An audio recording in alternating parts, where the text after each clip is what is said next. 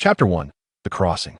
Li Xiaobo, a commendable young man who has just embarked on his freshman year, had just finished dinner this evening when he purchased a tattered landscape painting from an antique street. Suddenly, he was struck by a large truck, and as darkness enveloped him, he found himself transported to another realm. The absurdity of his situation left him bewildered. How could he possibly be back in the womb? Attempting to move his limbs, he discovered that he could only curl up. Surrounding him was a warm darkness, accompanied by the faint rhythm of his mother's heartbeat. While he pondered the reason behind his extraordinary crossing, a sharp pain surged through his head, and he was startled to see a dim light flickering in his mind. This light appeared to harbor countless secrets that a surge of astonishment washed over him. What could this phenomenon be? Was it somehow connected to his unexpected journey? He focused intently, striving to draw closer to the light. As he approached, the point of light gradually expanded, revealing vague images that resembled ancient runes or enigmatic chaos. Just as he was fully absorbed in his exploration, a sudden jolt of movement coursed through the womb, and a voice from outside inquired, "Madam, the fetus is quite active. Could it be that an early birth is imminent?" Li Xiaobo was taken aback and hastily ceased his investigation, fearing that his reckless curiosity might jeopardize his mother's safety. If he were indeed to be born prematurely in this unfamiliar ancient environment, his survival would be uncertain. Thus, he resolved to temporarily set aside his intrigue regarding the light and patiently await the moment of his birth. Curiously contemplating the nature of this spherical entity, he endeavored to touch it with his consciousness. The instant his awareness made contact, a torrent of information flooded his mind. It became apparent that this sphere served as a repository of memories, containing fragments of the past life of its original owner. Through these memories, he discerned that this world differed vastly from Earth, filled with extraordinary spiritual energies and boundless expanses.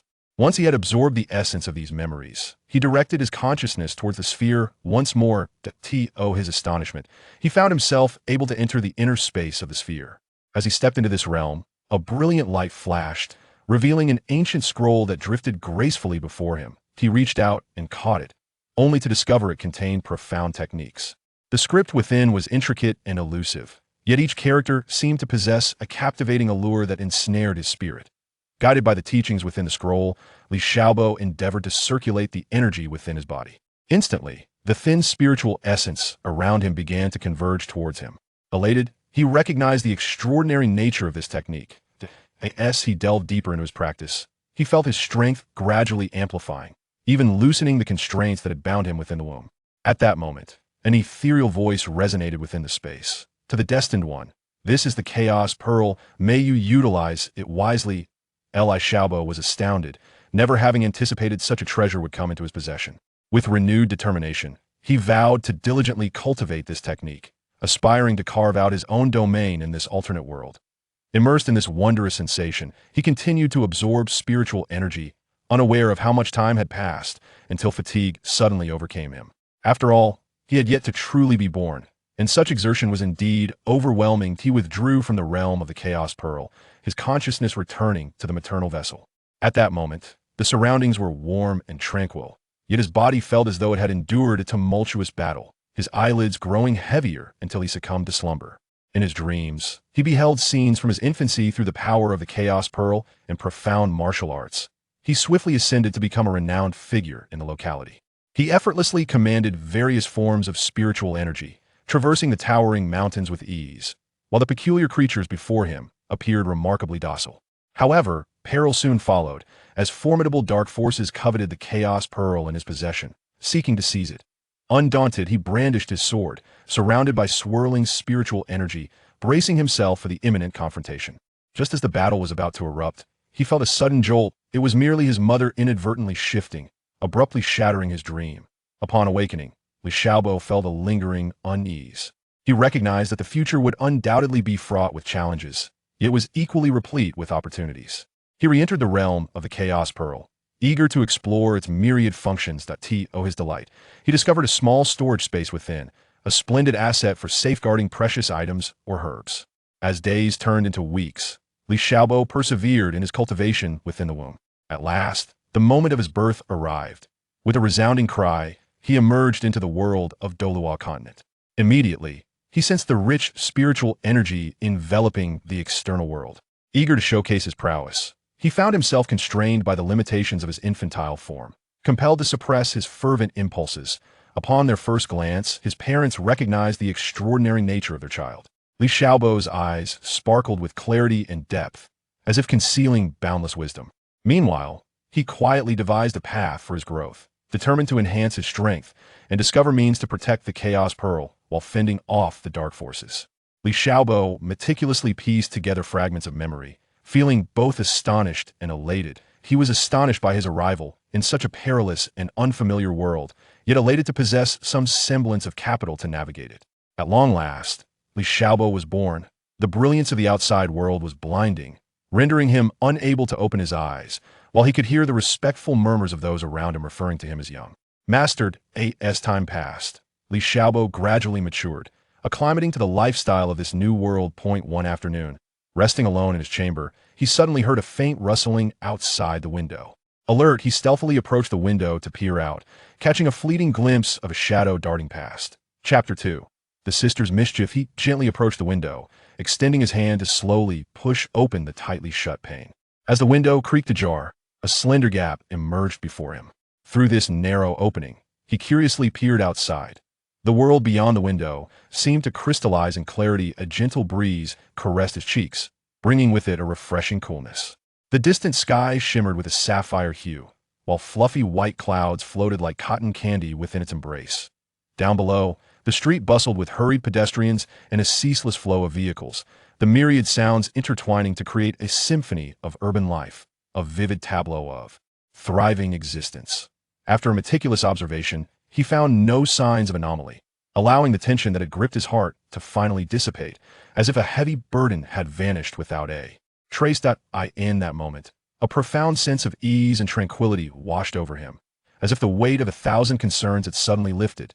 Just then, Li Xiaobo felt as though a shadow enveloped him from behind, an inexplicable chill creeping up his spine. Almost immediately, he sensed a hand lightly resting on his shoulder. Its touch was cold and unfamiliar, causing him to shudder involuntarily. With a heart full of curiosity and a hint of trepidation, Li Xiaobo turned slowly to face the newcomer. Upon recognizing the figure before him, his astonishment swiftly transformed into joy. There stood his long-missed sister. She smiled warmly at him, her eyes radiating the affection of a long-awaited reunion. In an exuberant embrace, Li Xiaobo exclaimed, "Sister, what a surprise to see you back. I've missed you so much." His sister affectionately ruffled his hair, replying, "Of course, dear brother, I had to come back to see you. Moreover, I have now attained the rank of 34th level Soul Master, significantly enhancing my strength to better protect you." Li Xiaobo's eyes sparkled with admiration. "Sister, you are truly remarkable. I too wish to awaken my martial soul and become a powerful Soul Master like you." She gently patted his shoulder, encouraging him, "You can certainly achieve that, brother. Your talent is commendable. With diligent training, you will undoubtedly excel once your martial soul awakens." As she spoke, she produced a gem radiating an extraordinary glow and handed it to Li Xiaobo. "This gem will aid you in your martial soul awakening. Take it and prepare well." Li Xiaobo accepted the gem with utmost care, feeling a mysterious energy coursing through his grasp. Firmly clutching the gem, he vowed, "Sister, I will make good use of this and strive for an early awakening of my martial soul." The siblings exchanged a knowing smile, their eyes brimming with anticipation for the future. Li Xiaobo followed his sister down the path home, excitement bubbling within him, for it had been far too long since they had shared time together. Soon, their home came into view.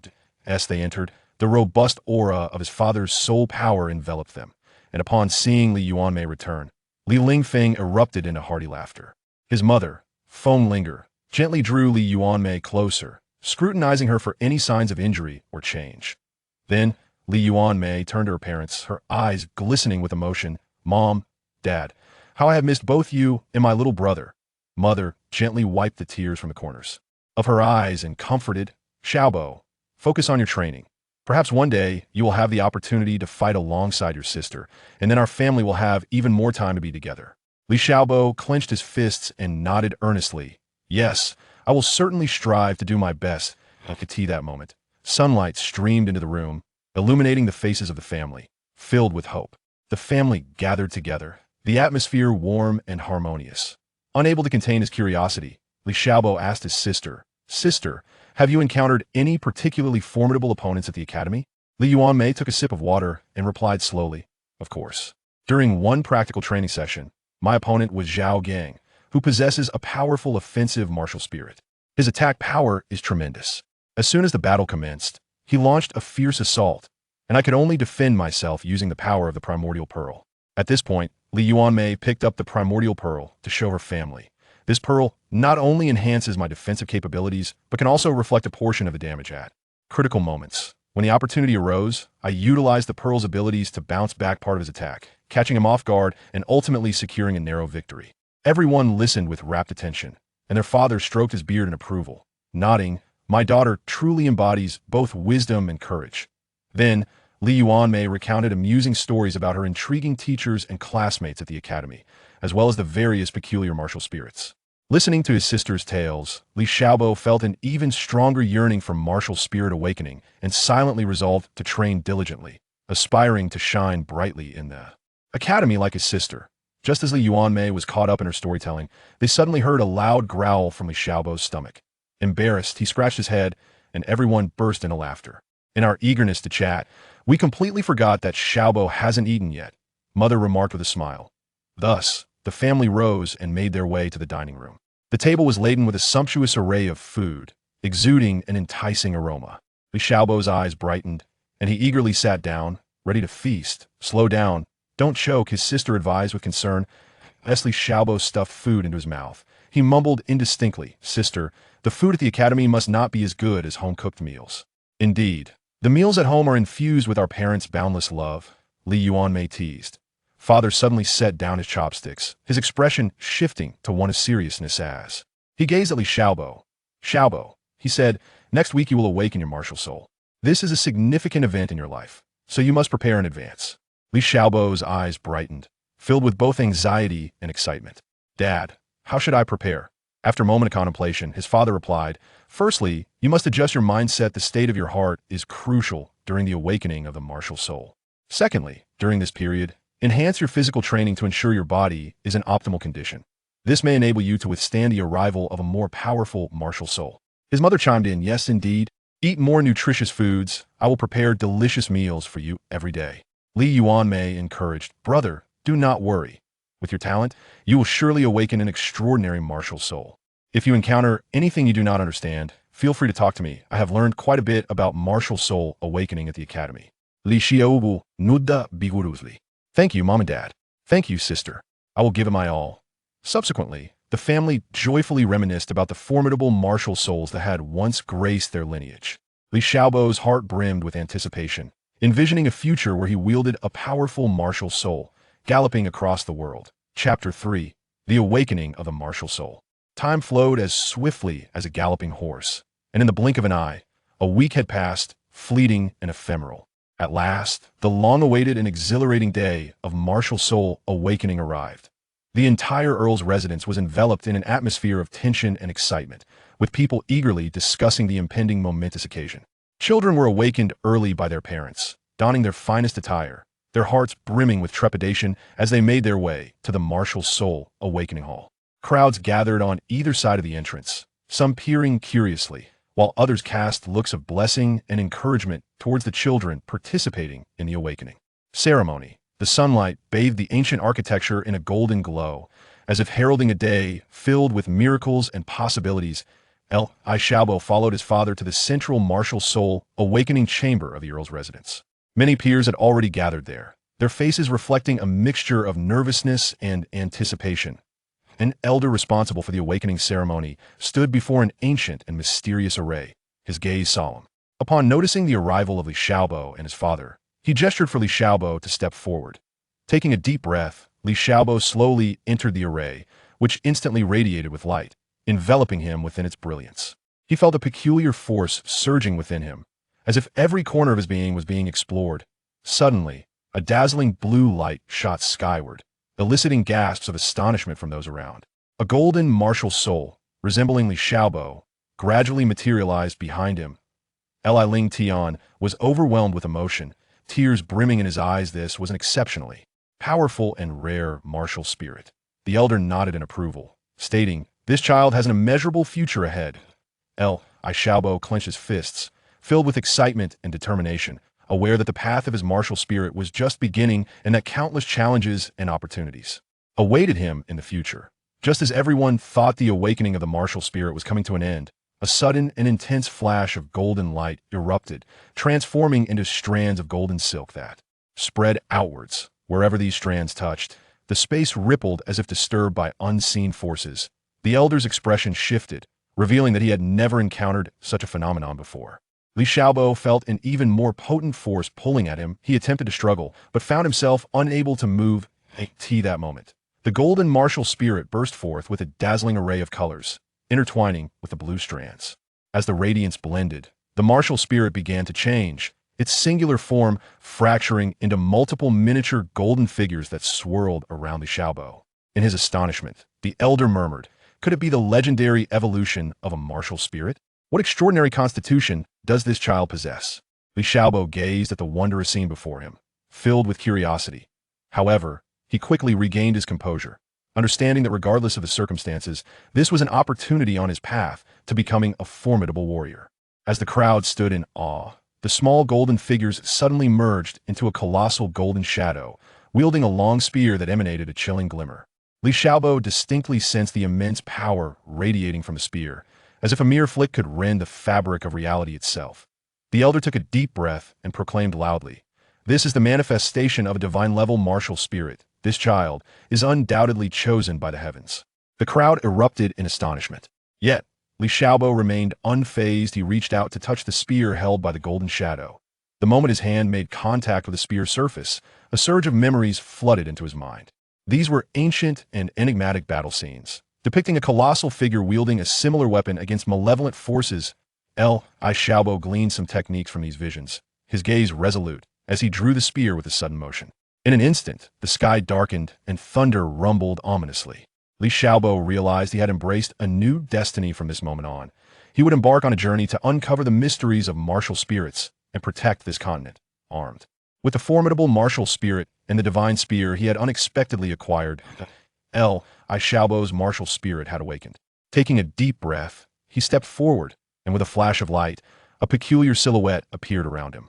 To everyone's astonishment, it was a spear radiating a ghostly blue glow, its shaft adorned with flowing, mysterious runes. The soul master responsible for the awakening was taken aback, his eyes gleaming with astonishment after testing the soul power. Innate super soul power, indeed. It was innate super soul power. This revelation sent the entire venue into an uproar. Li Lingtian was overwhelmed with emotion, tears brimming in his eyes, while his sister, Li Yuanmei, wore a proud expression. Meanwhile, the children possessing Nanhu and Yuan Pearl martial souls clenched their fists in quiet determination, aware that this boy named Li Xiaobo would become their target to surpass. The crowd buzzed with speculation, each person pondering the future achievements of Li Xiaobo. Standing in place, Li Xiaobo was filled with exhilaration and anticipation. He clenched his fists tightly, silently vowing to carve out his own domain in this world of martial souls. Li Lingtian, with a grave expression, surveyed his surroundings and spoke in a hushed tone to the gathered individuals. "This matter is of utmost significance, affecting the future of our esteemed family. I implore you all to keep it confidential." The crowd exchanged glances, nodding in understanding. Subsequently, they began to exit the room one by one, until only Li Xiaobo and his father, Li Lingtian, remained. Li Lingtian's demeanor was serious, his gaze fixed intently on Li Xiaobo, as if he had something of great importance to convey to him in private. Li Lingtian gazed solemnly at Li Xiaobo, earnestly advising him, "Xiaobo, there is a matter of utmost importance that I must bring to your attention. Under no circumstances should you ever reveal your twin martial souls or that innate super soul power to anyone. This is a secret that pertains to our very survival. If it were to fall into the hands of others, it could undoubtedly invite countless troubles and dangers." He grasped Li Xiaobo's shoulders tightly, as if attempting to convey the gravity of the situation through this physical connection. Lowering his voice, Li Lingtian continued, "Do you understand? Twin martial souls are exceedingly rare. An innate super soul power is even rarer still. Should such a talent be exposed, it would surely incite envy and contention from various factions. Those with ill intentions would stop at nothing to seize this power, and we would find ourselves ensnared in an endless web of peril. Therefore, remember to keep your lips sealed. Not even the closest of allies should be privy to this information. Only in this manner can we navigate safely through this world rife with challenges and dangers."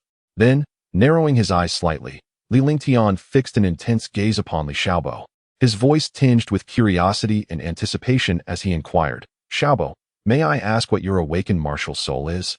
His voice echoed with a sense of urgency, as if eager to unveil this mystery. Chapter 4. The Martial Soul of the Divine Gun and the Herbal Chart Dad. Li Xiaobo exclaimed with excitement. "My martial soul is called the Reverse Divine Gun. It is a formidable attack-type soul." At this moment, pride and anticipation sparkled in his eyes. This reverse divine gun seemed to possess boundless power, its sharp tip emitting a chilling gleam, while the body of the gun was inscribed with mysterious and ancient runes, each seemingly brimming with potent energy. "Look at my physique," he continued. "Through the fusion and tempering with my martial soul, I have become stronger than ever. My muscles are well-defined, bursting with explosive energy, as if I could unleash astounding power at any moment. Furthermore, as my mastery over the martial soul grows, I can feel significant enhancements in my speed, reflexes, and endurance. Even more astonishingly, I discovered that I possessed a mysterious and powerful martial soul. At that moment, my left hand slowly rose, as if drawn by an invisible force. With the elevation of my hand, the surrounding air seemed to tremble slightly. Faint rays of light emanating from my palm. This light, initially feeble, gradually intensified, resembling a star awakening from slumber. Li Lingtian was struck as if by a bolt from the blue, unable to fathom that Li Xiaobo was not a twin martial soul, but rather a trinity martial soul, a phenomenon unprecedented in the history of Douluo continent. Subsequently, Li Xiaobo spoke eloquently, describing this martial soul as akin to a mysterious herbal illustration, encompassing a realm within itself. It resembled a magical treasure chest that would expand infinitely with the enhancement of his cultivation. Furthermore, time within this martial soul flowed at an astonishing rate. While a single day passed outside, 10 days elapsed within. Moreover, as his cultivation advanced, this temporal ratio would only increase. Soon after, Li Lingtian decided to test Li Xiaobo's innate soul power, for the previously employed crystal ball could not measure soul power beyond level 10. When Li Xiaobo placed his hand upon the crystal ball, it illuminated 2/5 of its surface. Since this crystal ball was capable of measuring up to level 50, it indicated that Li Xiaobo's innate soul power was an impressive level 20. Li Xiaobo felt a surge of pride within himself. After all, possessing a divine martial soul, an innate level of 20 was quite reasonable. Yet, this was a thought he could not vocalize. Li Lingtian regained his composure and addressed Li Xiaobo, saying, "Xiaobo, you must never disclose your innate soul power to anyone. From now on, you shall present yourself as possessing complete innate power, for this will prevent inciting jealousy in others, as there are only a few individuals with such innate capabilities every few years." Li Xiaobo nodded in understanding. Then, Li Lingtian continued, "Xiaobo, you mentioned earlier that there exists a vast space within your herbal diagram." "Indeed," Li Xiaobo replied, "the space within will expand alongside my cultivation." Subsequently, Li Lingtian led Li Xiaobo to the chapel at the Earl's estate, where the elders exhibited a profound interest in the herbal diagram martial spirit. The Grand Elder, Li Qinghua, arranged for the delivery of various rare plant seeds for Li Xiaobo to experiment with, and all of them flourished successfully. To validate the extraordinary capabilities of the herbal diagram martial spirit, Li Qinghua specifically selected a batch of rare plant seeds from a medicinal garden situated 1,000 miles away and entrusted them to Li Xiaobo for testing. Upon planting the seeds in the martial spirit's space, within 3 days, they sprouted and grew at an astonishingly visible rate, even evolving into new varieties within the space. Li Xiaobo then proposed the idea of cultivating plant-type soul beasts within the space. The family elders, both astonished and intrigued, gathered several juvenile plant-type soul beasts. These soul beasts thrived rapidly within the herbal diagram, exhibiting unprecedented mutation abilities. The family elders were astounded by this phenomenon and resolved to categorize Li Xiaobo's martial spirit as a family treasure, pledging additional resources to support his continued research. As the seeds were sown within the herbal diagram martial spirit, Li Xiaobo unexpectedly discovered that not only did the plants flourish, but they did so at an astonishing pace, even elevating their ranks. Li Qinghua and the elders were taken aback by this revelation and decided to lend their unwavering support to Li Xiaobo's research.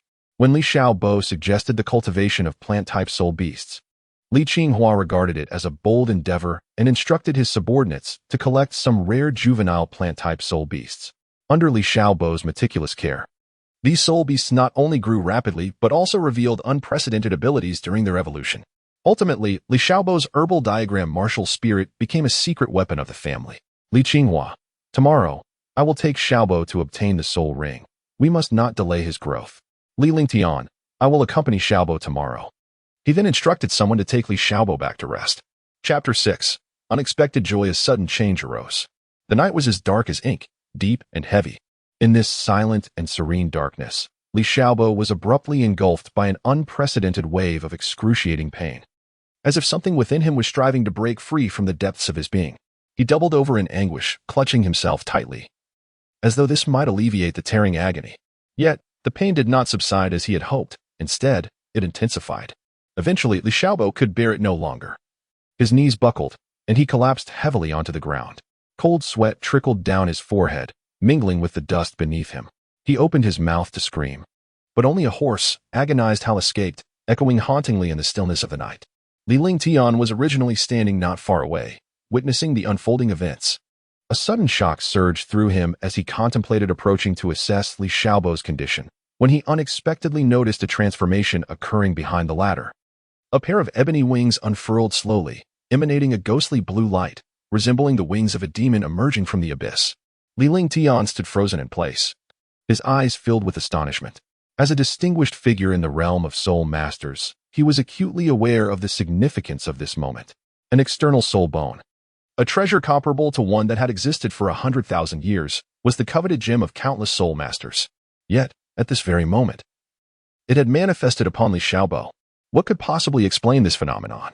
At this moment, Li Xiaobo's heart was a tumultuous sea.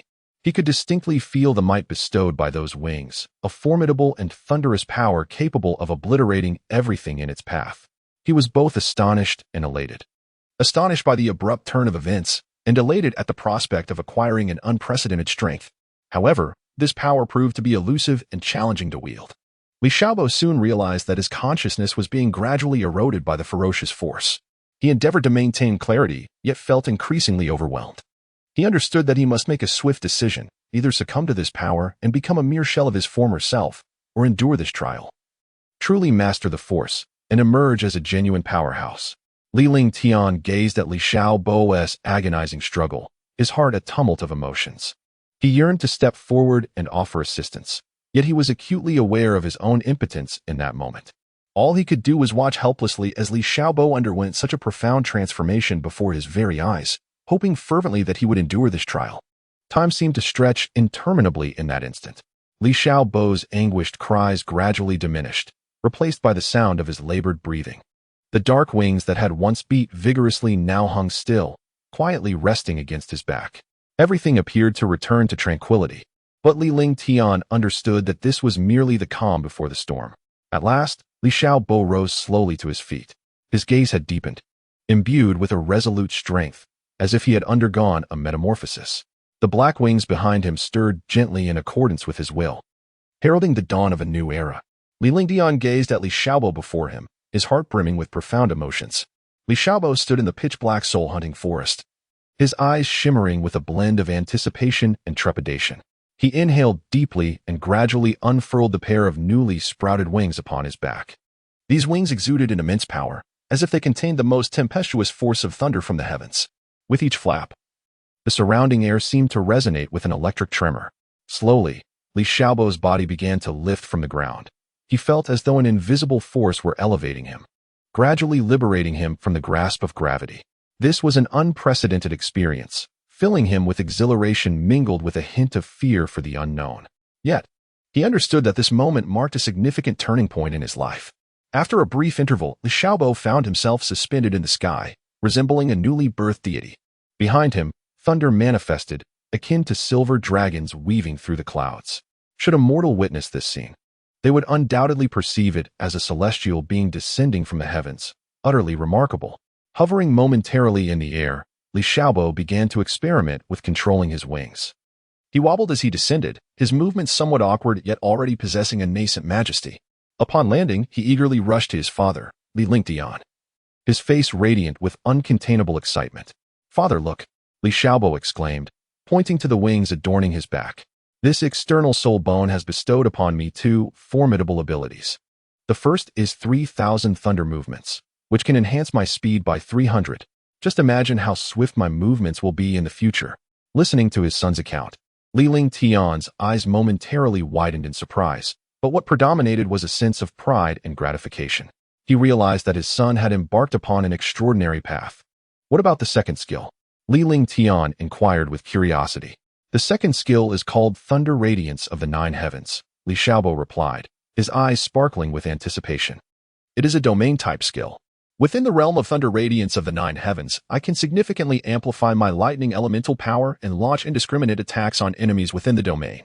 It is truly my ultimate weapon. Upon hearing this, Li Ling Tian couldn't help but feel a surge of joy for his son. He understood that these two skills would serve as significant pillars in Li Xiaobo's journey of growth. What brought him even greater solace was the realization that Li Xiaobo did not succumb to arrogance or complacency due to his newfound strength. Instead, he cherished it even more and dedicated himself to hard work. From this moment forth, a new chapter in Li Xiaobo's life would unfold. Accompanied by the spirit of thunder, he would embark on a path replete with challenges and opportunities toward divinity. All of this began under the shroud of that dark night. Initiated by the gentle flapping of his wings, Li Ling Tian gazed proudly at his son, Li Xiaobo, and earnestly advised him, Xiaobo, it is imperative that you conceal your external soul bone well. It is a treasure of the blood river, as precious as 100,000-year-old soul bone. Li Xiaobo nodded solemnly in response. Li Ling Tian continued, your two skills are quite remarkable. You should practice diligently in secluded corners. As night enveloped the world like ink, the stars twinkled above.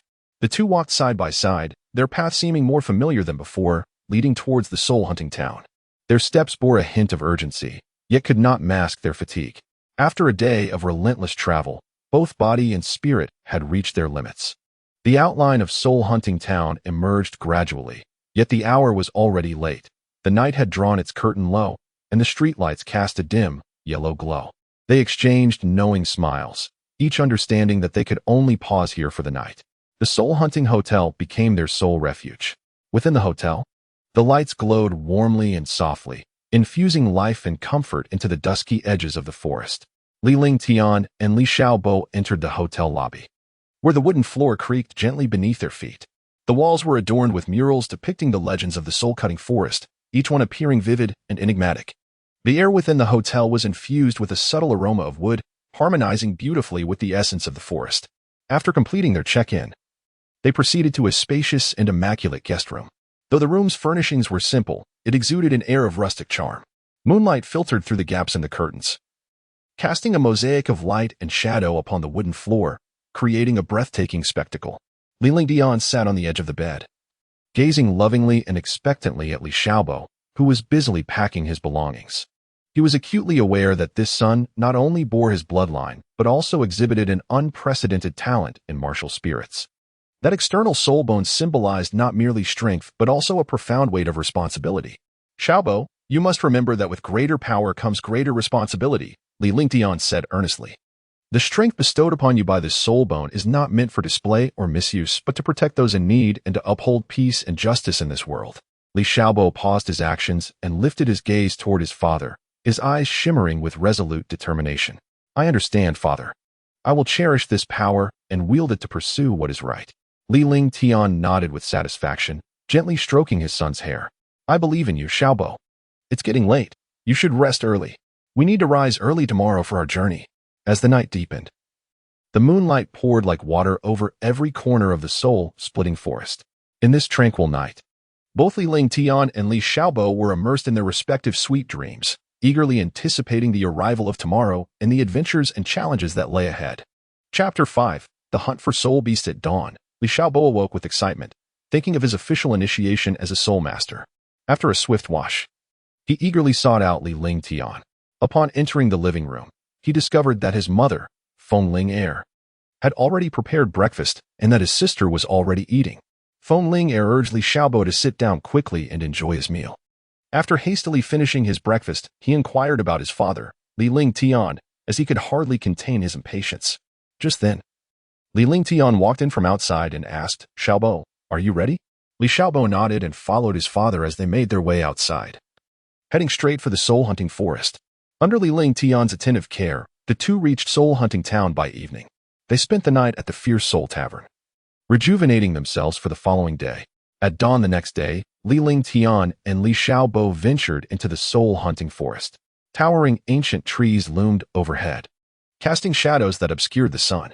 Li Ling Tian guided Li Xiaobo through the dense foliage, seeking the perfect soul ring that resonated with him. In the vast expanse of the Douluo continent, soul rings are coveted treasures for every soul master. They not only signify a soul master's strength, but also symbolize their honor and status. However, the process of acquiring a soul ring is fraught with uncertainty and danger. Each soul-hunting expedition serves as a stern test of a soul master's courage and wisdom. Today, Li Ling Tian, a distinguished figure in the realm of soul masters, embarked on the journey to the soul-hunting forest with a clear objective: to capture a legendary and exceedingly rare high-level soul ring to enhance Li Xiaobo's abilities. The soul-hunting forest, a mysterious and perilous locale, was shrouded in dense trees that blocked out the sun, allowing only dappled light to filter through the layered leaves. In this shadowy realm, various soul beasts lay in wait, some cunning, others ferocious, ever poised to strike a fatal blow against any intruders. Li Ling Tian and Li Xiaobo navigated the forest with utmost caution, one behind the other. His gaze was sharp, and his ears twitched, not allowing a single whisper of the wind or rustle of leaves to escape his notice. Years of experience as a soul hunter had taught him that in this woodland, any lapse in vigilance could lead to dire consequences. Suddenly, a deep, resonant growl echoed from a distance, causing leaves to tremble and cascade to the ground. Li Ling Tian's expression sharpened, and he whispered to Li Xiaobo, "Be cautious. There are rare soul beasts lurking nearby." Upon hearing this, Li Xiaobo's spirit was instantly invigorated. Their expedition was indeed aimed at seeking rare soul beasts to capture their soul rings. Although fraught with peril, opportunities and challenges coexisted harmoniously. He gripped the soul tool tightly, prepared for battle at a moment's notice. The sounds of conflict emanated from two colossal soul beasts, the Nether Serpent and the Thunder Eagle. These formidable creatures were vying for control over a territory rich in energy. Li Ling Tian and Li Xiaobo concealed themselves, keenly observing the clash between the two soul beasts. The Nether Serpent was inadvertently struck in a vital spot by the Thunder Eagle and ultimately succumbed, granting victory to the latter. Seizing the opportunity, Li Ling Tian acted swiftly to subdue the Thunder Eagle, urging Li Xiaobo to hasten and eliminate the soul beast. After all, while the Thunder Eagle may not rival the Golden Titan, it was nonetheless a remarkable soul beast in its own right. Li Xiaobo held tightly in his grasp a uniquely designed soul-guiding dagger. Under the faint glow of the setting sun, the dagger shimmered with a cold brilliance, as if whispering untold secrets. Not far away, a Thunder Eagle, ensnared by the extraordinary methods of Li Xiaobo's father, Li Ling Tian, glared with piercing eyes, struggling in fury. Its wings were bound by invisible restraints, and each futile flap seemed to embody a sense of despair. Li Xiaobo took a deep breath, his steps heavy as he approached the Thunder Hawk. At this moment, his heart was engulfed by tumultuous emotions. Yet today, he was destined to extinguish its life with his own hands. Why must he do this? Li Xiaobo asked himself countless times. Was it the unyielding command of his father? Or was it for the sake of his own so-called breakthrough? He could find no answer, only mechanically drawing closer to the enraged creature. In the eyes of the Thunder Hawk, Li Xiaobo's figure seemed to be reflected, a gaze imbued with fury and profound sorrow. It stirred a cascade of ripples within his heart. At last, Li Xiaobo stood before the Thunder Hawk. He slowly raised the soul-guiding dagger in his hand, the blade tracing a haunting arc through the air. In that moment, time appeared to stand still, with only him, the Thunder Hawk, and the dagger poised to descend. The sound of the dagger piercing flesh resonated sharply in the stillness of the night. The Thunder Hawk emitted a heart-wrenching cry, before slowly collapsing to the ground. Li Xiaobo stared blankly at his hands, as well as the lifeless Thunder Eagle that lay before him. A surge of indescribable emotions welled up within him. What were they? He could not discern. He merely stood in silence, allowing the evening breeze to disperse the confusion in his heart. On this day, Li Xiaobo made the most arduous choice of his life, embarking on a path rife with uncertainty and challenge. The soul-guiding dagger would forever remain a source of pain and memory within him. Absorbing a soul ring was no trivial endeavor. Li Xiaobo stood before the colossal remains of the Thunder Eagle, took a deep breath, and slowly extended his hands. He understood that what lay ahead would be unprecedented agony and trials. As his soul power circulated, the energy from the Thunder Eagle's soul ring gradually flowed into his being. In that moment, he felt as though he had been struck by lightning, his entire body convulsing violently.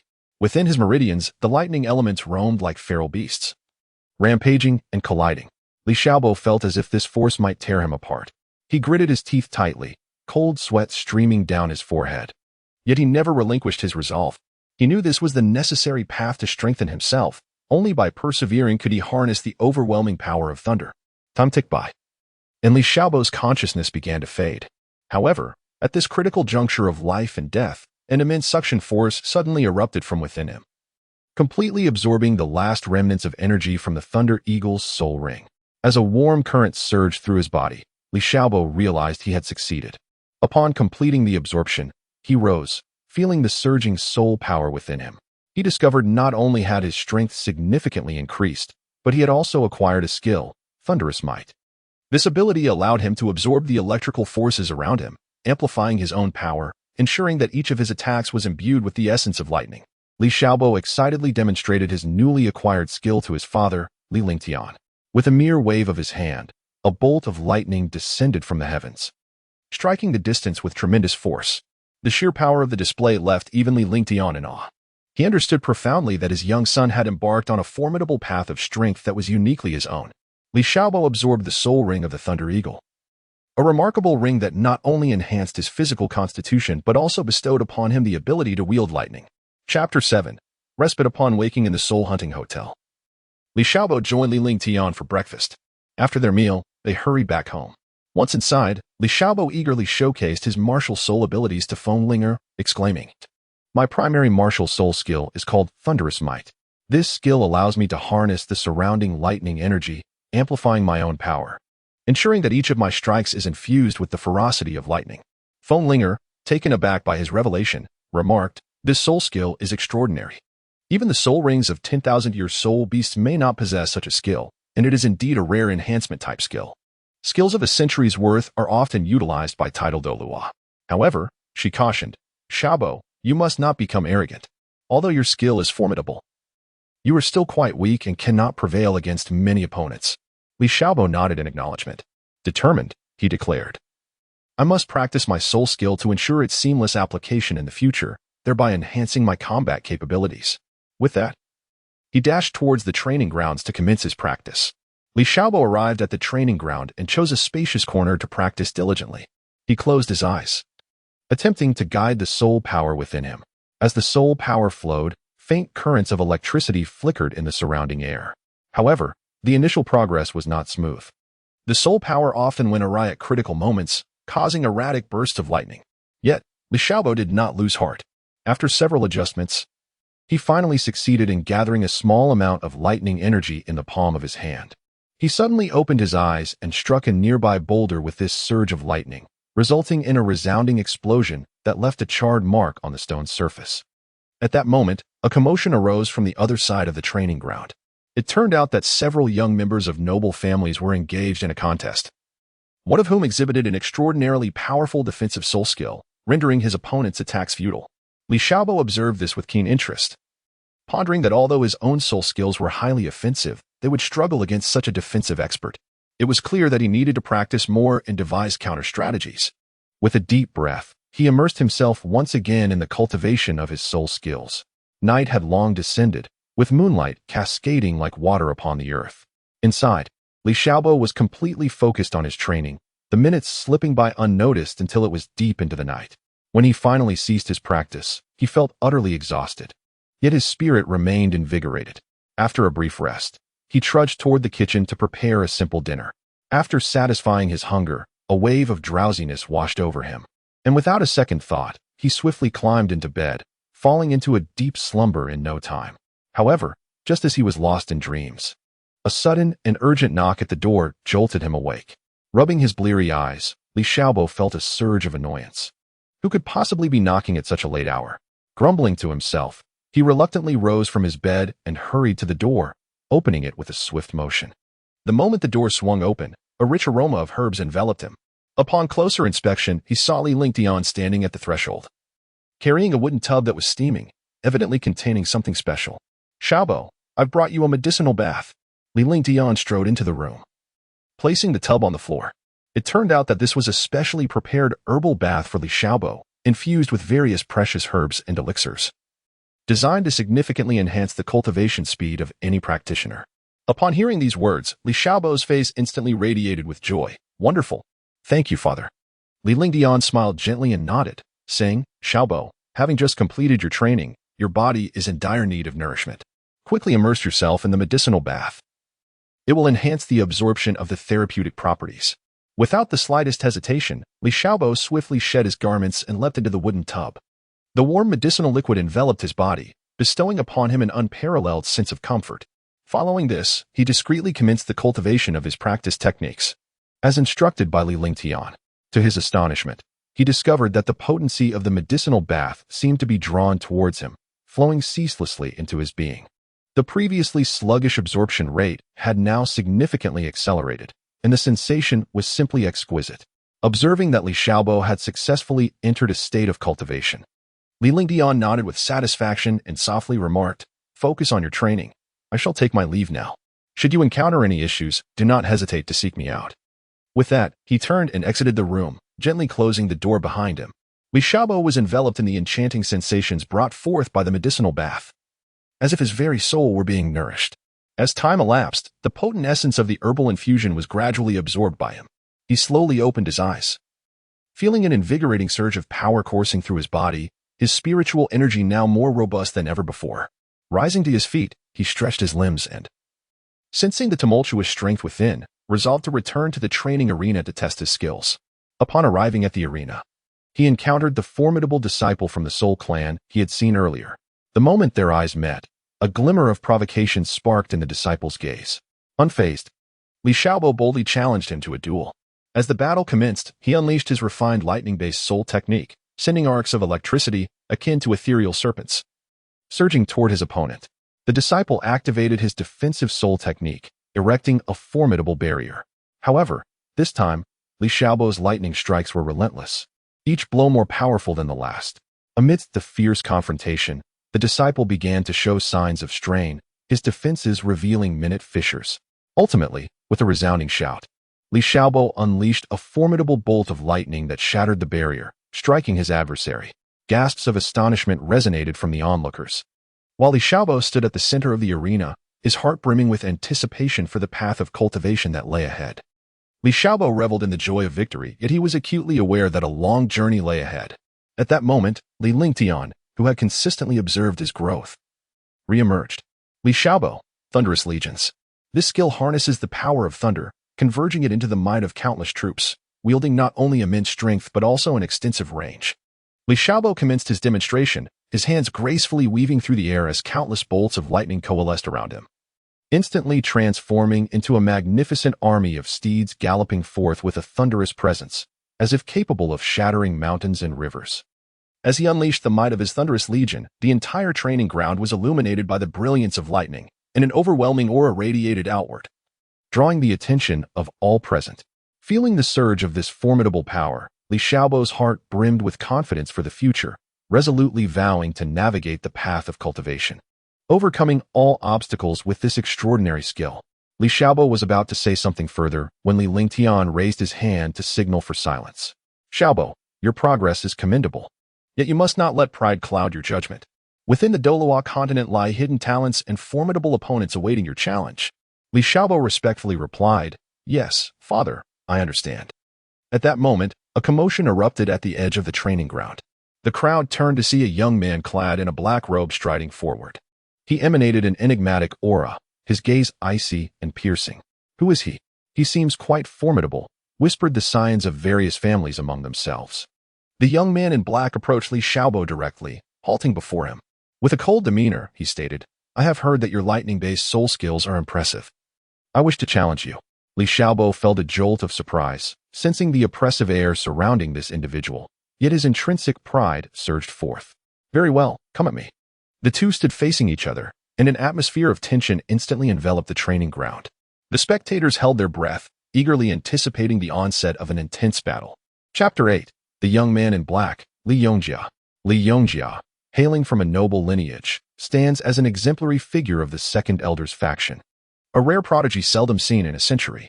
In his early years, he exhibited astonishing aptitude with an innate soul power reaching an extraordinary level of 9.5. Such unparalleled talent rendered him an undisputed choice as a core disciple for the family's focused cultivation. Time has flown, and now at the tender age of 13, Li Yongjia has remarkably ascended to the 40th level of the Soul Master realm, exhibiting a training pace that defies common understanding. Even more noteworthy is his extraordinary and formidable martial soul, the Golden Rhinoceros Beetle. Generally, an ordinary Golden Rhinoceros Beetle martial soul possesses considerable offensive and defensive capabilities.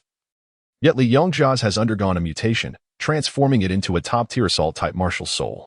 This mutation has significantly amplified its power, rendering it a lethal weapon in Li Yongjia's combat endeavors. This morning, the sun cast its golden rays upon the ancient and solemn family gates, creating a mosaic of light and shadow.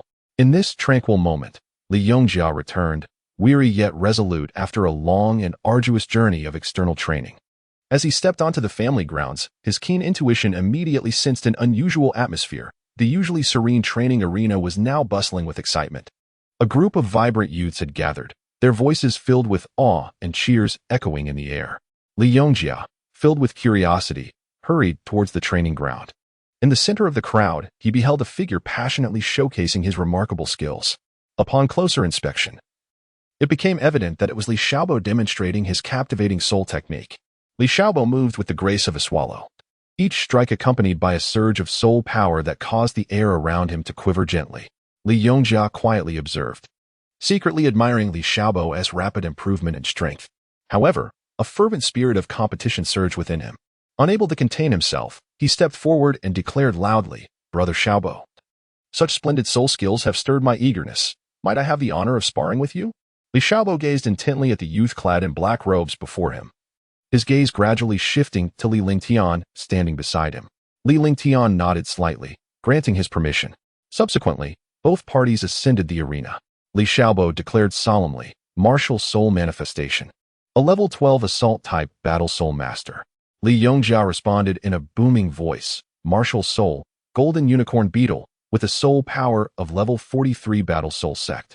Without delay, Li Xiaobo initiated the offensive, unleashing his first soul skill, Thunderbolt, which surged towards Li Yongjia's cheek like a bolt of lightning. Upon witnessing this, Li Yongjia shouted, "First soul skill, Blade of Smoke Shatter, enhanced thrice, doubling the attack power and launching the enemy away." Instantly, Li Xiaobo was sent flying. However, he did not succumb to despair. As he touched the ground, he charged fiercely towards Zhangjia once more. Just as Li Yongjia intended to gauge the power of Li Xiaobo's soul skill, Li Xiaobo unleashed Thunderbolt again. In that moment, Li Yongjia felt a powerful current surging within him, rendering his body paralyzed and immobile as he helplessly watched Li Xiaobo attempt again. Li Yongjia, refusing to underestimate his opponent, bellowed, "Third soul skill, Mighty Army Strike, a charge that strikes the ground, inflicting 150% damage and enforcing control for 1 second." As Li Xiaobo again lunged at Li Yongjia, he suddenly felt a formidable force constraining him, hindering his movement. Realizing it was Li Yongjia's soul skill, Li Xiaobo swiftly activated his own. Li Yongjia cried out, "Unstoppable Charge, a brief power-up for a charge that inflicts 40% damage and launches the foe." Observing this, Li Xiaobo hastily activated Thunderbolt to bolster his resistance. Li Yongjia then launched an assault directly at Li Xiaobo's chest, instantly sending him flying. Without hesitation, Li Yongjia pursued, striking Li Xiaobo once more. As Li Xiaobo touched the ground, he once again employed Thunderbolt to attack Li Yongjia. Despite his fervent resistance, Li Xiaobo's stamina was waning. In contrast, Li Yongjia grew increasingly formidable, the fluctuations of his soul power intensifying. Fourth soul skill, Swarm of Golden Beetles, summoning numerous golden beetles to charge at the enemy, each inflicting 30% damage, Li Yongjia shouted. Countless glimmering golden beetles surged towards Li Xiaobo. Li Xiaobo widened his eyes, exerting every ounce of strength for one final, thunderous attempt to break through the swarm of insects. Yet, the disparity in power proved insurmountable as golden-armored beetles lunged at him, inflicting excruciating pain that sent him crashing to the ground. "You are formidable, but alas, the gap between us is too vast," Li Yongjia remarked as he approached Li Xiaobo. Struggling to rise, Li Xiaobo felt his strength wane, and with a bitter smile, he declared, "Today's battle has illuminated my shortcomings. I shall strive diligently to cultivate my skills in return for a rematch." Li Yongjia nodded slightly, admiring Li Xiaobo's fighting spirit. "I look forward to that day."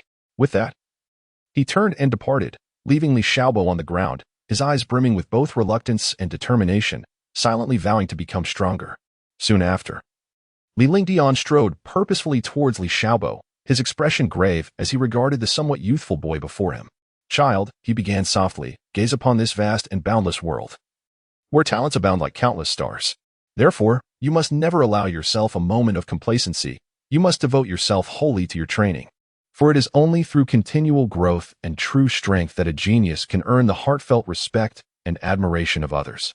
As his words lingered in the air, Li Lingtian gently extended his arms, embracing Li Xiaobo with both tenderness and strength before slowly turning and walking with measured steps towards Li Xiaobo's bedroom. Throughout their journey, silence enveloped them, yet an unspoken understanding flowed between them. Upon reaching the bedroom, Li Lingtian carefully laid Li Xiaobo on the bed, tucking him in before taking a moment to quietly gaze at the youthful face filled with vitality and resolve. Only then did he quietly exit the room, softly closing the door behind him. However, Li Xiaobo, lying in bed, did not succumb to sleep immediately. He stared at the ceiling, silently vowing, "I must double my efforts in training. One day, I shall become a renowned titled Douluo. Only then will I have the right to stand atop this world, gazing down upon all life." With this thought, he clenched his fists, his eyes sparkling with unwavering determination. Li Xiaobo took a deep breath, slowly closing his eyes to adjust his breathing rhythm, preparing to fully immerse himself in his cultivation. He understood that in the world of Douluo continent, achieving prominence required far more effort than the average person could muster. Moreover, he was fortunate to possess the coveted golden finger, which undoubtedly bestowed upon him boundless confidence and motivation to pursue the exalted realm of the divine king. As time passed, the night deepened, enveloping the world in silence. Yet, Li Xiaobo remained seated like a statue, utterly motionless. His mind was entirely absorbed in the operation of his cultivation technique, with his aura circulating and faint glimmers of light flickering around him. Thus, the night swiftly slipped away. When the first rays of sunlight streamed through the window and illuminated Li Xiaobo, he finally opened his eyes. After a night of rigorous practice, though his body felt slightly fatigued, his spirit was exceptionally invigorated. Recalling the intense confrontation with Li Yangjia from the previous day, Li Xiaobo couldn't help but feel a sense of relief. It was this clash that had tempered his slightly inflated ego, restoring a sense of tranquility within him. At this moment, Li Xiaobo comprehended that even with the unparalleled advantage of a golden finger, he must never succumb to arrogance or complacency. The path ahead was long and arduous. Only through relentless perseverance and diligent cultivation could he truly embark on the journey toward becoming a divine king. Without hesitation, he rose to his feet, stretching his limbs before plunging once more into even more strenuous training. Chapter 9. Whale glue. Time flew by, and in the blink of an eye, a week had passed. Throughout this lengthy week, Li Xiaobo had unwaveringly engaged in arduous training. However, despite his tremendous efforts, the enhancement of his strength was minimal, leaving him feeling both frustrated and perplexed. Just as he found himself engulfed in confusion, a sudden spark of inspiration illuminated his mind, the memory of a remarkable treasure mentioned in the Douluo series, whale glue. It was said that this whale glue was a closely guarded secret among the nobility, whispered among them as a treasure of astonishing efficacy, particularly revered as an exceptional aid for revitalizing one's vigor. With this thought, a flicker of hope ignited within Li Xiaobo's heart, as if he glimpsed a glimmer of dawn illuminating the path to resolving his current predicament. Li Xiaobo turned around and strode confidently towards the study of the Earl, fully aware that most of Li Lingtian's time was devoted to managing a myriad of intricate affairs within that very room. Before long, Li Xiaobo arrived at the entrance of the study. He gently pushed open the door and immediately beheld the focused and industrious Li Lingtian. At that moment, Li Lingtian, keenly sensing a presence, looked up and recognized his son, Li Xiaobo. He then paused his writing, smiled warmly, and inquired, "Xiaobo, what brings you to seek me today? Have you encountered difficulties in your cultivation?"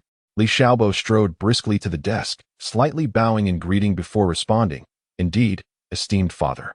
In recent days, I have diligently endeavored in my training, yet my progress has been negligible and the results are far from remarkable. Therefore, I humbly beseech you to assist me in procuring a certain item." Li Lingtian, with great curiosity, nodded and inquired, "Oh, what is this matter of such significance that it necessitates my intervention? Pray, share it with me so that I may ponder whether it is worthy of my assistance." Upon hearing this, Li Xiaobo took a deep breath, summoning his courage to respond, "Father, what I seek is whale gelatin." No sooner had he spoken than Li Lingtian's previously gentle countenance darkened, his brows furrowing, eyes widening in fury as he bellowed, "How dare you? an inexperienced youth. Delve into matters of whale gelatin? Speak the truth. Who has enlightened you about such things? If you fail to clarify, do not blame me for my harshness. I shall ensure that the instigator is apprehended and dealt with severely. Seeing Li Ling Tian's wrath, Li Xiaobo felt a pang of anxiety and quickly bowed, imploring, "Father, please quell your anger. You have misunderstood my intentions. Whale gelatin is not merely about its aphrodisiac properties. In truth, it possesses far more significant benefits. Firstly, it aids in physical training and enhances one's physique. Secondly, it remarkably extends the duration for which one can absorb soul rings.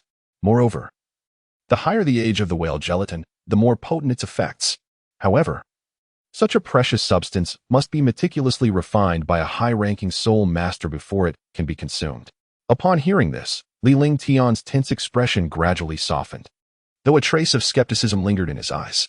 He spoke softly, "Is it true that whale gelatin possesses such miraculous properties? Why have I never heard of this before? Very well, I shall grant you the benefit of the doubt this time." With that, he gestured to a nearby attendant, instructing them to procure whale gelatin without delay. Before long, a servant hurried back, cradling several pieces of whale gelatin.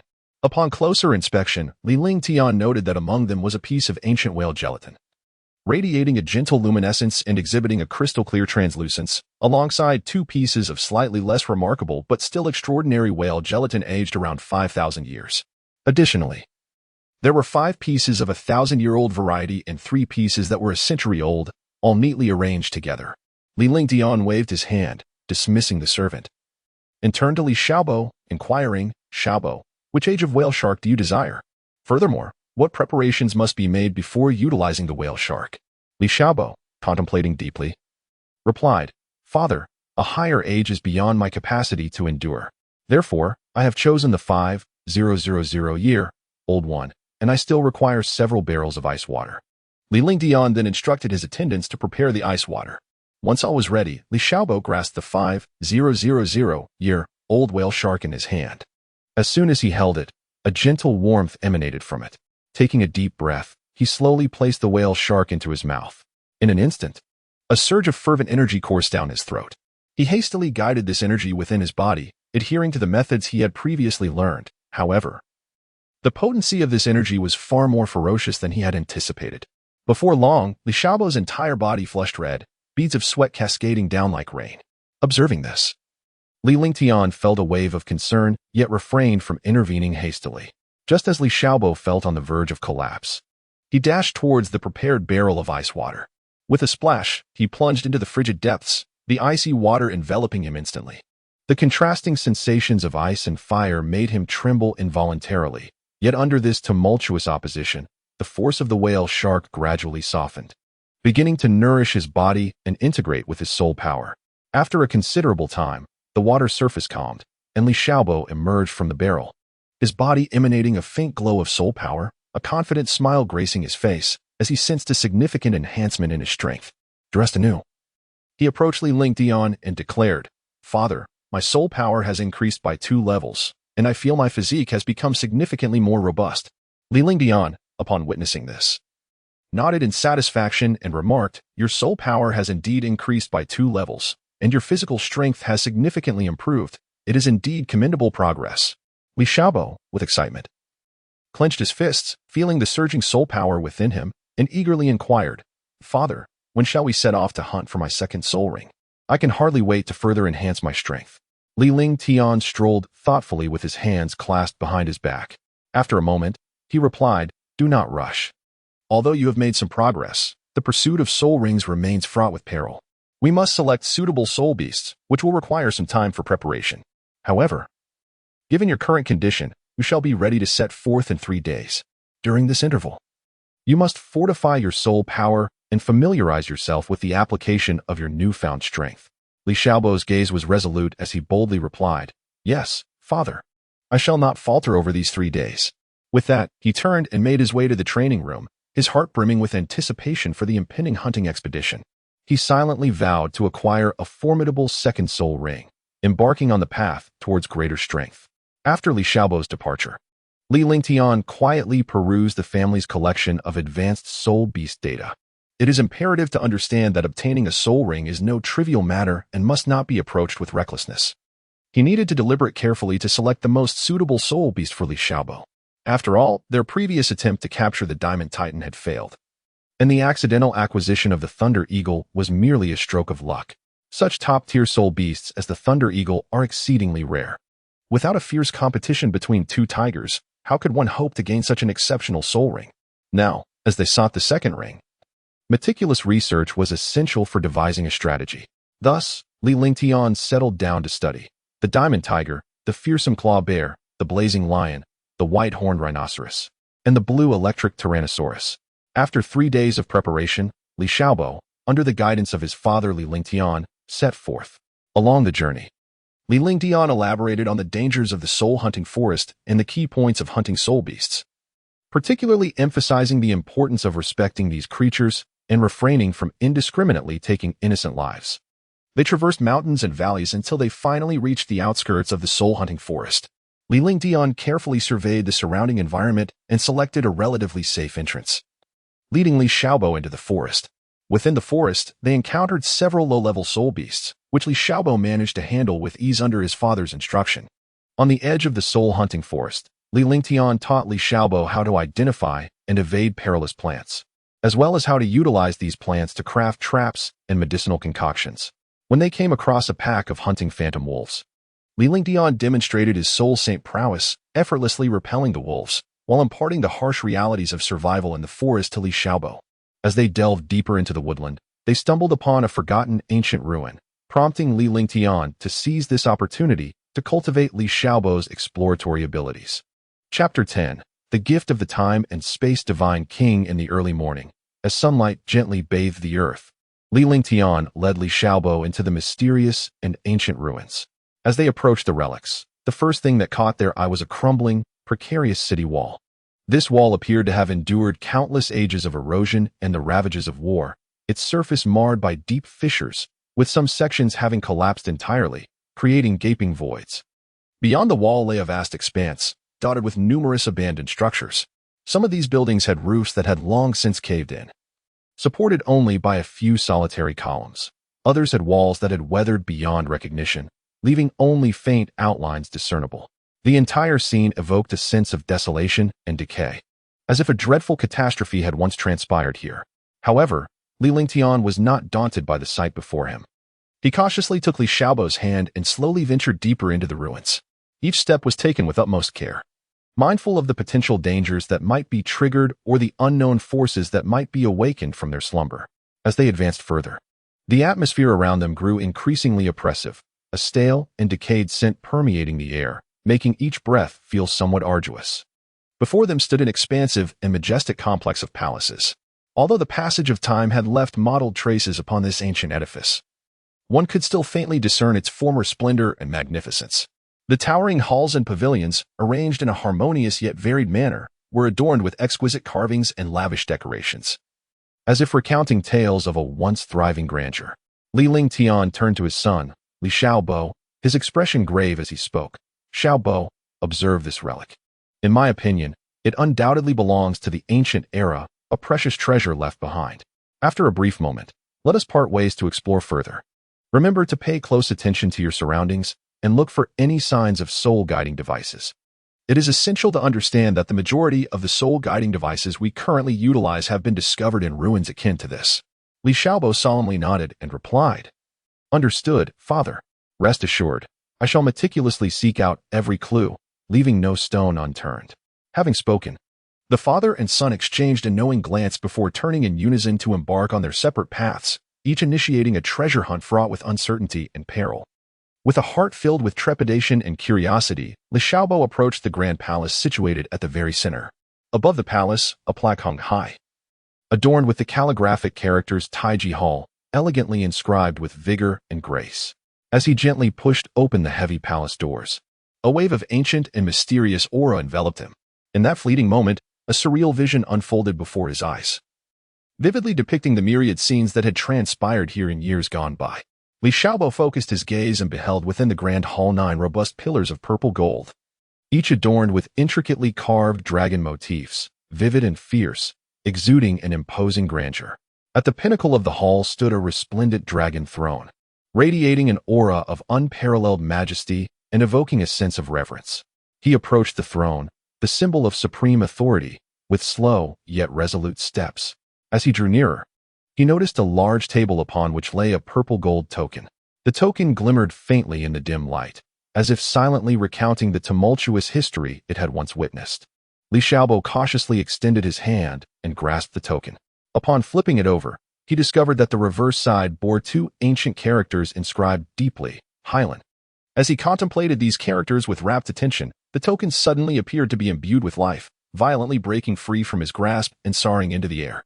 As it ascended, a dazzling radiance erupted instantaneously, illuminating the entire dim hall. The brilliance sliced through the night sky like a bolt of lightning, nearly blinding him. Gradually, the light receded until it vanished completely, revealing a hazy silhouette that slowly materialized. This figure seemed to awaken from a profound slumber, moving with a certain sluggishness and gravity. When he fully came into view, he was clad in an ancient, enigmatic robe, its sleeves fluttering gently in the breeze. The figure slowly turned to face Li Xiaobo, his voice echoing as if traversing through the annals of time. I never anticipated that in this world, someone would still be able to find their way here. Upon reflection, it has been several million years since anyone last trod this ground. He slightly tilted his head, gazing thoughtfully into the distance, seemingly reminiscing about long-forgotten tales. After a brief pause, he turned again to survey his surroundings. Observing this once familiar yet now alien place, he could not help but let out a deep sigh. Alas, one cannot ultimately withstand the relentless erosion of time. Just then, his gaze fell upon Li Xiaobo standing not far away, a flicker of barely perceptible surprise crossing his expression. After a moment of silence, the figure appeared to make a decision, raising his right hand and extending his index finger towards Li Xiaobo, gently pointing. In an instant, a brilliant beam of light shot forth like lightning, striking Li Xiaobo with astonishing swiftness, penetrating his forehead in the blink of an eye. Subsequently, the light rapidly expanded, enveloping him in a gentle halo. After executing this series of actions, the figure appeared increasingly frail and weary. His form began to grow transparent, ultimately transforming into specks of starlight that gradually dissipated into the air, leaving behind only a faint ripple as evidence of his previous existence. Li Xiaobo slowly emerged from his shock, his heart still racing and a sheen of perspiration forming on his forehead. He dared not linger for a moment. Hastily finding a place to sit, closing his eyes, and calming his mind as he began to channel the techniques he had cultivated. It was imperative to maintain a heightened sense of vigilance in the presence of any unfamiliar individual, especially one of such formidable strength. As he engaged in his practice, Li Xiaobo's consciousness gradually sank into the depths of his sea of awareness. This realm resembled an boundless ocean, profound and enigmatic. When his gaze finally reached the abyss of the sea of awareness, he was astonished to discover, alongside the ever-present Chaos Pearl, a token lying quietly at the bottom. That token was none other than the one he had held moments ago. Li Xiaobo took a deep breath and cautiously extended his consciousness, gently touching the mysterious token. At the moment his awareness made contact with the token, a surge of formidable power erupted suddenly, akin to a lightning bolt slicing through the night sky, directly penetrating Li Xiaobo's sea of consciousness. Subsequently, a torrent of intricate and complex information surged into his mind. Chapter 11. The Divine Position from Another Realm. It turned out that this seemingly unremarkable token concealed an astonishing secret. It was a legacy of divine authority. The deity being inherited was named Blackscale, an incredibly powerful divine king. Even more remarkably, upon acquiring this divine position, the path to divinity would no longer necessitate the conventional ascension to the divine realm. This was because the divine king hailed not from the present world, but from the distant, enigmatic world of the primordial. The legendary primordial world is an unparalleled realm of immense strength, where deities abound like countless stars in the sky, beyond enumeration. Among them, there exist beings far more powerful than the deities of the current world. Pengu, the great god, wielded earth-shattering power to create the heavens and the earth, while Nuwa, the goddess, skillfully crafted humanity. The ancient heavenly court stood majestically, alongside numerous unmatched sages. These mythic tales have been passed down through generations, deeply ingrained in the hearts of the people. Upon learning that the divine inheritance represented by this token was related to the primordial, Li Xiaobo's heart surged with tumultuous waves. After all, in his previous life, he had become well acquainted with the myriad legends of the primordial. However, he never imagined that this divine king, named Blackscale, truly originated from the legendary realm of the primordial. At that moment, his eyes widened, his face a mask of disbelief, as if his entire worldview had been utterly upended. Just then, in a distant place, a terrifying figure seemed to suddenly sense something, wearing a bewildered expression. After all, he had never anticipated encountering someone familiar in the world of Douluo, let alone receiving their legacy. Li Xiaobo gradually regained his composure from the initial shock, and a surge of excitement coursed through him. He had often contemplated the idea of obtaining the divine heritage or even establishing his own divine position. However, he understood that ascending to divinity would mean being unable to remain by his loved ones, as the laws of this world dictate that a deity can only linger for a century. Furthermore, even if he were to become a god, the potential of this realm is limited. Were it not for his memories of a previous life, he might have accepted this reality. Yet, he was acutely aware of the existence of myriad realms beyond this world, for the divine positions here would inevitably confine his strength. Nonetheless, such concerns faded into the background, for he was now in the presence of a being from the primordial chaos. As Li Xiaobo reveled in his own daydreams, secretly delighting in his fortune, a faint sound of footsteps suddenly pierced the air behind him. Startled, he quickly turned to investigate. Upon recognizing that it was Li Lingtian approaching, his heart, which had raced with apprehension, settled back into tranquility, and he exhaled a long sigh of relief. Li Lingtian strode toward him with purpose. A hint of confusion etched upon his face. This relic is truly peculiar. I have scoured this area for quite some time, and have yet to uncover anything of value. Xiaobo, how fares your search? Have you stumbled upon any soul-guiding artifacts or treasures? Li Lingtian inquired, casting his gaze toward Li Xiaobo, initially taken aback by his father's question. Li Xiaobo's face quickly transformed into an expression of uncontainable excitement. He hurriedly closed the distance, almost stumbling over his feet, and in a hushed tone, he proclaimed, "Father, I have splendid news. I have acquired the divine heritage." At first, Li Lingtian seemed to dismiss his son's words, responding with a casual, "Oh, understood." However, moments later, as if a light had clicked on in his mind, he abruptly turned around, his eyes wide with disbelief as he fixated on Li Xiaobo. "Wait, what did you just say? Divine heritage? Is this truly the case?" In response to his father's fervent reaction, Li Xiaobo feigned nonchalance, gently nodding his head before casually replying, "Oh, it's nothing significant, just a divine heritage." Li Lingtian, upon witnessing Li Xiaobo's feigned demeanor, was instantly consumed by an overwhelming indignation. Without a moment's hesitation, he raised his hand and delivered a resounding slap across Li Xiaobo's face. The sharp crack echoed, leaving Li Xiaobo dazed and seeing stars. "You insolent brat! What pretense are you putting on? This is a divine legacy. Countless individuals yearn for such an opportunity, yet here you are, posturing before me. What are your true intentions?" Li Lingtian bellowed, his fury palpable.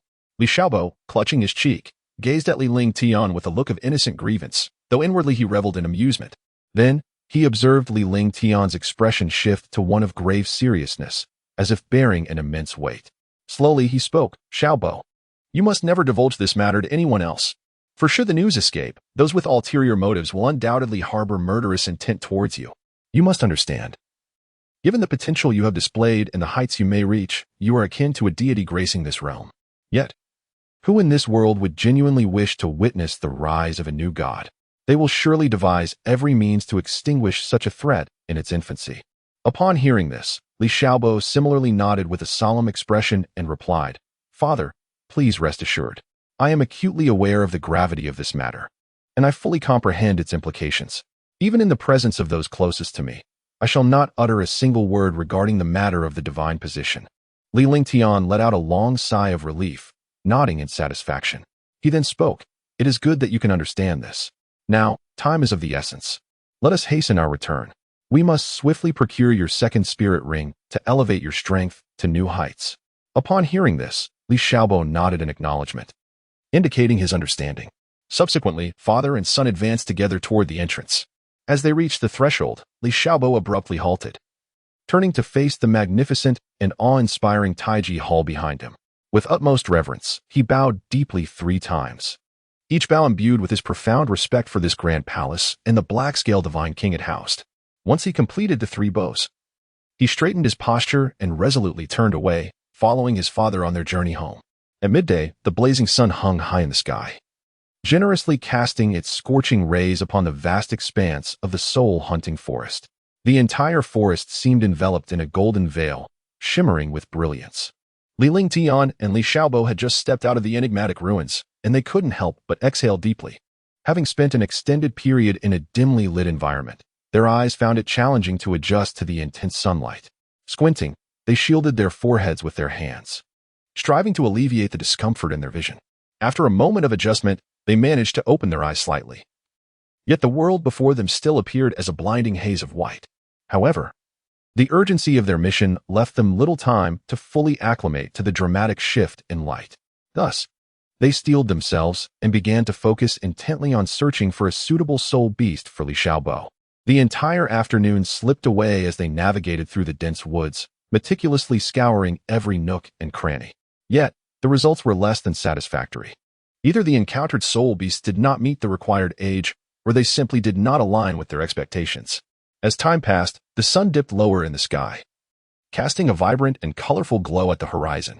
The lingering light fell like shards of gold, draping the entire forest in a magnificent cloak, rendering it a dreamlike and breathtaking spectacle. Just as Li Lingtian and Li Xiaobo took a moment to rest, a thunderous roar suddenly shattered the previously tranquil atmosphere, echoing through the skies.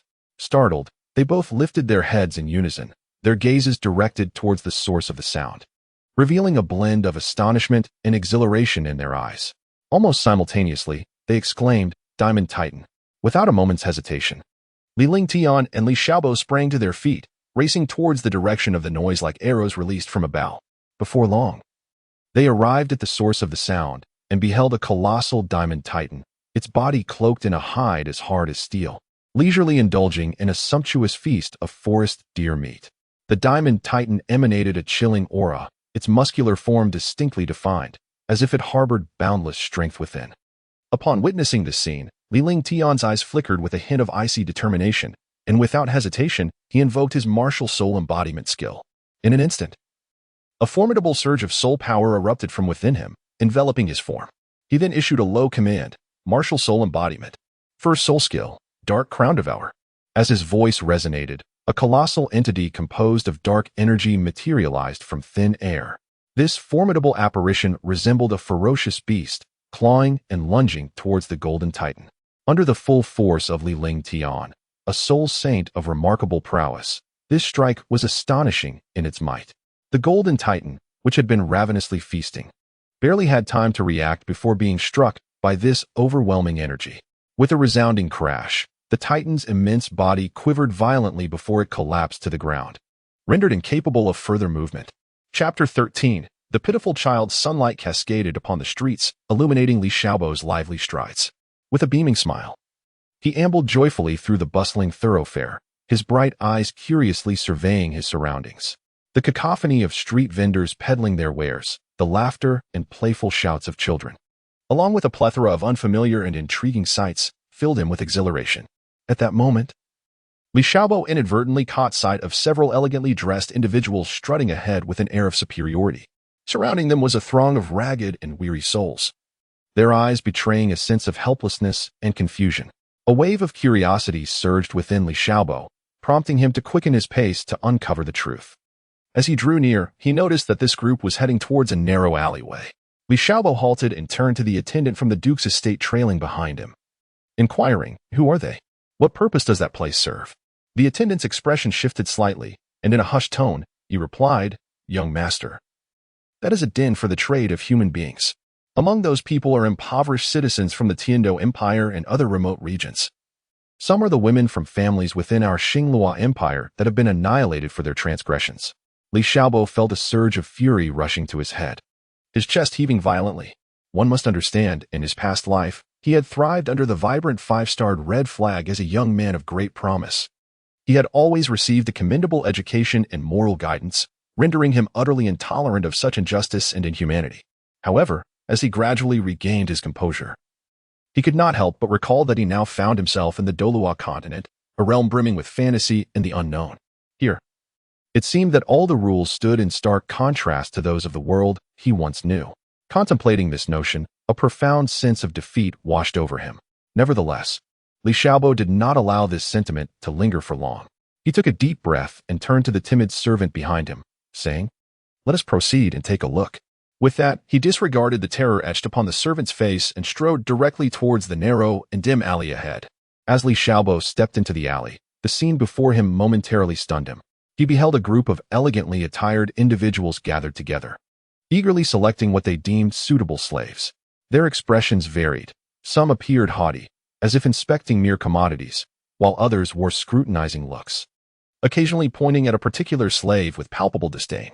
Li Xiaobo gradually approached the crowd, his gaze sweeping over one slave before shifting to another. He meticulously observed the eyes of each individual, seeking to discern subtle hints of their inner thoughts. As he suspected, some of them still harbored a faint glimmer of hope, perhaps not entirely relinquishing their yearning for freedom and dignity. However, the majority possessed vacant stares, resembling mere shells of humanity, their depths filled solely with boundless despair and apathy. Before long, a man with prominent yellow teeth and a sycophantic smile hastily approached Li Xiaobo. Bowing slightly, he ingratiatingly remarked, "Esteemed sir, my name is Wang Jiping. Might I inquire what type of child you are seeking? Allow me to provide you with a detailed introduction." Upon hearing this, Li Xiaobo gently nodded in agreement. Witnessing this, Wang Jinping could not help but feel a surge of elation. It was evident that, based on Li Xiaobo's attire and demeanor, he was certainly not someone in want of money. Consequently, Wang Jinping eagerly took the lead, guiding Li Xiaobo further inside. As they walked, Wang Jinping continued to introduce, "Esteemed sir, all of these are our finest selections. They are all children of soul masters.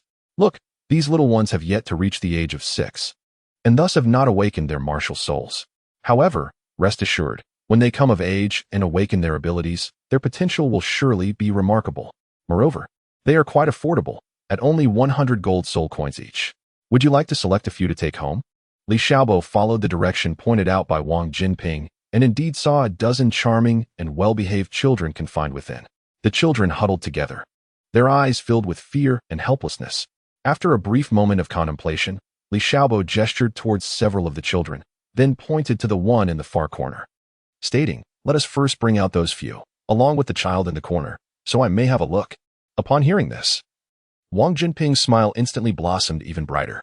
It was noteworthy that Li Xiaobo had selected no fewer than 7 children.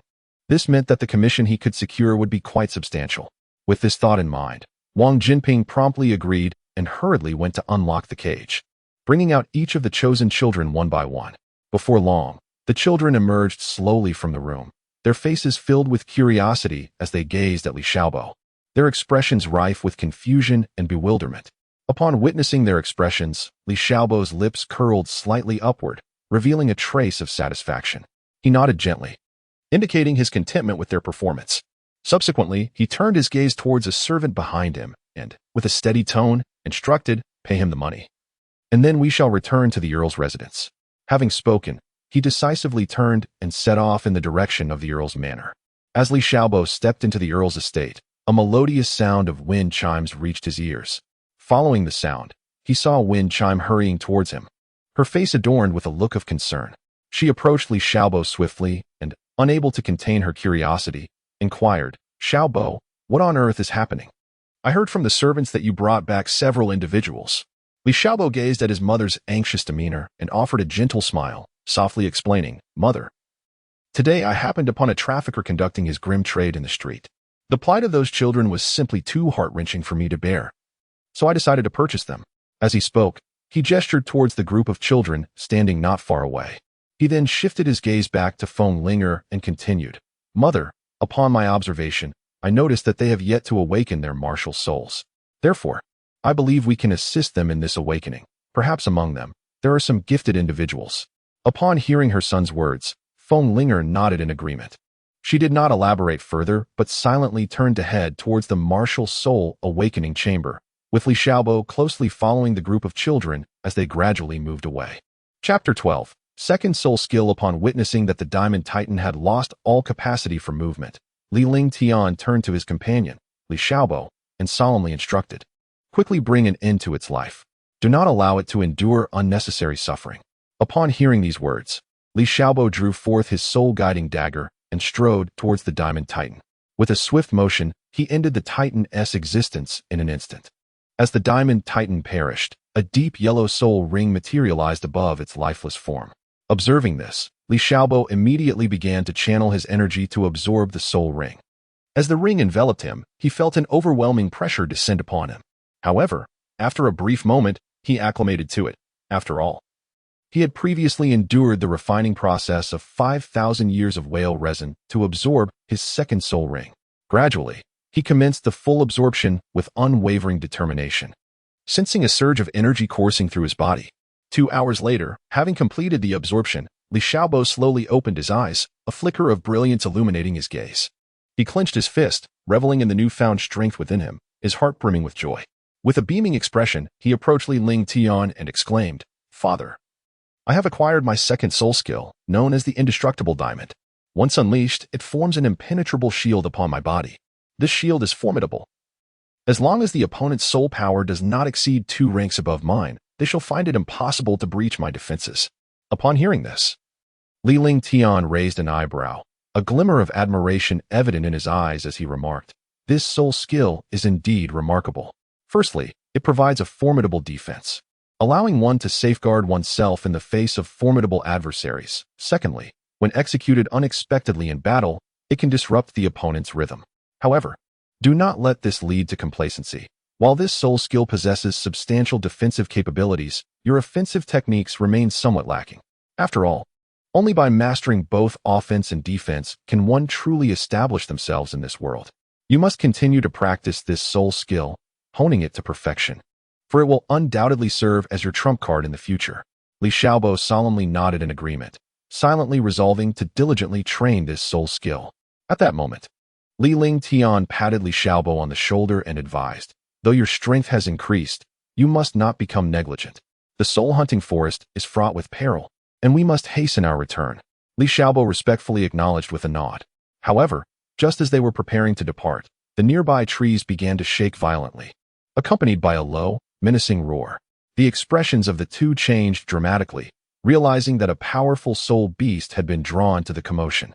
Li Xiaobo gripped the dagger tightly in his hand, his gaze resolutely fixed on the source of the sound. Li Lingtian formed hand seals, bracing himself for battle. Suddenly, a massive wolf, radiating a ghostly blue glow, emerged slowly. Its blood-red eyes were fixated intently on the two, drool continuously dripping from its maw. A new crisis was at hand, and Li Xiaobo understood that this was the moment to test the newfound power he had acquired. Li Xiaobo initiated the assault, his form darting forward like a bolt of lightning towards the ethereal wolf. Simultaneously, a surge of soul energy enveloped him as he unleashed the might of thunderous destruction. In an instant, arcs of lightning erupted from his palms, striking towards the ethereal wolf. However, the creature nimbly evaded, its gaping maw lunging towards Li Xiaobo. Undeterred, he channeled his soul energy, causing his skin to shimmer with a metallic sheen. This was his second soul skill, the Indestructible Diamond. The ethereal wolf's bite met his body with a resounding clash of metal, its teeth unable to penetrate his formidable defense. Taking advantage of the moment, Li Xiaobo retaliated with a powerful punch to the head of the spectral wolf. The creature recoiled in pain, retreating several steps. However, it swiftly lunged forward once more, its claws glinting with a menacing cold light as they aimed for Li Xiaobo. With a nimble step, Li Xiaobo leapt high into the air, once again unleashing the might of Thunderbolt. This time, the lightning struck the spectral wolf with precision, causing its body to convulse violently. Li Xiaobo seized the opportune moment, delivering several powerful punches upon landing, each strike infused with formidable strength and the essence of thunder. Ultimately, the spectral wolf let out a mournful howl before collapsing to the ground, a yellow soul ring manifesting as it breathed its last. Observing this, Li Lingdian nodded in satisfaction and remarked, "Excellent. Now we can depart with peace of mind." The two swiftly made their way out of the soul-hunting forest. Upon exiting, they followed a narrow path, the day gradually waning and a thin mist enveloping the surroundings. As they entered a lively little town, they noticed an array of bustling stalls lining the streets. They chose a hotel that appeared relatively clean for their stay. That night, Li Xiaobo diligently consolidated the gains of the day. Before long, the rising sun cast its radiant light across the continent. Awaking languidly, Li Xiaobo blinked to adjust to the surrounding brightness. As his vision acclimated to the environment, he quickly rose and tidied his attire. He hurried off in search of Li Lingtian. Not long after, Li Xiaobo found Li Lingtian relishing his breakfast. Upon seeing Li Xiaobo approach, Li Lingtian beckoned him to join. After their meal, the two set off on their journey home. They traveled relentlessly, scarcely pausing for a moment. Sunlight bathed the earth, illuminating their hurried figures as beads of sweat trickled down their brows. Yet, they paid no heed. Their minds solely focused on one thought: to return to the Count as swiftly as possible. Thus, they galloped onward, and before they knew it, midday was upon them. After an arduous and lengthy trek, they finally beheld the Countess' residence in the distance. Gazing at the estate that was now within reach, they both exhaled in relief, with Xiaobo unconsciously quickening his pace. Upon entering the Countess' estate, they fortuitously encountered Feng Ling, who looked at them with wide-eyed astonishment and queried, "How have you returned so early? I thought this soul-hunting expedition would take several days." In response to her inquiry, Li Lingtian chuckled, "We were exceptionally fortunate this time. We found the suitable soul beast in just 2 days. In the meantime, Xiaobo's strength has significantly improved, so naturally, our speed on the return journey has increased." He patted Li Xiaobo on the shoulder, his eyes brimming with admiration. Feng Ling smiled and exclaimed, "Oh dear, I completely forgot to ask if you had lunch. If not, we can enjoy a meal together." Li Lingtian replied with a grin, "It seems we returned just in time. To be honest, these past 2 days, Xiaobo and I have been enduring the elements while on the road." Before long, Feng Ling led Li Lingtian and Li Xiaobo to the living room. Upon entering, they were instantly captivated by the sight of an extraordinarily sumptuous lunch spread before them. The tantalizing aroma of the delectable dishes made their mouths water. Soon enough, Li Xiaobo could no longer contain himself and began devouring the food voraciously, as if he hadn't eaten in days. In contrast, Li Lingtian and Feng Ling appeared notably more graceful, leisurely savoring the delights that the culinary offerings provided. Once Li Xiaobo had swept away the food with a tempestuous fervor, he contentedly extended his right hand to delicately wipe the sheen of grease from the corners of his mouth. He then lifted his gaze, directing it towards his parents seated across the table, his face radiating an expression of eager anticipation as he softly spoke. "Father, Mother, I wish to take a stroll through the streets. Look, I have now grown into adulthood, yet I have yet to truly explore the vast expanse of Douluo City. Having successfully ascended to the rank of Grand Soul Master, I believe venturing out alone should pose no significant risk." Sitting beside him, Feng Ling initially paused, her delicate brows furrowing slightly as she pondered the matter. After a brief moment, a trace of a smile graced her exquisite visage, and she gently replied, "Indeed. It is permissible, but Mother must assign some attendants to accompany you, ensuring your safety without a doubt." Upon hearing his mother's consent, Li Xiaobo could hardly contain his joy, his excitement evident in every gesture. He sprang to his feet, resembling a jubilant little bird, and eagerly dashed towards the door. In the blink of an eye, his figure vanished beyond the threshold. The moment Li Xiaobo set foot on the bustling street, he found himself momentarily frozen, as if turned to stone. His eyes widened in disbelief as he gazed upon the vibrant thoroughfare, overwhelmed by an unprecedented sense of awe. All around him, shops lined the streets in a harmonious array, each closely nestled against the other. Pedestrians jostled for space, a continuous flow of humanity. The cacophony of vendors' calls melded into a lively symphony of daily life. For someone like Li Xiaobo, who had long been accustomed to a tranquil and secluded environment, this first-hand encounter with such flourishing prosperity left him utterly astonished. It was essential to note that this was no ordinary town. It was none other than Douluo City, one of the 2 renowned capitals of the Douluo continent. Chapter 14. Yan Yuesher with a gentle smile, Feng Linger addressed the children. "Before I awaken your martial souls, please line up in an orderly fashion." At the sound of her soothing voice, the children moved swiftly, forming a neat queue. Soon after, a spirited child with a round face stepped forward, approaching the awakening platform. Feng Linger nodded slightly, then gracefully raised her delicate hand, enveloping the child in a soft, luminous glow. Moments later, a heavy and solid iron hammer began to materialize above the child's right hand. Observing closely, Feng Linger remarked softly, "Your martial soul is an iron hammer." She continued, "Now, let us assess your innate soul power." With that, she gently placed a crystal-clear orb before the child. Almost instantaneously, the orb illuminated with a mysterious energy, its radiance intensifying. A satisfied smile graced Feng Linger's face as she exclaimed, "Remarkable! Your innate soul power is at level 5. What a promising little one you are." With her approval, the child descended from the platform, allowing the next to step forward for their awakening. In no time, a variety of extraordinary martial souls were revealed before the audience. Some children awakened formidable battle tiger martial souls, boasting innate soul powers of level 4. Others possessed healing staffs capable of mending wounds, their innate soul power reaching level 6. Still others wielded razor-sharp wind swords, equally endowed with level 6 innate soul power. Most astonishing of all, one child awakened a powerful fire shield martial soul, with an astounding innate soul power of level 7. At this juncture, apart from 2 children yet to undergo awakening, all others had successfully realized their martial souls. Among the remaining 2 individuals, one was a slender boy with a resolute gaze, while the other was a girl with a stern countenance, appearing rather aloof. Fenglingo smiled warmly at these 2 delightful children and gently said, "All right. Now it is just the 2 of you. Brave little boy, please step forward first."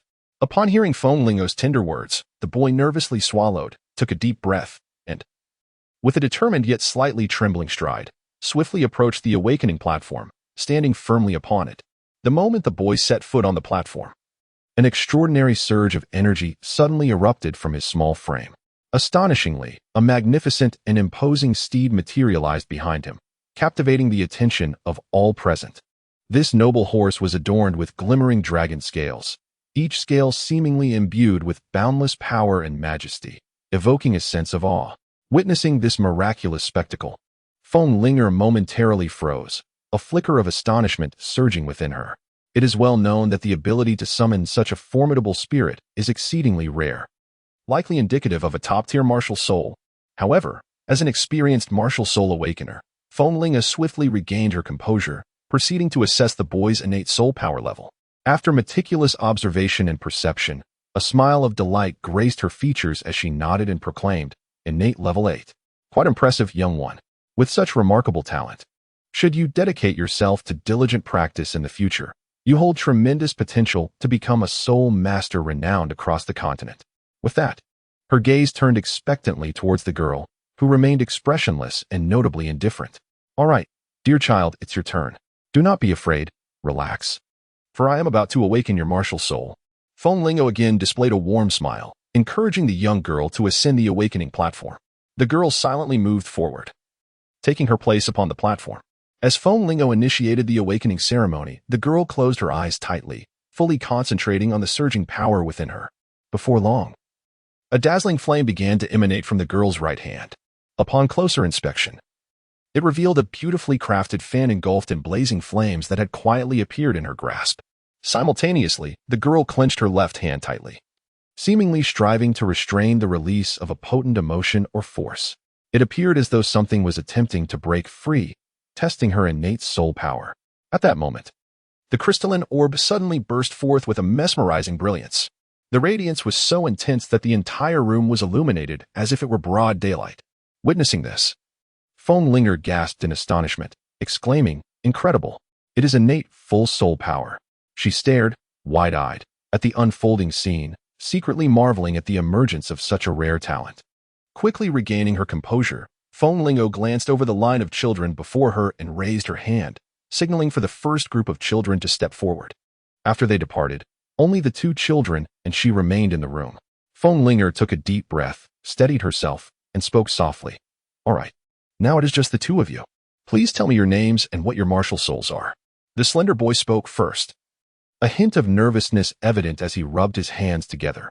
"My name is Ma Ronghua, and my martial soul is the Golden Dragon Horse." The little girl, on the other hand, appeared hesitant.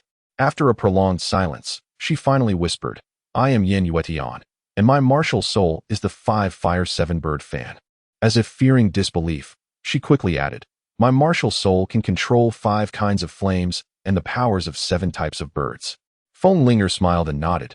"Indeed, that is quite impressive. Such a martial soul is exceptionally rare. Rest assured, tomorrow I will arrange for someone to guide you in hunting for your soul rings. As for you, there is no need to rush. Once you successfully advance to level 10, I will also send assistance for you to acquire your soul ring." With that, she turned her gaze to Li Xiaobo beside her and gently instructed, "Xiaobo, please take them to your residence. From now on, they will be living here with you. So it is essential that you all coexist harmoniously." Upon hearing this, Li Xiaobo promptly nodded in agreement, exclaiming, "Certainly, no problem at all. I shall escort them over at once." With that, he warmly waved to the 2 individuals and turned to stride towards his own courtyard. In a short while, the 3 of them arrived at the spacious and tranquil yard. Once Li Xiaobo firmly established himself, he gestured towards the left side, saying, Maronghua. Take note of this side. The room on the left is yours. Meanwhile, Yin Yuesher's chamber is to your right. As for the room in the middle, that is naturally where I reside. Should you encounter any issues, do not hesitate to seek my assistance. By the way, given that everyone has had a long journey today, it would be wise to retire early, especially you two, as you will need to prepare for your quest to obtain the soul rings tomorrow. Li Xiaobo gazed at the exceptionally gifted young man before him, who possessed an innate soul power of level 8, and said earnestly, you might consider experiencing the process of hunting for soul rings. It is essential to understand that with your current strength and level, you will soon embark on the genuine journey of soul ring hunting. After speaking, he gently shook his head and turned to leave. However, after taking a few steps, Li Xiaobo abruptly seemed to recall something of great importance, smacking his forehead and murmuring, oh dear, how could I forget such a significant matter? You both haven't had a drop to drink today. You must be famished. Come, let me take you to the cafeteria to fill your stomachs. Before long, the three arrived at the entrance of the cafeteria. It was dinner time, and the cafeteria was bustling with activity. As he surveyed the scene, Li Xiaobo noticed tables filled with patrons enjoying their meals. Some were engaged in lively conversations in small groups, while others dined in solitude, savoring their food. Clearly, for these individuals, who were preoccupied with cultivation and various tasks, cooking was not a prudent option. Thus, the cafeteria naturally became their preferred establishment for addressing their sustenance needs. Chapter 15. Soul Hunting in the early morning. As the sun began its ascent above the horizon, soft rays of light filtered through the window, illuminating the room. Li Xiaobo gradually stirred awake, stretched languidly, and promptly rose from his bed to freshen up. After a quick tidying, he energetically approached Yin Yuesher's door. Standing before it, he raised his hand and gently knocked a few times, calling out, time to get up. Hurry and prepare for breakfast. After we eat, we must set off for soul hunting. It's quite a journey ahead, requiring a full day's travel. Having delivered his message, he turned and headed in the opposite direction to awaken Maronghua. Before long, a faint rustling sound emanated from within, and soon after, Yin Yuesher, still bleary-eyed, opened the door. Her hair appeared somewhat disheveled as she looked at Li Xiaobo outside and asked, somewhat perplexed, is it just you? Are the three of us going together? Li Xiaobo smiled and nodded, responding, of course not. Besides the three of us, there is another who will accompany us, a venerable old steward from the manor. Despite his advanced age, his prowess should not be underestimated. He is indeed a true soul emperor. However, under normal circumstances, he seldom intervenes. With that, he winked at Yin Yuesher. Her eyes sparkled at the thought of traveling with the soul emperor, which provided an extra layer of security. At that moment, Maronghua emerged, rubbing his eyes. The four of them proceeded to the dining hall, where a sumptuous spread awaited them. The old steward had already been waiting and bowed slightly as they arrived. They began their meal in tranquil silence, and before long, feeling satisfied, they prepared to depart. Upon exiting the main gate, a number of horses were already saddled and ready. They mounted their steeds and galloped towards their destination. The scenery along the way shifted continuously. They first passed through a bustling town market, then ventured into a dense forest. Suddenly, a low growl echoed from ahead, startling the horses into whinnying. Li Xiaobo calmed the steeds while keeping a vigilant gaze forward. From the trees emerged a decades-old shadow demon wolf, its eerie green eyes fixated on them, drool dripping from its jaws. The old steward remained composed, taking a step forward, a powerful aura of soul energy emanating from him. The wolf, sensing the pressure, emitted a low howl and retreated into the depths of the forest. Continuing on their journey, they drew ever closer to the fabled soul hunting grounds. After a full day of relentless travel, as the sun dipped below the horizon, they finally arrived at the enigmatic soul hunting town. Wiping the sweat from his brow, Li Xiaobo glanced at the darkening sky and sighed. The day is getting late. Let us rest here for the night, regain our strength, and commence our soul hunting expedition at dawn. Without missing a beat, he strode purposefully toward a rather grand hotel by the street. Upon entering, Li Xiaobo adeptly negotiated with the front desk and soon secured several comfortable rooms. Subsequently, the four gathered in the spacious and well-lit lobby, finding places to sit and preparing to indulge in a lavish dinner. The table was laden with delightful dishes, including aromatic roasted meats, steaming fresh soups, and exquisite pastries. As they feasted heartily, they engaged in light conversation about their journey thus far and their anticipation for the upcoming soul-hunting adventure. Once they had satisfied their appetites, the four exchanged goodnights and retreated to their respective rooms for rest. The night was tranquil, the entire town seemingly enveloped in sweet slumber. Throughout the night, no unusual occurrences transpired. Everything was serene and peaceful. As the first light of dawn broke the horizon, Li Xiaobo eagerly knocked on his companions' doors, calling out loudly for them to rise, wash up, and have breakfast. He understood the urgency of their quest. Only by finishing their meal early could they enter the perilous yet opportunity-laden soul-hunting forest without delay. Li Xiaobo chewed his food, mumbling indistinctly to Yin Yuesher. Yuesher, have you ever contemplated which category of soul master you wish to become? Will it be the fierce assault type or the control type? It is crucial to recognize that the 5 Fire 7 Birds fan in your possession possesses formidable power, inflicting considerable damage. Yin Yuesher slightly furrowed her brows. Pondering for a moment before responding, I believe that perhaps becoming a fierce assault type would suit me better. After all, the intensity of the flames unleashed by the 5 Fire 7 Birds fan is exceedingly high. If harnessed properly, it could unleash tremendous power. Moreover, I have always yearned to become a truly formidable soul master. Sitting nearby, Ma Ronghua nodded vigorously, indicating his agreement with Yin Yuesher's perspective.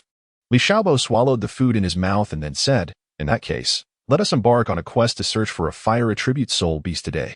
However, soul beasts with specific attributes are relatively rare, so it is likely that we will need to invest a considerable amount of time in our search. Furthermore, do you have any specific thoughts regarding your first soul skill? For instance, what effects do you hope it to possess? Yin Yuesher replied without hesitation. I wish to acquire a soul skill that has amplification effects, because skills that are merely pure attack types with only a few hundred years of history may struggle to demonstrate significant efficacy as one's strength continues to grow in the later stages. Upon hearing this, Li Xiaobo could not help but display a look of astonishment, curiously inquiring, "Oh, I never would have guessed. You actually possess such extensive knowledge about soul masters. Could it be that you have studied this subject in depth before?" In response to Li Xiaobo's question, Yin Yuesher's once bright gaze instantly dimmed. She gently nodded, her voice tinged with a hint of sorrow as she replied, "Yes, I once studied it a little." Li Xiaobo's face displayed a hint of discomfort as he sincerely apologized. "I am truly sorry for inadvertently bringing up your painful past." Yin Yuesher slightly shook her head, forcing a faade of strength as she replied, "It's all right. Those events are now behind me. However, should I one day become powerful enough, I shall personally avenge my parents." Upon hearing such resolute words from Yin Yuesher, Li Xiaobo nodded in agreement and replied, "Indeed, you are absolutely right. Therefore, on our upcoming soul hunting expedition, we must diligently seek out an exceptional top-tier soul beast for you. It is crucial to understand that the strength of the soul skills granted by various types of soul beasts can differ vastly. Only by acquiring formidable soul skills can you swiftly enhance your power and achieve your aspirations." As soon as he finished speaking, Li Xiaobo ceased his conversation, hastily finishing the remnants of his meal. Observing this, the others followed suit, hastening their consumption. Before long, everyone was sated and, after packing their belongings, the group set forth towards the enigmatic depths of the soul-hunting forest. Chapter 16. The Fiery Phoenix. The group cautiously stepped into the soul-hunting forest, and upon raising their eyes, they beheld towering ancient trees stretching skyward, their lush foliage forming a verdant canopy that obscured the heavens, allowing scarcely a single ray of sunlight to penetrate. These ancient giants seemed to serve as guardians of the forest, having borne witness to the ebb and flow of countless lives over the ages. Among the sturdy branches, numerous small and agile squirrel-like soul beasts frolicked, nimbly darting between the boughs, occasionally pausing to pluck nuts with their tiny paws, while at other times they remained vigilant, observing the intruders below. Due to the immense size of the ancient trees, sunlight struggled to filter through the dense layers of leaves, resulting in a scarcity of undergrowth on the forest floor. Even when a few resilient blades of grass managed to sprout, they were predominantly low-age plant-type soul beasts, with the blue silver grass standing out most prominently. This tenacious herb flourished abundantly in this locale, resembling a vast azure sea gently swaying with the breeze. More intriguing still, various other types of soul beasts were engrossed and feasting on the blue silver grass. Witnessing this scene, Li Xiaobo couldn't help but reminisce about the blue silver grass soul beast he had once transplanted into his second martial soul, the herbal codex. He pondered how much it had matured over such a lengthy period. It is essential to note that a soul beast's age is not solely determined by the duration of its physical growth, but rather by its own cultivation level. As Li Xiaobo dwelled on thoughts of the blue silver grass soul beast within the herbal codex, his peripheral vision suddenly caught sight of Yin Yuesher and the others. He abruptly snapped back to reality, realizing that he was in the perilous soul-hunting forest, a place where distractions could lead to unforeseen dangers. Thus, he silently admonished himself. From this moment forth, he must maintain a heightened sense of vigilance at all times and in all places, never again allowing himself to become so inattentive. The blazing sun hung high in the sky as the four travelers pressed onward, unwittingly arriving at midday. At this moment, the relentless rays of the sun bore down upon them, as if intent on scorching the earth. Sweat cascaded from Ma Ronghua's forehead, his face flushed and breath coming in gasps. It was no surprise, for among this group, his strength was relatively feeble, and his martial soul was not of the fire attribute. Naturally, he found it exceedingly difficult to withstand such oppressive heat. Li Xiaobo wiped the beads of sweat from his forehead and spoke. We have searched diligently for an entire morning. Yet not a single shadow of a fire attribute soul beast has graced our eyes. In my opinion, we should change our course to the west this afternoon and try our luck there. Having said that, he turned to Yin Yuesher, awaiting her response. Yin Yuesher nodded slightly, indicating her agreement. All right, we shall follow your lead. This afternoon we will explore the west.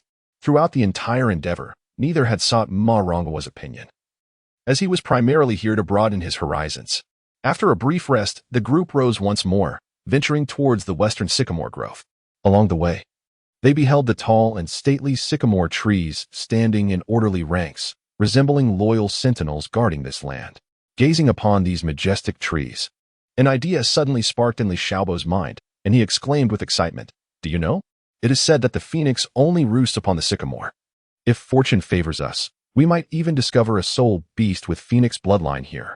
Upon hearing this, Ma Ronghua's eyes lit up, and he exclaimed eagerly, "Is that true? I have heard that the phoenix is extraordinarily beautiful and radiant. If we could find such a soul beast, it would surely complement Sister Yin Yuesher splendidly." Yin Yuesher smiled gently at his words and replied softly, "If we could find one, that would indeed be marvelous. However, even if we do not, there is no need for worry. After all, there are numerous fire attribute soul beasts in this vicinity. It is merely a matter of encountering the right one." With that, the group quickened their pace, filled with anticipation as they entered the mysterious sycamore grove. They had been searching for an entire day, from dawn until dusk, as the sun gradually sank in the west, casting a brilliant evening glow upon the horizon. The sunset, rich as blood, spilled its radiant hues across the dense sycamore forest, illuminating it with a dazzling brilliance. Gold and crimson intertwined to form a breathtaking tapestry, ensnaring their senses and uplifting their spirits. Yet, despite the enchanting scenery before them, a sense of disappointment and disheartenment filled the hearts of the four. After a day of arduous searching, they had still come up empty-handed, and their once eager spirits began to weigh heavily. Just as they resigned themselves to returning empty-handed once more, a sudden, melodious cry of a phoenix echoed through the skies, shattering the surrounding tranquility. Upon hearing this sound, the four sprang to their feet as if electrified. Ma Rongwa trembled with excitement, his eyes wide with disbelief as he murmured, "A phoenix! There truly is a phoenix here." Beside him, Li Xiaobo was equally thrilled, his face aglow with surprise as he shouted, "I never imagined that a soul beast with phoenix bloodline could exist here. It seems our goal for today has finally come to fruition." Turning to Yin Yuesher, who wore an expression of elation, his eyes brimmed with tenderness and concern, for this soul-hunting journey was indeed to assist her in finding a suitable soul beast. Without a moment's hesitation, the four hastened towards the stream's edge, soon arriving at the clear, bottomless brook. In the distance, one could perceive a graceful emerald figure leisurely preening its feathers in the stream. Upon closer inspection, it revealed itself to be a resplendent phoenix. Its verdant wings shimmered with a dazzling brilliance, akin to finely carved jade, exuding an aura of mystery and nobility. Witnessing this scene, the seasoned old steward decisively activated his soul embodiment skill. In an instant, a formidable surge of soul power erupted from within him, enveloping his form in a thick protective barrier. Without hesitation, the old steward darted forward like an arrow released from its bow, launching a fierce assault upon the fiery phoenix. At that moment, the fiery phoenix was blissfully indulging in the refreshing delight of its bath.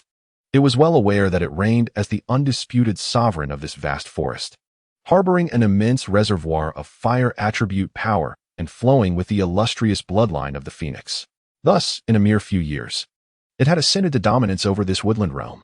The fiery phoenix had always believed itself to be untouchable within its territory, never once considering that anyone would dare to challenge it. Yet, while it luxuriated in its bath, a sudden and fierce onslaught struck like a bolt of lightning. By the time it sensed the impending danger, the steward's lethal strike was already upon it. Despite being a supreme soul beast of immense strength, the fiery phoenix possessed merely 400 years of cultivation. Faced with the terrifying full-force assault of a soul emperor, it ultimately proved unable to withstand the blow. In an instant, the fiery phoenix was sent reeling backward like a kite severed from its string, shrieking in pain as it collided violently with a towering tree, before tumbling to the ground, barely clinging to the last vestiges of its life. Meanwhile, Li Xiaobo and the others were still in shock from the sudden turn of events when the old steward swiftly approached them, carrying the barely alive fiery phoenix. Gazing at the astonished expression on Li Xiaobo's face, the old steward offered a faint smile and explained, "Young master, you may not realize this, but this creature is a top-tier soul beast, and a rare avian one at that. Had I hesitated even for a moment, capturing it would have become an exceedingly difficult endeavor in the future." Chapter 17. The Fire of Rebirth. Upon hearing this, Li Xiaobo did not exhibit much discomfort on his face. He understood well that the old steward's actions were entirely rooted in concern and protection for them. Furthermore, given their current capabilities, it was nearly impossible to forcibly retain such a formidable fire phoenix. Consequently, Li Xiaobo slowly turned his head, his gaze settling on Yin Yuesher beside him, and gently uttered, "Yuesher, proceed. Grant it a swift end. It will spare it further suffering." Yin Yuesher nodded slightly, signifying her understanding, then strode purposefully toward the fire phoenix. A glint of cold light flashed in her hand as her sharp blade sliced through the air like a bolt of lightning, swiftly ending the life of the fire phoenix. At that moment, an unexpected occurrence transpired. A century-old soul ring, adorned with peculiar red patterns, gradually emerged from the corpse of the fire phoenix. Witnessing this scene, aside from Ma Ronghua, the other three, including Li Xiaobo, widened their eyes in bewilderment, their faces reflecting confusion. It is known that for ordinary soul masters, the colors of soul rings typically adhere to a fixed pattern. The 10-year soul ring is pure white. The 100-year soul ring radiates a bright yellow. The 1,000-year soul ring emanates a mysterious purple light. The 10,000-year soul ring is a deep black as the night, and the 100,000-year soul ring is a vivid blood red. This knowledge regarding the colors of soul rings is deeply ingrained in the collective consciousness, yet the appearance of a red-patterned 100-year soul ring shattered everyone's understanding, especially Li Xiaobo, who, despite possessing greater knowledge about soul rings than others, had never anticipated encountering such an extraordinary soul ring on a 100-year soul beast. To his knowledge, beyond the 100,000-year soul ring, if a soul beast's lifespan increased by every 100,000 years, a brilliant golden pattern would appear on its corresponding soul ring. However, the emergence of red patterns on a 100-year soul ring was utterly unheard of and unseen. Yin Yuesher turned her head, looking at Li Xiaobo with a face full of doubt. After all, she had been entirely unaware of such phenomena prior to this moment. Li Xiaobo furrowed his brow slightly, lost in a momentary contemplation. After a brief pause, he slowly spoke. "I have heard that certain top-tier soul beasts produce soul rings that exhibit extraordinary colors. For instance, plant-type soul beasts typically possess green soul rings, while those with unique elemental attributes display their own distinctive hues. In my opinion, it is perhaps due to the profound phoenix bloodline contained within this fire phoenix that its soul ring displays such an exceptional color. However, in reality, this soul ring should not pose any issues." Upon hearing Li Xiaobo's words, Yin Yuesher's heart, which had been in suspense, finally began to relax slightly. It is worth noting that top-tier soul beasts are exceedingly rare, and even fewer can resonate with one's own essence. With this thought in mind, Yin Yuesher hesitated no longer. She stepped beside the soul ring, then sat cross-legged on the ground, preparing to absorb the soul ring. At that moment, a remarkable scene unfolded. The soul ring, seemingly drawn by an enigmatic force, ascended and gracefully settled above Yin Yuesher's head. Initially, her expression remained composed, but soon beads of perspiration began to form on her forehead, and her once fair complexion gradually turned pale. Observing this, Li Xiaobo and the other two companions felt a sudden tightening in their chests, their nerves taut with anxiety. They understood that the fierce fire phoenix was a top-tier soul beast, making the process of absorbing its soul ring far more challenging than that of an ordinary one of the same rank. The peculiar changes occurring with the soul ring only added to the uncertainties and risks of the absorption process. Despite their growing apprehension, They found themselves powerless to assist Yan Yuesher in this critical moment, as they lacked the necessary strength and capability to provide substantial aid. Ultimately, it rested upon Yan Yuesher's own indomitable will, while the three were consumed with worry for her, unbeknownst to them. An intense battle was already unfolding within Yan Yuesher's unfathomable sea of consciousness. The fierce fire phoenix roared in fury, exclaiming, "I never imagined I would face the day of being hunted. Yet, I shall not allow you to succeed so easily." No sooner had it spoken than it lunged towards Yan Yuesher's spiritual essence like a blazing inferno. Yan Yuesher felt a jolt of shock. It was known that only those ancient and formidable soul beasts, with millennia of cultivation, could evoke such terrifying spiritual resonance. To her astonishment, the soul ring she was absorbing was merely a century old. Aware of the gravity of the situation, Yan Yuesher summoned her martial spirit, the 5-Fire 7-Birds fan. Without hesitation, entering a heightened state of vigilance to mount a robust defense. Just as the fierce fire phoenix charged towards her with unstoppable force, the 5-Fire 7-Birds fan, previously held steadily in her grasp, erupted with an extraordinary brilliance. In an astonishing display, the fan seemed to possess a consciousness of its own, soaring into the air and unleashing an irresistible gravitational force upon the descending fierce fire phoenix.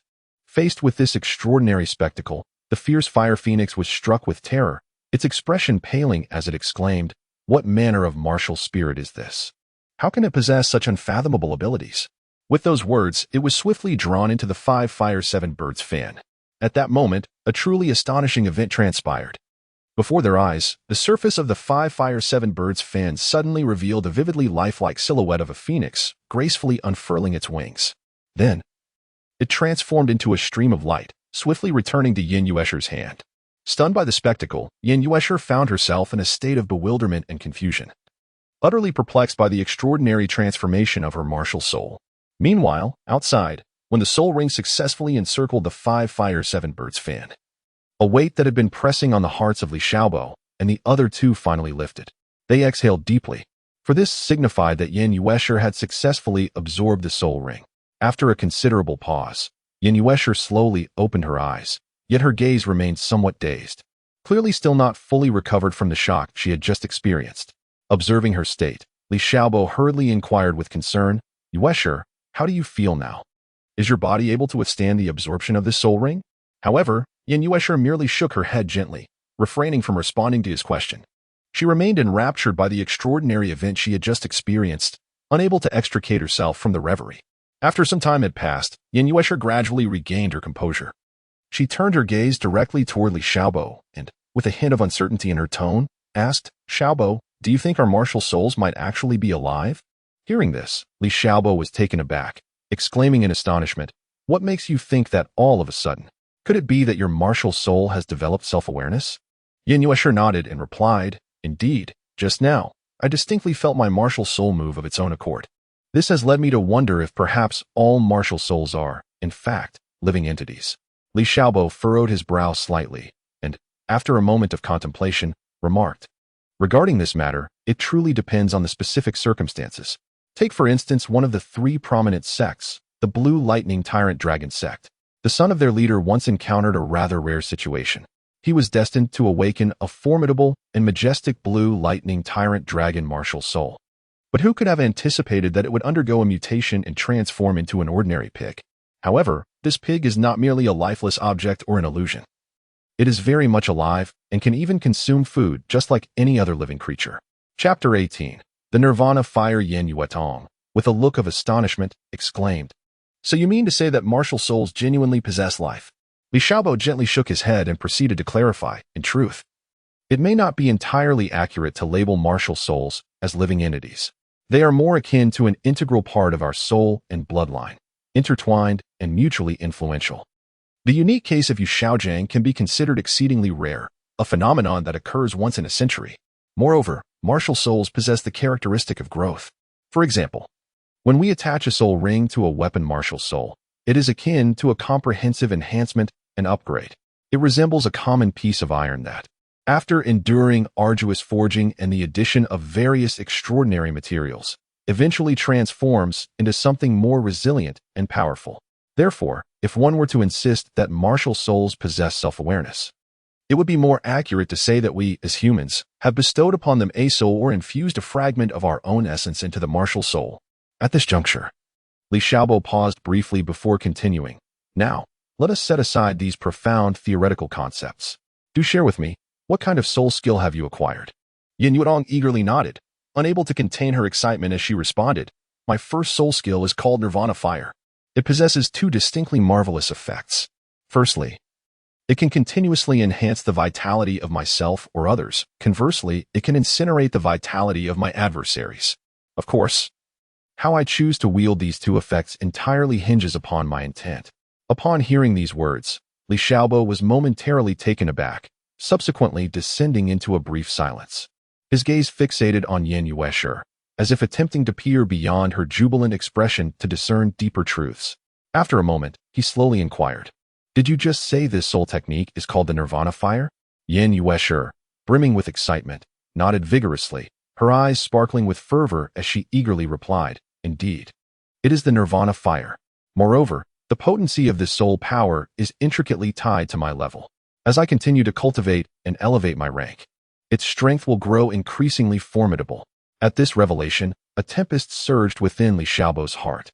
Recalling the legends he had once heard regarding the 5 Fires and 7 Birds fan, he had merely noted the superficial similarity of their names.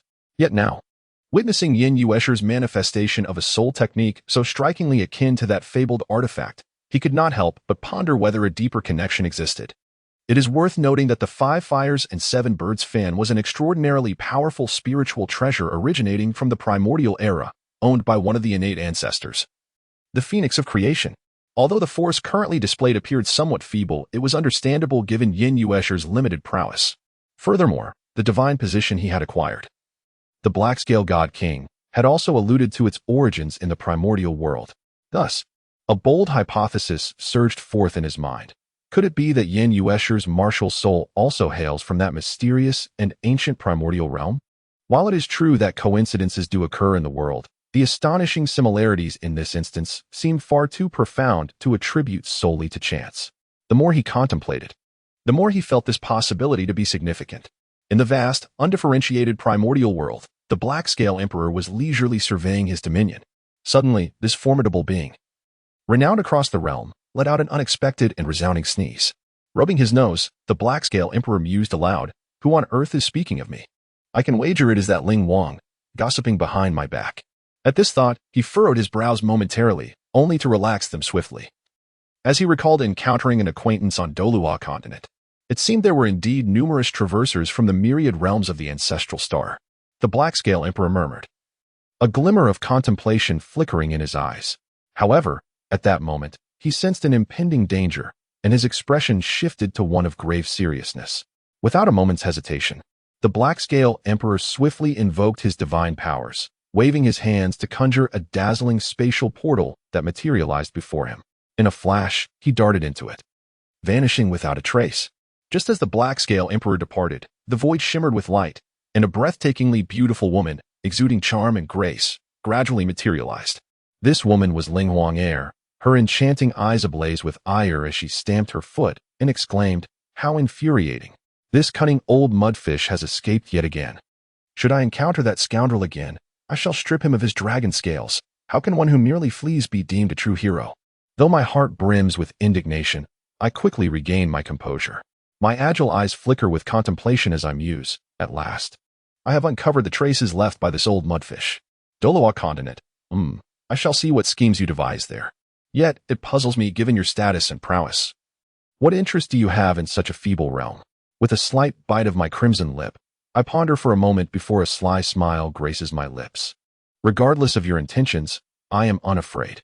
I have discreetly placed my life as spirit treasure within that world. Should you dare make a move, you shall surely fall under my watchful gaze. Heh, old black-scaled one, take heed, do not fall into my hands. In that instant, my heart quakes as though an invisible hand gently strums the strings of my soul, an overwhelming sense of summons surging within me. Almost instinctively, my enchanting eyes follow this mysterious aura. My vision pierces through layers of void, ultimately anchoring upon the vast and fantastical expanse of Douluo continent. To my astonishment, the spirit treasure I have carried with me begins to tremble, its once impregnable seal inexplicably loosening, emanating a faint, almost imperceptible aura. My gaze, sharp as lightning, darts toward the unsealed mark. As my eyes inadvertently flit over to Yin Wesher standing nearby, I suddenly detect another familiar presence, subtle yet unmistakable. Despite its obscurity, it cannot elude my keen perception.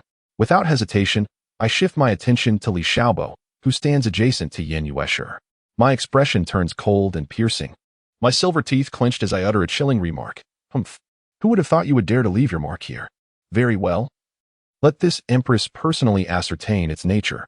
Before my words fade, I unleash my formidable essence, penetrating Li Xiaobo's sea of consciousness.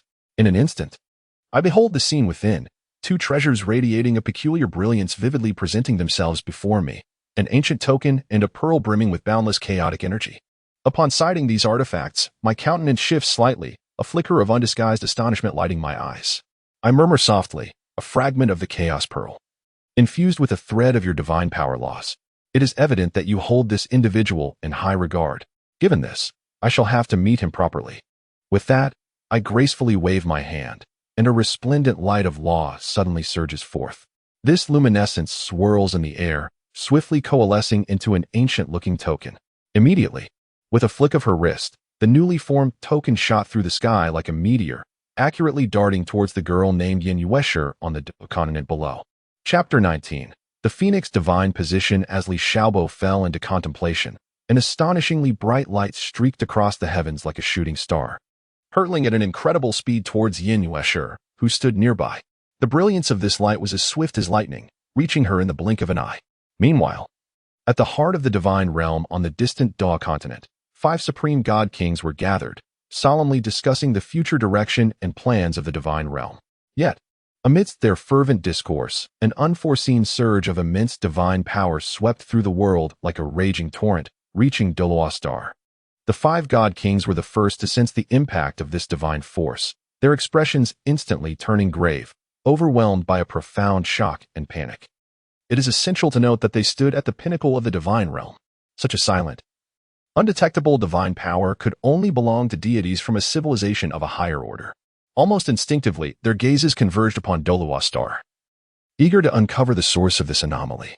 The mysterious light, akin to an arrow released from its bow, sped directly towards the girl named Yin Wesher. Astonishingly, as the light made contact with her body, it vanished in an instant, as if consumed, leaving not even a trace of its presence. Witnessing this spectacle, the 5 god kings exchanged glances, their eyes filled with confusion and concern. Moments later, as if sharing a telepathic bond, they exclaimed in unison, "The divine position inheritance." The destruction god king furrowed his brow and murmured, "What extraordinary genius could possibly attract a foreign deity to expend such great cost for the inheritance of the divine position?"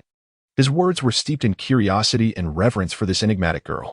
The Shura god king nodded thoughtfully and remarked solemnly, "It seems our previously devised plans for the divine realm must undergo significant adjustments. Yet, I wonder what ulterior motives this foreign deity harbors in such actions." His gaze was deep and distant, as though he had glimpsed a hidden conspiracy lurking beneath the surface. The evil god king snorted disdainfully, his face contorted with fury. "Humph! How dare this foreign realm so brazenly underestimate us, as if we are inconsequential? Once I ascertain the truth, they shall pay a grievous price." Just as the evil god king concluded his statement, a low, authoritative voice echoed as if emerging from the depths of the abyss, piercing his ears. "What do you intend to do? Do you wish for death?" This sudden interrogation struck the evil god king like a thunderbolt, leaving him stunned. In that moment, the once arrogant and domineering evil god king stood frozen in terror, as if his very backbone had been severed. His complexion turned as pale as parchment, and his body trembled involuntarily, beads of sweat cascading down his forehead. In a state of panic, he stammered, No, I absolutely did not mean it that way. I swear, I will do my utmost to protect your successor. Please, noble sir, have mercy and spare my life." As these words of supplication escaped his lips, the terrifying pressure enveloping him eased slightly. The malevolent god king exhaled a long sigh of relief, secretly grateful for his quick reaction. Yet, merely uttering a casual remark had elicited immediate awareness and warning from this enigmatic being from beyond, a testament to the unfathomable power possessed by the other party. The remaining 4 god kings were equally astonished, their faces etched with disbelief. They could hardly fathom that this civilization from beyond possessed such formidable strength. Until that moment, they had not even caught a glimpse of the otherworldly deity, yet the menacing voice had manifested in their ears without warning, akin to a specter. The four exchanged glances, their expressions betraying a flicker of fear and unease. After a mere moment of hesitation, they almost simultaneously turned and hurriedly made their way to the temple's entrance. As if pursued by some unspeakable terror, none daring to linger for even a second longer. For they were acutely aware that within this mysterious and ancient temple lay the potential presence of an otherworldly deity. A single misstep could provoke these lofty beings of boundless power, with consequences beyond imagination. Merely envisioning such a scenario was enough to send shivers down one's spine. However, amidst the crowd, Yin Yuesher stood frozen, seemingly entranced. She had only just emerged from the arduous process of absorbing the soul ring. Yet before she could fully regain her composure, a surge of unfamiliar and shocking information flooded her mind, accompanied by a vague yet imposing silhouette. Gradually, the figure became clearer. It was a magnificent and noble spirit phoenix. Radiating a dazzling brilliance akin to a blazing sun, the spirit phoenix spoke. I am a primordial divine being of the wilderness. Today, I see that you are destined to be here, and I shall bestow upon you a divine position. I am a member of the Phoenix clan, one of the 3 tribes of the innate mountains. I now impart the Phoenix divine position to you, hoping you will one day shoulder the responsibility of safeguarding the bloodline of this world's phoenixes. Of course, should you urgently require strength to confront future crises, you may acquire the necessary soul rings through hunting. Remember, only by becoming sufficiently powerful can you truly protect them. Furthermore, the legacy I grant you does not necessitate ascending to the divine realm. Meanwhile, in the outside world, Li Xiaobo was equally astonished by the unfolding scene. His eyes widened as he fixated on the parts of Yin Yuesher that shimmered with an extraordinary light, his mind awash with shock and confusion. For him, that radiance was all too familiar.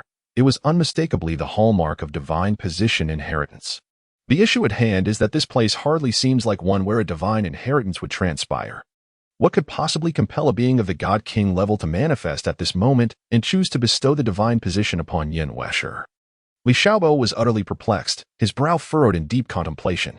Moreover, upon scrutinizing the phoenix mark upon Yin Yuesher's forehead, he couldn't help but feel an increasing resemblance to the legendary phoenix deity. It is worth noting that the phoenix deity is the divine title possessed by the second-level god. Ma Hongjun, could it be that they have intercepted what rightfully belonged to the Shrek 7 monsters? With this thought, Li Xiaobo found himself ensnared in profound reflection. Just as he wrestled with these thoughts, Ma Ronghua abruptly shattered the silence, his face a mask of confusion as he inquired, Brother Xiaobo, what exactly transpired a moment ago? Why did a radiant glow suddenly emanate from Sister Yuesher? Beside him, the old steward also gazed intently at Li Xiaobo, his eyes brimming with intense curiosity, clearly eager to uncover the truth. Li Xiaobo pondered for a moment before slowly raising his head, his tone grave as he said, There is nothing of great consequence. However, it is imperative that today's events remain confidential. With that, he turned his gaze directly towards Yin Yuesher, earnestly admonishing her, You too must keep this matter to yourself. The fewer who are aware of it, the better. Upon hearing these words, Yin Yuesher felt a sudden jolt in her heart. Acutely sensing that Li Xiaobo seemed to possess knowledge regarding the inheritance of the divine position. Chapter 20, Conversations about the Divine. Li Xiaobo gazed at Yin Yuesher, fully aware that she would not easily divulge matters to others. With a sense of relief, he turned his attention to the other 3 individuals, softly stating, Time is of the essence. We must make haste to return tonight. The old butler, understanding the unspoken sentiment, refrained from pressing the young master for more words. Meanwhile, Ma Ronghua appeared somewhat disenchanted, with a hint of annoyance etched on his face. Nevertheless, he ultimately chose to remain silent. Having spoken, the 4 promptly mounted their steeds and galloped towards Soul Hunting Town. The sound of hooves echoed through the night, as if striving to pierce the enveloping silence. Shortly thereafter, they arrived at Soul Hunting Town. Li Xiaobo glanced up at the large clock hanging outside the tavern, noting it was merely 7 o'clock in the evening. Based on their current pace, barring any unforeseen circumstances, they should arrive at the Earl's residence before 6 in the morning. With this thought, he turned and led the others towards the carriage parked by the roadside. Once everyone was aboard, the coachman cracked the whip and the wheels rolled forward, commencing their relentless journey. After a day of exhausting travel along the soul-hunting road, Ma Ronghua was utterly fatigued. Not long after entering the carriage, he succumbed to slumber. emitting soft snores. In contrast, Li Xiaobo and the other two, possessing greater strength and higher ranks, managed to maintain their alertness. As time passed, the night deepened, and the moon ascended high, resembling a radiant lantern suspended in the sky. Dots of twinkling stars danced among the luminous moonlight, creating a captivating spectacle. The cool silver light cascaded down, enveloping the carriage in a shimmering veil, as if draping it in a gown of silver. After a night of relentless travel, the weary travelers finally welcomed the dawn of a new day. On the eastern horizon, the sun emerged, its brilliant rays akin to golden flames, swiftly dispelling the lingering shadows of night. Simultaneously, a mysterious and auspicious purple mist drifted from the distant skies, adding a touch of sanctity and tranquility to the morning. Warm sunlight bathed a lavishly adorned carriage, causing the somewhat worn surface of the carriage to shimmer with a faint golden glow. At this moment, the carriage stood steadily before the Grand Earl's residence. The driver lightly descended and gently rapped on the door, softly calling, "Young master, we have arrived." A slight rustling emanated from within the carriage, and soon the door creaked open to reveal a drowsy yet handsome young man, Ma Ronghua, who emerged while yawning. After a brief moment of adjustment, the group hurried towards the imposing gates of the Earl's residence. Before they could reach the entrance, an observant servant had already spotted them and swiftly relayed the news to the maid, Fenglinger. Upon receiving the information, Fenglinger wasted no time and hurriedly approached with graceful steps. From a distance, she appeared in a pale blue long dress, its hem swaying in the breeze, resembling a blooming flower.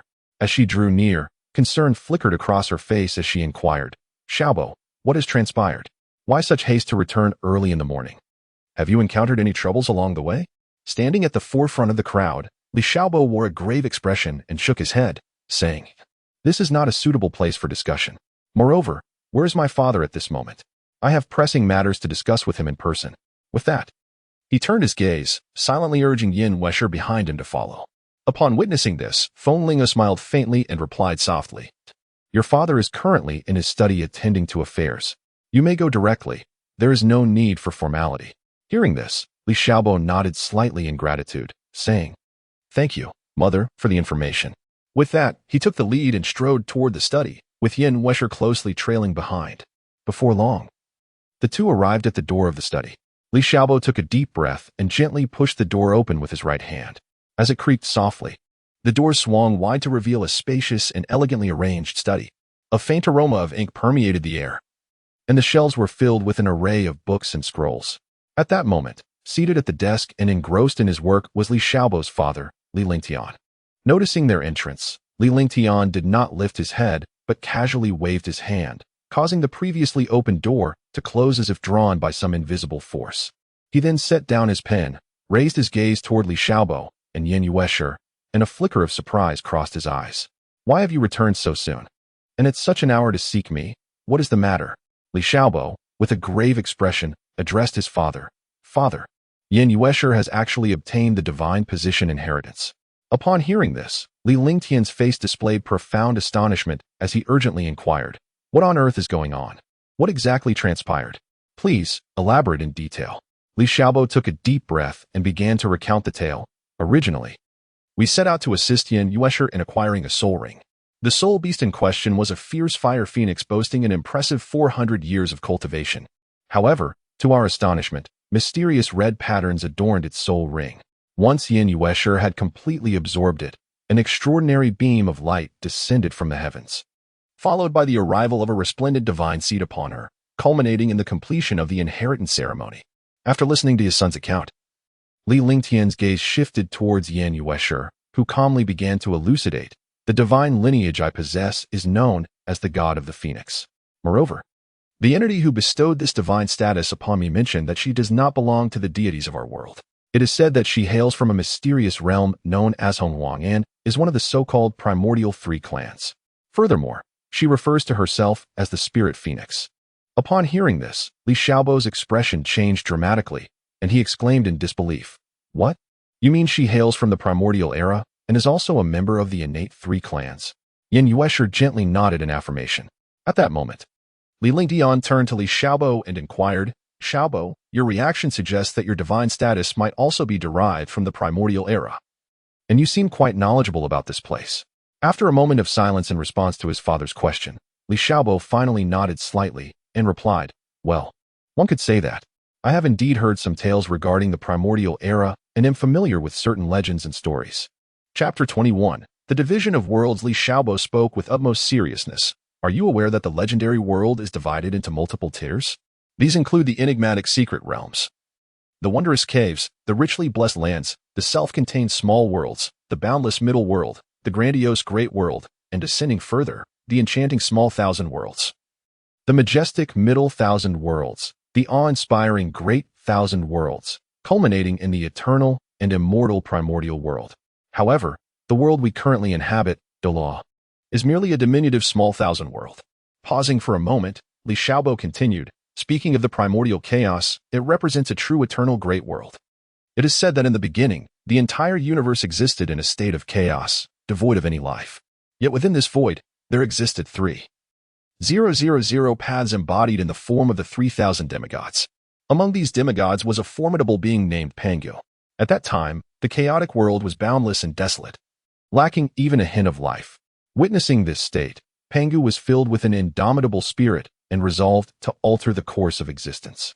Thus, he resolutely engaged in an earth-shattering battle alongside the other 3,000 demigods.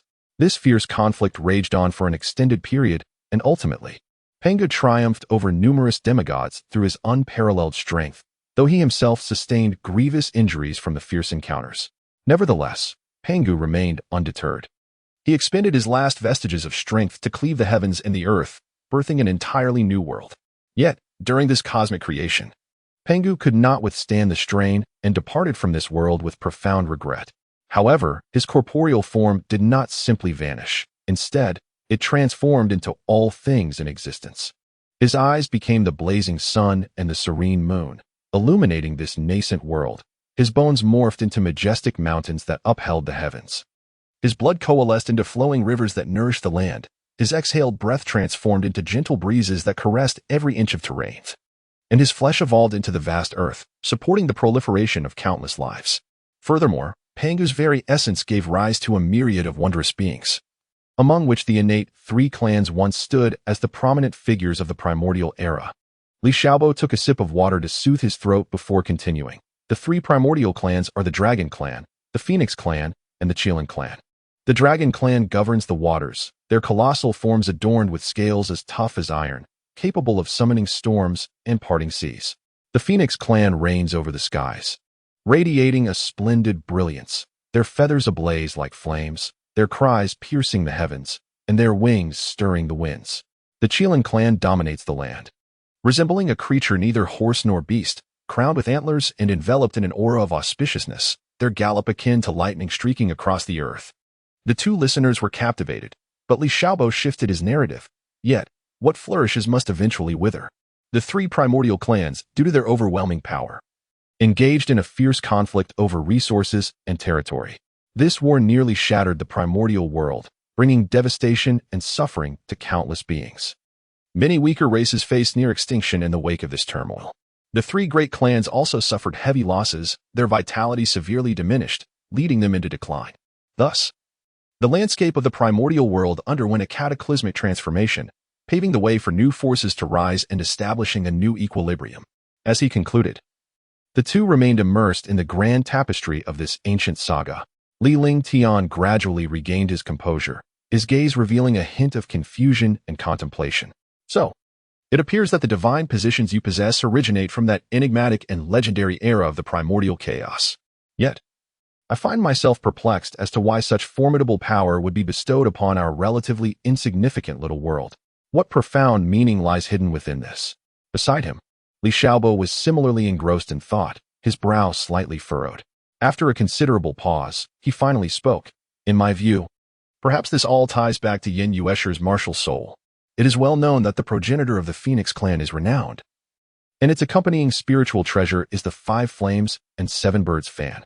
The name suggests that Yin Yuesher's martial soul may possess some subtle connection to it, which could explain why those ancient beings took an interest and chose to pass down the divine positions. As for myself, my acquisition of the divine position was purely serendipitous. I stumbled upon it in a relic, as if it were destined. At this point, Li Xiaobo could not help but marvel at the wondrous workings of fate. Yin Yuesher blinked her bright eyes, her face adorned with an expression of incredulity as she remarked, "So my divine position is truly so formidable? How astonishing! I had never contemplated the existence of such profound layers in this world." She tilted her head slightly, as if yearning to gaze through the roof into the boundless sky and the mysterious unknown.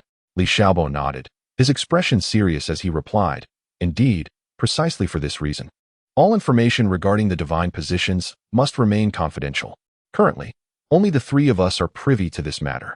However, what confounds me is that my divine king position has never been mentioned in those ancient legends. Thus, I cannot ascertain whether the primordial chaos we discuss is indeed the same as the one I envision in my mind.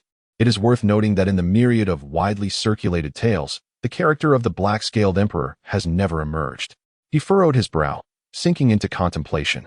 Yin Yuesher gently shook her head, her tone resolute as she countered, "Although there are no relevant records, that does not imply its non-existence. Perhaps in some obscure corner or in an even more distant past, there were stories yet to be uncovered." At that moment, the previously silent Li Ling Tian interjected. "Xiaobo makes a valid point. Therefore, even upon learning these astonishing secrets, we must not let our guard down or become complacent. By the way, did either of you encounter any peculiar trials when receiving the inheritance of your divine positions?" After a moment of contemplation, Li Xiaobo responded, "My process of inheriting the divine position has been remarkably smooth, devoid of any form of trial. The only noticeable change is that since attaining my divine rank, I have encountered no obstacles on my cultivation journey. Even upon reaching level 100, a height seldom attained by ordinary individuals, I continue to achieve breakthroughs within the Douluo realm. Moreover, my lifespan has been significantly extended. I am now uncertain of just how much longer I may live." At this juncture, a hint of sentiment and bewilderment flickered across his expression. Yin Yuesher then echoed, "Indeed, my circumstances are quite similar. The divine inheritance has not presented me with any trials either. It has merely rendered my cultivation path smooth, freeing me from concerns of encountering hindrances." Li Ling Tian's dark eyes narrowed slightly, and with a solemn expression, he proclaimed, "Although the potential you both possess is truly extraordinary, reaching heights that ordinary individuals can scarcely aspire to, coupled with the blessings of divine inheritance, it is certain that your path of cultivation will not encounter many obstacles in the future. However, you must remember that at this moment, you are still in the nascent stage, with wings yet to unfurl. One must not let their guard down or become complacent. It is essential to understand that only those geniuses who grow robustly can truly be deemed as such." After a brief pause, Li Ling Tian continued, "Furthermore, Miss Yin Yuesher, having obtained the divine inheritance, in due time, when you achieve success, you will naturally have the opportunity to avenge past grievances. So, I wonder if you would consider joining my Li family, especially since you currently have no place to call home. Of course, if you have other plans in mind, we shall not hinder you." Upon hearing this, Yin Yuesher furrowed her delicate brows, sinking into deep contemplation.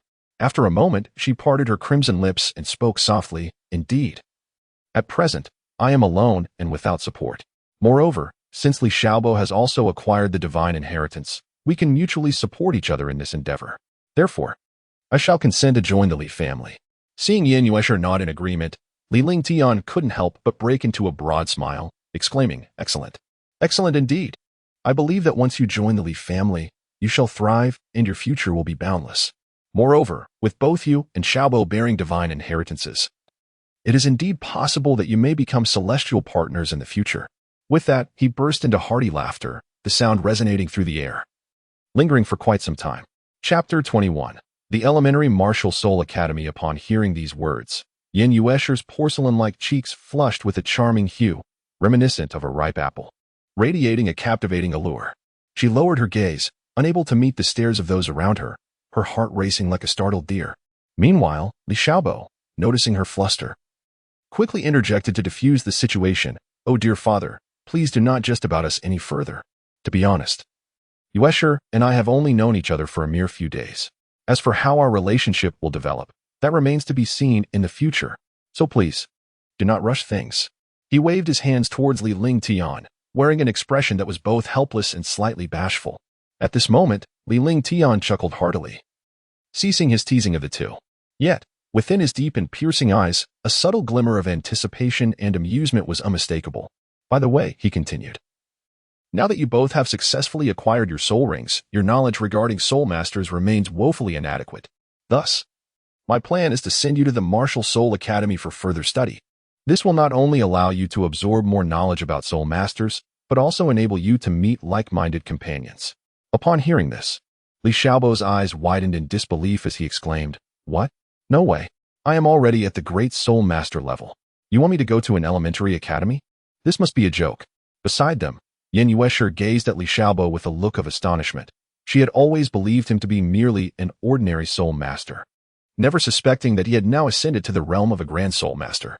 Li Lingdian paid no heed to Li Xiaobo's protests and instead turned his attention to Yin Yuesher, inquiring gently, "Yuesher, what are your thoughts on this matter?" After a brief contemplation, Yin Yuesher nodded obediently and replied, "I shall defer to Uncle's arrangements. To be honest, I find it imperative to delve deeper into the knowledge of soul masters at this juncture." Upon hearing Yin Yuesher's compliant and sensible words, Li Lingtian felt a wave of relief wash over him, a satisfied smile gracing his features. He then abruptly turned his gaze back to Li Xiaobo, his expression grave and stern as he demanded, "Xiaobo, what exactly are you thinking? Speak plainly." Faced with Li Lingtian's authoritative inquiry, Li Xiaobo was rendered speechless. Standing there with an expression of helplessness and bewilderment, he pouted and muttered softly, all right, I'll do as you say." Li Lingdian then softened his demeanor and remarked, "Though the Junior Soul Master Academy focuses on fundamental teachings, it boasts many formidable instructors and a wealth of unique training materials. Consequently, the three of them proceeded to the Junior Soul Master Academy. The admissions officer, upon seeing Li Xiaobo's rank, displayed a look of surprise but proceeded with the testing protocol.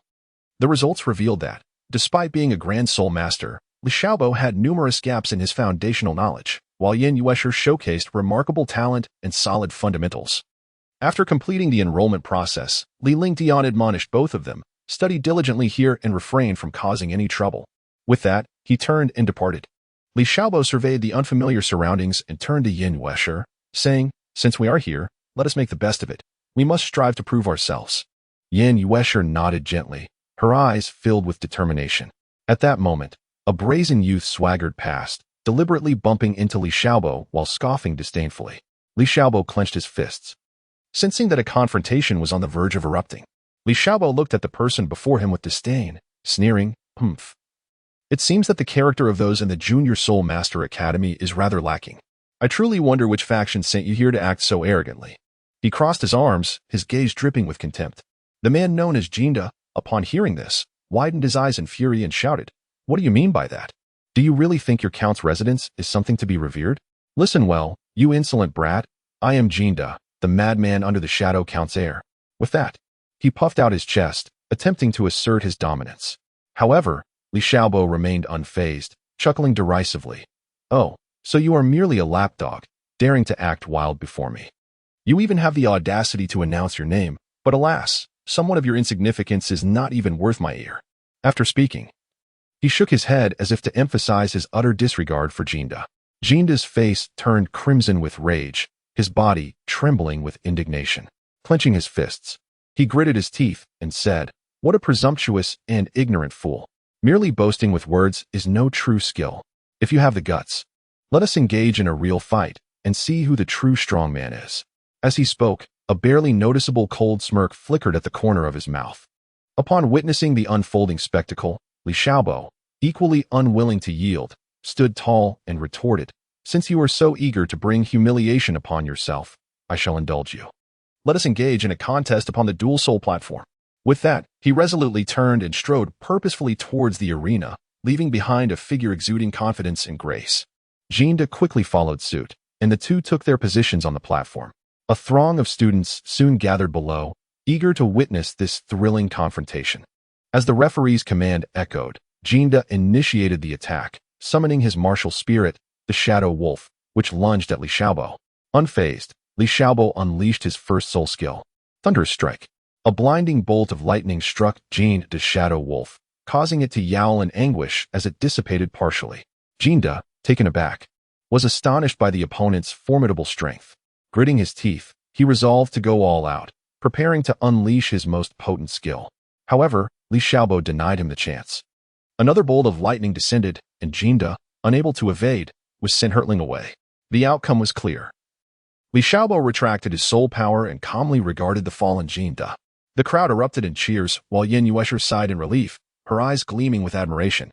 Jin Da, struggling to rise, shot a venomous glare at Li Xiaobo before retreating in disgrace. Li Xiaobo descended from the platform and approached Yin Yuesher, smiling as he remarked, "This was merely a minor interlude. We must now immerse ourselves in the study of soul master knowledge." Yin Yuesher nodded with a smile, and the pair walked side by side towards the classroom. Jin Da fell heavily to the ground, his body colliding with the hard surface, producing a dull thud. Crimson blood trickled from the corner of his mouth, resembling a sinister flower blooming upon his pallid visage. Struggling to prop himself up, he wiped away the blood with his hand, his gaze brimming with resentment and indignation. "Li Xiaobo, you shall pay for this," he vowed fiercely, his voice trembling with rage. "Do not think that your arrogance is justified simply because of the support from the Count's estate and that century-old soul ring." Nearby, several onlookers bore witness to this scene. Yet they remained silent, merely observing. These individuals hailed from humble backgrounds and could not possibly contend with the formidable connections of Li Xiaobo.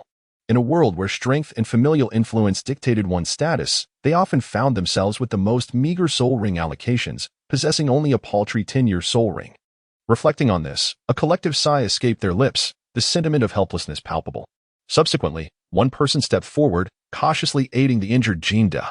The others gathered around, collectively lifting Jin Da and trudging slowly towards the office of the healing teacher.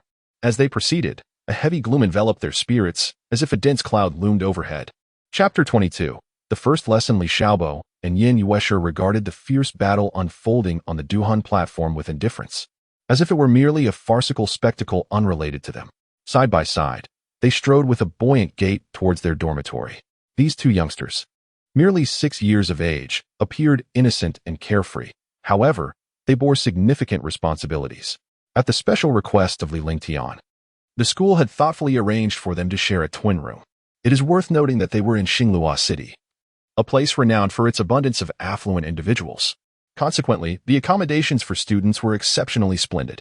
Upon entering their shared dormitory, one would observe a spacious and brightly lit area, adorned with warmth and comfort. Furthermore, the room boasted a private bathroom, allowing them to indulge in moments of relaxation whenever they desired. After a brief respite, the two began to organize their belongings, neatly folding their clothes into the wardrobe and arranging their books on the desk. In no time, the initially chaotic dormitory transformed into a model of orderliness. Once everything was in place, they glanced at the time and realized that there was little left before class commenced. Thus, they hurriedly made their way to the classroom. After all, they were new transferees to this class, and being tardy on their very first day would be quite unfortunate. As they reached the classroom door, the sound of the teacher's lecture resonated from within. Exchanging a glance, they gently knocked on the door and then pushed it open to enter. Li Xiaobo was the first to step onto the podium. Clearing his throat, he announced, "Greetings, everyone. My name is Li Xiaobo, hailing from the house of Du Kanyuan. I hope to forge numerous friendships here and become a formidable soul master." Following him, Yin Yuesher also took the stage to briefly introduce herself. After the teacher nodded in satisfaction, he began to delineate the classifications of soul masters. They are categorized into offensive, agile, control, and supportive types. Offensive soul masters are renowned for their immense attacking power. For instance, those possessing fire-type martial souls can unleash devastating flame skills. Agile soul masters excel in speed, akin to those with wind-type martial souls, who can swiftly traverse the battlefield, delivering unexpected strikes to their foes. Control-type soul masters can restrict their enemies' movements through their martial souls. For example, ice-type martial souls possess the ability to freeze opponents. Meanwhile, supportive soul masters, though lacking in offensive capabilities, play a pivotal role in enhancing their teammates' abilities and providing healing. Today, you are to tentatively determine the direction you wish to pursue. After listening, the students appeared contemplative, with Li Xiaobo quietly evaluating which category he might belong to, while Yin Yuesher gazed intently at the blackboard, diligently absorbing the knowledge. It is worth noting that he possesses 3 martial souls. Although the herbal diagram is of no use in combat, he still has 2 other martial souls at his disposal. Presently, he showcases his physical martial soul and the formidable reverse divine spear.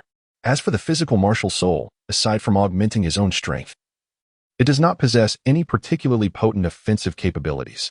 However, the reverse divine spear, despite its might, has yet to acquire a soul ring.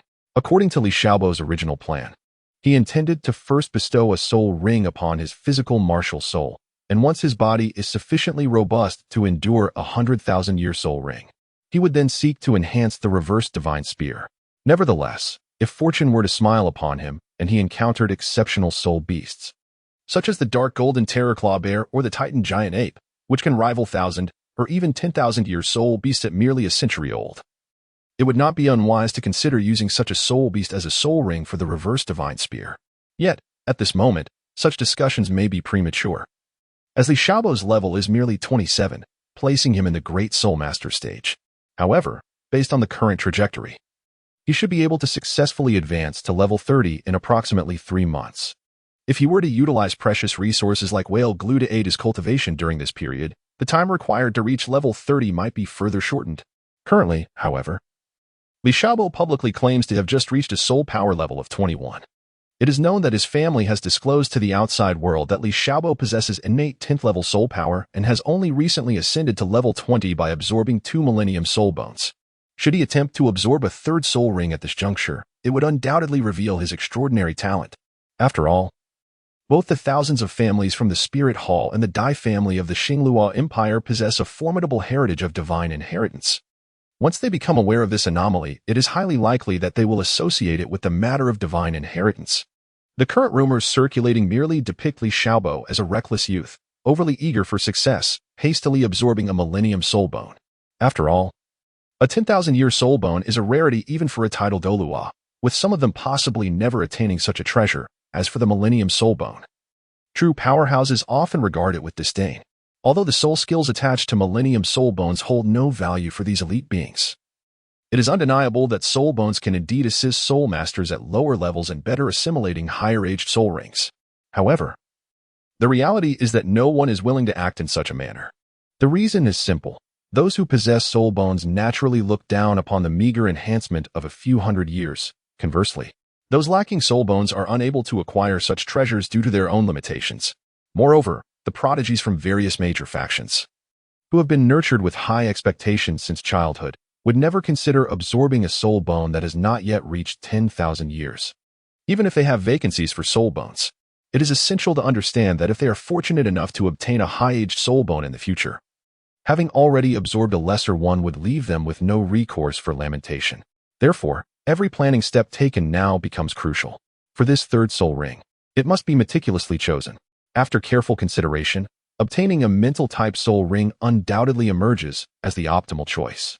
Among the various references available, the Daydream Ice Silkworm, the protagonist's unique asset in Douluo Continent 2, stands out as particularly noteworthy.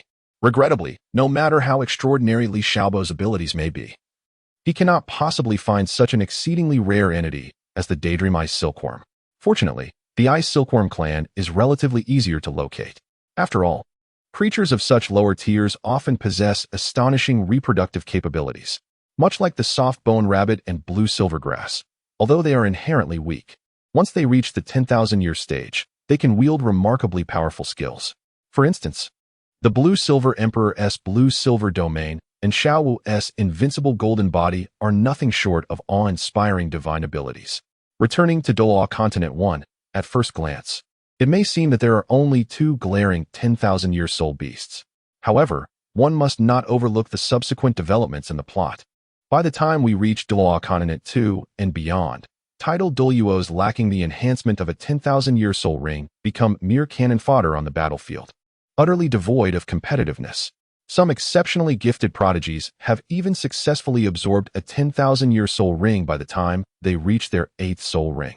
Of course, our protagonist is an exception, standing apart from the rest. It is evident that the number of 10,000-year soul beasts on Douluo Continent is certainly substantial, yet most remain hidden, concealed in the obscure corners of the world.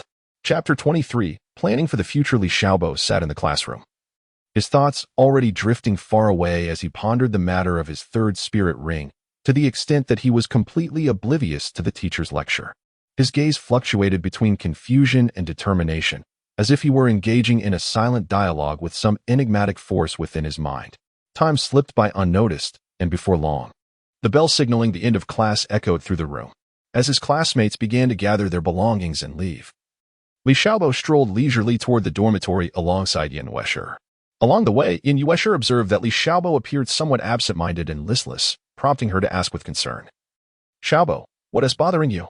You've seemed a bit off since class started. What are you thinking about?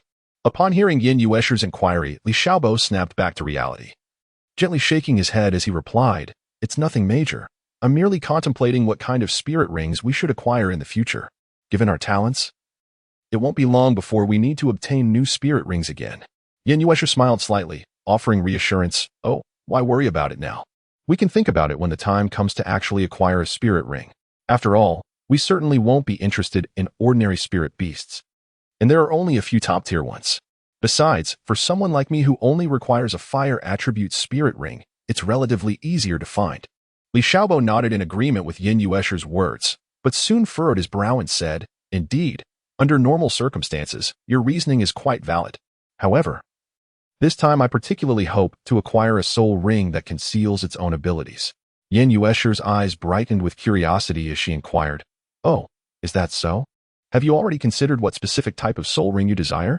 Li Xiaobo nodded emphatically and replied, I have already devised a plan. However, I am concerned that the skills associated with this soul ring may not be ideal. According to my vision, only a 10,000-year soul ring from the Ice Silkworm clan can fulfill my requirements. Upon finishing his statement, he let out a sigh. Seemingly troubled by the uncertainty of whether he would successfully acquire a satisfactory soul ring, Li Xiaobo furrowed his brow and lamented, However, the energy accumulated over 100,000 years is simply beyond my current capacity to absorb directly, unless these soul beasts willingly offer themselves as a sacrifice. Yet, such an occurrence is nearly impossible. How could they so readily relinquish their lives for me? Yin Yuesher, standing nearby, gently nodded in agreement. Acknowledging the truth of his words, indeed, when soul beasts reach the age of 100,000 years, their wisdom and emotions are indistinguishable from those of humans. So, do you still intend to seek out the Ice Silkworm clan? After a moment of contemplation, Li Xiaobo replied, Well, it truly depends on the specific circumstances. Although hope may seem elusive, we are individuals entrusted with the divine legacy. Perhaps the Ice Silkworm clan might indeed choose to offer a sacrifice to me. Even if we ultimately fail to find a suitable candidate for the offering, it is of little consequence, for we do not currently need to engage in fierce battles. I can simply refrain from using my primary martial soul. In this manner, others would find it challenging to discern my true capabilities. Upon hearing this, Yin Yuesher slightly nodded in agreement, yet her expression soon turned to one of concern. Indeed, this approach is not without merit. But should you encounter peril necessitating your full commitment, it may become rather troublesome. Furthermore, this strategy could also expose the power of your secondary martial soul. Li Xiaobo, however, remained unconcerned, waving his hand with a chuckle. Ha ha, it's all right. You must understand that up until now, not a single individual with dual martial souls has managed to grow successfully. They either perish due to the internal conflict of their two souls, or become incapacitated from their inability to harmonize the powers. For this reason, those individuals should not be excessively focused on or fearful of my dual martial soul. Yin Yuesher was taken aback, her eyes widening in astonishment as she exclaimed, What? Are you saying that all possessors of dual martial souls either die in an explosion or become worthless? Li Xiaobo said with a serious expression, Indeed, up to this point, no individual possessing twin martial souls has successfully ascended to the realm of title Douluo. Standing beside him, Yin Yuesher, upon hearing this, displayed a look of concern and eagerly inquired, Then, how do you plan to respond to this situation? Li Xiaobo slightly raised the corners of his mouth, revealing a confident smile as he replied, Do not worry, for I have already discerned the solution to this predicament. Upon hearing these words, Yin Yuesher could not contain her excitement. Her eyes widened as she eagerly pressed on, Is that truly the case? Do you genuinely possess a method to resolve this crisis? Pray, tell me, what is this miraculous approach? However, Li Xiaobo's expression shifted to one of skepticism as he puzzledly retorted, Yuesher, why are you so invested in this matter? It is worth noting that you are not a twin martial soul. Faced with Li Xiaobo's inquiry, Yin Yuesher initially fell into silence, as if grappling with an intense internal struggle. After a considerable pause, she finally gathered her resolve and slowly spoke, In truth, I too possess a twin martial soul. Upon hearing this, Li Xiaobo was immediately taken aback, his eyes wide with disbelief as he gazed at Yin Yuesher. He exclaimed, What? You too possess a twin martial soul? But what is the nature of your other martial soul? Yin Yuesher took a deep breath and slowly extended her left hand. There, in the palm of her hand, a beautifully crafted flute gently materialized. This flute, resplendent in emerald green, was adorned with intricate patterns depicting the cycles of the 4 seasons, exquisite in its artistry. Reminiscent of a treasured masterpiece. Yin Yuesher softly explained, "This is my second martial soul, known as the Spring and Autumn Flute. However, I remain entirely ignorant of its specific functions and attributes." With that, she cast her gaze upon the Spring and Autumn Flute, her eyes reflecting both curiosity and confusion. Li Xiaobo gazed intently at the ever-changing image of the 4 seasons, his eyes gradually becoming misty, as if he were completely immersed in its essence. He could not help but softly murmur, "The cycle of the seasons, the flute of spring and autumn, the poetic melodies of spring, summer, autumn, and winter, at last. I believe I have grasped the extraordinary power of your martial soul." Upon hearing this, Yin Yuechi's eyes widened in curiosity, and she eagerly leaned closer to ask, "Is that true? Please tell me, what is the true purpose of my martial soul? Furthermore, what kind of soul beast should I seek to bestow upon it a soul ring?" Li Xiaobo took a moment to organize his thoughts and slowly remarked, "In my opinion, the attributes of this spring and autumn flute should be intricately tied to the passage of time. Observe how the patterns of the changing seasons depicted on the flute serve as the most compelling evidence of this notion. Thus, we might contemplate augmenting it with soul beasts that symbolize the distinct characteristics of each season. For instance, the resilient plum blossom that braves the snow and frost, the elegant lotus that stands tall, the serene and graceful orchid, and the boldly blooming chrysanthemum. Naturally, if we could also find soul beasts like the golden cicada that resonate with the seasonal transformations, it would be an excellent choice as well." Yin Yuesher listened, her understanding wavering, and furrowed her brow as she inquired, "But why select these particular soul beasts? What connection do they have with my martial soul?" Li Xiaobo smiled gently and patiently elucidated, "The term spring and autumn inherently embodies the notion of the passage of time. The plum blossom, often blooming amidst the harshness of winter, symbolizes resilience and indomitable spirit. The lotus flourishes in the sweltering summer, signifying purity and elegance. The orchid typically graces the gentle warmth of spring, representing humility and tranquility. As for the chrysanthemum, it usually blossoms in the cool autumn, reflecting simplicity and serenity. Moreover, the golden cicada undergoes metamorphosis with the changing seasons, closely intertwined with the flow of time. Thus, when your martial soul absorbs the powers of these representative soul beasts, the soul skills you manifest may indeed resonate with the essence of time in a remarkable manner." Chapter 24. Time flies, time passes swiftly, akin to a fleeting shadow. And in the blink of an eye, 3 months have slipped away like sand through one's fingers. At last, the long-awaited holiday has arrived, lasting another 3 months. This precious break holds significant meaning for the students who are on the brink of their advancement trials, as it is specifically allocated for them to acquire soul rings. It is worth noting that obtaining a soul ring is no trivial endeavor. If fortune does not favor them, it may take several months to succeed. On such a sun-drenched day, Li Xiaobo, with a smile gracing his lips, held hands with Yin Yuesher as they leisurely approached the school gate. Walking side by side, their silhouettes elongated by the golden sunlight, they resembled a captivating and picturesque painting. Along the way, they exchanged laughter and conversation, sharing their plans for the holiday and their aspirations for the future. A gentle breeze caressed their faces, bringing with it a refreshing and delightful sensation. Li Xiaobo spotted his father, Li Lingtian, from a distance, standing at the school gate, excitedly pulling Yin Yuesher along as he rushed over. "Dad." Li Lingtian smiled as he gently patted his head, turning to Yin Yuesher and inquiring, "How have you been these past few months, little Sher? Has anyone been troubling you?" Yin Yuesher obediently shook her head. At that moment, a sudden commotion erupted nearby. A group of senior soul masters emerged from the school, the leader casting a menacing glance at Li Xiaobo. It turned out that this individual had previously sought to cause trouble for Li Xiaobo, but had been reprimanded, harboring resentment ever since. Li Lingtian sensed that the atmosphere was amiss and furrowed his brow slightly. The man approached with a sarcastic tone, saying, "Oh, isn't this the pampered child with a protective father?" Just as Li Xiaobo was about to retort, Li Lingtian raised his hand to stop him. "I am indifferent to the disputes between you, but should you dare to provoke my child again, I shall not hold back," Li Lingtian stated coldly. The few individuals, feeling the weight of his formidable presence, snorted disdainfully and retreated in defeat. "Let us go home and celebrate the arrival of the holiday," Li Lingtian declared as he strode away from the school gate alongside Li Xiaobo and Yin Yuesher. The trio made their way toward a magnificently adorned carriage not far off, their steps light and steady, as if each stride was imbued with purpose and anticipation. Upon reaching the carriage, Li Xiaobo was the first to open the door, followed sequentially by Li Ling Tian and Yin Yushi as they entered the spacious and comfortable interior. Once inside, Li Ling Tian, seated in the middle, turned to Li Xiaobo with a gentle smile and inquired, "Xiaobo, how have you been faring in the academy?" A hint of concern glimmered in his gaze.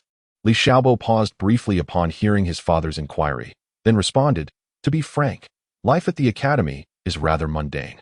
Aside from attending classes, my days are consumed by training, meals, and sleep, with little excitement or novelty to be found. However, I am pleased to share that my cultivation has advanced, and I have now reached the 30th level." As he finished speaking, a subtle expression of pride graced his features. Li Ling Tian was momentarily taken aback by the words, a glimmer of surprise flickering in his eyes as he remarked, "I truly did not expect your rate of cultivation to be so astonishing. This indeed brings great comfort to your father. By the way, now that you have reached level 30, have you contemplated what kind of soul ring you wish to augment?" Li Xiaobo nodded resolutely and replied, "Father, after considerable contemplation, I have decided to choose a soul ring from an ice silkworm." Li Ling Tian furrowed his brow slightly upon hearing his son's words and inquired with curiosity, "Why have you chosen the ice silkworm?" "To my knowledge, this soul beast does not seem to possess any particularly outstanding abilities." Li Xiaobo smiled and explained, "Father, you may not be aware that although the ice silkworm itself possesses no formidable offensive power, it is precisely for this reason that it has developed extraordinary camouflage skills. With the abilities bestowed by this soul ring, I will be able to conceal myself more effectively in both combat and mission scenarios, thereby delivering a devastating surprise strike to the enemy." After listening to his son's explanation, Li Lingdian nodded thoughtfully in acknowledgement and chose not to elaborate further. Upon returning to the Earl's residence, they were warmly greeted by the servants. Li Lingtian instructed the kitchen to prepare a sumptuous feast to celebrate this special occasion. The dining table was adorned with an array of delectable dishes, emanating an enticing aroma. During the meal, Li Xiaobo animatedly recounted the fascinating courses and thrilling practical training at school, while Yin Yushi chimed in occasionally, filling the dining hall with cheerful laughter. After the meal, Li Xiaobo retreated to his room to organize the necessary preparations for hunting souls. He meticulously packed a specially crafted net, a sharp dagger, and some healing potions into his backpack. At that moment, Yin Yushi quietly entered, holding an old, tattered booklet. "Xiaobo, this booklet contains some unique traits of the ice silkworm. It might prove useful to you," she offered, handing it to him. Li Xiaobo received the booklet and expressed his gratitude. "Thank you, Yushi." Just as he was perusing its contents, a voice rang out from outside. "Xiaobo, you're back. Are you going to hunt the soul? May I join you?" "I have already reached level 10. It was Ma Ronghua." Li Xiaobo replied, "Ronghua, what brings you here?" "I plan to venture into the far north, and it may be too harsh for you." Ma Ronghua, with unwavering determination, insisted, "Xiaobo, I am not afraid of the cold. I must accompany you." Faced with his earnestness, Li Xiaobo hesitated, contemplating his words, when Li Lingdian approached. "Xiaobo, since Ronghua is so eager to join, let him come along. It will be an opportunity for him to gain experience." Reluctantly, Li Xiaobo nodded in agreement. Thus, the five embarked on their journey to the far north. As they drew nearer, the temperature plummeted, and although Ma Ronghua trembled from the cold, he persevered resolutely. Upon reaching the edge of the far north, a fierce wind howled, swirling snow like countless white blades dancing in the air. They proceeded cautiously, searching for traces of the ice silkworm. Suddenly, a colossal snow beast obstructed their path. With a thunderous roar, it launched an attack. Li Xiaobo brandished his dagger to defend, while Yin Yushi summoned a protective wall of soul energy, leaving Ma Ronghua to anxiously hide behind them. After a fierce battle, they united their strength to defeat the snow beast. Venturing deeper, they discovered an icy lake enveloped in a chilling mist. Li Xiaobo's heart stirred. According to the notes provided by Yin Yushi, the ice silkworm might be nearby. As fate would have it, beneath a colossal stone by the lakeside, they found faint threads, a telltale sign of the ice silkworm's activity. While they cautiously searched the area, the temperature dropped sharply, and several ice silkworms slowly emerged. These creatures were significantly larger than expected, exuding an ethereal blue glow.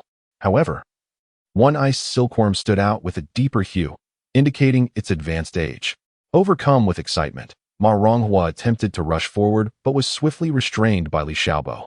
Understanding the peril of impulsive actions that could scare away the ice silkworms, Li Xiaobo held back.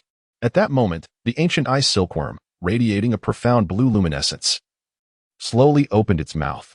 Insignificant humans, why do you toil so diligently in search of my ice silkworm kin? Know that we cannot provide any valuable environment or resources for your greedy kind. Li Xiaobo and the other four were taken aback, particularly Li Xiaobo, who was the first to regain his composure and hastily spoke with utmost respect. Esteemed elder of the Ice Silkworm clan, I beseech you to lend me your ear. To speak candidly, my relentless search for your illustrious clan stems from an urgent need to acquire a soul ring from your lineage. Upon hearing this, the Ice Silkworm appeared momentarily stunned, before letting out a cold laugh. Humph, you are indeed an honest little fellow. Yet, you do not possess an ice attribute martial soul. Why then are you so fixated on our soul rings? Moreover, it is well known that the skills associated with the soul rings of my clan are relatively weak. Furthermore, the soul rings found here are all at least 10,000 years old. With your current strength, you would be utterly incapable of withstanding such power. Thus, it would be prudent for you to return whence you came, for I have no desire to engage in unnecessary conflict with you today. However, Li Xiaobo showed no signs of retreat. He straightened his posture and resolutely responded, Elder, you may be unaware, but my purpose for coming here is precisely to seek your esteemed clan. Moreover, I am confident in my ability to successfully absorb a 10,000-year soul ring.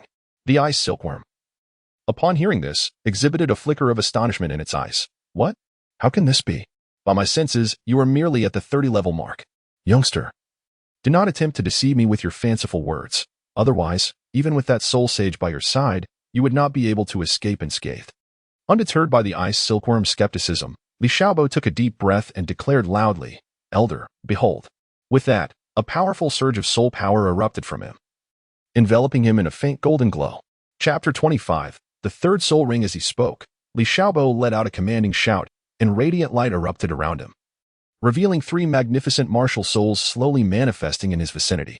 In his right hand, he firmly grasped a menacing spear, the reverse divine spear, which emanated a chilling aura that seemed capable of freezing one's very soul, instilling a sense of dread with just a single glance. In his left hand, he held what appeared to be an unremarkable landscape painting. Yet, this painting subtly radiated a tranquil and profound energy, as if it contained the boundless mysteries of the universe. At this moment, Li Xiaobo was enveloped in a resplendent golden light, resembling a formidable war deity descended upon the mortal realm, exuding an imposing presence and overwhelming might. He then proclaimed, Elder, I humbly admit my inadequacies. My innate soul power has already reached level 20, and I possess 3 martial souls. What is more fortunate is that I have also received a divine inheritance. As he spoke, a mysterious and inscrutable rune flickered between his brows, shining like a brilliant star in the night sky. Li Xiaobo continued, however, due to the relatively weak influence of my family, I hope to obtain a soul ring from you that can conceal one's presence. I sincerely implore you to grant this request. Upon hearing these words, Bingkin was momentarily taken aback, clearly astonished by Li Xiaobo's revelation. The 3 companions, Yin Yuesher and the others, were equally dumbfounded, their mouths agape as if they could fit an egg inside. It is worth noting that they had never heard of anyone possessing 3 life martial souls and such a high innate soul power level simultaneously. At this moment, Li Lingtian, who had remained silent, slowly closed his eyes, revealing a hint of helplessness and bitterness on his face, then sighed heavily. Alas, in the end, our Count's house is simply too weak. Regaining her composure, Bingkin could not hide her astonishment and asked, You just mentioned that not only have you obtained divine inheritance, but you also possess the rare 3 life martial souls. Do you truly believe that one day you can achieve the status of a deity? In response to Bingkin's skepticism, Li Xiaobo's gaze remained unwavering, exuding confidence as he replied, I firmly believe I can accomplish this. After all, with the talent I have demonstrated thus far, it would not be an exaggeration to say that I am truly unparalleled. Li Xiaobo stood still, a slight furrow creasing his brow, as the awe-inspiring image of the protagonist from Douluo 2 involuntarily surfaced in his mind. After all, this was a being akin to a destined child endowed with 3 life spirits. At that moment, the ice silkworm beside him let out a languid sigh and remarked, Are you not aware? The reason I have refrained from taking action from the outset is deliberate. Although our ice silkworm clan possesses relatively weaker offensive capabilities, I have nonetheless cultivated for a full 100,000 years. Dealing with you insignificant minions would be a trivial matter. Upon hearing this, an involuntary shiver coursed through Li Xiaobo, prompting him to ponder. Indeed, why does this formidable ice silkworm hesitate to engage? It is known that the relationship between soul beasts and humans has always been one of irreconcilable opposition. The ice silkworm slowly lifted its head, its gaze fixed on the horizon, and continued, "In truth, my age is not merely a scant 100,000 years. More accurately, it is a staggering 199,999 years. Our soul beast lineage must endure a terrifying tribulation every 100,000 years. Though I fortuitously managed to survive the first tribulation by consuming several precious pieces of 10,000-year-old ice marrow, I am now utterly unprepared for the impending second tribulation.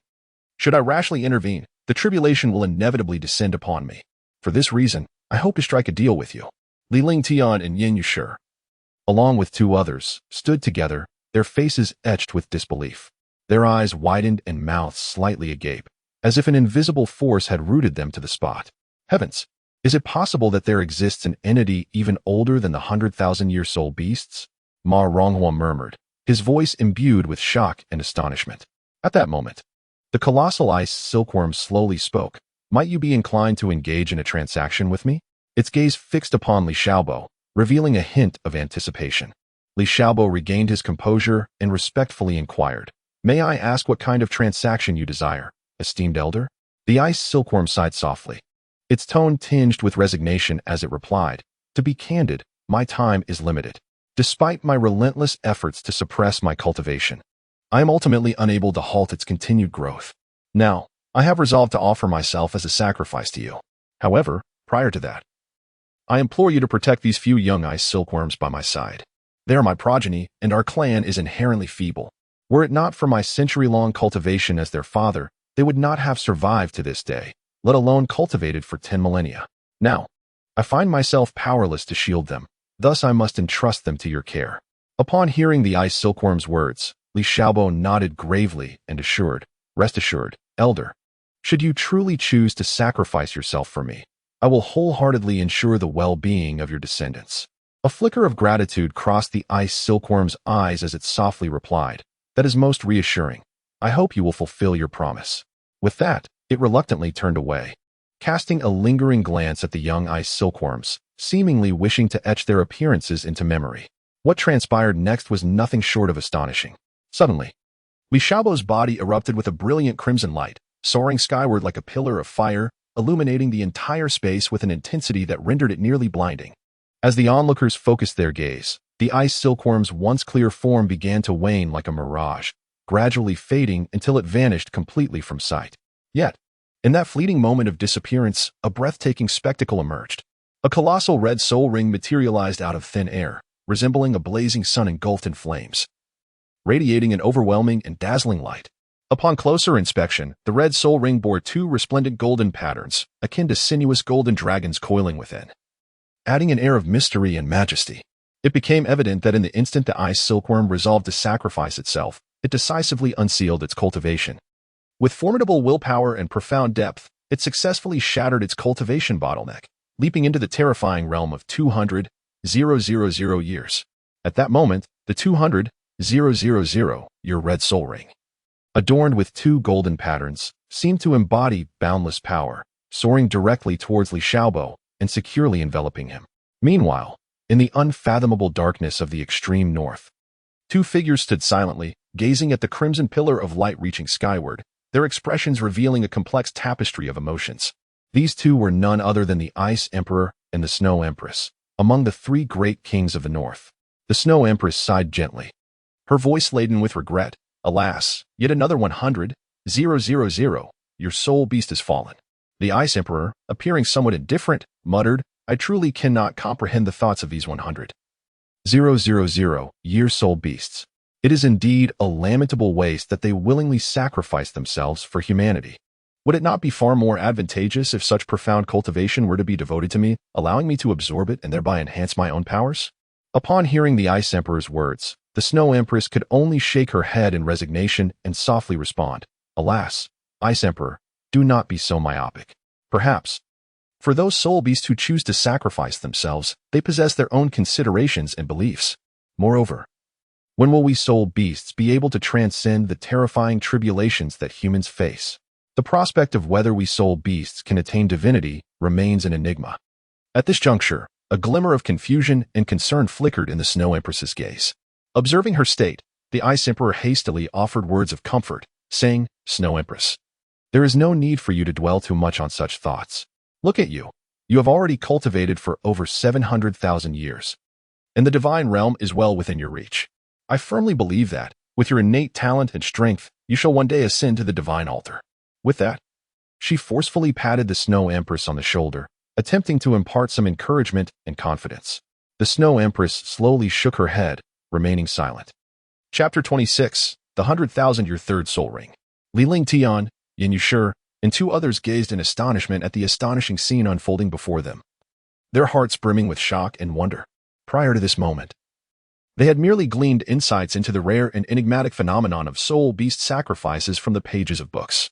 At this juncture, Li Ling Tian could not restrain himself and remarked, "It is truly unimaginable. I wonder what kind of soul ring abilities this fellow named Xiaobo will ultimately acquire?" Beside him, Yin Yushi quickly reassured, "Uncle, please do not be overly anxious. I am confident that Xiaobo will undoubtedly attain the coveted hidden soul skill he has longed for. Moreover, this sacrifice involves a formidable ice silkworm boasting an impressive cultivation of 200,000 years. Additionally, it possesses an exceptionally rare soul bone. Logically, one of the four skills must surely fulfill Xiaobo's desires." Upon hearing Yin Yushi's words, Li Ling Tian began to regain his composure. After a moment of contemplation, he found her reasoning quite sound. After all, there were four soul skills here waiting to be discovered and utilized. He nodded slightly in agreement. Subsequently, Yin Yushi turned her gaze towards the nearby ice silkworms, a troubled expression crossing her face as she continued, "Uncle, how should we deal with the remaining little ones? We must remember that we had already promised the old ice silkworm what it requested. However, the issue lies in the fact that we possess no influence in this area. We cannot simply remain here to guard them indefinitely." Li Ling Tian followed Yin Yushi's gaze and saw that the 8 ancient ice silkworms remained obediently in place, evidently having been instructed by their father to closely follow their human companions. After a moment of contemplation, Li Ling Tian responded with confidence, "Rest assured, my child. We have our strategies to address this matter. We merely need to patiently await Xiaobo's awakening." Yin Yushi let out a gentle sigh of relief as her anxious heart gradually settled. It is important to note that they had solemnly made a promise to the elderly ice silkworm. Although Yin Yushi was still young, she held her commitments in the highest regard. After all, with her prodigious talent and pride, how could she tolerate being someone who breaks their word? Therefore, no matter the obstacles and challenges encountered, she would steadfastly uphold her promise and fulfill it without fail. Meanwhile, not far away, Li Xiaobo was wholly absorbed in absorbing the formidable soul ring, which was over 200,000 years old. Fortunately, this soul ring was obtained through a sacrifice, making the absorption process relatively smooth. A sacrifice implies that even with a mere 10th level soul power, one could safely bear and absorb the immense power of a soul ring spanning 100,000 years. Nevertheless, Li Xiaobo still sensed an undercurrent of pressure. After all, the soul power contained within this 100,000-year soul ring was overwhelmingly vast, far exceeding what his current level could easily manage and refine.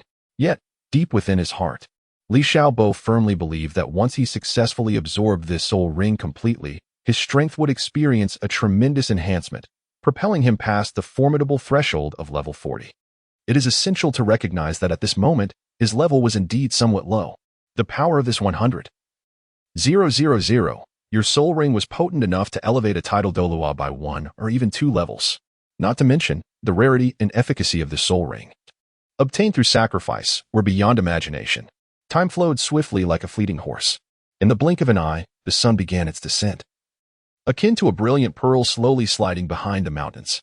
At this moment, the resplendent rays of the setting sun bathed the vast, pristine ice fields, seemingly draping them in a golden veil.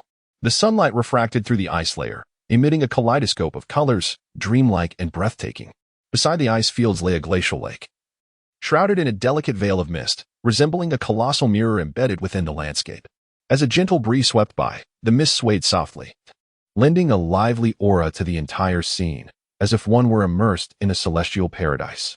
Amidst this magnificent scenery, Li Ling Tian and the other 3 were diligently constructing a temporary encampment. Given the current circumstances, it appeared they would require another 2 to 3 days before embarking on their journey home. Moreover, After a thorough investigation, it was discovered that there were no formidable spirit beasts lurking in the vicinity, rendering the area relatively safe. Yin Yuesher stood quietly to the side, her gaze fixed upon Li Xiaobo, who was engrossed in absorbing the spirit ring. Observing his concentrated demeanor, she couldn't help but draw comparisons between herself and Li Xiaobo in her heart. She was acutely aware that Li Xiaobo possessed not only one more martial soul than herself, but also talents that far surpassed her own. Whether in understanding the intricacies of cultivation knowledge or demonstrating prowess in actual combat, Li Xiaobo exhibited extraordinary abilities. With this realization, a surge of admiration for Li Xiaobo welled up within Yin Yuesher, accompanied by a yearning to one day achieve a level of excellence akin to his. As nightfall quietly descended, the sky resembled an immense expanse of black silk, with twinkling stars glimmering like exquisite jewels embedded within. The earth, shrouded in the tranquility of night, emanated a serene harmony. Amidst this serene evening, Li Xiaobo sat in silence, surrounded by a faint aura of spirit power fluctuations. After prolonged efforts, he had finally succeeded in absorbing the invaluable spirit ring. Slowly, he opened his eyes, and a glimmer of surprise flickered within them. He gently circulated his internal spirit power, meticulously sensing the changes in his spirit power level. Moments later, a satisfied smile graced his face. His spirit power level had ascended to level 40. Not only that, but Li Xiaobo also had a strong premonition that if he could absorb another suitable spirit ring, he might very well directly break through to around level 47. It was worth noting that the spirit ring he had just absorbed was an extraordinarily powerful one, boasting an impressive 200,000 years of cultivation. The spirit power contained within was vast and boundless. However, despite possessing such astonishing opportunities and potential, Li Xiaobo did not rush to absorb another spirit ring. He understood that while rapid growth and strength was certainly exhilarating, failing to adapt to such changes in a timely manner could lead to unforeseen complications. Thus, he resolved to pause for the time being, focusing on solidifying his current achievements. He quietly vowed to wait until he was 8 years old to absorb his fourth spirit ring. After all, he was merely 6, approaching 7. With ample time to fully adjust to his existing spirit power level and further refine his combat skills and mental fortitude. The 4 companions, including Li Lingtian, who had been silently watching from the sidelines, immediately surrounded Li Xiaobo in excitement upon witnessing his completion of the spirit ring absorption. Their faces were alight with curiosity, their eyes brimming with anticipation and longing. For them, encountering a spirit ring of such considerable age, along with the soul skills it bestowed, was an unprecedented rarity. Li Xiaobo gazed at the eager expressions of the crowd, a faint smile gracing his lips. With a graceful lift of his hands, he summoned his first soul skill simulation, his soul power flowing seamlessly. In an instant, his form became indistinct, gradually morphing into that of an ice silkworm, even mimicking its very breath. The spectators were left in awe. Next, Li Xiaobo employed mental control, releasing an invisible wave of soul power that caused several small stones nearby to levitate, moving through the air in accordance with his thoughts. This soul skill is truly remarkable, Li Lingtian marveled. Subsequently, Li Xiaobo demonstrated mental sharing, establishing a connection with Yin Yuesher's consciousness. In an instant, she felt as though she had entered Li Xiaobo's memory space, witnessing his insights while absorbing soul rings. As the crowd immersed themselves in the fascinating display of soul skills, a subtle tremor suddenly rippled through the surroundings. It turned out that the ancient ice silkworms had sensed Li Xiaobo's awakening in the demonstration of his formidable soul skills. They collectively crawled towards him, seemingly expressing their respect. Li Xiaobo approached the ice silkworms with a smile. Chapter 27. The placement of the ice silkworms. Li Xiaobo stood silently in place, his gaze resolutely fixed upon the 8 ancient ice silkworms before him, each exuding an aura of chilling coldness. These silkworms, each one translucent and pristine as if sculpted from ice and snow, gently writhed, emanating an air of mysterious and formidable power. Li Xiaobo spoke softly, "Little ones, your father has entrusted you to me. Therefore, I implore you not to resist." With that, he swiftly formed hand seals, murmuring incantations. In an instant, a radiant light emanated from his being, followed by the sudden appearance of a vibrant illustration of myriad herbs. This illustration expanded in the air, initially no larger than a palm, but soon swelled rapidly as if inflated by breath.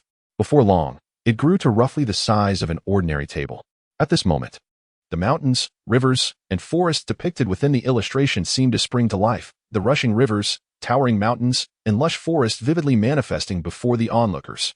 Simultaneously, The illustration began to exude a formidable gravitational pull, akin to an invisible hand firmly grasping the 8 ancient ice silkworms. Despite their desperate struggles, they could not withstand this overwhelming force.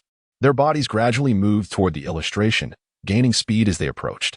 It is noteworthy that the internal space of this illustration, having expanded significantly with Li Xiaobo's growing power, now encompassed an astonishing area of approximately 300 square kilometers. This transformation occurred without any soul rings, relying solely on the enhancement of his soul power level. Should he later attach suitable soul rings to the illustration, the internal space could potentially expand over tenfold compared to its current size, even under equal conditions without soul rings. Nevertheless, Li Xiaobo hesitated about whether to affix soul rings to the illustration at this juncture. He understood that only when he could endure a 100,000-year soul ring could he truly harness the full power of his other 2 martial souls. Indeed, once a soul ring surpasses the threshold of 100,000 years, the enhancement it provides becomes a qualitative leap, incomparable to those below that mark. Among the numerous titled Douluos, formidable figures like the renowned Tang Hao and the influential Bibidon command immense respect, while those of lesser standing pale in comparison. What connection exists between martial souls, such as the Death Spider King and the Blue Silver Emperor? Furthermore, the elusive relationship regarding the soft bone rabbit spirit beast remains perplexing. When these martial souls attain the 100,000-year realm, their masters often choose to bestow upon them soul rings unrelated to their own attributes. Take Tang Dazue, for instance. His Haotian hammer, a paragon among assault-type martial souls, wields incredible power. Yet, despite its might, he unhesitatingly sacrificed the soul ring of the Blue Silver Emperor for his own martial soul. Upon his ascension to title Douluo, he was able to engage 3 opponents simultaneously. Bolstered by the power of the 100,000-year soul ring he had offered, it is worth noting that among his adversaries was a formidable opponent, Qian Xuanji, who possessed a divine martial soul and stood at level 95. While Tang Hao's explosive ring technique is undeniably formidable, one cannot overlook the immense impact of the 100,000-year soul ring. Indeed, for one who possesses a soul ring of 100,000 years, although one cannot definitively assert that they will reach the unparalleled realm of the ultimate Douluo, there remains a considerable hope of achieving the status of a super Douluo. Conversely, without such a soul ring, the utmost attainment would likely be confined to that of a super Douluo.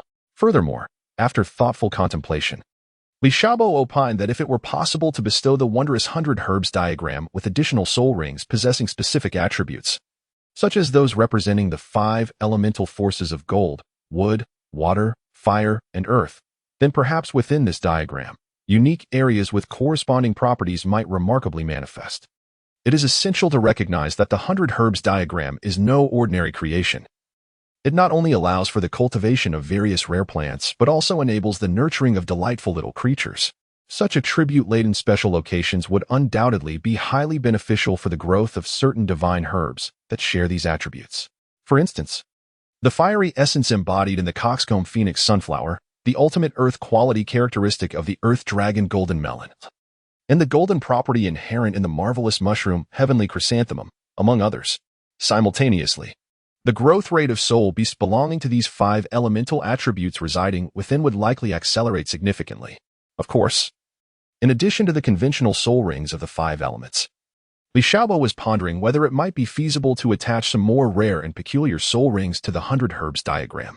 For instance, a soul ring infused with the violent power of lightning, a chilling ice attribute soul ring that sends shivers down the spine, a treacherous poison attribute soul ring, or perhaps a mysterious and profound dark attribute soul ring, alongside a luminous soul ring symbolizing justice and hope. After successfully resolving the survival conundrum of the ice silkworm, Li Xiaobo slowly turned his gaze towards Ma Ronghua.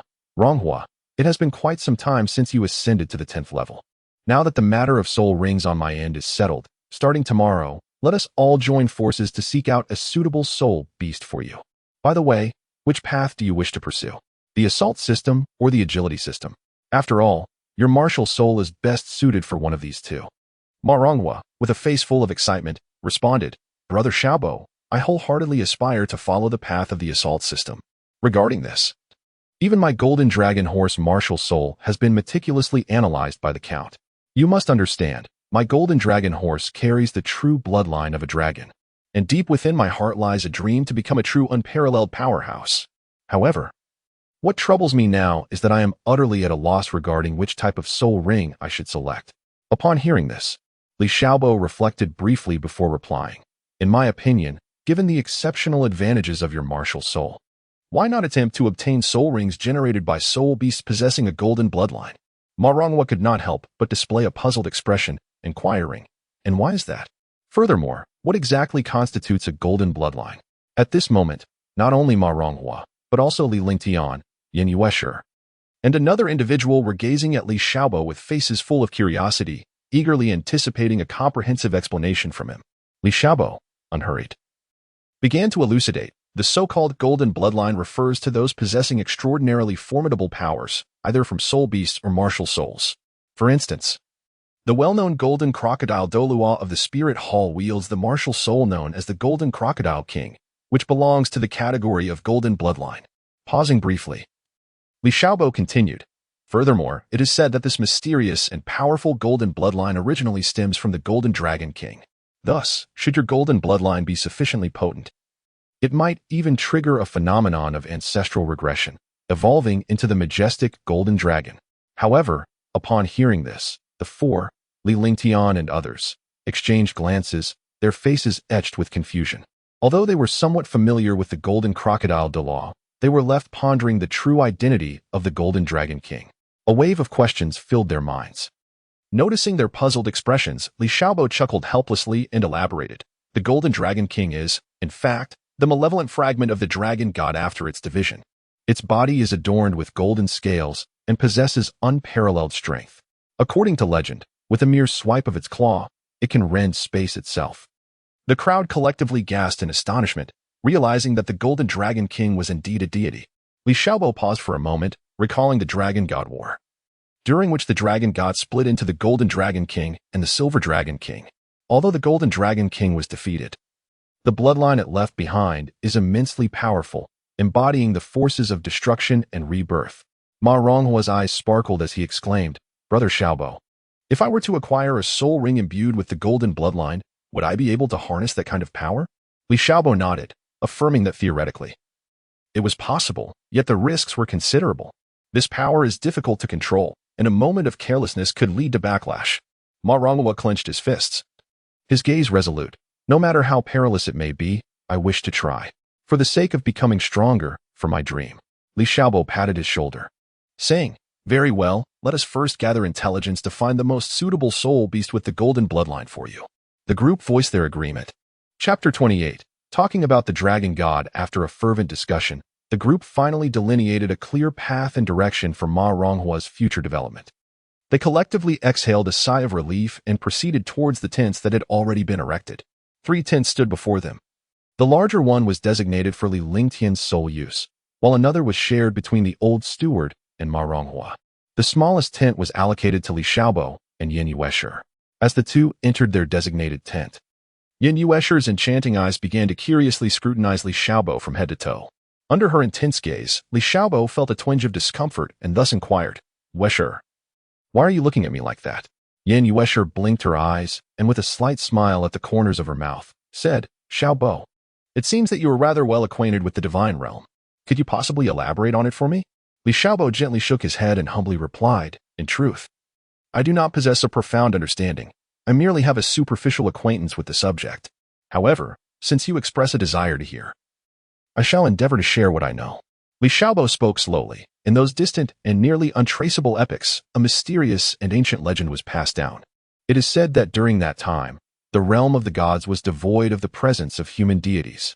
The entire divine world lay under the supreme dominion of the dragon god, who sat majestically upon a towering throne, his formidable presence instilling awe in all directions. Beneath the dragon god resided the illustrious 9 dragon kings, each a paragon among the dragon kin.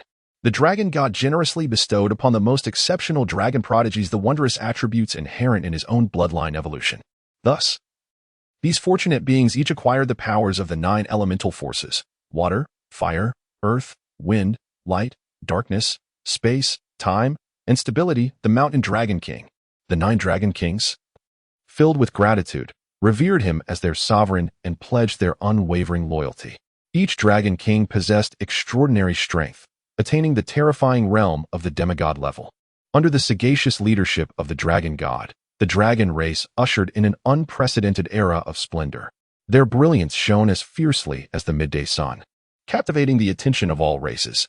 The dragon god, with an expansive heart, opened the gates of the divine realm, welcoming exceptional talents from various galaxies, allowing them to enter the domain of the divine dragons and become esteemed deities. Talented individuals from all walks of life flocked in, working alongside the dragons to propel the divine dragon domain towards a more prosperous future. The dragon god, tirelessly devoted and resolute, through his relentless efforts, led the dragon race to ascend to the pinnacle of all races, becoming the undisputed sovereign of the world. Li Xiaobo, the divine realm has experienced two monumental upheavals. One led to the downfall of the dragon god, while the other incited a civil war within the divine realm. After the creator god fashioned various cosmic dimensions, he also established a divine realm to oversee these planes. However, creation within the divine realm is not solely the prerogative of the creator god. Powerful deities within the cosmic dimensions can likewise forge their own divine realms.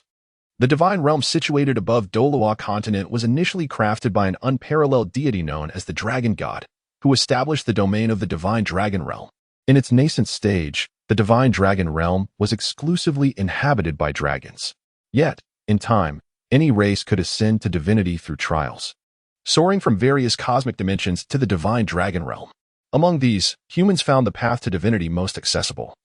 Thus the divine dragon realm gradually evolved into a grand divine domain where dragons and humans coexisted harmoniously. Originally, all beings could dwell peacefully within the divine dragon realm. But the dragon god, in an attempt to secure the future reign of the dragon prince, chose to transgress the cosmic laws, forcibly transforming the divine dragon realm into a realm of deities. Unfortunately, the dragon god not only failed in this endeavor, but also lost the dragon prince in the process. In an instant, overwhelmed by emotion and the interference of cosmic laws, the dragon god descended into madness. To restore their master's sanity, the 9 dragon kings engaged in a perilous battle against him, disregarding their lives. After the fall of 5 of the dragon kings, they sought assistance from the human deities. In the interest of stabilizing the divine realm, the 5 mightiest human deities readily complied with the dragon king's plea. Regrettably, even after the demise of all 9 dragon kings, the dragon god remained unhinged. In their ignorance, the dragon populace united with the beast god to thwart the human deities, leading to an unprecedented and catastrophic divine war. This divine conflict not only resulted in the annihilation of countless deities, but also left the once mighty divine dragon realm in tatters. Had it not been for the efforts of 5 deities, including Shura, to stabilize the divine realm, the entire domain might have faced irreversible destruction. Fortunately, at a critical juncture, the dragon god regained his sanity and willingly succumbed to Shura's hand, thus allowing the divine realm to endure.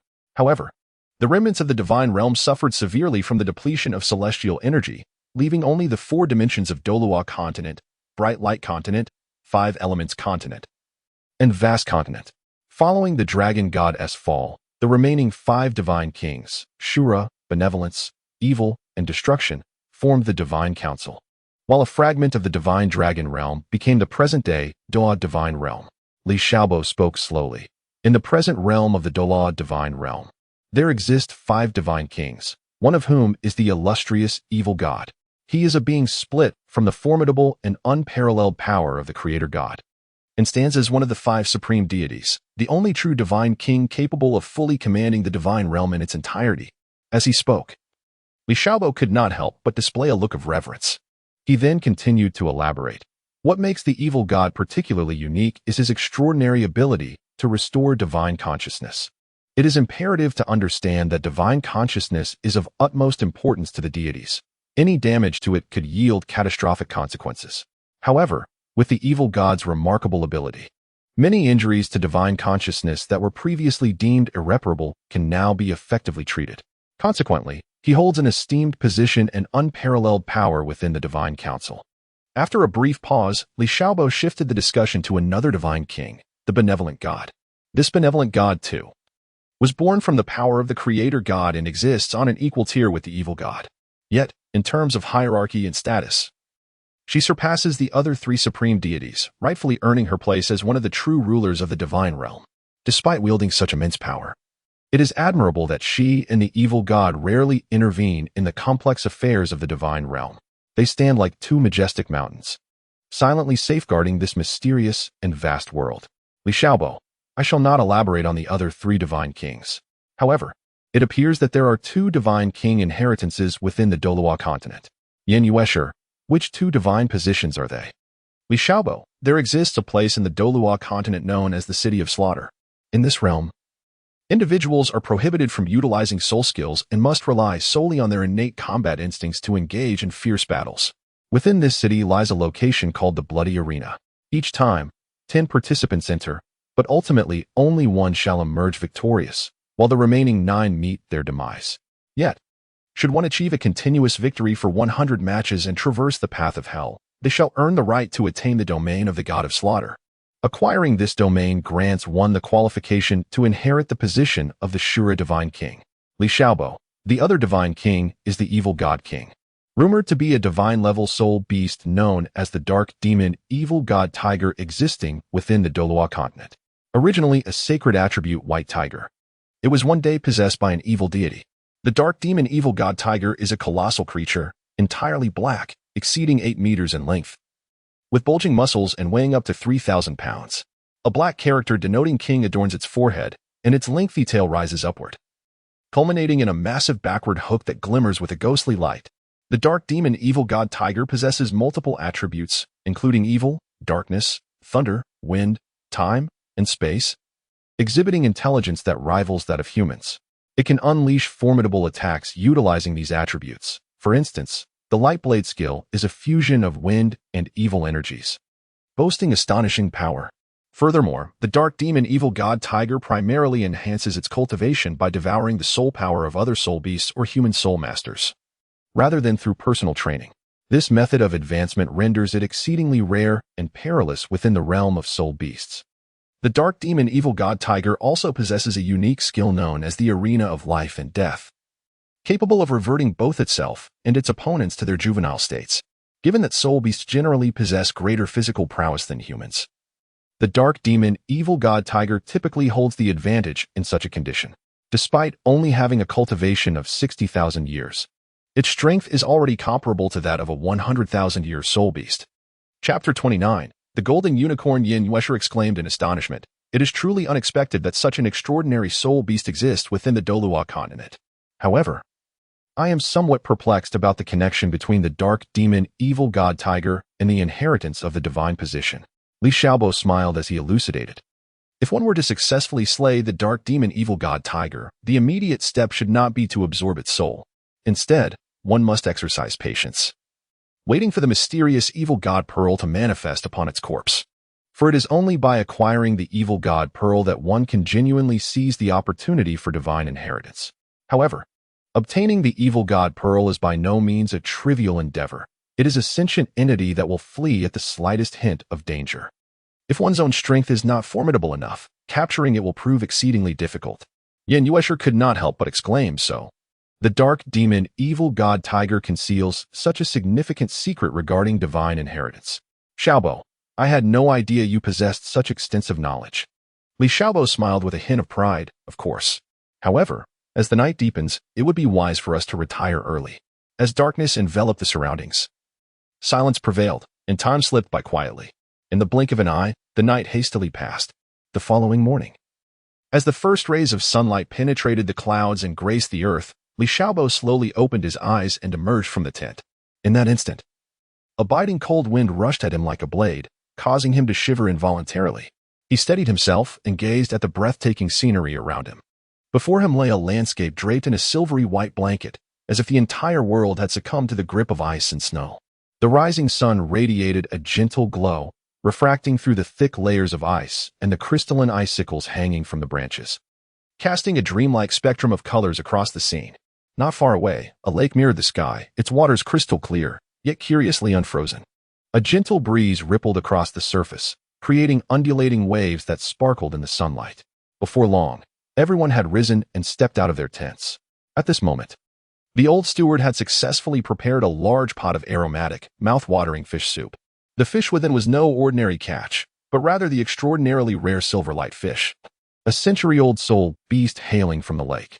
This fish, with its entire body shimmering in a silvery hue, appeared as if forged from silver, dazzling in the sunlight. However, the rarity and value of the silverlight fish stem not only from its exquisite appearance, but also from the fact that it typically inhabits extremely frigid environments. Thus, even within the vast empire, those fortunate enough to savor the delicacy of the silverlight fish are few and far between. Moreover, its flavor is unparalleled. The flesh is tender and juicy, melting in the mouth. Remarkably, consuming it also provides a certain enhancement to cultivation, aiding in the elevation of one's abilities. At this moment, everyone sat together, relishing the delicious fish soup. Suddenly, Li Lingdian spoke up. Xiaobo, do you have any thoughts on finding a suitable soul beast for Ma Ronghuan today? Upon hearing this, all eyes turned to Li Xiaobo. With a confident nod, he replied, yes, I have given it considerable thought. Based on the requirements of Ma Ronghua's first skill, we need to seek out some dragon or horse-type soul beasts. Fortunately, although the conditions in this extreme northern land are harsh, I have thought of a few suitable options, such as the formidable frost dragon, the mysterious unicorn, and other related varieties. However, the frost dragon is exceedingly powerful. Given our current capabilities, it may be challenging to locate it, and even if we do, we might not be able to contend with it. Thus, it would be more prudent to look for a unicorn. I just wonder if the attributes of the unicorn here will match those of Ma Ronghua. After listening to Li Xiaobo's analysis, Li Lingtian nodded slightly in agreement, acknowledging, indeed, your considerations are quite thorough. As long as the strength aspect is suitable, everything else may be subject to adjustments later on. Thus, with contented hearts, the group finished their steaming, delectable fish soup and mustered their courage, resolutely stepping towards the mysterious direction rumored to be frequented by unicorns. Along the way, a biting cold wind whipped through, hurling snowflakes the size of goose feathers against their bodies and faces, as if intending to engulf them entirely. The path was rugged and the snow deep, each step demanding immense effort. Nevertheless, the group remained undaunted by the harsh weather, gritting their teeth and trudging onward. Among them, Yan Yuesher, possessing relatively weaker strength at merely level 17 and being of a fire attribute, found herself particularly ill-suited to the frigid environment. Trembling as she walked, she couldn't help but grumble, "Oh dear, where on earth could that wretched unicorn be hiding? In this dreadful cold, finding it is harder than climbing to the heavens." Sensing her distress, Li Xiaobo quickly offered gentle reassurances. "Don't fret, Yan Yuesher. Let us persevere a little longer. Look, that valley ahead might hold some useful clues for us." After a strenuous trek, they finally reached the valley, only to be astonished by the sight of large, unique hoof prints imprinted upon the pristine snow. These prints varied in depth, resembling blooming flowers across the wide expanse. "Look, this could very well be the trail left by the unicorn," Li Xiaobo exclaimed, unable to contain his excitement. The others gathered around, examining the hoof prints with keen interest. They then cautiously followed the trail deeper into the valley. At that moment, a melodious and enchanting whinny resonated through the air, invigorating everyone who heard it, prompting them to quicken their pace towards the sound. Not far away, a group of pure white unicorns, radiating a sacred glow, stood gracefully. Their forms were lithe and beautiful, with horns shimmering like brilliant jewels, casting a captivating light. However, these unicorns appeared highly vigilant of strangers. Upon sensing their approach, they raised their front hooves defensively, poised to either flee or charge. Realizing the potential danger, Li Xiaobo swiftly gestured for the group to halt, urging caution to avoid provoking these noble and sensitive creatures. In the depths of that mystical and beautiful forested valley resided the enchanting soul beasts known as unicorns. They were like ethereal sprites of nature, exuding an alluring charm. After millennia, the unicorns were enveloped in a silvery light as pristine as snow, as if moonlight were cascading upon them, causing them to shimmer brilliantly. However, during the epochs of centuries and millennia, these enchanting creatures radiate a resplendent golden hue, reminiscent of the warm and vibrant light of a rising sun. The most striking feature of the unicorn is undoubtedly its elongated and pointed horn, which not only possesses exquisite form but also harbors immense power. According to legend, a knife handle fashioned from a unicorn's horn can miraculously discern the presence of toxins in food, rendering it an indispensable tool for both home and travel. Furthermore, the hair from a unicorn's tail is an exceedingly precious material, capable of being meticulously crafted into fine brushes that produce writing as fluid and beautiful as flowing clouds. Yet, the most extraordinary aspect is undoubtedly the unicorn's blood, which gleams with a pure and immaculate silvery hue, possessing miraculous life-sustaining properties. Countless individuals have pursued it fervently, yet most return empty-handed. Despite their seemingly gentle and adorable appearance, unicorns possess a temperament that starkly contrasts with their looks. They are fierce and fearless, unafraid to engage in fierce battles with colossal elephants and soaring dragons, standing their ground with unwavering resolve. Perhaps it is this courage and resilience that have rendered them legendary beings within the Soul Beast forest. Typically, unicorns strive to avoid contact with humans, as if harboring a deep-seated wariness toward the human world. However, there exists a belief that unicorns are more inclined to allow gentle and kind-hearted women to approach them, perhaps because the unique grace of femininity more readily earns their trust. Notably, unicorns are incredibly swift when they run, akin to a bolt of lightning streaking through the forest, vanishing in the blink of an eye. Capturing such a nimble and agile creature is a feat more daunting than scaling the heavens. Thus, the unicorn has perpetually retained its enigmatic allure, inspiring boundless imagination and longing among those who seek to uncover its mysteries. Chapter 30. The sacred unicorn of soul hunting. Li Xiaobo and his 4 companions were taken aback by the sight of countless unicorns in the valley. The sheer number of these majestic creatures was astonishing, particularly as there were dozens among them that possessed millennia of cultivation. Such formidable power was far beyond their current capabilities to contend with. Reluctantly, they had no choice but to withdraw from the valley and seek alternative solutions. Li Lingtian sighed deeply, remarking, "This operation appears to be rather challenging. Nevertheless, let us first seek a sufficiently discreet and secure refuge. When the night deepens and the world falls silent, we shall quietly return to the valley entrance to assess the situation. Should fortune favor us, and we seize the opportune moment, perhaps the steward and I might yet capture a unicorn of a century's cultivation to bring back. However, if circumstances turn unfavorable and no chance presents itself, we shall have no choice but to reluctantly abandon this endeavor." Li Xiaobo nodded silently in agreement, fully aware that given the current capabilities of himself and the other 2, they were somewhat out of their depth, and he feared being a liability to the entire team. After a brief pause, he continued, "Father, did you clearly observe the unicorns we encountered today? To select a suitable target, we must strive to find those individuals that are relatively stronger among their peers. After all, we possess no knowledge of their specific attributes, and at present, our only recourse is to make a rough assessment based on their appearance, particularly in identifying those with the so-called golden bloodline. Generally, unicorns with golden bloodlines exhibit a golden hue in their coats, so you must scrutinize closely to discern which among the century-old unicorns is both robust and gilded." As nightfall descended, it enveloped the land like a vast, dark velvet cloth. The moonlight filtered through the clouds, casting a faint glow and draping the surroundings in a mystifying silver veil.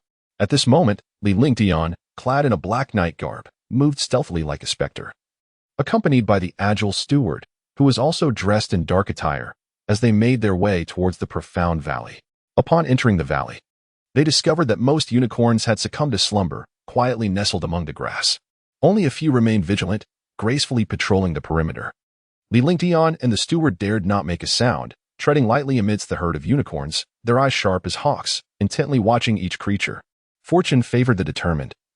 After a meticulous search, they finally spotted a unicorn with a golden coat deep within the valley. This unicorn was robust, its muscular form indicative of exceptional strength, presumably possessing a century of cultivation. Observing this, Li Lingtian immediately held his breath, raised his right hand, and invoked his 6th soul skill, the 5 elements 8 trigrams array. In an instant, vivid beams of light shot forth from his hand, intertwining to form a complex and arcane formation that ensnared the century-old unicorn. Simultaneously, the seasoned steward wasted no time, swiftly appearing beside the captured unicorn. With practiced finesse, he produced a specially crafted rope and deftly looped it around the unicorn's neck with lightning speed. However, just as they were on the verge of securing this unicorn, an unexpected incident occurred. Not far away, a powerful unicorn with a millennium of cultivation suddenly sensed the commotion. It raised its head and let out a long, piercing cry, its hooves striking the ground with such force that it charged towards Li Lingtian and the steward like a bolt of lightning. Li Lingtian felt a tightening in his chest, silently lamenting the situation, yet he remained composed. He exchanged a knowing glance with the old steward, and they nodded in unison before channeling their strength to subdue the struggling century-old unicorn. Subsequently, Li Lingtian waved his hands once more, conjuring a formidable barrier of soul energy that temporarily thwarted the aggressive Millennium Unicorn. Seizing this fleeting moment, Li Ling Tian and the old steward, without a moment's hesitation, hurriedly led the subdued, century-old unicorn away from the valley. As they raced forward, it felt as if the wind propelled them, wishing fervently for wings to soar away from this place. Li Ling Tian's heart raced with increasing intensity, filled with trepidation at the thought of pursuers suddenly appearing behind them. Fortunately, their journey was unhindered, progressing remarkably smoothly. Upon catching sight of Li Xiaobo and the others anxiously awaiting at the periphery, his long-held anxiety began to ease. And he exhaled deeply. All eyes turned to the successfully captured century-old unicorn, each gaze sparkling with unmistakable excitement. They all understood that if they could successfully absorb the unicorn's soul ring, it would signify a monumental leap in strength for Ma Rong within their team. Li Ling Tian shouted loudly, "Xiaobo, expedite your actions. Quickly stow away this unicorn. This place is no longer safe. The commotion has roused the unicorns. We must promptly relocate to a secure area, first returning to Arctic City, where Ma Ronghua can then peacefully absorb the soul ring." Upon receiving the command, Li Xiaobo felt no hesitation. He swiftly summoned his Baichao Tuesday. In a dazzling flash of light, the enormous century-old unicorn vanished from sight, absorbed into the Baichao Tuesday.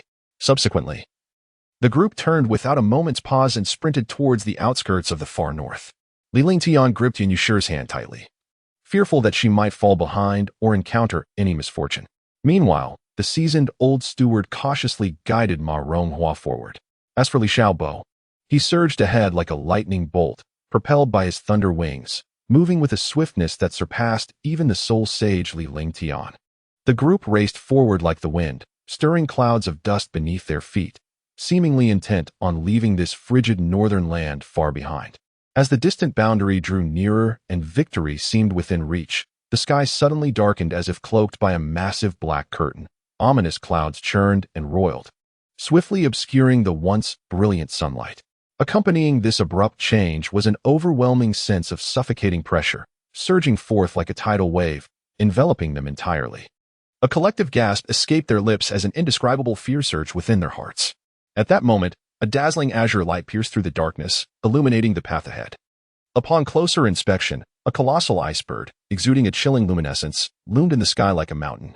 Its wings, spanning several yards, shimmered with a frosty glow, resembling intricately carved ice crystals.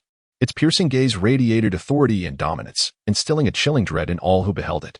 Clearly, it was the undisputed sovereign of this extreme northern realm. The earlier attack on the unicorn had evidently roused this formidable entity. Li Ling Tian furrowed his brow, his countenance grave as he lowered his voice, addressing the crowd. "Everyone, be exceedingly cautious. This bird possesses an unfathomable cultivation of a full 60,000 years. Its strength beyond measure, and it is not a foe to be trifled with." As his words fell, the ice bird tilted its head back and emitted a piercing, ear-splitting shriek that reverberated across the entire northernmost expanse. Subsequently, it opened its gaping maw and unleashed a torrent of sharp ice spikes, cascading like rain and hurtling towards the group with the swiftness of lightning. In the face of such a ferocious onslaught, Li Xiaobo displayed no fear. Instantly, a pair of wings radiating purple lightning unfurled from his back, and he darted towards the incoming ice spikes with the speed of a bolt. Simultaneously, he wielded his hands, unleashing powerful bolts of lightning from his palms, striking fiercely at the ice spikes in an attempt to shatter them with the might of thunder. The others, witnessing this, also deployed their unique skills. Some summoned roaring flames to form protective shields, while others conjured howling winds, striving to thwart the ice bird's assault. However, the ice bird's strength was overwhelmingly formidable. Its attacks were not only swift but also relentless, seemingly endless in their barrage. Despite the group's utmost efforts to resist, they felt the weight of pressure mounting, gradually becoming overwhelmed. Just as the situation reached a critical point, Li Xiaobo flickered and, akin to a wraith, swiftly maneuvered to the bird's flank. His hands moved rapidly through the air, weaving intricate and enigmatic symbols. In an instant, countless strands of purple lightning, resembling venomous serpents, erupted from his hands, coiling menacingly towards the colossal ice bird. Yet, the ice bird would not submit easily. With a powerful flap of its enormous wings, a bone-chilling gale erupted forth, akin to a razor-sharp blade, dispersing the oncoming lightning strands in an instant. Observing this, Li Ling Tian made a swift decision. Bellowing, "Everyone heed my command. Concentrate your forces to attack its left wing.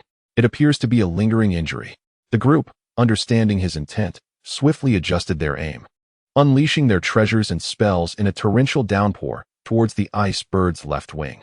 Indeed, the ice bird's left wing could not withstand such a fierce onslaught. The wound reopened, and blood gushed forth. Infuriated, the wounded ice bird let out a roar of unbridled rage, frantically flapping its wings and stirring up a blizzard of snow. The blinding white storm obscured the sky, rendering it nearly impossible to see. In the midst of this sudden turmoil, Yin Yuesher experienced a flash of inspiration, and without hesitations, she summoned a powerful weapon, the 5-Fire 7 Birds fan, and forcefully hurled it into the air. Upon its emergence, the fan radiated an unmatched aura, exerting a natural suppressive force over the ice bird, causing its movements to noticeably slow. Upon witnessing the scene, Li Xiaobo was filled with uncontainable joy. Fully aware that opportunities are fleeting and must be seized, he immediately summoned all his internal strength, enveloped in dazzling lightning, resembling a meteor streaking across the night sky. With a swiftness that defied the ear, he transformed into a sharp arrow, hurtling directly toward the ice bird. Although the ice bird attempted to evade, its speed had significantly diminished due to the influence of the 5 Fires and 7 Birds fan. Ultimately, Li Xiaobo successfully struck the vital area of the ice bird. With a piercing cry echoing through the air, the massive creature swayed a few times before soaring into the sky, its heart heavy with reluctance, gradually disappearing into the distant horizon. The onlookers gazed at the vanishing silhouette of the ice bird and collectively exhaled a long sigh of relief. After this fierce battle, each person felt utterly exhausted, yet simultaneously filled with the elation of victory. Following a brief rest, they rallied their spirits and resolutely continued their march toward the direction of the Arctic City. Chapter 31. Arctic City. After a long and arduous journey, the group had walked for a full 3 hours. At last, Li Xiaobo and his companions arrived before the legendary gates of Arctic City. They paused, gazing up at the imposing and magnificent fortress before them, their eyes shimmering with excitement and anticipation. The city gates were grand and majestic, constructed from enormous ice blocks, translucent and resembling a crystalline fortress. Intricate patterns adorned the gates, depicting the valiant feats and formidable powers of ice attribute soul masters. The towering city walls, shrouded in thick layers of ice, emanated an icy, penetrating chill. "This is Arctic City," Li Xiaobo exclaimed, his voice betraying his undeniable exhilaration. The other 4 nodded in agreement, each understanding that this was the sacred ground in the hearts of all ice attribute soul masters. The city was revered as the dream capital for ice attribute soul masters, not only for its everlasting snowy landscapes but also for the abundance of precious and rare ice attribute treasures hidden within. These treasures were crucial for enhancing the strength of ice attribute soul masters, thus attracting thousands of passionate youths each year, eager to achieve breakthroughs and extraordinary accomplishments. As they slowly approached the city gates, an extreme chill enveloped them. Yet, this coldness did not deter them. Rather, it ignited a deep-seated desire for exploration of the unknown within their hearts. Upon entering the city, they felt as though they had stepped into a fantastical world crafted entirely from ice and snow. The buildings lining the streets were sculpted from ice, each uniquely shaped and breathtakingly beautiful. The ground was covered with immaculate white snow, crunching beneath their feet. In the distance, towering icebergs reached toward the heavens, shrouded in mist, adding an air of mystery to the entire city. Arctic City resembled an ancient behemoth slumbering beneath the snow, its architectural style exuding a rich, antiquated charm and solemn grandeur. The towering and majestic city walls stretch endlessly, resembling an indomitable barrier meticulously constructed from immense black stones. Each stone bears the weight of time and history, exuding a profound sense of antiquity. The walls soar to several dozen meters, piercing the clouds, evoking an overwhelming sense of awe. Above, vibrant banners flutter fiercely in the cold wind, akin to a legion of valiant warriors dancing in the breeze, proudly showcasing the city's grandeur and glory. They billow boldly against the tempest, intertwining and unfurling, creating a breathtaking tableau. The grand and expansive city gate commands attention. Forged from remarkably resilient wrought iron, its surface gleams with a chilling metallic luster.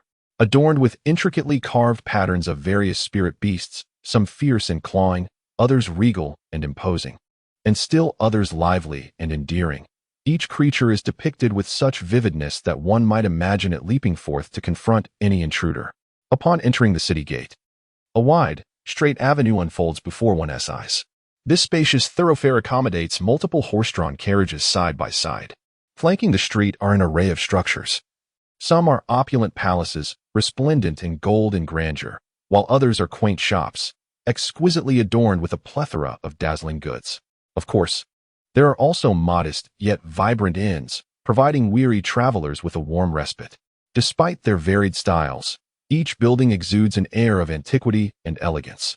Whether it be the eaves and brackets of the palaces, the intricately carved doors and windows of the shops, or the wooden signs of the inns, they all reflect the artisan's exceptional craftsmanship and unique aesthetic sensibilities. Strolling along such a street feels like traversing back in time, immersing oneself in the splendor and tranquility of a bygone era. In the distant and mysterious Arctic, there lies a magnificent and striking city known as Arctic City. At its heart stands the imposing Arctic Lord's Manor, resembling a radiant jewel embedded within this icy realm. From afar, the manor rises like a towering peak, its vastness astonishing all who behold it. The entire palace is blanketed in thick snow, presenting a scene of silvery elegance, reminiscent of a fantastical ice kingdom. Upon closer inspection, the manor's exterior walls are constructed from solid and smooth bluestones, meticulously hewn and polished by time and skilled artisans, radiating a gentle, jade-like glow. Each stone interlocks seamlessly, showcasing exceptional architectural prowess.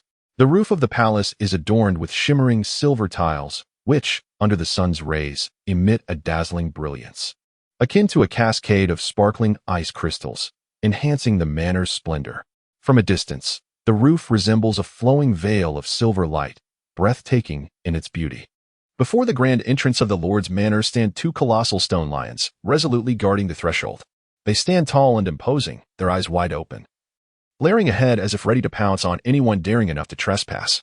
These two stone lions are not only colossal in size, but also exhibit unparalleled craftsmanship.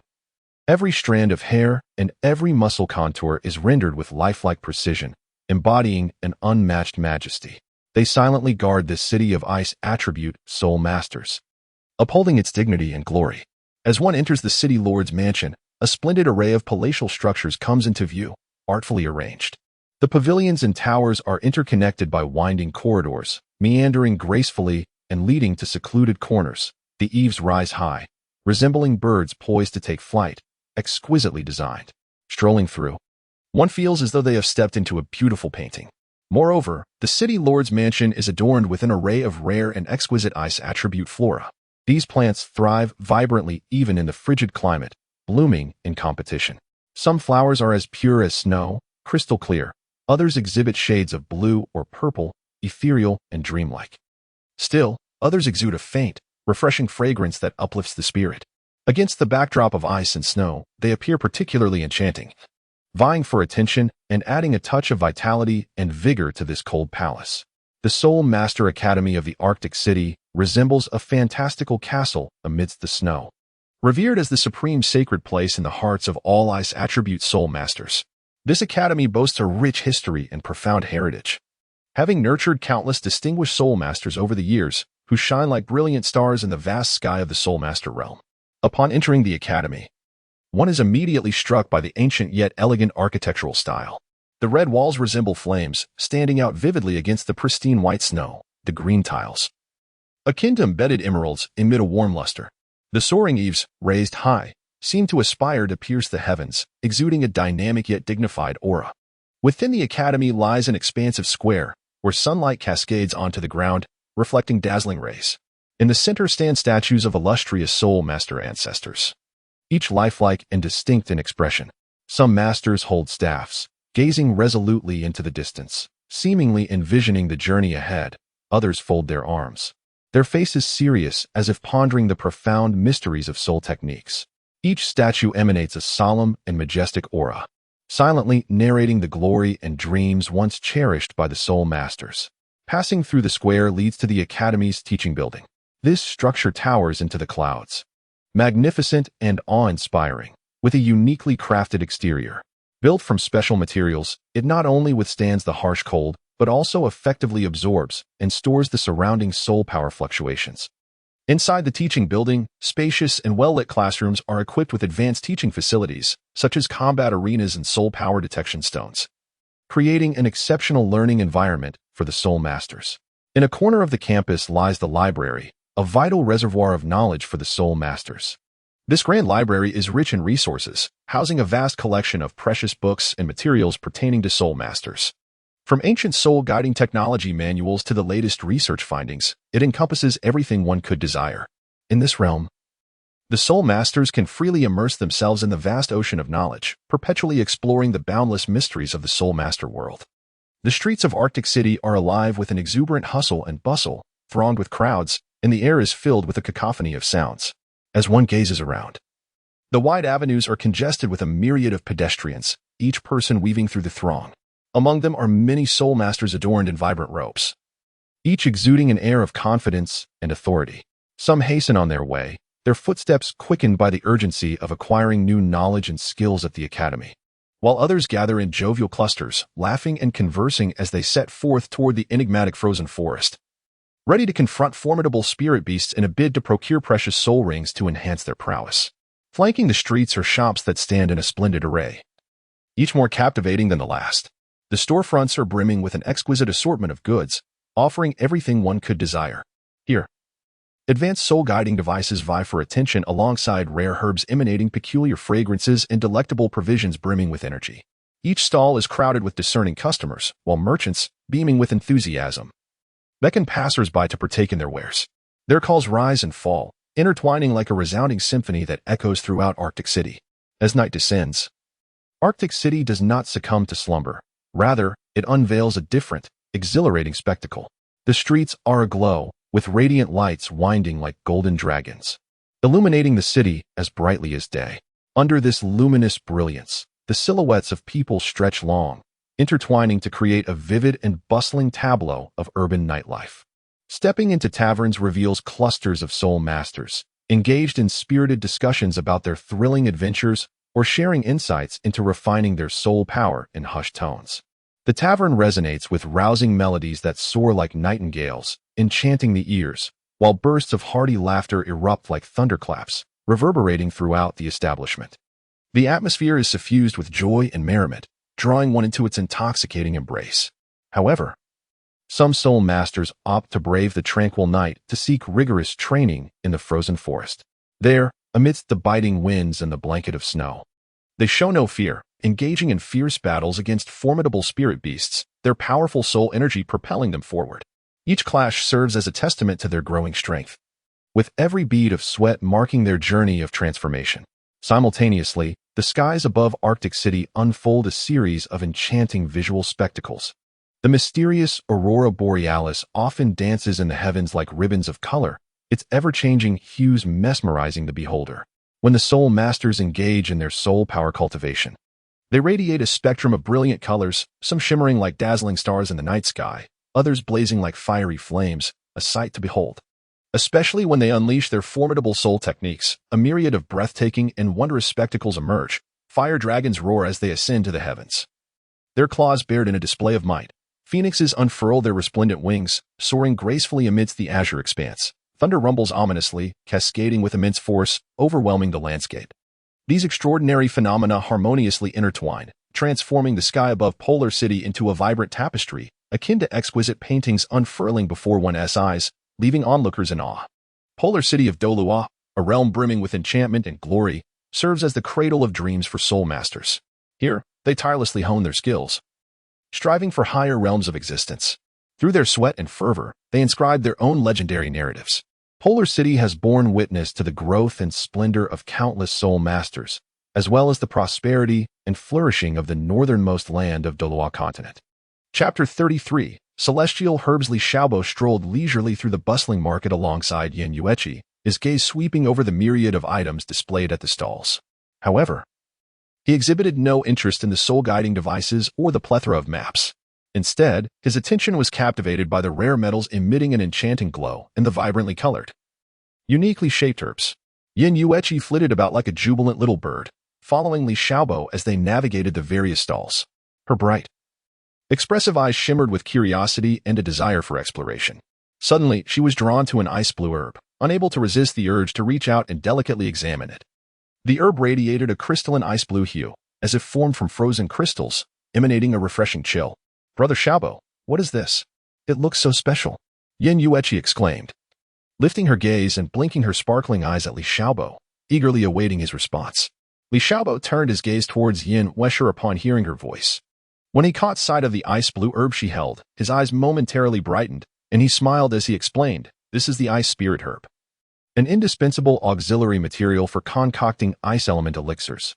At that moment, the stall owner, noticing the commotion, hurried over with a beaming smile.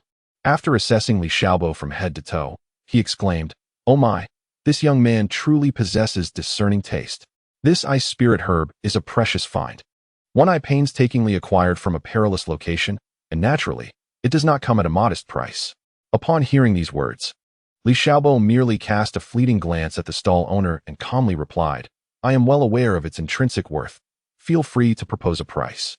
Thus ensued a fervent negotiation between the two regarding the ice spirit grass. Ultimately, through Li Xiaobo's exceptional eloquence and keen insight, he successfully acquired this precious herb at a relatively reasonable price. Elated by his acquisition, Li Xiaobo continued to meander through the market with Yin Yueshi. Unbeknownst to them, they found themselves before a rather secluded stall nestled in a corner. This stall appeared somewhat desolate, displaying a few dust-covered boxes that seemed rather unremarkable. However, Li Xiaobo seemed to sense something, as a barely perceptible glimmer of excitement flickered in his eyes. He swiftly approached, cautiously extending his hand to gently open one of the boxes. Inside, he discovered a seed emanating a faint blue glow. Noticing Li Xiaobo's interest, the stall owner remarked, "I cannot discern what this seed is, so consider it a gift." After expressing his gratitude, Li Xiaobo carefully stowed the seed away, filled with anticipation, pondering the need to thoroughly examine the origins of this enigmatic seed. After all, it had recently captured the attention of the 100 Herbs Diagram's martial spirit. Once Li Xiaobo and Yin Yueshi departed from the market, they hastily returned to their rented abode. Li Lingdian was still wandering around the Arctic city. Li Xiaobo placed the newly acquired ice spirit grass aside with care, then eagerly retrieved the mysterious seed. Under the bright light, the seed glimmered with an ethereal blue glow, as if concealing boundless secrets. Li Xiaobo activated the Spirit Master's Herbal Codex, attempting to nurture the seed with his soul power. Gradually, the seed emanated a soft, radiant glow, and suddenly, a delicate fissure appeared on its surface. Yin Yueshi gasped in astonishment, her eyes widening in disbelief. Almost immediately, a small tender sprout broke through the soil, its tender green leaves unfurling as the surrounding temperature dropped significantly. As the sprout continued to grow, it astonishingly took the form of a petite ice lotus, though its nature remained a mystery. Nonetheless, Li Xiaobo resolved to diligently cultivate this ice lotus and incorporate it into the herbal codex. After he had successfully included the ice lotus into the codex, a sudden commotion erupted outside. The two stepped out to investigate and discovered that someone had noticed Ma Ronghua absorbing a soul ring under unusual circumstances, enveloping the entire area in a wave of soul power. Realizing the gravity of the situation, Li Xiaobo hurriedly led Yin Yueshi to the scene. Upon their arrival, they found Ma Ronghua completely ensconced in a chaotic aura of soul power, his body trembling slightly, and his expression contorted in immense agony, as if he were enduring excruciating torment. Upon witnessing the situation, Li Xiaobo was taken aback, feeling an urgent need to act without the slightest delay. He immediately summoned the profound soul power within him, channeling it forth in a continuous stream. As he moved, the very air around them seemed to grow heavy, with the formidable soul energy surging like an invisible torrent toward Ma Ronghua, striving to stabilize the tumultuous soul power field surrounding him. Meanwhile, Yin Yueshi stood not far away, her beautiful large eyes fixated on Ma Ronghua and Li Xiaobo, her hands instinctively clenched, her expression a portrait of tension. As moments ticked by, through Li Xiaobo's relentless efforts, the previously violent fluctuations of soul energy emanating from Ma Ronghua began to gradually stabilize. After a while, Ma Ronghua's tightly shut eyes slowly opened, revealing a gaze tinged with fatigue and weakness, yet he managed to regain a semblance of clarity. "Thank you, Brother Xiaobo. It seems that the soul ring contained an extraordinarily strange and powerful force, and had it not been for your timely assistance, I might have lost my life here," Ma Ronghua said, exhaling gently as he spoke. Upon hearing this, Li Xiaobo felt a lingering fear, yet seeing that Ma Ronghua was no longer in danger, he let out a sigh of relief. Steadying himself, he turned his gaze towards Ma Ronghua and inquired, "By the way, Ronghua, now that you have successfully absorbed the soul ring, what exactly is your soul skill?" In response, Ma Ronghua took a deep breath and, summoning his strength, stood up. He slowly raised his hands, palms facing each other, and soon, strands of soul power began to surge from his dantian, rapidly converging between his palms along the meridians. As the soul power continued to accumulate, a blurred silhouette gradually emerged about a meter in front of him. Initially dim, the figure became increasingly distinct with the ongoing infusion of soul power. Finally, when the silhouette solidified completely, everyone was astonished to discover that it was a magnificent steed with enormous wings. This steed was pure white, its hooves shimmering with a faint glow, and its wings spanned several meters, exuding an air of majesty and extraordinary grace. With excitement lighting up his face, Ma Ronghua declared, "My first soul skill is called Heavenly Flight. Once unleashed, it summons a divine steed with pristine white wings. Not only can it carry me soaring through the skies, but it also has the ability to cloak me, allowing me to freely gallivant in the air alone. This is an immensely powerful flying soul skill. Unfortunately, given my current strength, I cannot maintain this state for long. Just moments ago, my soul power surged unexpectedly, and a wondrous sensation washed over me, as if something mysterious had awakened within me." As soon as he finished speaking, he focused intently on mobilizing his soul power, directing it like a tide toward his forehead. In an instant, a dazzling golden light flashed, and a resplendent golden horn slowly materialized, firmly standing at the center of Ma Ronghua's forehead. Li Xiaobo, witnessing this, couldn't help but widen his eyes in astonishment, exclaiming, "Heavens! This is an external soul bone. I never anticipated that you would possess such extraordinary fortune. But this unicorn is not a typical flying soul beast. Why then does your acquired soul skill belong to the flying category?" Confronted with his friend's question, Ma Ronghua found himself equally perplexed. Scratching his head, he replied, "To be honest, I am just as clueless." After some exploration, it appears that this soul skill has yet to reveal any significant effects beyond flight. However, this unicorn horn holds another mystery. It possesses a unique skill named Heavenly Thunder Summon, which can attract the power of lightning from the heavens and concentrate it into a formidable force for release. At this point, a glimmer of confidence and anticipation sparkled in Ma Ronghua's eyes, clearly indicating his curiosity and eagerness to experiment with this newfound ability. Chapter 32. Strolling through Arctic City after enduring countless trials and tribulations, Li Xiaobo and his companions finally crossed the threshold of the Arctic City. This enigmatic and frigid metropolis exudes an air of solemnity and grandeur. Shortly after their arrival, the seasoned old steward swiftly inquired about a villa available for rent. Upon beholding the villa, Li Lingtian felt an immense sense of satisfaction and promptly resolved to lease it as a temporary refuge. The old steward, well aware of the treacherous nature of the surroundings, did not dare to be negligent.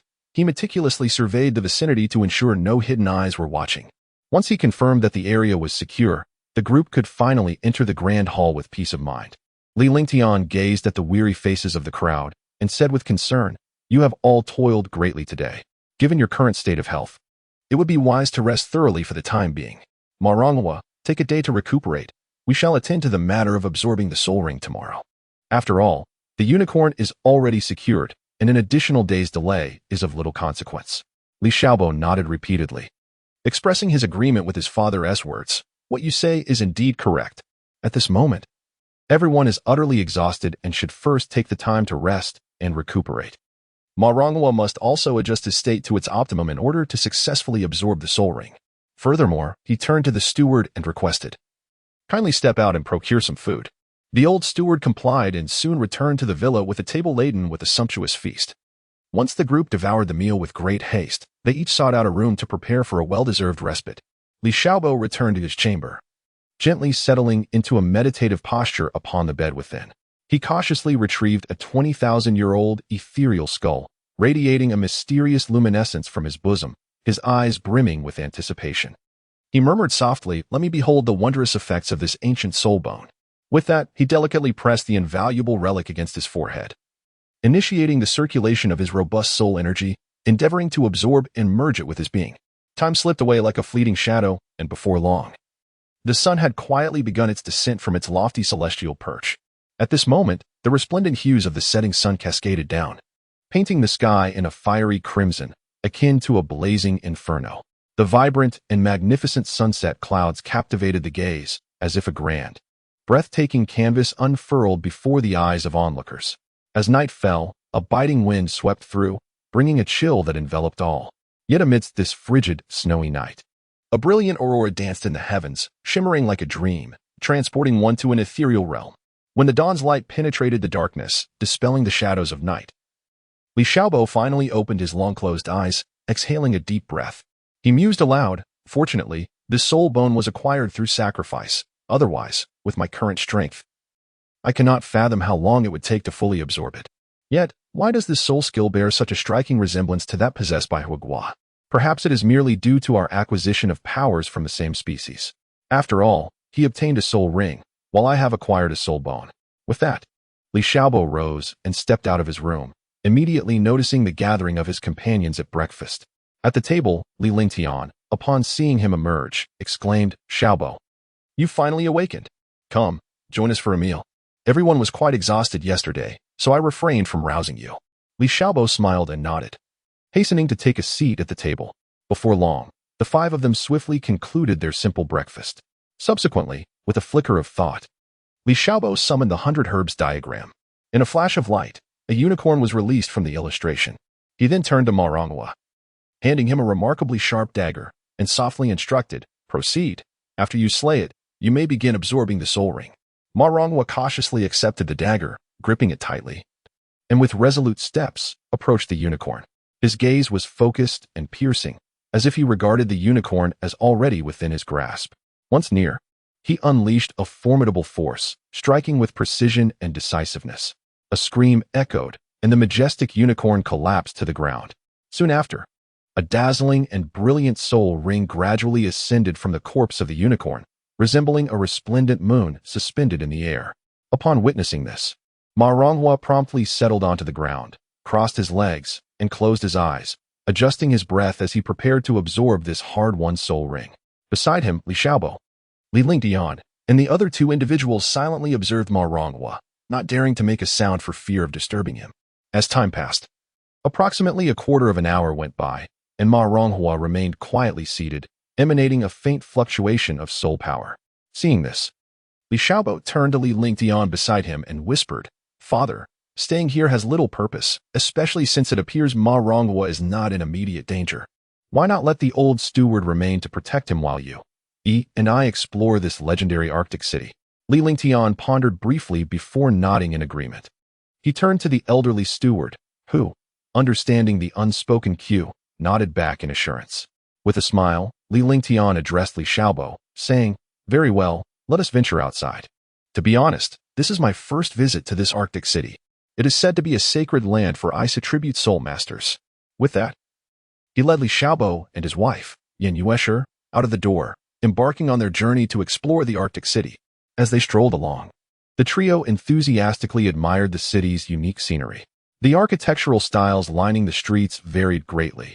Some structures were grand and imposing, exuding a sense of majesty, while others were delicate and exquisite, showcasing elegance. Most of these edifices were crafted from ice and snow, shimmering with enchanting brilliance under the sun's rays, transporting them to a fantastical realm. Before long, they found themselves in a bustling locale, the free trade market. From a distance, the market appeared to be a lively throng, teeming with people and brimming with energy. The cacophony of myriad voices intertwined, creating a distinctive symphony of sounds. Li Xiaobo was deeply captivated by the scene before him. Driven by insatiable curiosity, he quickened his pace and was the first to step into the market. Upon entering, he discovered a vibrant array of soul masters, each displaying their wares and enthusiastically hawking the rare treasures they had acquired during their adventures. Li Xiaobo curiously navigated through the various stalls, his gaze incessantly sweeping over the dazzling array of merchandise. The items displayed were an eclectic mix, ranging from ancient scrolls exuding an air of mystique to uniquely shaped soul-guiding devices, alongside brilliant gemstones whose names eluded him. The stalls were adorned with a plethora of goods, including diverse herbs, each emanating fragrances that were either subtle or intense. A pile of soul-guiding device fragments glimmered with a faint yet enigmatic light, and precious, rare metals reflected a cold sheen under the illumination. Furthermore, there were peculiar and bewildering curiosities, such as tattered maps touted as legendary treasure maps, though the indistinct lines and symbols rendered their true meanings nearly indecipherable. Among the assortment were various unnamed artifacts, some resembling ancient charms, while others appeared to be mysterious weapons from distant lands. This chaotic collection of items coalesced into a treasure trove imbued with the essence of the unknown and the fantastical. Chapter 34, Rare Metals. Li Xiaobo smiled at Ma Ronghua and said, "All right, there is no need for you to demonstrate your soul skill. Remember, it is imperative that you do not casually reveal your external soul bone in front of others to avoid unnecessary complications. After all, you should understand the principle of possessing something valuable can lead to trouble, correct?" Ma Ronghua obediently nodded and replied, "Understood, Brother Xiaobo. I will certainly heed your advice and will never flaunt my external soul bone before outsiders." Seeing Ma Ronghua's understanding and compliance, Li Xiaobo nodded with satisfaction.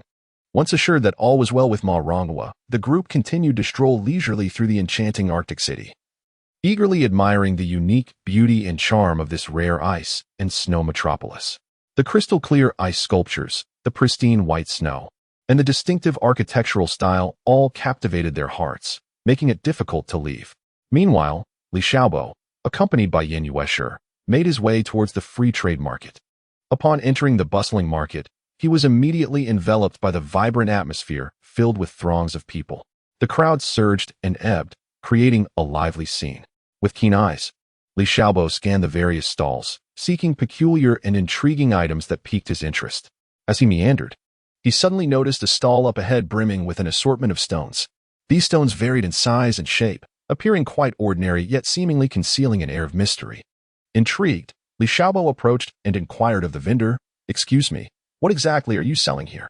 The vendor looked up, met Li Xiaobo's gaze, and with a grin replied, "Ah, esteemed guest, I offer treasures here. These are all raw metal ores that I personally retrieved from the depths of the far north.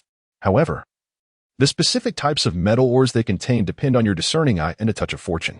After hearing the vendor's introduction, Li Xiaobo's interest was piqued, and he eagerly exclaimed, "Very well, let me examine them closely." With that, he crouched down, meticulously observing the seemingly unremarkable stones before him. Li Xiaobo carefully examined the stones before him and noticed that one of them bore faint, elusive patterns on its surface, as if concealing some secret.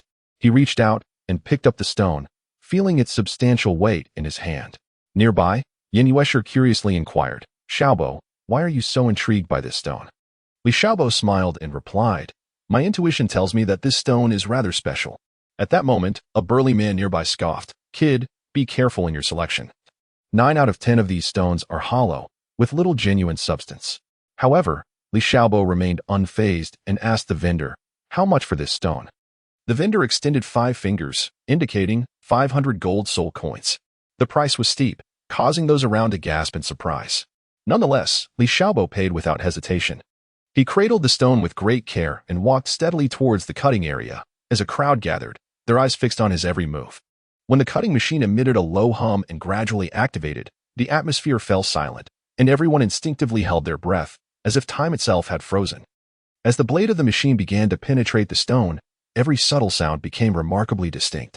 Finally, when a corner of the stone was sliced open, a dazzling brilliance erupted forth like a flash of lightning, illuminating the entire space.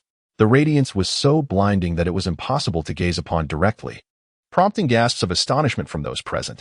The earlier scoffer, the burly man, was now rendered speechless, his eyes wide with disbelief as he stared at the spectacle before him. Mouth agape yet unable to utter a sound. The disdain and mockery that once adorned his face were now replaced by profound regret. In contrast, Li Xiaobo wore an uncontrollable smile of triumph. He knew that he had truly stumbled upon a treasure. This rare star silver ore would undoubtedly assist him in crafting future equipment. Just as Li Xiaobo reveled in the ecstasy of his discovery, a figure suddenly caught his attention. An elderly man, with a kind countenance and vibrant spirit, was slowly approaching him. This elder exuded an air of ethereal wisdom, particularly with his deep, ocean-like eyes that seemed to perceive the very essence of the world.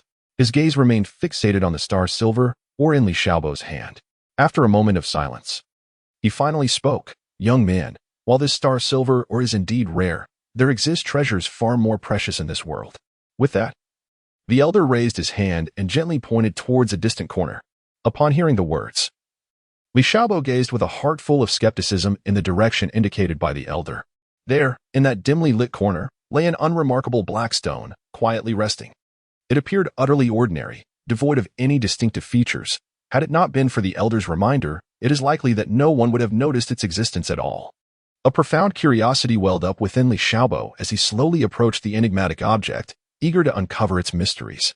As he drew near, the weathered visage of an elderly man broke into a smile, and he began to elucidate. Young man, this is a rare treasure known as Purple Thunder Meteorite Copper. It harbors an immensely powerful force of lightning within. If harnessed in weapon crafting, it could forge indestructible divine armaments. If utilized in the cultivation of soul techniques, it could significantly enhance your abilities, allowing you to break through bottlenecks and achieve extraordinary prowess. Upon hearing these words, Li Xiaobo felt a stirring in his heart.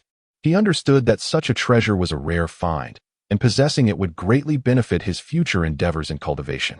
Eagerly, he turned to the stall owner to inquire about the price. However, the stall owner's cunning eyes had already fixated on the star silver, or that Li Xiaobo had recently acquired. He silently contemplated seizing this opportunity to extract a hefty sum. Aiming for a windfall, with a slight upward curve of his lips, he revealed a staggering price: 10 million gold soul coins. This figure struck Li Xiaobo like a bolt from the blue, leaving him momentarily speechless. After all, during the Douluo era, rare metals were indeed precious. Yet not to such an outrageous degree. The development of soul-guiding devices was still quite primitive, and few soul masters engaged in combat utilizing them. As Li Xiaobo found himself engulfed in indecision, acutely aware of his limited finances for this outing, he grappled with whether to purchase the precious Purple Thunder Meteorite. At that critical juncture, Ma Ronghua arrived in a flurry. Without hesitation, Ma Ronghua reached into his pocket and produced the hard-earned gold soul coins, swiftly handing them to the stall owner to finalize the transaction for the Purple Thunder Meteorite. Li Xiaobo, witnessing this act, was left astounded, his jaw agape. Ma Ronghua, catching sight of his reaction, scratched his head sheepishly and smiled. Brother Xiaobo, you've helped me countless times before. Consider this a small token of my gratitude. Moreover, these gold soul coins were entrusted to me by Aunt Fo Ling for the purpose of assisting her. Hearing these words, a warm current surged within Li Xiaobo. He was deeply moved by Ma Ronghua's sincerity and kindness. Thus, he stepped forward, gently patting Ma Ronghua on the shoulder to express his gratitude, and gladly accepted the hard-won Purple Thunder Meteorite, cradling the Purple Thunder Meteorite with utmost care. Li Xiaobo began to channel his soul power to probe the mysterious energy contained within. In that instant, the Purple Thunder Copper emitted subtle currents, akin to agile serpents, swiftly spreading along the soul power he infused. Faced with this unforeseen phenomenon, Li Xiaobo furrowed his brow, yet he harbored no intention of retreating. On the contrary, he concentrated all his mental faculties, determined to guide this potent and unfamiliar force, striving to unveil the secrets hidden within the Purple Thunder Copper. Li Xiaobo tightly grasped the enigmatic purple lightning meteorite, which emanated a mysterious violet glow. Beads of sweat trickled down his forehead, yet no matter how hard he tried, he could never quite master this arcane treasure. At that moment, an ancient and steady voice resonated from behind him, saying, "Young one, that is not how it should be used." Li Xiaobo abruptly turned around, only to behold an elderly man clad in a gray robe, his white hair flowing like silken threads, gazing at him with a warm smile. Startled, he hastily clasped his hands in greeting and inquired, "May I ask, esteemed elder, from whence do you hail? What brings you to this place?" The old man gently stroked his beard and replied with a chuckle, "Ah, I am but a wandering old sage, chancing upon this locale. Upon witnessing you engage with this piece of Purple Thunder Meteorite Copper, I could not restrain myself from offering a word of counsel. Pray, do not take offense." Upon hearing this, Li Xiaobo's eyes sparkled with a hint of surprise, and he clasped his fist once more, saying, "In that case, I kindly request your esteemed guidance, senior. Should you find yourself without a place to stay, I invite you to join me at the Count's residence, where we shall treat you with the utmost hospitality." The elder, upon hearing this, gently shook his head and chuckled, saying, "What purpose could I, an old man nearing the end of my days, serve in your Count's residence?"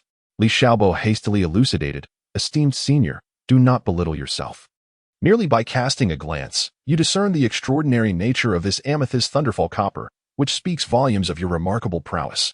Should you choose to lend your assistance, my Count's household would undoubtedly soar to new heights."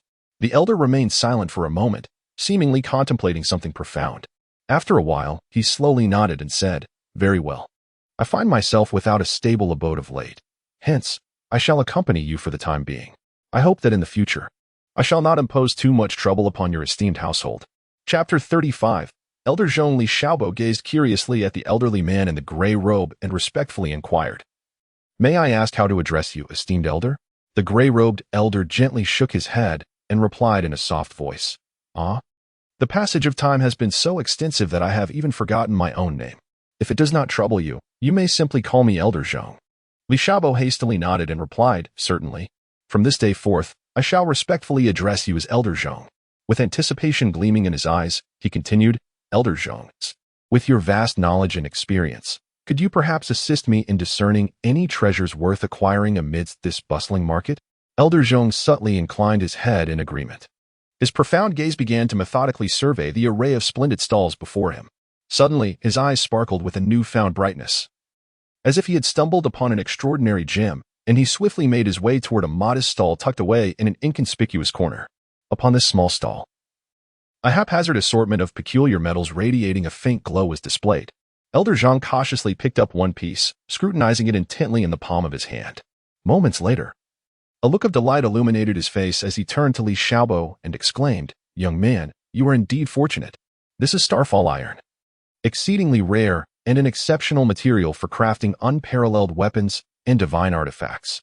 Upon hearing this, Li Xiaobo's eyes sparkled with excitement as he hurriedly approached the stall owner and inquired, "Sir, how much for this starfall iron?" The stall owner first appraised the two of them before leisurely raising a finger to indicate a price, stating, 100 gold soul coins, not a single coin less. Though the price was steep, Li Xiaobo understood the preciousness of the starfall iron and, after a moment's hesitation, resolved to make the purchase. Following this transaction, the group did not pause in their exploration but continued to weave between the various stalls. They ambled along, meticulously selecting and subsequently acquiring dozens of different types of metals. As the sun gradually dipped toward the horizon, Li Xiaobo's arms overflowed with an assortment of bags filled with the rare metals he had procured that day. Content and satisfied, he returned to his family courtyard alongside Elder Zhong. Upon their arrival, Li Xiaobo's face radiated with exhilaration. He hurriedly approached Elder Zhong, scarcely pausing for breath, and eagerly began to introduce the individuals present in the courtyard.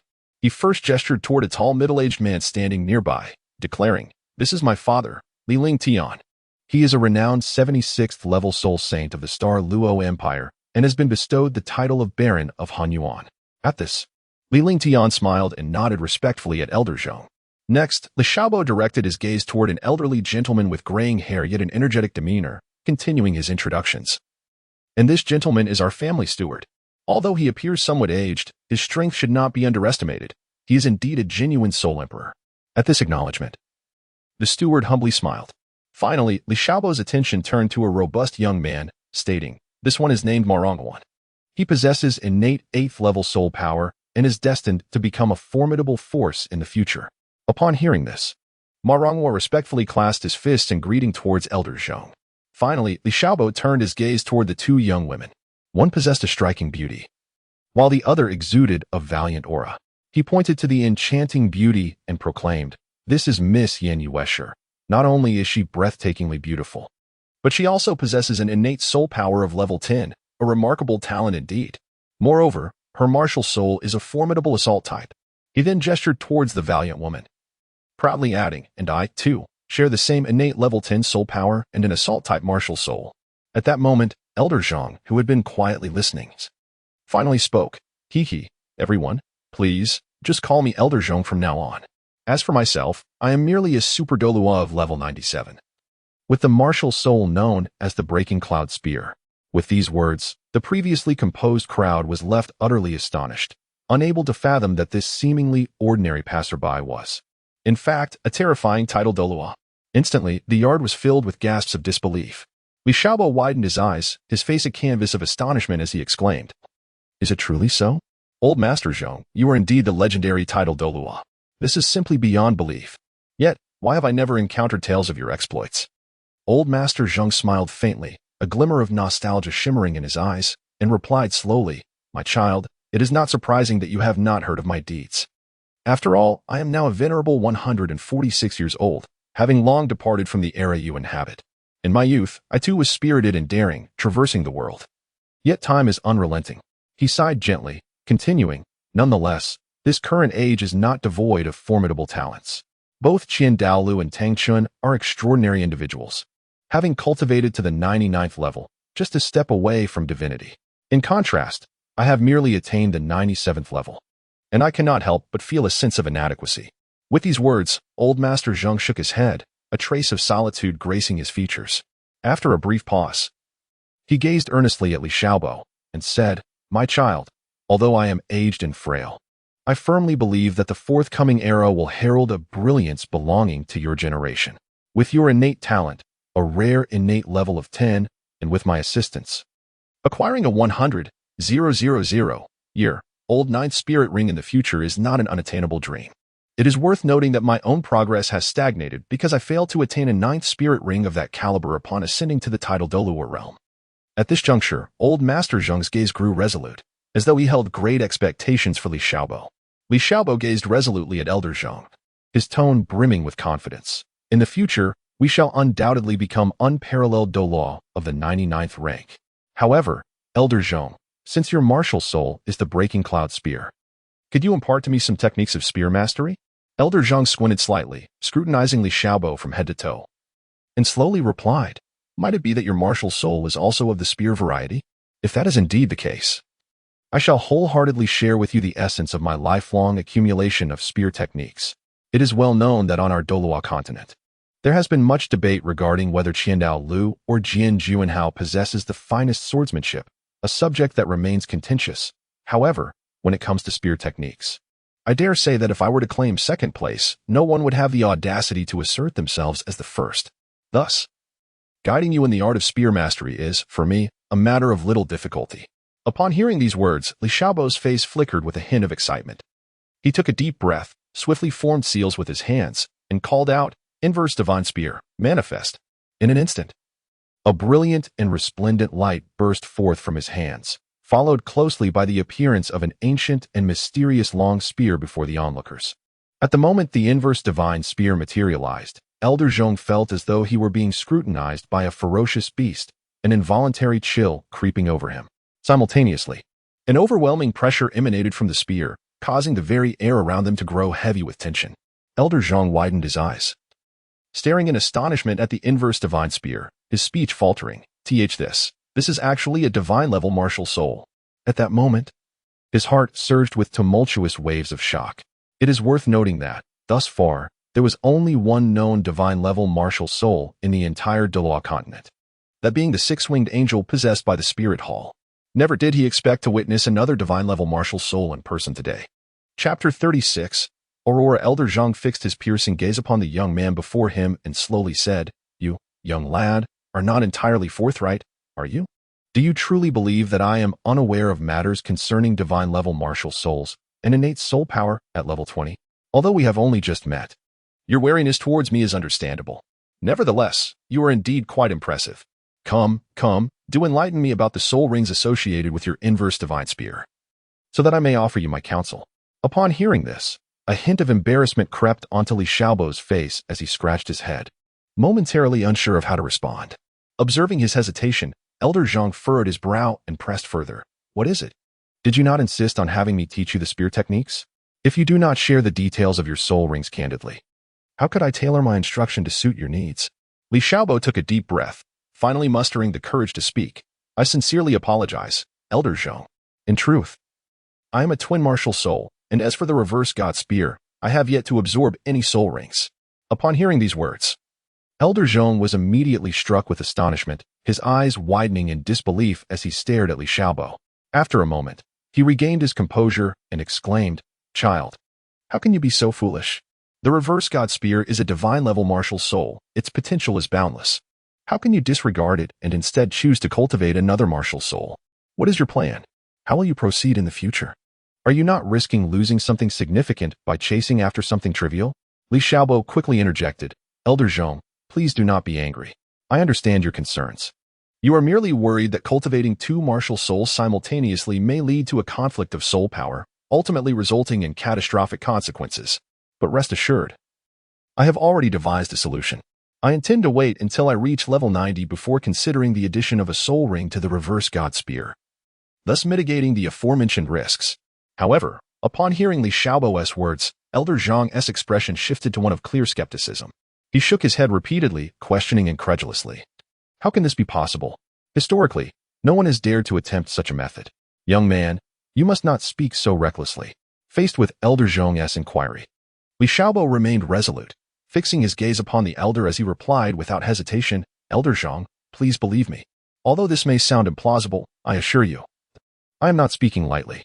Just recently, I came across an ancient text that documented a peculiar method. It stated that if one could achieve divine position inheritance and ensure that all soul bones are sufficiently filled, sustained until the body can fully endure it, then we might attain the desired goal.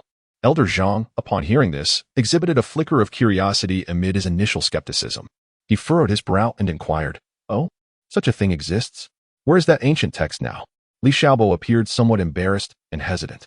After a brief pause, he slowly replied, "To be candid, Elder Zhang, that invaluable ancient text was unfortunately destroyed in a raging fire.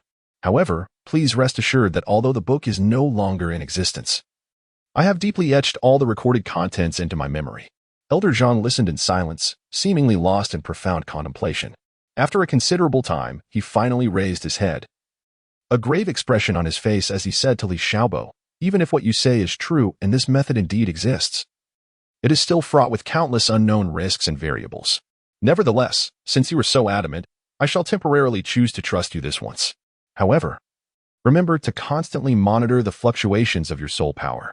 Should you detect any abnormalities, you must cease immediately and never act recklessly." Upon hearing these words, Li Xiaodong was overwhelmed with joy, his emotions surging like a tidal wave. His face flushed with excitement, and his hands trembled slightly as he hurriedly clasped his fists and bowed deeply to Elder Zhang. His voice choked with gratitude. "Thank you, Elder Zhang, for your trust. This kindness of being recognized will forever be etched in my heart. I shall exert every effort to live up to your earnest expectations." Elder Zhang smiled gently, waving his hand in a dismissive manner, and replied in a warm tone, "Enough, enough. There is no need for such formalities. I only hope you can indeed carve out a new realm that has never been traversed by those before you." As he spoke, a faint sigh escaped his lips, and he continued, "While the search for soul bones is relatively manageable, the inheritance of divine positions is far from easy. Who knows how many arduous trials one must endure and what fortunate coincidences must occur to obtain it." At this moment, Li Xiaobo, standing nearby, chuckled confidently, stepping forward with assurance. "Elder Zhang, please do not worry. To be candid, I have already acquired the inheritance of a divine position." As soon as he spoke, he raised his right hand, pointing to the center of his brow. In an instant, a brilliant radiance erupted from his forehead, revealing a vividly lifelike dragon-patterned mark. Elder Zhang, upon witnessing this, was taken aback, a glimmer of astonishment flickering in his eyes. He gazed intently at the dragon mark, murmuring to himself, "I truly did not expect you to possess the inheritance of a divine position. However, revealing such a matter so recklessly to me is not a wise course of action. Should you encounter those with nefarious intentions, the moment you unveil this inheritance, you may find yourself in grave peril. Therefore, until your own strength is sufficiently formidable, it is imperative not to disclose such matters to outsiders lightly." Li Xiaobo chuckled softly, scratching his head with a hint of embarrassment as he addressed Elder Zhang. "The reason I dare to share everything with you so candidly is because of my unwavering trust in you. Moreover, with your esteemed reputation and virtuous character, how could you possibly covet anything of mine?" Hearing this, Elder Zhang erupted into hearty laughter, playfully patting Li Xiaobo on the shoulder. "Ah, you have quite the silver tongue. Well, it is fortunate that I am now advanced in years and my vitality has waned. Had it been my younger days, I might have truly contested with you for it." After sharing a knowing smile, the atmosphere between them grew particularly amiable. Elder Zhang then said, "All right, enough of this chit-chat. It's getting late, we should rest. By the way, I haven't had dinner yet, so let us prepare something." Li Xiaobo replied, "Indeed, the hour is late. The sun sets swiftly in Arctic City. Steward, is dinner ready?" The old steward responded, "Young master, everything has been prepared. It was ready upon your return." But I refrained from interrupting your conversation with the elder. As they gathered around the dining table, it was adorned with an array of delicacies unique to the polar region. Elder Zhang curiously examined the dishes, sampling a piece of frozen fish and praising its exquisite taste. Just as they were enjoying their meal, a sudden commotion erupted outside. Li Xiaobo frowned and stepped out to investigate, only to witness strange lights streaking across the sky, heading towards the distant glacier. Li Xiaobo was filled with an insatiable curiosity. His once tranquil gaze rippled like the surface of a lake disturbed by a stone's throw. He swiftly turned his head and called out loudly to the room, "Old Zhong. There seems to be some unusual commotion outside. It sounds rather strange, and I can hardly contain my curiosity. I must go to investigate." Before he could finish speaking, everyone in the room set down their bowls and chopsticks in perfect unison. With a few swift strides, they rushed to the door, exclaiming in unison, "Let us go and see what is happening." Thus, the group eagerly followed the elusive flickers of light, jogging their way into the bustling street.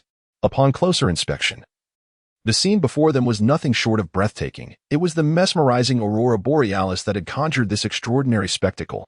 The radiant hues of the northern lights unfurled like a grand and resplendent tapestry across the vast, boundless night sky. Crimson, orange, yellow, green, cyan, blue, and violet intertwined and harmonized, creating a series of stunning beams. At times, these beams surged and leapt like dragons emerging from the sea, while at others, they danced gracefully like ethereal ribbons in the hands of celestial maidens. They flickered and shimmered, as if whispering the unknown secrets and tales of the cosmos to those fortunate enough to behold them. Li Xiaobo could not help but exclaim in astonishment, "Oh my. It turns out that the mesmerizing lights I had seen earlier were actually drawn here by this enchanting aurora." At that moment, the previously silent Elder Zhang suddenly brightened, his face alight with excitement as he remarked, "According to ancient legends, beneath this northern light lies a unique and extraordinary soul energy resonance. If one could capture and harness it, it might prove immensely beneficial for your cultivation." Upon hearing these words, Li Xiaobo instantly felt invigorated. Without a moment's hesitation, he closed his eyes and calmed his mind, attentively sensing the faint yet remarkably vibrant fluctuations of soul energy in the surrounding air. The biting cold seemed to dissipate, leaving only wisps of soul energy flowing into his body. After a brief moment, he opened his eyes and exclaimed with excitement, "Old Master Zhong, it truly works." Old Master Zhong, stroking his beard with satisfaction, nodded approvingly, realizing that this trip had not been in vain. At that moment, the aurora gradually faded, and the ethereal figures vanished from sight. Li Xiaobo and Old Master Zhong, accompanied by the others, turned to return to their lodgings. Chapter 37. Flowers the following day. As dawn broke, golden sunlight cascaded like shards of gold upon the vast, snow-blanketed expanse. The group, clad in thick cotton clothing, slowly emerged from their cozy, warm courtyard. The enchanting and breathtaking northern lights from the previous night seemed indelibly etched in their minds, lingering vividly. They stood in silence, gazing into the distance at the majestic and undulating snow-capped mountains, resembling a serpentine jade dragon stretching across the heavens. The biting cold wind howled past, reddening their cheeks. Yet their hearts brimmed with boundless anticipation for the unknown journey that lay ahead. At this moment, Li Xiaobo broke the silence, stating, "We must leave this Arctic city tomorrow. Therefore, we should make the most of our time today and explore thoroughly." A hint of reluctance was evident in his words. Beside him, Yin Yuesher nodded enthusiastically and replied, "Great. Yesterday, I spent the entire day with you admiring those cold, lifeless stones. Today, why don't we go and appreciate the flowers instead? I've heard that this Arctic city is home to many rare and unique blooms." Her eyes sparkled with curiosity. Li Xiaobo pondered for a moment before responding with a smile. "All right, since there are no particular plans, let us wander aimlessly and take a look at those exquisite flowers." Thus, the two quickly came to a consensus and prepared to embark on their enchanting journey in the Arctic city. The six of them finally arrived at the city's unparalleled floral market, situated in an extremely frigid region. It was astonishing to discover that this market was equipped with ingeniously designed heating facilities. As they stepped into the market, a wave of warm, humid air surged forth, intermingled with the rich fragrances of various flowers. Yin Yuesher flitted about the vibrant blossoms like a lively, joyous bird, gracefully weaving between the colorful blooms. Suddenly, she halted, excitedly pointing at a pot of ice-blue flowers, exclaiming, "Xiaobo, come quickly. These flowers are truly like exquisite works of art, meticulously sculpted from ice and snow." Upon hearing this, Li Xiaobo hurriedly leaned forward to scrutinize the scene. Indeed, the pot of icy blue flowers was breathtakingly beautiful, with a delicate layer of frost mist covering the petals, rendering the entire bloom crystalline and ethereal, almost dreamlike. At that moment, a kindly old flower seller ambled over, smiling gently as he explained, "Young man, this is our unique snowflower. It can only thrive in this polar environment. Moreover, this flower primarily relies on the scarce nutrients found in the ice and snow to sustain its life. Intrigued by these words, Li Xiaobo eagerly inquired, "Elder, how can such beautiful blossoms be successfully cultivated in such a frigid place?" The old man smiled enigmatically, a hint of mystery gracing his features, and replied, "Ah, it is all thanks to a special soul-guiding device we have here. With it, combined with a custom-built greenhouse, we can create an environment conducive to the growth of these flowers." The two stood quietly, engrossed in the old man's detailed exposition of various exotic flowers. Their gazes flitted among the vibrant and diverse blooms, as if they were wandering through a mystical and enchanting garden. Suddenly, Yin Yuesher's keen eyes caught a glimpse of unusual radiance in a corner. Curiously, she tugged at Li Xiaobo's sleeve, signaling him to come and take a look. Thus, they cautiously approached the small flower that emitted a faint glow. However, just as they were about to discern the true form of the little flower, an unexpected event transpired. The previously bright lights extinguished without warning. In an instant, darkness surged like a tide, enveloping the entire flower market. The sudden turn of events plunged everyone present into a state of extreme panic and tension. The crowd began to stir uneasily, screams echoing throughout. Yet, Li Xiaobo remained composed. Without hesitation, he shielded Yin Yuesher, forming a sturdy barrier with his own body. In that very moment, the small flower, which had only emitted a faint light, seemed to be infused with a surge of powerful energy, shining ever more brilliantly. Gradually, its glow resembled twinkling stars in the night sky, illuminating a small area around them. By the grace of this rare light, they were startled to discover numerous shadows darting swiftly among the flowers. These shadows moved with agility and grace, evoking an unsettling chill. "Everyone, be extremely cautious. Danger may be upon us," Li Xiaobo warned in a hushed tone. No sooner had he spoken than one of the shadows lunged at them like an arrow released from a bow. In a flash, Li Xiaobo deftly sidestepped the attack then, with a swift motion, delivered a powerful kick to the shadow. A piercing shriek erupted from the figure as it stumbled heavily to the ground. As the crowd focused their gaze, they soon realized that the mysterious shadow was, in fact, an oddly shaped, previously unseen creature. With the approach of more shadows, the luminosity of the little flower intensified, compelling the shadows to hesitate in their advance. It became apparent to everyone that these shadows were drawn towards the enchanting bloom. This delicate flower, known as the spirit shadow flower, harbored a precious ice crystal core within its stamen, possessing a remarkable allure for polar beings. Just as tensions reached a stalemate, the market administrator arrived, activating the backup lighting system. Upon witnessing this, the shadows scattered in disarray. A collective sigh of relief escaped the crowd, and Yin Yuesher cast another glance at the spirit shadow flower, exclaiming, "What a truly magical blossom." Just when everyone believed the crisis had passed, a faint squeaking sound emerged from a corner. Following the sound, they beheld a fluffy white creature peeking out. Li Xiaobo recognized it as the snow vole previously mentioned. Its eyes were fixated on the spirit shadow flower, evidently drawn in by the allure of the ice crystal core. Yin Yuesher couldn't help but whisper, "How adorable." The snow vole cautiously approached the flower, prompting the crowd to worry for its safety. Just as they were about to intervene, they observed that the creature merely sniffed around the spirit shadow flower before settling down nearby, basking contentedly in the glow emitted by the flower.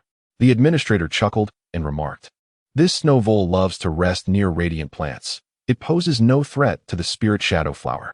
With this reassurance, the crowd finally relaxed. Li Xiaobo, struck by a sudden inspiration, suggested to Yin Yuesher, "Since we are so enamored with the flowers here, why not take some seeds back with us and try cultivating them in a small snow house?" Yin Yuesher's eyes sparkled with excitement as she nodded enthusiastically. Subsequently, they selected several varieties of their favorite flower seeds and bid farewell to the floral market, making their way to the merchandise area. After all, a visit to the Arctic city warranted the acquisition of some local specialties. Upon arriving at the goods section, they were greeted by a dazzling array of fur coats.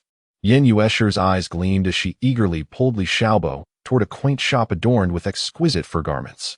The shopkeeper, a warm-hearted middle-aged woman, greeted them with genuine hospitality. These fur coats were crafted from the unique pelts of local soul beasts, combining both warmth and elegance. As she spoke, the shopkeeper showcased a coat embellished with intricate and resplendent patterns. Li Xiaobo caressed the texture of the leather coat, finding it both soft and substantial, indeed quite impressive. Yin Yuesher had her eyes set on a pristine white leather coat, adorned with exquisite snowflake embroidery, reminiscent of a masterpiece left by ice and snow fairies. How stunning it was! As they were engaged in their selection, a sudden commotion erupted outside. Upon stepping out, they discovered a group of reindeer pulling a sled laden with goods. These majestic reindeer stood tall and powerful, their antlers glistening in the sunlight. Li Xiaobo had a sudden inspiration. They could purchase some fur coats as gifts for family and friends, then embark on a reindeer sleigh ride around the Arctic city before returning to pack their belongings. Yin Yuesha readily agreed. Having chosen their fur coats, they climbed aboard the reindeer sleigh and commenced their final journey through the Arctic city amidst the joyful jingling of bells. Chapter 38. Looking towards the future, the figures of Li Xiaobo and his companions gradually faded into the distance as they finally embarked on the long journey back to the star Luo Empire. Along the way, the sky appeared to be drenched in ink, casting a gloomy gray hue over the landscape, while heavy clouds loomed above like small mountains. Suddenly, a fierce wind howled without warning, akin to a ferocious beast lunging at the carriage they occupied. With a resounding creak, the carriage shook violently, seemingly on the verge of being toppled by the tempest. In that critical moment, Li Lingtian unhesitatingly unleashed his formidable soul power, gripping the yoke tightly, emanating a faint glow that enveloped the carriage like a protective shield. Nevertheless, unease lingered among the group, who began to voice their grievances about the inclement weather. Yet, beneath their apprehension lay a deeper yearning and anticipation for home. After all, they had been away from the star Luo Empire for far too long. A place filled with tantalizing delicacies, familiar streets brimming with childhood memories, and cherished family and friends. As they drew closer to the borders of the star Luo Empire, the excitement within Li Xiaobo and his companions intensified. However, upon their arrival at the border, they were taken aback by the sight before them. The once unobstructed road was now lined with multiple checkpoints, where fully armed soldiers scrutinized every passerby with grave expressions, creating an atmosphere of heightened tension. After inquiring about the situation, they learned that a nefarious faction of soul masters had recently attempted to infiltrate the star Luo Empire, intending to sow chaos and destruction, prompting the empire to bolster its border defenses. Upon understanding the circumstances, Li Xiaobo and his companions promptly stepped forward to declare their identities. Initially met with skepticism, the soldiers' expressions transformed to surprise upon noticing the emblems of the star Luo Empire adorning their attire. Subsequently, the soldiers not only allowed them to pass swiftly, but also dispatched a team to escort them to the imperial capital. As the towering walls of the imperial city came into view, a wave of nostalgia washed over them. The moment they entered through the city gates, they were greeted by a cacophony of bustling voices, the lively shouts of vendors, and the joyful laughter of the crowd, all woven together to create a unique symphony. The familiar vibrancy unfolded before them like a vivid tapestry. Unable to contain their joy, the companions eagerly rushed into the bustling marketplace, while Li Xiaobo remained rooted in place, gazing at the city that held countless memories, his heart filled with profound emotion. At that moment, he silently vowed that upon his return, he would strive to become even stronger, using his power to safeguard the tranquility and harmony of this cherished homeland. Upon returning to the Count's residence, Li Lingtian appointed Elder Zhong as the honorary elder of the family. Though curiosity about Elder Zhong's prowess lingered in the air, no one dared to inquire further. After resting comfortably at the Count's estate for several days, Li Xiaobo felt it was time to venture out, seeking experiences to hone his skills and accelerate his growth and strength. On a bright and sunlit morning, he shouldered his pack and resolutely embarked on a solitary journey of self-discovery. After several days of traversing mountains and rivers, Li Xiaobo finally arrived at a valley steeped in mystery. It was said that within this valley lay not only soul beasts of extraordinary strength, but also numerous exceedingly rare and precious treasures of nature. Upon stepping into this enigmatic terrain, Li Xiaobo keenly sensed the air thick with palpable waves of soul power. Suddenly, without any warning, a colossal 1,000-year-old shadow leopard erupted from the dense underbrush like a bolt of lightning, baring its formidable jaws and charging fiercely towards him. In the face of this unexpected assault, Li Xiaobo reacted with remarkable swiftness, deftly sidestepping the attack. Simultaneously, he summoned his own martial spirit, poised to engage in a thrilling and perilous battle for survival against the ferocious shadow leopard. The two adversaries exchanged blows, neither yielding ground, locked in a fierce and intense struggle. After a grueling and extraordinary contest, Li Xiaobo, drawing upon his indomitable will and exceptional combat skills, ultimately managed to repel the tenacious shadow leopard. However, this was merely the beginning of his arduous journey. In the days that followed, Li Xiaobo showed no signs of complacency. bravely delving deeper into the valley. During this period, he encountered a myriad of dangers and challenges, yet each time he transformed peril into opportunity, gaining invaluable insights from his experiences. As time flew by, the monthly return to the Count's estate for the purpose of body refinement with whale oil approached once more. Despite enduring countless hardships in the outside world, the mere thought of further fortifying his body with whale oil to better confront the potential crises of the future ignited boundless motivation within Li Xiaobo. Thus, he steadily advanced through relentless trials and cultivation, gradually progressing on the path to becoming a formidable powerhouse. Li Xiaobo stood in the courtyard, gazing at the white clouds leisurely drifting across the sky, and couldn't help but exclaim, "Time truly flies like a fleeting horse." Unbeknownst to him, he had already reached the age of 8, through unwavering dedication to physical training over the past days. His physique had become robust enough to withstand the power of a fourth spirit ring. Moreover, with the aid of a 200,000-year-old spirit skull, he need not worry about suffering from soul shock. However, the pressing dilemma before him was which type of soul skill would be most suitable for his fourth spirit ring. With a heart full of curiosity and anticipation, Li Xiaobo turned and walked towards the study.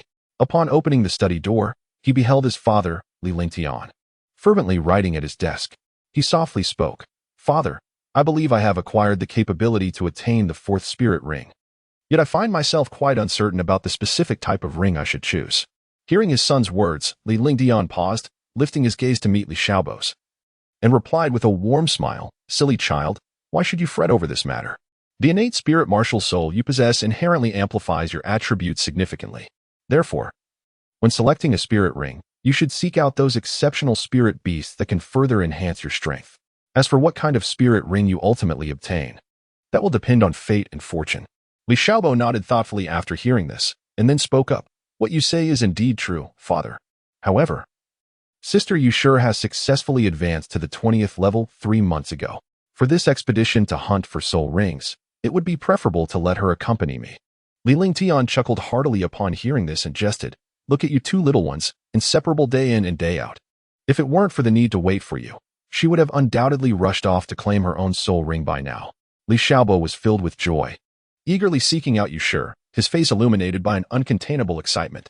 Upon hearing that she could finally embark on their journey, Yushur's already bright and captivating eyes sparkled like stars, radiating brilliance. Subsequently, the two quickly and methodically prepared the necessary equipment, resolutely setting forth alongside the formidable Li Lingtian into the perilous and uncharted soul-hunting forest. It is noteworthy that after 2 years of relentless and diligent training, Li Lingtian had ascended to the rank of an 82-level soul Douluo, a feat that commanded immense respect.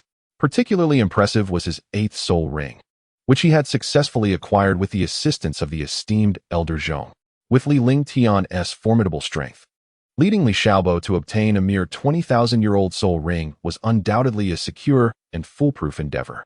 Thus, the trio ventured confidently into the depths of the soul-hunting forest.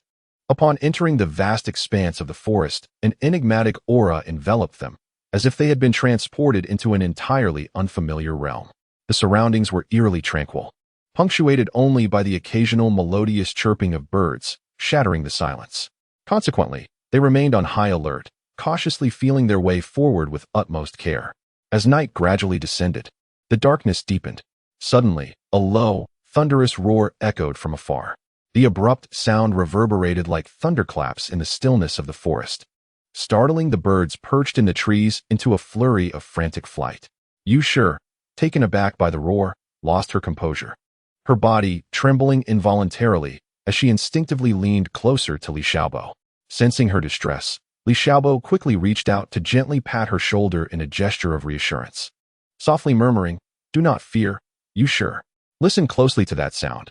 I believe it is the very target we seek to find and acquire." Li Lingtian, with a grave expression, addressed Li Xiaobo, "Xiaobo, you must take good care of Yushur. This place is rather perilous. I shall first investigate the situation." With that, he swiftly vanished from sight, darting towards the source of the sound like an arrow released from a bow. Before long, the distant echoes of a fierce battle reached their ears. Li Xiaobo, unwilling to linger, hastily urged Yin Yueshur to quicken their pace as they sprinted forward. Breathless from their exertion, they finally arrived near the scene of the incident. There, not too far ahead, they beheld Li Lingtian, relaxed and at ease, resting upon the formidable and majestic form of a great white tiger. Li Lingtian, upon seeing Li Xiaobo and Yin Yushi approach, smiled and remarked, "Xiaobo, our fortune today is indeed remarkable. In just a single day, we have encountered this magnificent white tiger. From my observations, this creature possesses formidable strength, rivaling that of some soul beasts with an impressive cultivation of 70,000 years. Were it not for its momentary lapse, which allowed me to exploit a weakness, I doubt I would have so easily subdued it. Nevertheless, given its current state, it appears to be nearing 30,000 years of cultivation. Perhaps we should consider seeking out other more suitable targets?" Li Xiaobo fixed his unwavering gaze upon Li Lingtian and replied without hesitation, "No need. Father, have you forgotten? My innate martial spirit endows me with physical attributes that far exceed those of an ordinary person. Moreover, my third soul ring possesses unique capabilities. When it comes to physical prowess, I am certainly more than capable. Furthermore, in the face of soul disturbances, I have the support of a 200,000-year-old spiritual skull. Therefore, please trust me. This time, as I absorb the white tiger soul ring, I am confident of my success." Li Lingtian gazed at Li Xiaobo, observing his resolute expression, devoid of any hint of wavering. In his heart, he could not help but silently commend him, since his son exuded such unwavering confidence. He chose to refrain from further admonitions, merely nodding in agreement. Li Xiaobo's gaze was as unwavering as a blazing flame. He gripped his weapon tightly and, without a moment's hesitation, lunged toward the ferocious white tiger before him. In an instant, the white tiger let out a chilling roar. Yet it ultimately could not escape the clutches of death, collapsing into a pool of its own blood. Li Xiaobo swiftly settled into a cross-legged position, regulating his breath as he prepared to absorb the formidable power emanating from the white tiger. He activated his cultivation technique, guiding the soul rings emitted by the corpse of the white tiger to gradually envelop his own body. As time passed, Li Xiaobo sensed a tumultuous surge of soul power coursing through him, akin to a raging tide. However, through his indomitable will and profound cultivation, he gradually gained control over this overwhelming energy, stabilizing it with precision. At that moment, Li Xiaobo's consciousness transcended his corporeal form, delving deep into the recesses of his mind. There, he beheld a colossal and majestic white tiger, roaring with fury. It was evident that he was undergoing the inevitable soul turbulence phase associated with absorbing a soul beast of over 10,000 years of cultivation. The white tiger sensed Li Xiaobo's presence and immediately opened its gaping maw, revealing its sharp, menacing fangs as it lunged towards him with ferocity. In the face of such a fierce adversary, Li Xiaobo displayed not a hint of trepidation. It is worth noting that he had previously succeeded in absorbing a spiritual skull with an impressive 20,000-year cultivation, and he had also integrated the memories of 2 lifetimes, rendering his mental prowess comparable to that of a titled Douluo. Thus, this seemingly thrilling battle did not endure for long. With a series of exquisite maneuvers, Li Xiaobo moved with an ethereal grace, deftly evading the white tiger's relentless assaults while seizing the opportune moment to deliver a decisive blow. Ultimately, the white tiger succumbed to Li Xiaobo's fierce onslaught, collapsing into a wisp of azure smoke that vanished without a trace. Before long, Li Xiaobo successfully completed the absorption of the soul ring. He slowly opened his eyes, only to find himself enveloped in darkness as night had descended. Looking up, he beheld a brilliant array of stars, twinkling like gemstones against the vast expanse of the cosmos, shimmering with radiance. Not far in front of him, a crackling bonfire blazed, illuminating the surroundings with its warm glow. At this juncture, Li Lingtian, observing the encroaching night and concerned about potential dangers, resolved to set up a tent in this very spot, awaiting Li Xiaobo's full absorption of the soul ring. After all, they were situated within the territory of the white tiger, a realm that generally deterred other soul beasts from venturing too close. Li Xiaobo felt the surge of soul power within him and exclaimed with excitement, "After absorbing this soul ring, I can distinctly sense an enhancement in my strength. I believe I have reached level 47 now. By the way, Father, do you think this white tiger will yield a soul bone? After all, it is a supreme soul beast." Upon hearing his son's words, Li Lingtian couldn't help but roll his eyes and retorted with a hint of irritation, "Do you think soul bones are as common as cabbages? They are not so easily obtained. Generally, only soul beasts over 100,000 years old are guaranteed to produce soul bones. As for other soul beasts of lesser cultivation, The likelihood of them yielding a soul bone is exceedingly low, virtually negligible. Li Xiaobo scratched his head, a hint of embarrassment dancing across his smile. Hee, indeed. I was overly simplistic and a bit too greedy in my thoughts. However, now that I have successfully absorbed what I needed, it is time to consider finding a suitable soul beast for you, sure. You sure? What kind of soul beast do you desire? After a moment of contemplation, Yin Yushi replied, Xiaobo, I have always hoped to discover a soul beast with the bloodline of a phoenix. My divine inheritance has mentioned that if I were to acquire powers related to the phoenix bloodline, it might unlock certain seals or restrictions. Li Xiaobo spoke with unwavering determination. Very well. Since that is the case, let us devote ourselves to seeking out the soul beast endowed with the phoenix bloodline. However, it seems there are no traces of them in this vicinity. In my opinion, perhaps we should venture toward the volcanic region to the west? It is well known that phoenixes are noble beings that only dwell upon the parasol tree, and given that most phoenixes possess fire attributes, the environment of the dormant volcano area to the west aligns more closely with their habits. Thus, the likelihood of discovering a soul beast with phoenix blood there should be significantly higher. Beside him, Li Lingtian nodded solemnly in agreement, stating, Indeed, your thoughts are commendable. However, I must caution you that while I can assist you in hunting the soul beasts, you must not become complacent. You must actively seek out your target. This approach will not only enhance your ability to track prey, but will also greatly benefit your future cultivation journey. A full moon hung high in the sky, its luminous rays cascading like delicate silk upon the tents, draping the entire campsite in a silvery glow. A gentle breeze rustled the leaves, producing a soft whisper as if nature were orchestrating a tender symphony. In this tranquil and enchanting night, the three individuals prepared to rest. Among them, Li Lingtian took on the vital duty of guarding their safety. From a distance, he surveyed the surroundings, vigilant for any signs of potential danger. Meanwhile, Li Xiaobo and Yin Yushi entered one of the tents together. They gently pulled the tent flap closed, temporarily shutting out the world beyond. A faint, refreshing aroma permeated the air inside the tent, a scent unique to the wilderness. The two lay side by side in their sleeping bags, sharing the warmth of each other's presence and the rhythm of their breathing. Although the environment around them was serene, their hearts brimmed with anticipation and trepidation for the unknown journey ahead. As time quietly slipped away, the night deepened, and everything gradually succumbed to slumber.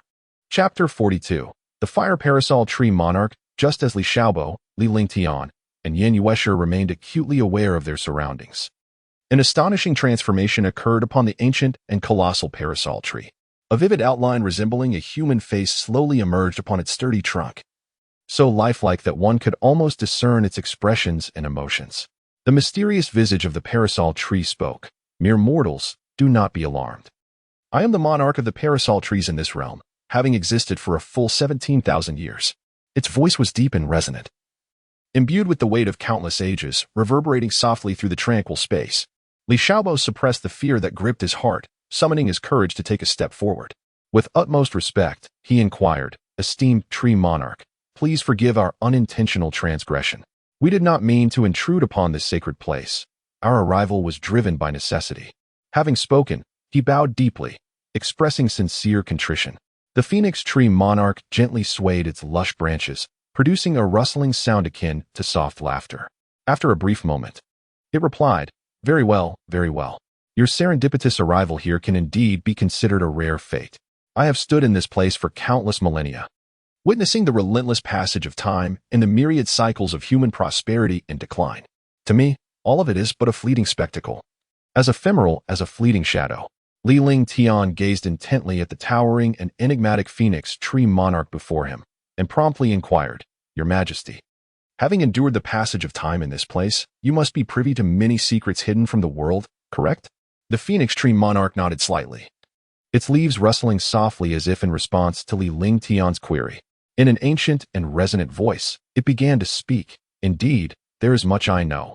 The intricate distribution of various spiritual beings in this vast universe, as well as the once mighty races that thrived in the distant epochs of antiquity, are all etched deeply within my memory. Standing nearby, Yin Yushi's beautiful eyes sparkled with curiosity upon hearing this, and she eagerly asked, If that is the case, Your Exalted Majesty, why do you persist in remaining here? At that moment, the surroundings fell into an unusual silence, with only the gentle whisper of the breeze caressing the leaves. After a brief pause, the phoenix tree monarch finally spoke again. The reason I have steadfastly guarded this land is twofold. Firstly, I bear a mission, and secondly, I await the arrival of a destined individual. Your presence here may signify the commencement of a monumental transformation. The profound weight of these words resonated like thunder in the hearts of those present, and they exchanged glances, their faces revealing unmistakable shock and deep-seated confusion. Each person pondered in silence what kind of tumultuous and enigmatic fate they might soon be swept into. Suddenly, the immense trunk of the phoenix tree monarch began to quiver slightly, as if stirred by a mysterious and potent force. As the tremors intensified, a deep and weathered voice emanated from within. The reason I have summoned you today is to entrust you with a matter of utmost importance. Upon hearing this, the assembly exchanged bewildered looks, their expressions tinged with uncertainty. Only Li Xiaobo appeared particularly respectful. He stepped forward and bowed, declaring, "Your Majesty, please command us. Whatever is within our capacity, we shall endeavor to fulfill." The phoenix tree monarch nodded gently and continued, "Upon my form rests a phoenix egg. This egg, a remnant from ancient times, has been nurtured over eons and is now on the verge of hatching. However, the birth of this phoenix egg is no simple matter. It requires someone to nurture and guide it." Upon hearing this, Li Lingtian was taken aback, his face a portrait of astonishment as he exclaimed, "We are but ordinary individuals. How could we possibly bear such a significant responsibility?" The phoenix tree monarch smiled softly and explained, "Do not underestimate yourselves. Through my observations, I have discerned that each of you emanates a subtle aura of the phoenix, suggesting a unique connection to this egg. Should you assist in its successful hatching, you shall undoubtedly be blessed with boundless fortune in the future." At this juncture, Yin Yushi, who had remained silent until now, hesitated momentarily before softly asking, "Then, may I inquire, Your Majesty, what precisely should we do?" The phoenix tree emperor pondered for a moment before responding. "In truth, it is not a difficult task. All that is required is for each of you to gently infuse a portion of your spiritual energy into this phoenix egg, and then nurture it with a sincere heart for 3 days, and the deed shall be accomplished."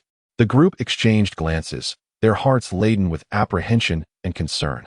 Yet, in the end, they all nodded in agreement, eager to seize such a rare opportunity. Thus, they heeded the phoenix tree emperor's words and cautiously approached the enigmatic and anticipated phoenix egg. Li Xiaobo led the way, followed closely by Li Lingtian, both bearing solemn expressions as they carefully channeled their soul power into the egg. However, despite their efforts, the phoenix egg remained unresponsive, akin to a slumbering giant, impervious to their attempts. Witnessing this, a sense of heaviness settled in the hearts of the onlookers. Yet, Yin Yushi did not waver. She took a deep breath, her heart fluttering with trepidation, and stepped forward. With a gentle lift of her jade hand, she slowly infused her soul power into the phoenix egg. Initially, all remained tranquil. But in an instant, the egg flickered with a faint glow, as if acknowledging Yin Yushi's actions. Overjoyed, she pressed on, intensifying her infusion of soul power.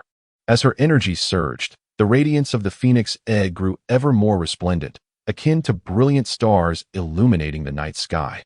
Moreover, intricate, flame-like patterns began to emerge upon the surface of the eggshell, as though a magnificent tapestry was gradually unfurling. Just then, Li Xiaobo, who had been intently observing the transformations, suddenly exclaimed, "Look, the flame patterns are identical to those on your famed 5 Fire 7 Birds fan, Yushi." Hearing this, Yin Yushi focused intently, and indeed, the patterns mirrored each other exquisitely, both imbued with a powerful resonance. As the group marveled at this extraordinary coincidence, the once quiet phoenix egg began to tremble violently, as if a tremendous storm brewed within. Simultaneously, a faint consciousness silently entered Yin Yushi's mind. "The object in your hand shares my origin. If you harness its power, it will aid me in breaking free more swiftly." Without hesitation, Yin Yushi swiftly retrieved the renowned 5 Fire 7 Birds fan from her bosom. As the fan neared the phoenix egg, an overwhelming force of attraction surged between them. Instantly, the blazing energy of the fan poured into the egg like a deluge breaching a dam. Shortly thereafter, a crisp and resounding cry echoed through the air, and the dormant phoenix egg began to quake violently. Cracks appeared on the surface of the eggshell, spreading rapidly like a spider's web. Immediately, a crisp crack echoed through the air as the phoenix egg finally shattered, releasing a dazzling burst of flames. As the brilliance gradually faded, the onlookers beheld a young phoenix, its entire being radiating with fierce flames.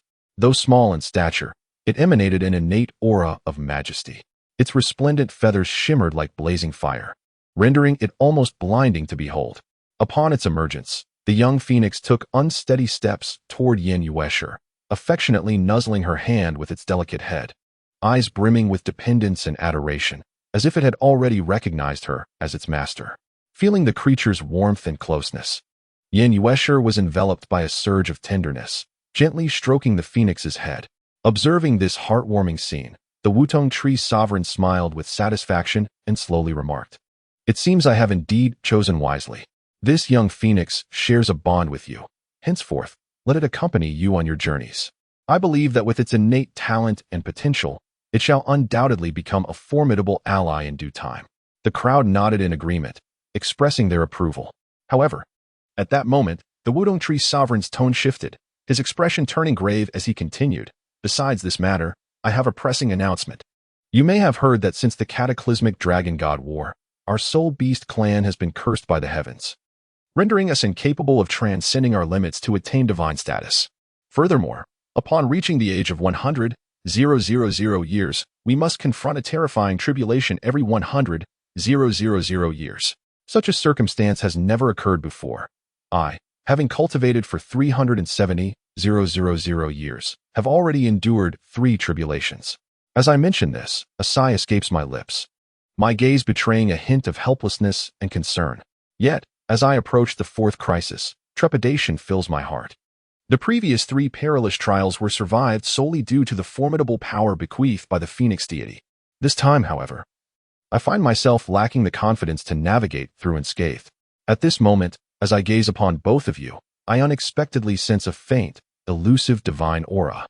The Wutong Tree sovereign spoke again. "For this reason, I have resolved to offer myself as a sacrifice to you, hoping that upon your ascension to divinity, you may wield divine power to grant me rebirth. As for this young lady, I perceive that her martial soul is rather unique. It seems only the soul beast power of the Phoenix bloodline can be absorbed by her. Alas, I do not possess the Phoenix bloodline myself. Thus I must choose to bestow all my strength upon you. However, there is no need for you to be overly concerned. Once my sacrifice is complete, a peacock with 100,000 years of cultivation will willingly offer itself to this young girl." The Wutong Tree sovereign continued to elucidate.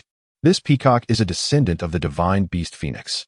Unfortunately, due to the stringent barriers of the divine realm, it has likewise lost its chance to attain divinity. Hence, it willingly chooses to support you and contribute through sacrifice to pave your glorious path. Chapter 40. The Phoenix Tree in the Early Hours of Dawn. Gentle sunlight penetrates the delicate mist, cascading like gossamer among the lush sycamore grove.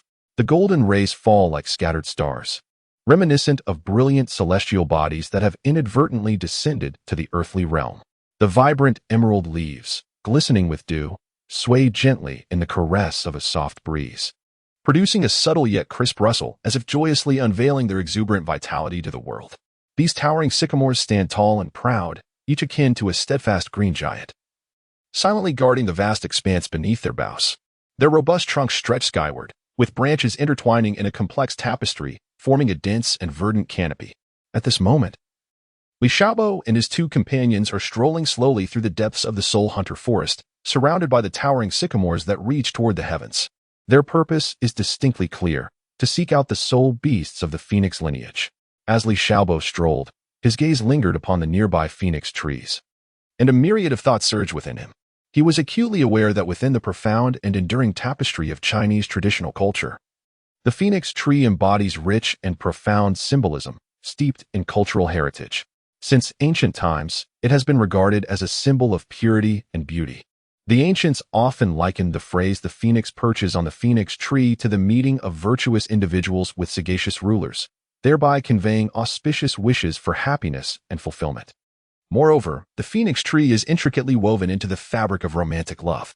It is said that during the Tang dynasty, the remarkably gifted poet Li Yu expressed his deep affection and endless sorrow for his deceased wife through the imagery of the phoenix tree. Consequently, this motif often encapsulates a unique resonance of melancholy and poignant beauty in numerous literary masterpieces. In this vast expanse of phoenix trees, the living trees resembled bashful maidens, shedding their withered winter garb and donning fresh, tender green attire. The gentle drizzle fell like fine strands of silver, delicately cascading down. The trees, akin to hungry children yearning for sustenance, greedily absorbed the sweet and nourishing rain, relishing nature's generous gifts. New buds sprouted from their branches, tender and delicate like newborns. Invoking a sense of tenderness and affection, a soft spring breeze whispered through, causing the branches and leaves of the phoenix trees to sway gracefully, producing a crisp, melodious rustle. This sound intertwined, as if they were collectively performing a magnificent symphony of spring, captivating all who listened. Beneath the trees, tender green grass eagerly peeked out, curiously surveying the vibrant world around them. They nestled against the phoenix trees, companions in joy, collectively welcoming the grand arrival of spring. In stark contrast, the densely wooded phoenix grove presented a serene and refreshing paradise, a veritable sanctuary. The overlapping green leaves formed a vast expanse of enormous verdant umbrellas, shielding the scorching sunlight outside, casting dappled shadows upon the ground. At this moment, a playful group of squirrels frolicked beneath the shade, their cheerful laughter echoing throughout the grove. Even the palm-sized leaves of the phoenix trees seemed to quiver in delight, as if sharing in the squirrel's joy with a contented smile. As the gentle breeze swept through, it brought a refreshing coolness, allowing people to momentarily forget the oppressive heat of summer. On the expansive land, the golden-hued phoenix grove stood proudly. Sunlight poured down, bestowing life upon the trees, which donned a resplendent golden attire. When the autumn wind caressed each leaf, the golden foliage fluttered down gracefully. They flutter like delicate golden butterflies, dancing gracefully in the air, exuding elegance and vitality. The golden yellow leaves gradually accumulate, carpeting the ground in a thick and soft layer that resembles a luxurious golden tapestry from afar. As people stroll through, the rustling sound beneath their feet seems to whisper nature's enchanting tales of autumn. Behold the tall and stately sycamore trees, their branches adorned with plump and charming fruits.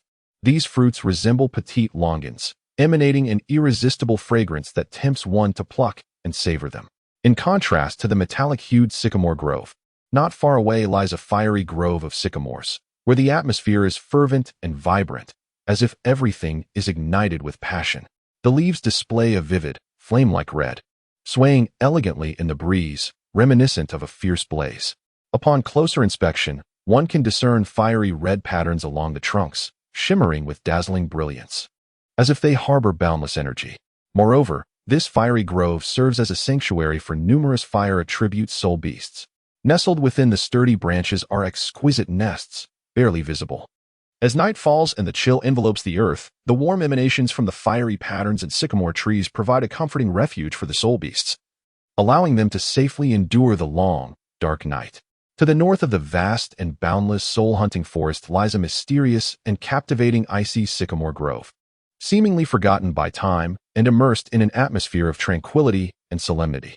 As autumn gives way to winter, the leaves flutter down like dancing butterflies, leaving only the barren branches to stand solitary against the biting wind. Yet, even amidst the piercing cold, these sycamore trees stand resolute like iron warriors, showcasing their indomitable spirit through their tenacious vitality. When the snow finally clears after a storm, the entire grove transforms into a dreamlike fairyland. Pristine snowflakes delicately settle upon the branches, adorning each tree with a crystalline silver cloak. From a distance, these snow-laden branches resemble ethereal maidens clad in white, standing gracefully, evoking awe for nature's artistry. This sycamore grove is not merely a playground for the joyous frolic of avian soul beasts, but also a cherished haven for many herbivorous soul beasts. At the break of dawn, the adorable fawns can be seen joyfully bounding through the woods, relishing the fresh air and serene surroundings. They occasionally lower their heads to nibble on the tender grass, while at other times they chase and play, infusing the tranquil grove with vitality and life. As the sun sets and twilight descends, petite rodent soul beasts emerge to explore. They scurry in pairs through the grass or wander leisurely on their own, basking in the gentle moonlight and savoring their romantic moments beneath the serene night sky. The sycamore grove quietly safeguards these small creatures, bearing witness to their journey from infancy to maturity and harboring countless warm and beautiful memories.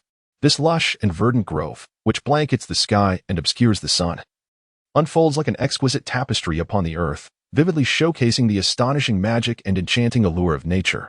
Whether it is the tender green leaves, bursting with vibrant vitality and resembling translucent emeralds, the deep green canopy, exuding a rich woody essence, akin to a thick velvet blanket enveloping the ground, the resplendent golden leaves, shimmering with brilliance as if gilded by sunlight, or the serene, pure white hue that graces the grove in the cold winter months. Each aspect invites one to become entranced, utterly captivated. This sycamore grove is not merely a joyous paradise for the avian spirit beasts that soar and frolic freely, but also a warm and cozy home for the petite, lively squirrel spirit beasts. Here, they revel in the bountiful gifts bestowed by nature, meandering carefreely among the dense foliage, joyfully leaping upon sturdy branches, and leisurely gathering delectable fruits. Chapter 41. The Mysterious Egg.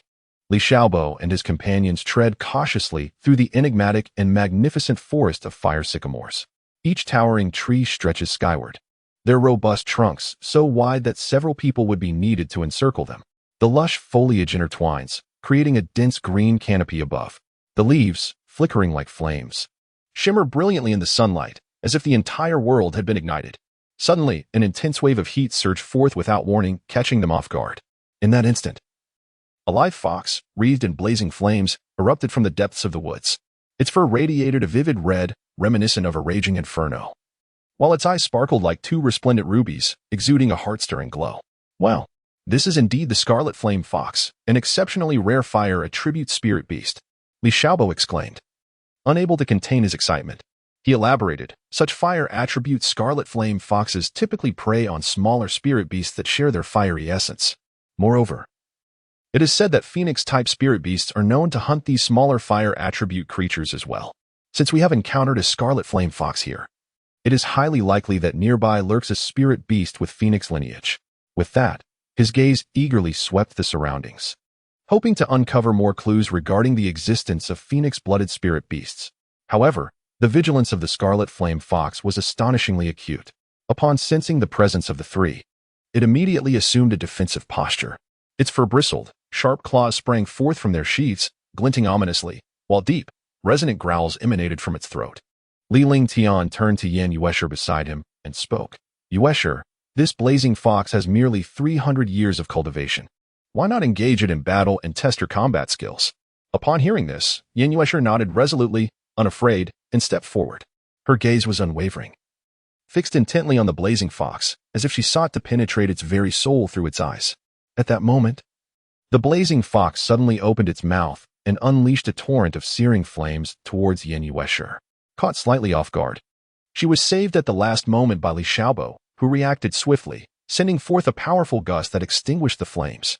Just then, a heavy thudding sound echoed nearby, causing the ground to tremble slightly. The onlookers turned to see a massive, mountain-like flame rhinoceros slowly approaching them. With each step it took, it left behind charred footprints, and the surrounding air distorted from the intense heat radiating from its form. The simultaneous appearance of such formidable fire attribute soul beasts thickened the atmosphere with tension.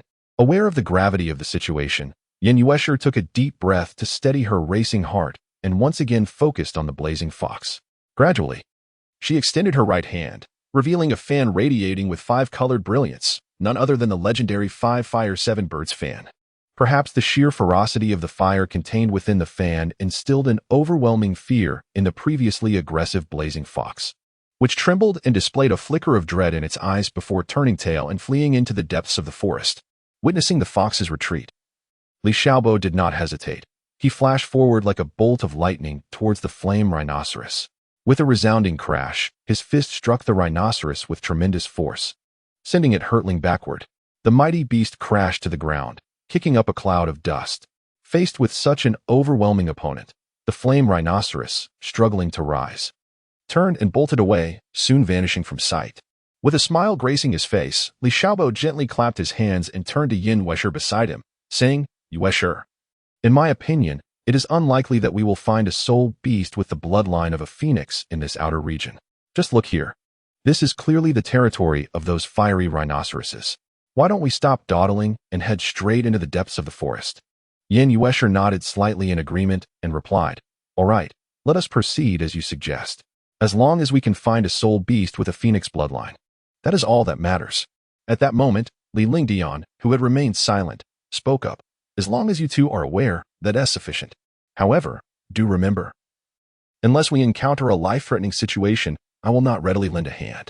Thus, the three of them set forth with resolute steps deeper into the woods.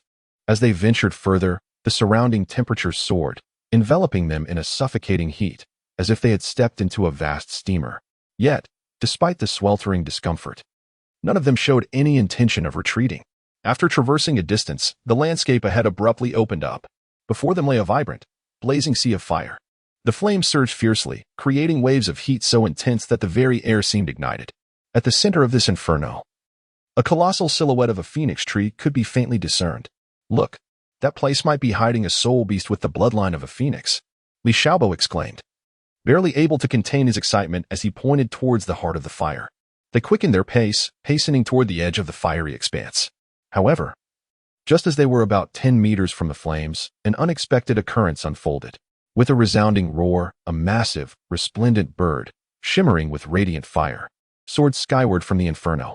This mystical avian bore a striking resemblance to a peacock, yet its tail feathers were far more magnificent, encircled by blazing flames. Exuding an aura of majesty and power, could this be the legendary soul beast endowed with the bloodline of a phoenix? Yin Yuesher's eyes widened in disbelief, her expression a mix of astonishment, and she couldn't help but exclaim. Her voice echoed strangely in the stillness of the surroundings. Surprisingly, the magnificent bird made no attempt to attack them. Instead, it gracefully spiraled around the trio like a beautiful whirlwind of flames before emitting a melodious, ethereal call. As if urging them to follow, the three exchanged glances, silently communicating, and ultimately resolved to heed the bird's guidance. They cautiously stepped forward, closely trailing behind the bird as they ventured into the fiery depths behind the phoenix tree. Upon finally reaching the tree, the sight that greeted them filled them with awe once more. Perched securely upon the sturdy branches was an enormous egg of unimaginable size. The egg radiated an enigmatic golden hue, its surface intricately adorned with a multitude of peculiar and ancient runes. These symbols shimmered with a faint yet extraordinarily brilliant luminescence, continuously emanating waves of warmth. Could it be that within this egg, a genuine phoenix was truly being nurtured? Li Ling Tian gazed at the colossal egg, unable to restrain his astonishment, his voice quivering slightly with overwhelming excitement. At that moment, the previously tranquil surroundings underwent a sudden transformation. The walls began to reveal a complex array of glowing, fiery red patterns, intertwining to create a remarkably spectacular tableau. Simultaneously, a formidable and oppressive energy surged forth from these intricate designs, evidently the activation of a concealed guardian mechanism. Faced with such an unexpected turn of events, the trio instantly tensed, forming a protective circle with their backs to one another, fully alert to the unfolding situation, ready for any eventuality. The divine bird had also taken position beside the egg, its keen eyes scanning the vicinity with vigilance, feathers bristled, poised for battle. A thrilling new challenge loomed ominously before them. Chapter 43, The Phoenix of Lesson Yin Yushi. The elder mentioned that the large bird outside possesses the bloodline of a phoenix. But how could a peacock be related to a phoenix? Li Xiaobo, I am aware of this. The tale of the 9 offspring of the phoenix has various interpretations in ancient mythology, yet the most widely accepted are the following 9. 1. Golden phoenix, gentle in nature, representing nobility, auspiciousness, and wealth. 2. Colorful phoenix, exquisite in beauty, adorned with vibrant feathers, symbolizing prosperity and splendor. 3. Fire phoenix, fiery temperament, enveloped in flames, endowed with immense power. 4. Snow phoenix, preferring the cold, with pure white feathers, symbolizing purity and nobility. 5. Blue phoenix, gentle in character, residing in the eastern sea, skilled in summoning clouds and rain. 6. Peacock, renowned for its beautiful plumage and haughty demeanor, symbolizing beauty and arrogance. 7. Roc, enormous in size, with expansive wings, representing lofty aspirations and a bold spirit. 8. Thunderbird, swift in flight, capable of generating thunder, possessing formidable offensive capabilities. 9. Great wind, when its wings unfurl, it stirs up a great wind, a bird of destruction. These 9 phoenixes each possess distinct characteristics, enriching the tapestry of mythological culture and leaving a profound cultural legacy for future generations. 1. Golden phoenix, harmonious in nature, a harbinger of auspicious signs. It partakes only of dew in the morning and tender bamboo for sustenance, never roosting on anything less than a millennium-old phoenix tree.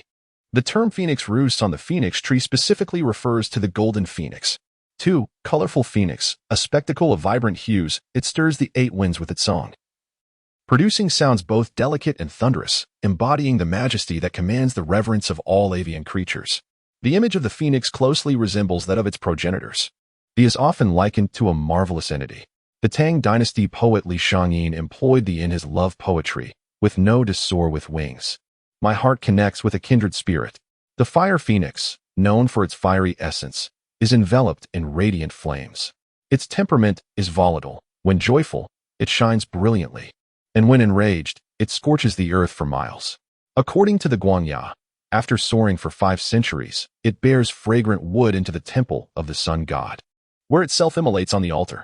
The following day, a chick emerges, already adorned with feathers. By the 3rd day, its wings are fully formed, and it departs from the temple. The snow phoenix delights in the cold and heralds the onset of winter. With broad wings and elongated feathers, it is flawless in appearance. Its breath conjures snow, while its inhalation encases in ice. Due to its white form and feminine nature, it typically symbolizes purity. The blue phoenix possesses a gentle disposition, residing by the seaside, adept at bringing forth rain. The peacock, resplendent in beauty, exhibits a haughty nature. Among birds, the peacock is deemed the most exquisite, dazzling with its opulence and radiance. Its arrogance is unbridled. It is said that the Buddha once attempted to engage with it but was rebuffed, leading to a furious confrontation at the foot of Kunlun Mountain. The peacock proved fierce, nearly consuming the Buddha, who, in his struggle to escape, was filled with dread and contemplated its demise. However, he was dissuaded by the onlookers, who cautioned that the peacock is beloved by the phoenix, and that slaying it might invoke the phoenix's wrath. The Great Roc, also known as the Kuanpung, the golden-winged roc, or the Garuda, is characterized by its fierce nature and colossal size. Its wings shimmer like gold, and it is known to feast on dragon flesh. Legend has it that after the Buddha imprisoned the peacock in the Lingshan, the Great Roc ascended to the Western Paradise. The Buddha, helpless, summoned the beings of the Buddhist realm to contend with the roc for several days and nights before ultimately capturing it and returning it to Lingshan, where it was honored as the Great Roc King. It is said that the golden-winged roc is the Buddha's maternal uncle. The thunderbird is known for its swift movements, emitting cries akin to thunder, and its wings generate electricity. The great wind stirs the air with its wings, moving as swiftly as the gale. The appearance of the great wind signifies a portent of calamity. It is said to be a malevolent bird of prey. During the reign of Emperor Yao, it wreaked havoc upon the populace until it was slain by Yi in the marshes of Qingqiu. Li Xiaobo, therefore, it is quite natural for the peacock to possess the bloodline of the phoenix. After all, the phoenix is regarded as the sovereign of all birds. And in the primordial era, the peacock was a formidable entity. Wudong Tree Emperor, what is this primordial era you speak of? I have never heard of it. Moreover, not all phoenix bloodlines are the same. Li Xiaobo, esteemed elder, beyond this world, there exist countless realms. The divine legacies we both inherit originate from other worlds. That realm is known as the primordial era, where many legends of the phoenix abound. The first explanation pertains to the identity of the 9 sons of the phoenix. Wan is the most renowned among the 9 sons of the phoenix and is the only offspring with a distinctly recognized name. Wan is typically depicted as a female phoenix, corresponding to its male counterpart. The 9 sons of the phoenix are said to be the 9 progeny born of the phoenix, and according to ancient texts and traditional narratives, the following are the names and brief descriptions of these 9 offspring. The phoenix is another revered mythical beast in ancient Chinese culture, esteemed as the king of all birds. It symbolizes auspiciousness, happiness, and rebirth. Often portrayed as a resplendent and colorful bird, it boasts splendid plumage and an air of nobility. In Chinese culture, the phoenix embodies auspiciousness, harmony, beauty, and the immortal spirit. Golden Ping. The golden ping is one of the 9 sons of the phoenix, typically depicted as a large bird with golden feathers. It symbolizes majesty and power. The golden ping is one of the 9 progeny nurtured by the Yuanchu, possessing radiant attributes and a body of golden hue. Its appearance is akin to that of an eagle, with wings that can span 2 zhang. When it soars at great speed, it resembles a streak of golden light traversing the sky. The golden ping excels in fierce combat, capable of contending with dragons. Zhuangzi's writings also describe it. The great ping rises with the wind, soaring to 90,000 miles. Although the golden peng does not reach the monumental size of the great peng transformed from the Kuan, its flying prowess is comparable. The golden peng can ascend thousands of miles, with wings that resemble clouds descending from the heavens. It can glide 3,000 miles above the water's surface and ascend to 90,000 miles in the sky. When the golden pung plunges into the sea, it metamorphoses into the kuan, golden phoenix. The golden phoenix is another of the 9 sons of the phoenix, renowned for its exquisite golden plumage. It symbolizes brightness, wealth, and auspiciousness. The golden phoenix is depicted as a phoenix adorned with golden feathers. Its plumage radiates a brilliant golden hue, often associated with prosperity, wealth, and happiness. As a member of the 9 sons of the phoenix, the golden phoenix represents luminosity and good fortune. Its imagery carries beautiful connotations and legends in culture, symbolizing abundance and joy. Colorful phoenix. The colorful phoenix is one of the 9 sons of the phoenix, possessing vibrant and multicolored feathers that symbolize diversity and beauty. The colorful phoenix is depicted with an array of brilliantly colored feathers, each emanating a luminous glow. As a member of the 9 sons of the phoenix, the colorful phoenix embodies vibrancy and beauty. Its emergence is often associated with prosperity, good fortune, and celebration. In traditional Chinese culture, the phoenix is regarded as a symbol of auspiciousness, and the colorful phoenix, as one of the 9 offspring of the phoenix, further emphasizes its beauty and resplendence through its vibrant plumage. The fire phoenix, one of the 9 offspring, possesses the ability to breathe fire, symbolizing passion, strength, and transformation. It is depicted as a phoenix with the power to unleash fierce flames, embodying the essence of fire, fervor, and might. Legend has it that the fire phoenix can emit blazing fire, showcasing its formidable fiery capabilities. Its feathers may present hues of red, orange, or gold, representing enthusiasm and vitality. In legends, the fire phoenix is often associated with intensity, power, and change, and its appearance is frequently regarded as a harbinger of good fortune and blessings, representing courage and the spirit of overcoming adversity. The blue duck, another of the 9 offspring, is renowned for its azure plumage, symbolizing tranquility and serenity. It is described as a phoenix adorned with blue feathers, evoking a sense of peace and calm. The blue duck's feathers exhibit a soothing blue hue, imparting a tranquil and harmonious feeling. Its imagery is often linked to lakes and crystal-clear waters. As a member of the 9 offspring, the blue duck embodies serenity and depth, and its presence is frequently associated with tranquility, stillness, and introspection. The purple swallow, yet another offspring, is characterized by its violet plumage, symbolizing agility and dexterity. It is depicted as a swallow with purple feathers, showcasing elegance and swiftness. The purple swallow plays a special role among the 9 offspring, representing finesse and exceptional capability. The swift pheasant is known for its rapid running ability, symbolizing exuberance and freedom. It is typically described as a bird adept at running and chasing, embodying the spirit of liberation and vivacity among the 9 offspring. The great wind, another of the 9 offspring, symbolizes tempestuous winds and strength. Its image is commonly portrayed as possessing powerful wings capable of generating immense air currents and gales. Its appearance is often associated with the forces of nature and storms. The 100 calls represent a collection of various birds, symbolizing harmony and joy. The melodious song of the 100 calls phoenix embodies harmony and happiness. Yan Weisha expressed surprise at the multitude of phoenixes. However, she inquired about Huaxia, a term unfamiliar to her. Li Xiaobo revealed a reminiscence, stating, Huaxia is a nation where equality prevails among all its people. Li Xiaobo continued, in Huaxia, regardless of gender or age, everyone enjoys equal rights and has the opportunity to receive an education and pursue their dreams. Each individual is diligently working towards the construction of a better society, while simultaneously reaping the benefits of social development.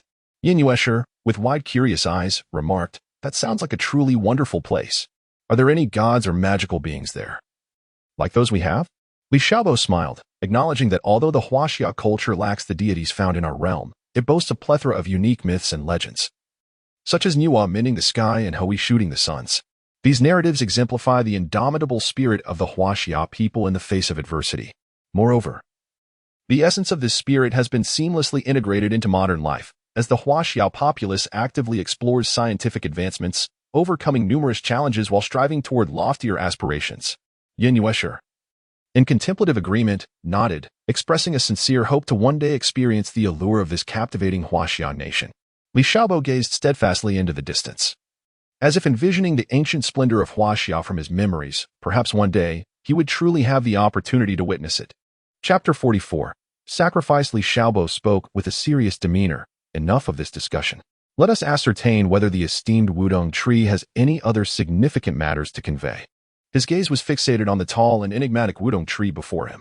The Wudong tree gently shook its head and replied in a soft voice. I have no further important instructions to impart. However, I beseech you to kindly care for the adorable little phoenix. This child has a pitiful background and requires ample affection. After speaking, it cast a profound glance at Li Xiaobo. Li Xiaobo took a deep breath, then nodded solemnly, responding with unwavering determination. Rest assured, esteemed elder. I shall spare no effort and dedicate myself wholeheartedly to nurturing and caring for the little phoenix, ensuring that I do not let you down. At that moment, the Wudong Tree Emperor seemed to recall something and inquired further. By the way, regarding the soul bone, do you have any specific expectations in mind? For instance, what type you desire, or particular regions or shapes you envision? I can determine the final bestowal of your soul bone according to your wishes. Li Xiaobo pondered for a moment, a flicker of anticipation gleaming in his eyes as he replied, if the esteemed elder could grant my request. I humbly wish to acquire an external spirit bone. It is said that such a spirit bone possesses unique abilities and formidable potential, which could aid me in advancing along my path of cultivation.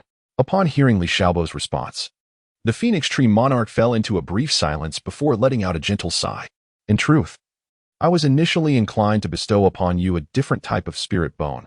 Yet since this is your heartfelt desire, I shall acquiesce to your preference. As long as it proves beneficial to you, all is well. With that, the Phoenix Tree Monarch gradually closed its eyes, its colossal form beginning to emanate a soft, warm radiance. This light, akin to delicate gossamer, gently enveloped its branches and leaves. As time flowed, the brilliance intensified, gradually enveloping the entire space in a resplendent glow. The branches and leaves of the Phoenix Tree swayed gently, as if bidding a final farewell to the world, as the dazzling light danced and intertwined. The majestic form of the Phoenix Tree Monarch began to grow ethereal. Its silhouette dissipated like mist, ultimately transforming into countless radiant streams of light, surging towards the vast expanse of the sky like a cascade of shooting stars. These streams raced through the air, merging and coalescing, gradually forming a colossal and striking crimson spirit ring. Encircling this spirit ring were three golden, enigmatic patterns, exuding a powerful aura that stirred one's heart. In an instant, this spirit ring lunged toward Li Xiaobo with breathtaking speed, swiftly encircling him. The moment the spirit ring made contact, an overwhelming and profoundly warm force surged into his body like a torrent breaching its dam. This force was so potent that Li Xiaobo involuntarily trembled.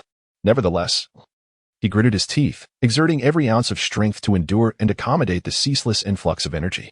As seconds ticked by, finally, when the last glimmer of light fully integrated into Li Xiaobo's being, he slowly opened his eyes. At that moment, his gaze shimmered with a complex array of emotions. Deep sorrow for the generous sacrifice of the Phoenix Tree Monarch, coupled with a weighty sense of responsibility and purpose born from acquiring such formidable power. Li Xiaobo silently clenched his fists, feeling the surging power within him. In his heart, he silently vowed that no matter how arduous the path ahead, he would do everything in his power to nurture the little phoenix beside him to thrive. At the same time, he resolved to wield this hard-won strength to protect the enchanting land once favored and sheltered by the regal phoenix tree. Just then, the little phoenix, which had been quietly observing, seemed to keenly sense a change. It raised its head and emitted a clear, melodious cry tinged with a hint of sorrow. The sound pierced the stillness, reverberating through the tranquil expanse. The night sky was adorned with countless stars, twinkling with a faint yet captivating glow, resembling brilliant gems embedded in the dark canvas above. The moon, as pure as a silver disk, hung high in the sky, casting a soft and cool radiance that illuminated the earth. Under this serene and mysterious moonlight, Li Xiaobo's tightly shut eyes finally opened slowly. He exhaled gently, releasing what felt like a long-held breath of stagnation. Father, how long have I spent absorbing this spirit ring? Li Xiaobo turned to Li Lingtian beside him and inquired softly. Li Lingtian gently tilted his head, casting a glance at the luminous moon in the sky before responding. It has nearly been 6 hours. The night has deepened, and we should take a moment to rest. However, Xiaobo, how do you feel at this moment? As he spoke, Li Lingtian directed a concerned gaze towards his son, standing beside them. Yin Yushi wore an expression of curiosity. At merely 8 years of age, though her intellect surpassed that of her peers, she remained but a child. Upon hearing the exchange between Li Xiaobo and Li Lingtian, her bright, sparkling eyes remained fixed on Li Xiaobo, seemingly eager to learn the answer. Li Xiaobo sensed the attention of the two individuals, a hint of a confident smile gracing his lips as he spoke. Father, after this absorption of the spirit ring, I believe my spirit power level has risen to the remarkable rank of 50. However, I anticipate that it will take me a year or two to thoroughly consolidate my gains.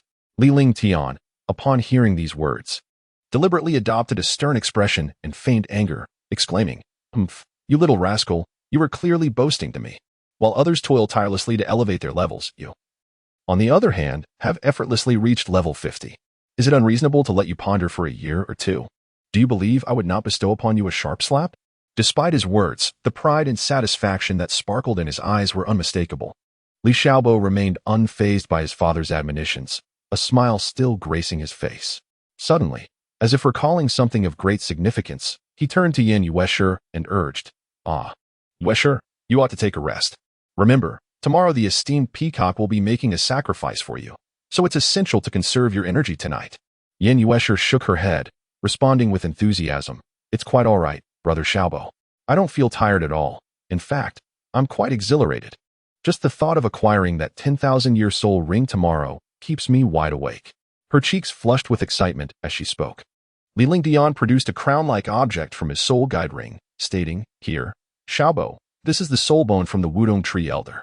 This external soul bone is yours. Take your time to absorb it whenever you can." Li Xiaobo replied gratefully, "Thank you, Father. I will find a time to absorb it later. I've made significant progress recently and need to acclimate to these advancements." As everyone composed themselves, preparing to find a place to rest, the previously tranquil peacock suddenly trembled violently. Its once smooth feathers bristled as if struck by electricity. Almost immediately, it emitted a deep, resonant call, reminiscent of a horn from ancient times, imbued with an inexplicable air of authority and resolve. Prior to this, the peacock had been engulfed in profound sorrow, its beautiful eyes reflecting endless melancholy and despair. Yet at this moment, as it lifted its head, onlookers were astonished to see a newfound determination gleaming in its gaze, a transformation so abrupt that it caught the attention of everyone present. The peacock slowly turned its head, fixing its gaze upon Yin Yuesher, and spoke in an unusually resolute tone, "Young one, initially, I had prepared myself mentally for the sacrifice I planned to make for you tomorrow. However, just moments ago, I sensed something amiss, prompting me to alter my decision." This declaration struck like thunder in the stillness of night, leaving those around in stunned silence, especially Yin Yuesher, whose lovely face instantly reflected confusion and disbelief. Her wide eyes fixed intently on the peacock, seemingly seeking a reasonable explanation. Unfazed by the astonished gazes of the crowd, the peacock paused briefly before continuing, "Just now, in a fleeting moment, I keenly sensed a formidable danger rapidly approaching us. Should I choose to proceed with the sacrifice at this juncture, my dwindling strength would be insufficient to confront the impending crisis." Upon hearing this, Li Xiaobo furrowed his brow, stepping forward with urgency as he inquired, "What kind of danger could it possibly be? Why would even a being of your ancient stature feel such trepidation?" The peacock slightly squinted its eyes, gazing into the distant, pitch-black night sky.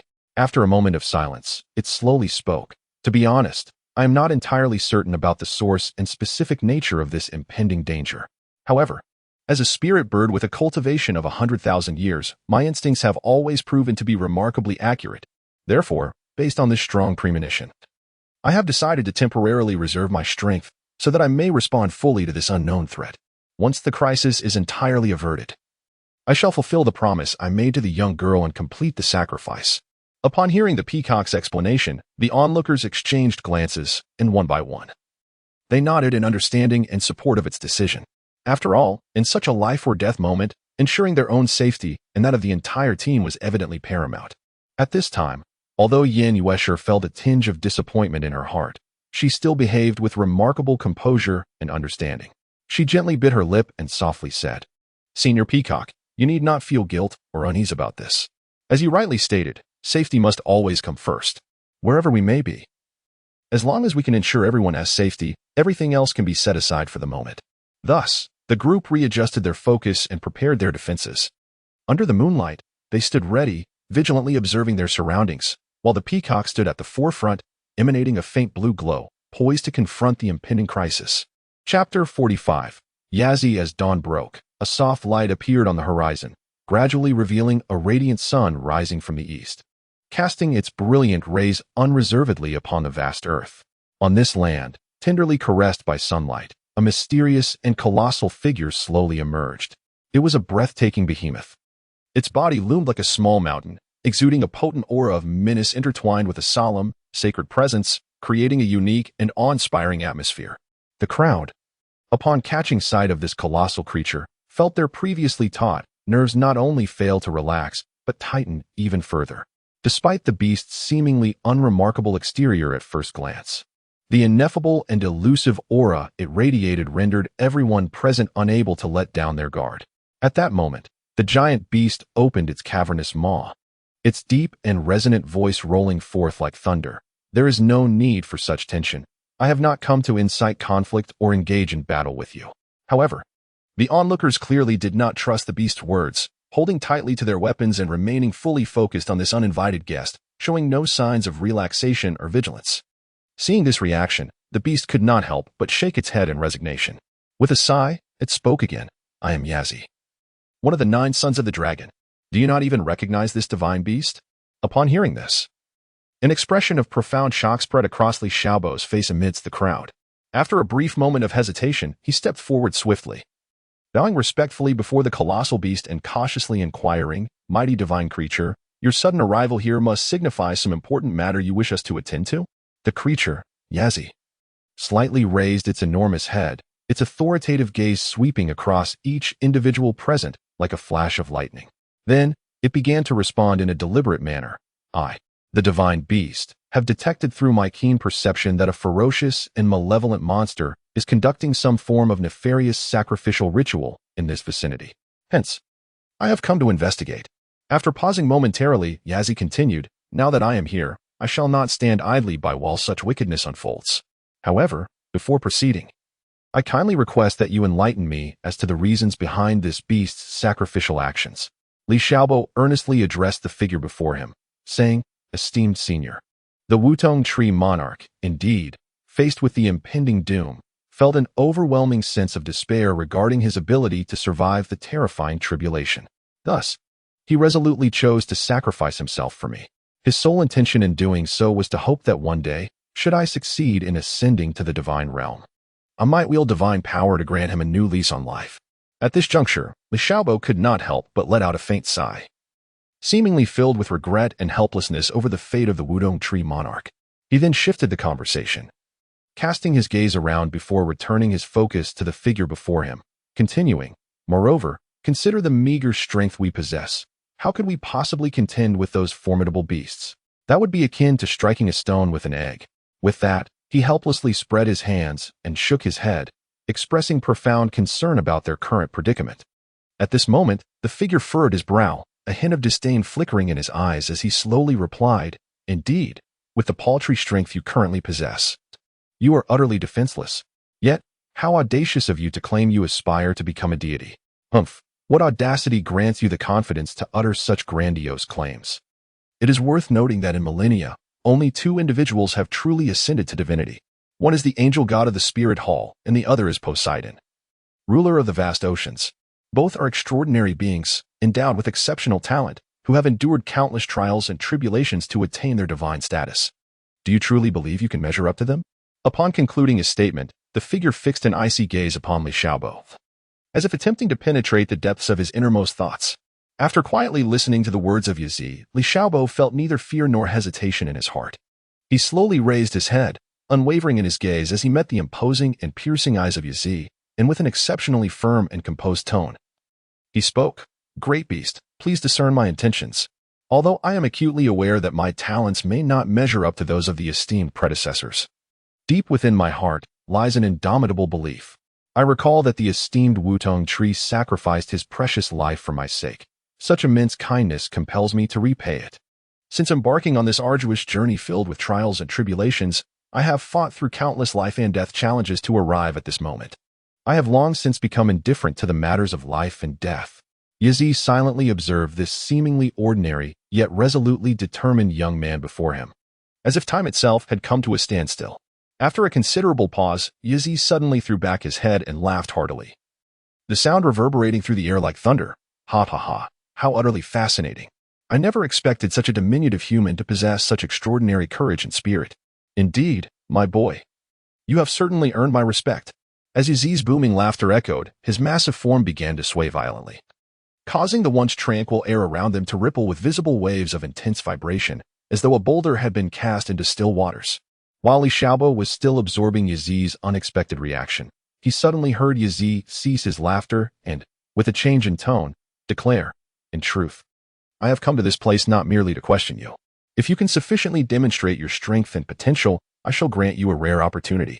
Upon hearing this, a look of unmistakable surprise illuminated Li Xiaobo's previously tense features, and he could not help but exclaim, "An opportunity? What kind of opportunity might that be?" Yazi narrowed his eyes slightly, a mysterious smile playing on his lips as he replied, "It is indeed a tremendous boon. I can personally assist you, even at the cost of expending a portion of my own power to offer you a sacrifice.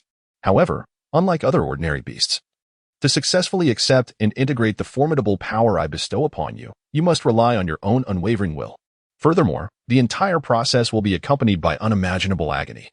Should there be any misstep, or if you falter along the way, the only fate awaiting you will be utter annihilation. So what say you? Even so, are you still willing to embrace this challenge?" Without the slightest hesitation, Li Xiaobo resolutely nodded and declared with unwavering conviction, "I am willing. In gratitude for the profound guidance and life-saving grace bestowed upon me by the esteemed Wudong Tree Monarch, and in pursuit of ascending to that unparalleled pinnacle of existence, I would not hesitate to sacrifice my life. I would die without regret." Observing Li Xiaobo's determination and steadfastness, Yazi, standing nearby, revealed a satisfied smile and nodded slightly in acknowledgement. Subsequently, Yazi brandished its enormous, gleaming claws, and in an instant, a brilliant golden light shot forth like lightning, enveloping Li Xiaobo entirely. Surrounded by the golden radiance, Li Xiaobo felt an immense and searing energy surge within him like a tumultuous tide. As this fiery energy entered his body, it rampaged through his meridians like a wild stallion, wreaking havoc. Faced with such a sudden onslaught, Li Xiaobo dared not be negligent. He swiftly focused his mind, dispelled distractions, and concentrated on guiding the tumultuous energy along the path of his cultivated techniques with meticulous precision. As time passed, a faint, ethereal golden glow began to emanate around Li Xiaobo. Initially subtle, this golden light grew increasingly radiant and intense, eventually coalescing into a cocoon-like sphere of golden luminescence that enveloped him completely. Yazi, closely observing the unfolding events, could not help but display a flicker of surprise in its eyes. From within the dense golden light, it sensed an extraordinarily pure and immensely powerful mysterious force continuously emanating. Clearly, this seemingly ordinary young man concealed undisclosed secrets and remarkable potential. Within the cocoon of light, Li Xiaobo gritted his teeth, enduring the excruciating waves of pain surging within him. Each impact of energy felt as though it threatened to tear his body apart. Yet, he remained resolute in his resistance. Instead, amid the torment, he delved deeper into the latent potential within himself. Vivid images of the Wudong Tree Monarch's selfless sacrifice to save him flashing in his mind. These memories etched deeply into the core of his being, fortifying his unwavering conviction. As time quietly slipped away, the golden cocoon that had been suspended in the air began to quiver slightly. Soon after, vivid crimson patterns emerged on the surface of the cocoon, intertwining like ancient and enigmatic runes, exuding an unsettling aura. Yazi, fixated on the transformation of the cocoon, widened its eyes in astonishment. Such a bizarre phenomenon was exceedingly rare, a spectacle even someone of its vast experience had never encountered before. Yazi was acutely aware that the young man before him, named Li Xiaobo, exhibited a talent that far surpassed his initial expectations. Just as the crowd held its breath in anticipation, a crisp sound of shattering echoed through the air, and the golden cocoon instantaneously fragmented into countless shards that danced in the wind. Standing amidst the chaos was Li Xiaobo, who had just completed his transformation. At that moment, he was enveloped in a radiant glow of gold and crimson. Though he appeared somewhat fatigued, his bright eyes still emanated an indomitable spirit. Observing this, Yazi's face broke into a satisfied smile as he spoke. "Indeed, you have successfully passed the first trial. I must say, your formidable willpower truly astonishes me. Now, unleash your martial soul, and allow me to witness it in all its glory." Upon hearing Yazi's words, Li Xiaobo hesitated not for a moment, summoning the soul power within him. Behind him, a magnificent golden apparition gradually emerged. Simultaneously, he grasped a long spear, glimmering with a chilling light and exuding an aura of lethal intent. This weapon was known as the Reverse Divine Spear. In his left hand, He gently cradled a vibrant scroll, depicting the flowing beauty of mountains and rivers, known as the 100 Herbs diagram. Li Xiaobo stood tall and confident, gazing at Yazi, and declared in a clear voice, "Senior Yazi, may I present myself for your consideration? I have reached the innate level of 20 in soul power and possess 3 martial souls. I wonder if such qualifications might catch your esteemed eye?" Yazi erupted into a boisterous laugh. "Ha ha ha. Excellent. Truly wonderful. You, young human, are indeed the most gifted individual I have encountered in my lifetime. Alas, even with such talent, your current abilities are still woefully insufficient for attaining divinity. In ancient times, those with your exceptional gifts would have effortlessly ascended to the divine altars. However, the present day is markedly different. All divine positions are now occupied, and your current level of talent is simply incapable of competing with them." At that moment, Li Xiaobo's expression darkened, and he instantly unleashed the mysterious dragon pattern hidden between his brows. In an instant, a powerful and ancient aura permeated the air. Seeing this, Yazi, who had been laughing heartily, suddenly froze, his face contorting in disbelief. He widened his eyes, fixated on the dragon pattern on Li Xiaobo's forehead, murmuring, "How is this possible? Why do you exude such a pure aura of the true dragon? It is known that in this world, true dragons have long since vanished, no longer existing. Even more astonishing is how you have obtained the divine legacy of the true dragon." Chapter 46, Sacrifice. Yazi's gaze was piercing as he scrutinized Li Xiaobo before him. His tone grave as he demanded, "Young man, tell me truthfully, from where did you acquire the divine legacy of the true dragon? It is truly hard to believe that remnants of the true dragon still exist in this world." Faced with the formidable aura of Yazi, Li Xiaobo felt a twinge of apprehension in his heart, yet he respectfully replied, "Respected senior, I indeed stumbled upon this divine position's inheritance within a mysterious relic." Yazi nodded slightly, appearing contemplative as he remarked, "I see. So it originates from a relic. In that case, you have likely never laid eyes upon a true dragon. Which is rather understandable. After all, how could a true dragon easily reveal itself before others?" Upon hearing this, Li Xiaobo hastily replied, "What you say is indeed true, esteemed elder. However, as far as I am aware, within the vast and boundless starry forest, there appear to be some true dragons still in existence. For instance, the renowned beast god Emperor Tian, as well as the Silver Dragon King, who lies concealed at the bottom of the lake of life within the starry forest." Yaji, upon hearing these words, could not help but display a hint of disdain on his face, sneering, "Humph, how can those beings be considered true dragons? At best, the dragon god of this world can barely be deemed a true dragon. As for the others, they are merely insignificant and inconsequential draconic beings." Li Xiaobo's eyes widened, filled with a perplexing expression of confusion. He fixated intently on the formidable figure of the Yazi before him and hurriedly inquired, "Esteemed elder, what precisely do you mean by your earlier words? Are you suggesting that they do not qualify as true dragons in the truest sense?" The Yazi, standing tall and proud, emanated an invisible aura of authority. It gradually began to elucidate, "That is beyond dispute. One must understand that when a true dragon reaches adulthood, the power it harbors is nothing short of earth-shattering, capable of rivaling the most elite deities in this realm. If they were indeed true dragons, how could they possibly acquiesce to being confined within the narrow confines of the Douluo continent? Surely, they would have relied upon their unparalleled strength to break through numerous barriers and return to the exalted realm of the divine long ago." At this juncture, the Yazi paused momentarily, then shifted its gaze towards Li Xiaobo and asked, "By the way, young one, now that you have acquired the legacy of the true dragon, what is the name of the dragon that bestowed this divine position upon you?" Li Xiaobo dared not exhibit the slightest negligence and promptly responded with utmost respect, "Esteemed senior, the divine title bestowed upon me belongs to a true dragon known as the Black-Scaled Emperor, as stated in the ancient legacy. It is said to originate from the enigmatic primordial land of antiquity." Upon hearing the name Black-Scaled Emperor, Yaji's eyes narrowed slightly, revealing a contemplative expression as he murmured to himself, "The name Black-Scaled Emperor is rather unfamiliar to me. I must admit my ignorance. However, it seems this Black-Scaled Emperor does not appear to be a complete appellation. Nevertheless, one who dares to call himself an emperor must undoubtedly possess extraordinary strength, potent enough to defy imagination." Subsequently, Yaji's fiery, burning gaze fixated intently on Li Xiaobo. His eyes, sharp and heated, seemed capable of piercing through one's very soul, instilling a sense of dread.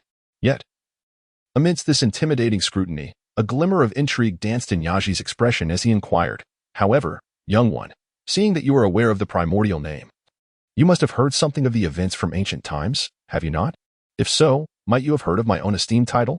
In the face of Yaji's imposing inquiry, Li Xiaobo remained undaunted. Taking a deep breath to steady himself, he responded with composure. The dragon begets 9 offspring, each distinct. Naturally, I am aware of the legends surrounding illustrious predecessors such as yourself. Upon hearing Li Xiaobo's reply, Yaji was momentarily taken aback, a smirk creeping onto his face. With a light snort, he remarked, "Ah, young man, you are gravely mistaken. The Yaji of legend is not I, but rather our ancestral founder. If I were truly he, how could I possibly manifest upon this Douluo continent? That said, just how well do you comprehend our dragon lineage?" With that, Yaji turned his gaze back to Li Xiaobo, his eyes brimming with scrutiny and curiosity. Li Xiaobo spoke softly.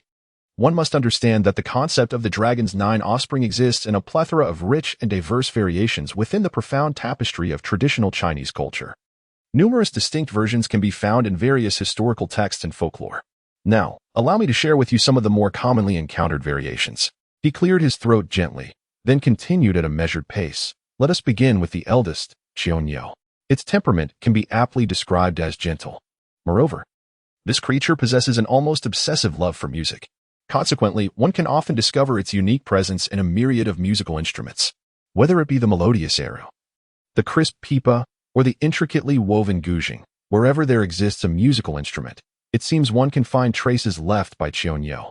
He paused momentarily before elaborating. Next, let us discuss the second offspring, Yizi. In stark contrast to Qionyou, this creature's disposition could not be more different.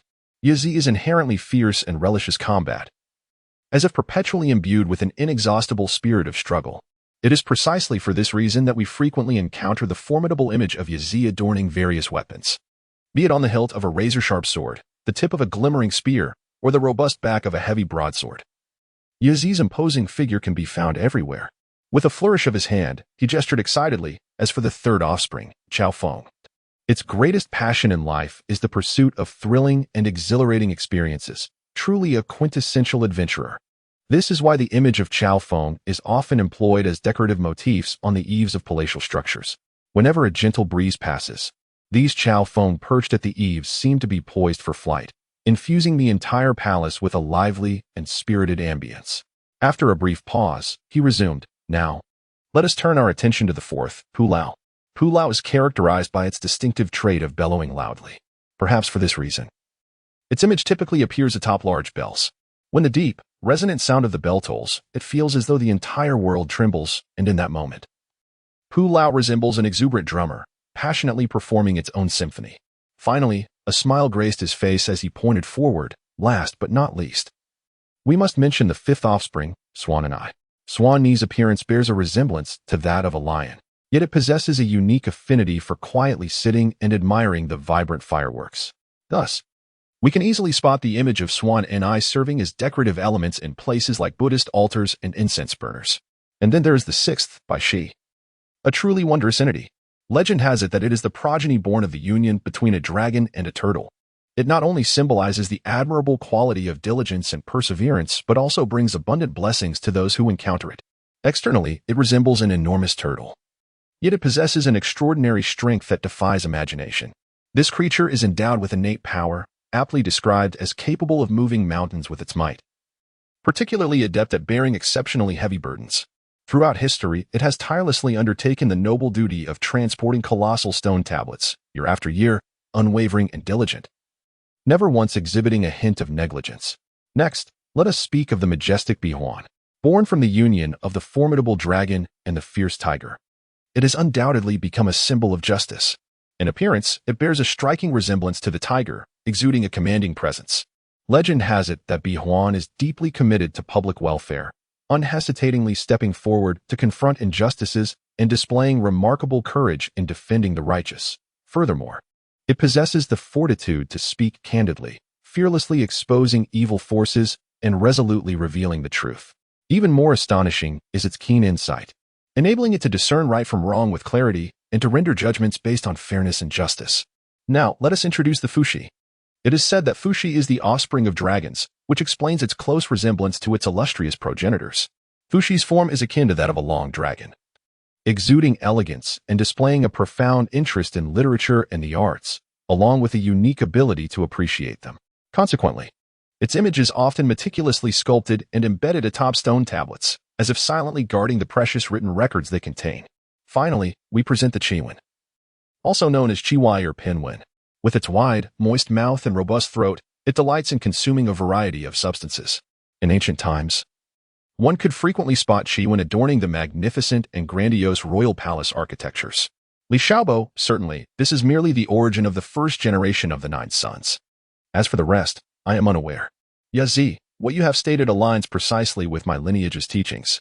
However, such notions do not exist in this world. It appears that we are indeed fated to cross paths. Therefore, I shall offer a sacrifice to you. Upon hearing the words of Yazi, Li Xiaobo's expression suddenly shifted. Astonishment evident on his face as he tremulously uttered, "Senior, this is utterly unacceptable. How could you make such a decision? To sacrifice yourself for a junior like me?" Observing his reaction, Yazi threw back his head and let out a hearty, resonant laugh, a sound that reverberated through the surrounding air. With piercing eyes fixed upon Li Xiaobo, he spoke softly, "Do not be alarmed, young one. My actions stem from the profound knowledge I possess of your lineage and the fortunate acquisition of the enigmatic true dragon legacy. Given your exceptional qualifications and potential, in due time, you shall soar to great heights, perhaps even shattering the myriad constraints and imprisonments set by this realm. By offering my own power as a sacrifice, I hope to facilitate your swift ascent and robust growth." As soon as he finished speaking, a dazzling radiance erupted from Yuzi's form, illuminating the surroundings like a resplendent sun. In that moment, Li Xiaobo felt an overwhelming urgency to halt Yuzi's actions, but no matter how he struggled, he astonishingly discovered that his body had entirely lost control, as if ensnared by an invisible, formidable force, rendering him utterly immobile. Concurrently, the brilliance emanating from Yuzi intensified, surging forth like a tumultuous tide, coalescing into a breathtaking array of vibrant, ethereal lights. These lights raced toward Li Xiaobo with astonishing speed, engulfing his entire being in the blink of an eye. In an instant, Li Xiaobo felt an immense, overwhelming force surge into his body, akin to a tidal wave. Unstoppable and fierce, this power was so magnificent that it ignited the previously tranquil flow of his soul force, causing it to expand wildly, akin to a powder keg set ablaze.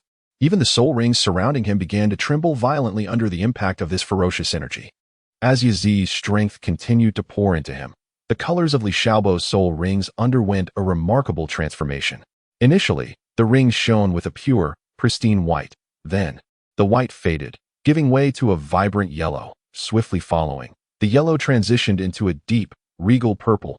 Subsequently, the purple deepened into a weighty, oppressive black. And finally, after a fierce metamorphosis, the soul rings transformed into a dazzling, heart-stopping blood red. Yet, the unfolding events did not cease there. Shortly after the soul rings completed their color transformation, peculiar patterns began to emerge upon them.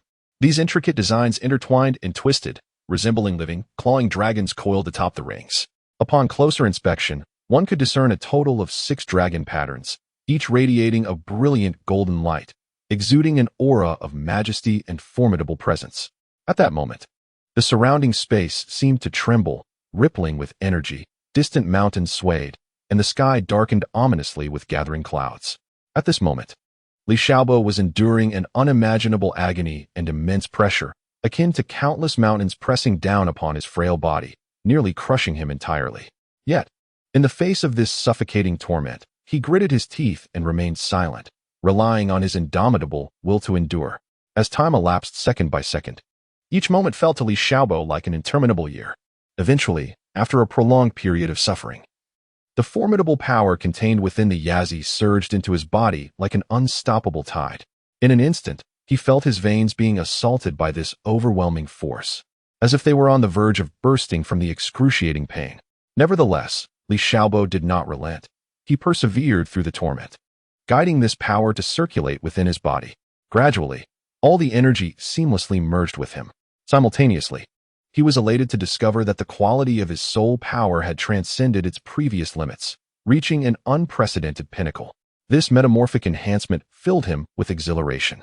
Moreover, alongside the integration of the Yazi's power, his understanding of the true dragon inheritance deepened significantly.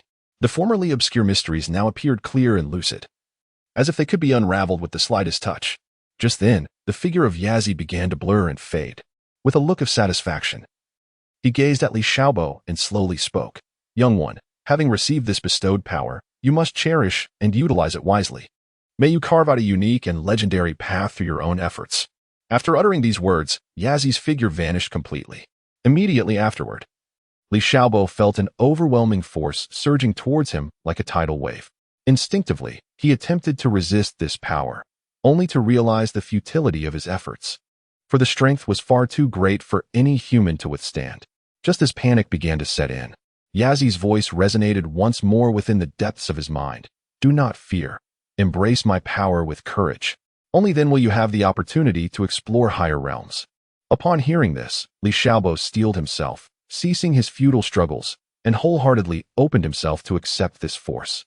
As more and more energy continuously poured into him, his body began to undergo astonishing transformations. He noticed that his exposed skin was subtly adorned with small, hard scales, shimmering with a mysterious radiance. The areas covered by these scales emanated powerful waves of aura, drawing the attention of those nearby. Once tranquility returned, Li Xiaobo gazed at the dissipating Yazi, tears welling in his eyes. He clenched his fists, feeling the surging power within him. At that moment, he silently vowed to harness the strength to grow stronger. Seeking to uncover more secrets about the true dragon and the mysteries hidden within the dragon lineage, honoring Yazi's sacrifice, Li Xiaobo took a deep breath, striving to calm the tumultuous breaths stirred by his excitement. At that moment, a radiant flash of light streaked across the sky like lightning, instantly capturing the attention of all present. As the crowd focused their gaze, they beheld a resplendent peacock, adorned with a kaleidoscope of colors, gracing their view. The peacock's graceful form swayed gently, its elongated tail feathers flowing like an exquisite gown. Its lively eyes locked onto Li Xiaobo, revealing complex emotions that were difficult to decipher.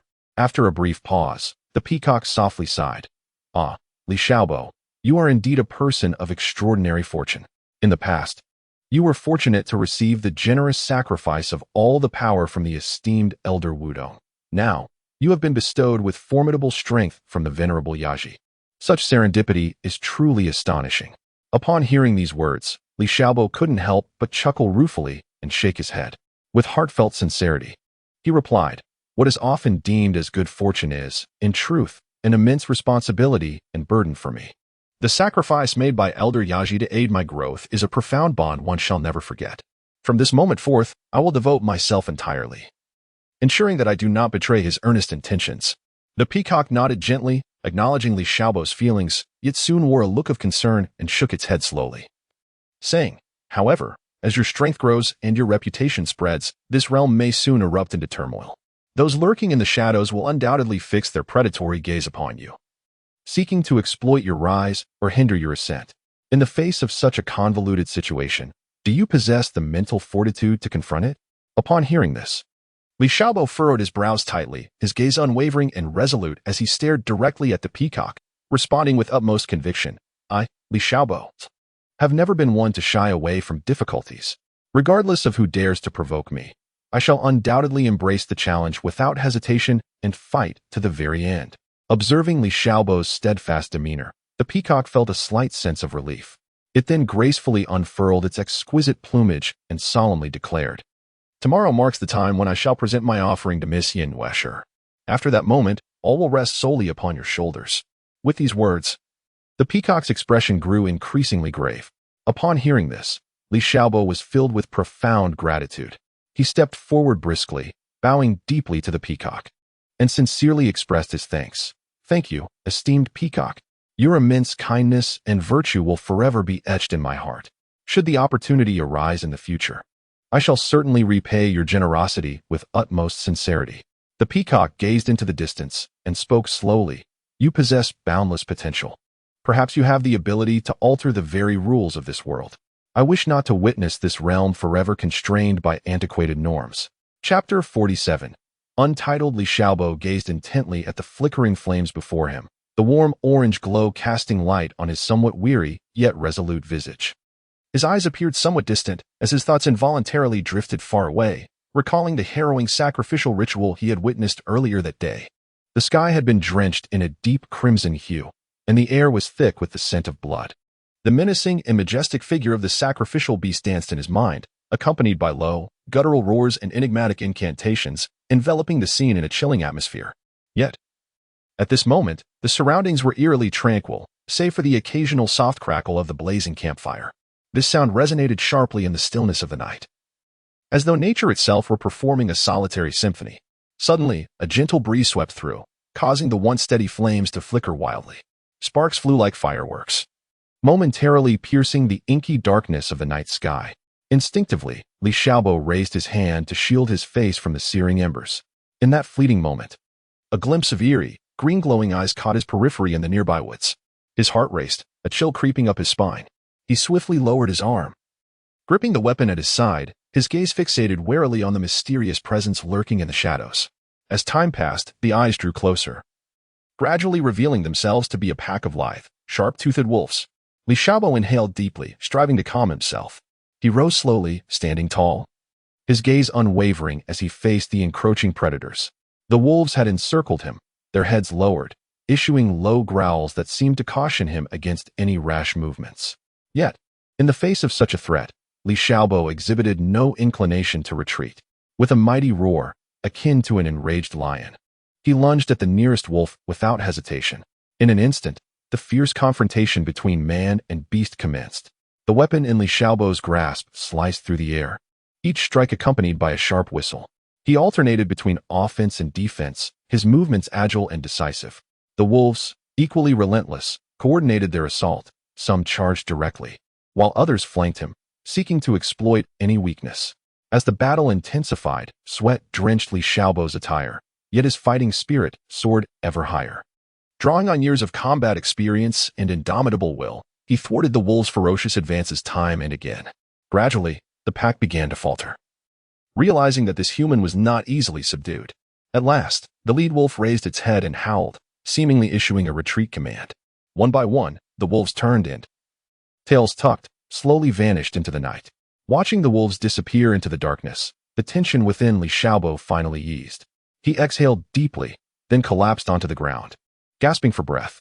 Sitting back down beside the campfire, his heart, however, remained restless and unsettled. Li Lingtian gazed at the somewhat solemn Li Xiaobo before him, gradually taking a seat beside him. He spoke softly. "Xiaobo, today's fierce battle was indeed a spectacular display. Yet, for some reason, I can't shake the feeling that you harbor certain matters within you that remain unspoken."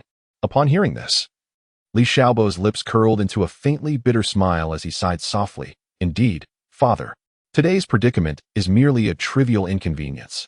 The challenges that lie ahead are likely to become increasingly arduous and intricate." Li Lingtian stepped forward and gently patted Li Xiaobo on the shoulder, reassuring him with unwavering resolve. "No matter what, do not fret, for I stand beside you in this battle." Li Xiaobo lifted his head, his gaze somewhat bewildered as he stared into the distance. Murmuring to himself, "I have been contemplating whether I can truly live up to the earnest expectations of my esteemed predecessors, Wudong and Yaji. Even if I ultimately succeed in stepping into the divine realm, can I, with my solitary strength, genuinely alter the lofty laws governing the celestial domain?" Li Lingtian pondered for a moment before shaking his head in response. "Regarding this matter, I find it exceedingly difficult to make a definitive statement. However, as long as you remain steadfast and diligently pursue your training, I believe that one day you shall undoubtedly achieve your aspirations. Furthermore, you are not alone in this struggle. You sure can equally stand by your side. Together, as you both advance hand in hand, you shall become two formidable deities whose power reverberates throughout the world, compelling even the most powerful figures of the divine realm to deliberate with caution."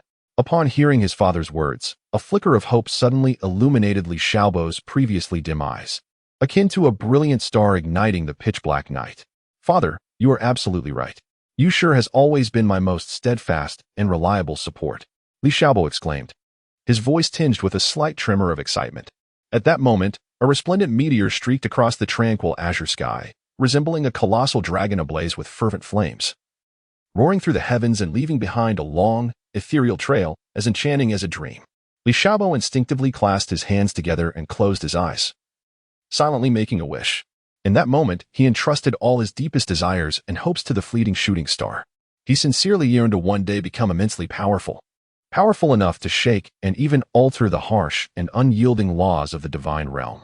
Upon opening his eyes after making his wish, a wondrous sensation surged within him, as if an invisible yet extraordinarily potent force had infused his body. This feeling invigorated him, revitalizing his spirit in an instant. At that precise moment, Yin Yuesher gracefully approached. Her steps light and elegant. Her enchanting figure appeared particularly mesmerizing under the sun, akin to a fairy emerging from a celestial realm. After reaching Li Xiaobo's side, Yin Yuesher gently seated herself and, with a voice as melodious as a nightingale's song, tenderly spoke. Xiaobo, no matter what difficulties and obstacles we may face in the future, I will always stand by your side, bravely confronting them together with you. Touched by her heartfelt words, Li Xiaobo quickly turned to gaze at Yin Yuesher. At that moment, his eyes brimmed with profound gratitude, as if this gentle woman before him were the most precious gift bestowed upon his life by the heavens. Time swiftly passed, and before long, it was the following morning. The warm and gentle sunlight filtered through the thin clouds, evenly casting its golden glow across the vast expanse of the earth, draping all living things in a delicate sheen of golden light. Li Xiaobo and two others were seated around a humble stone table, indulging in a simple yet delectable breakfast of grilled fish. The enticing aroma wafted through the air, tantalizing their senses. As they savored the culinary delight, they quietly awaited the arrival of the esteemed peacock elder. Before long, a resplendent peacock gracefully approached, its elongated and regal form radiating a dazzling brilliance that seemed to illuminate the world around it. Particularly striking were its tail feathers, reminiscent of vibrant brocade, gently swaying in the breeze, each plume shimmering with enchanting hues and luminosity, captivating all who beheld it. As the peacock drew near, it approached Yin Yuesher without the slightest hesitation. Witnessing this scene, the onlookers' gazes converged upon Yin Yuesher, brimming with curiosity and anticipation. The peacock elegantly lifted its head and released a luminous orb from its beak, a gem that sparkled like the most brilliant star in the night sky, emanating an aura of mystery and allure.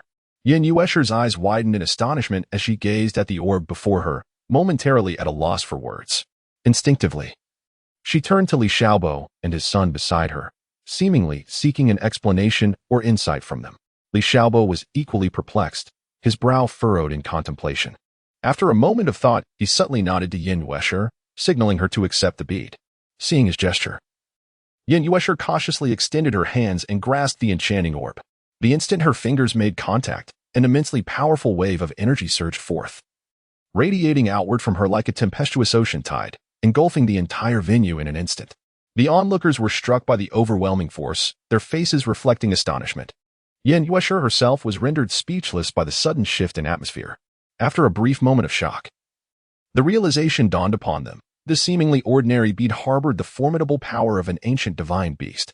This energy was pure and resplendent, a veritable treasure for any practitioner, promising unparalleled enhancement of one's cultivation if wielded wisely.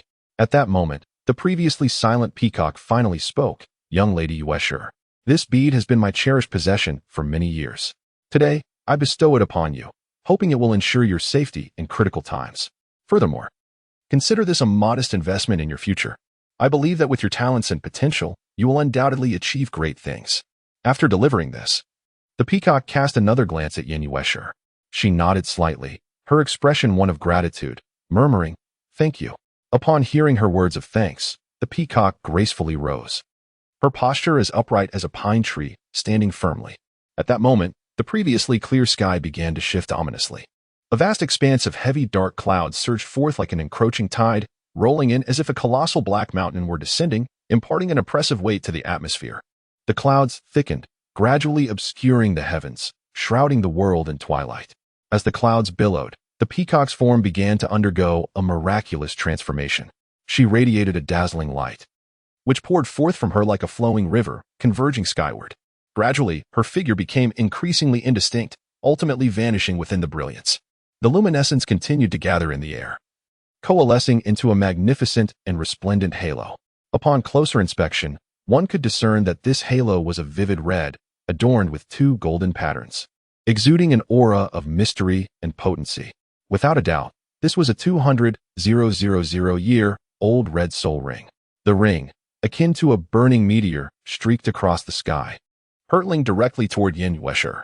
Upon contact, it seamlessly encircled her, A wave of warmth and gentleness surged through her, compelling her to close her eyes and wholeheartedly embrace the power, guiding it into her soul force.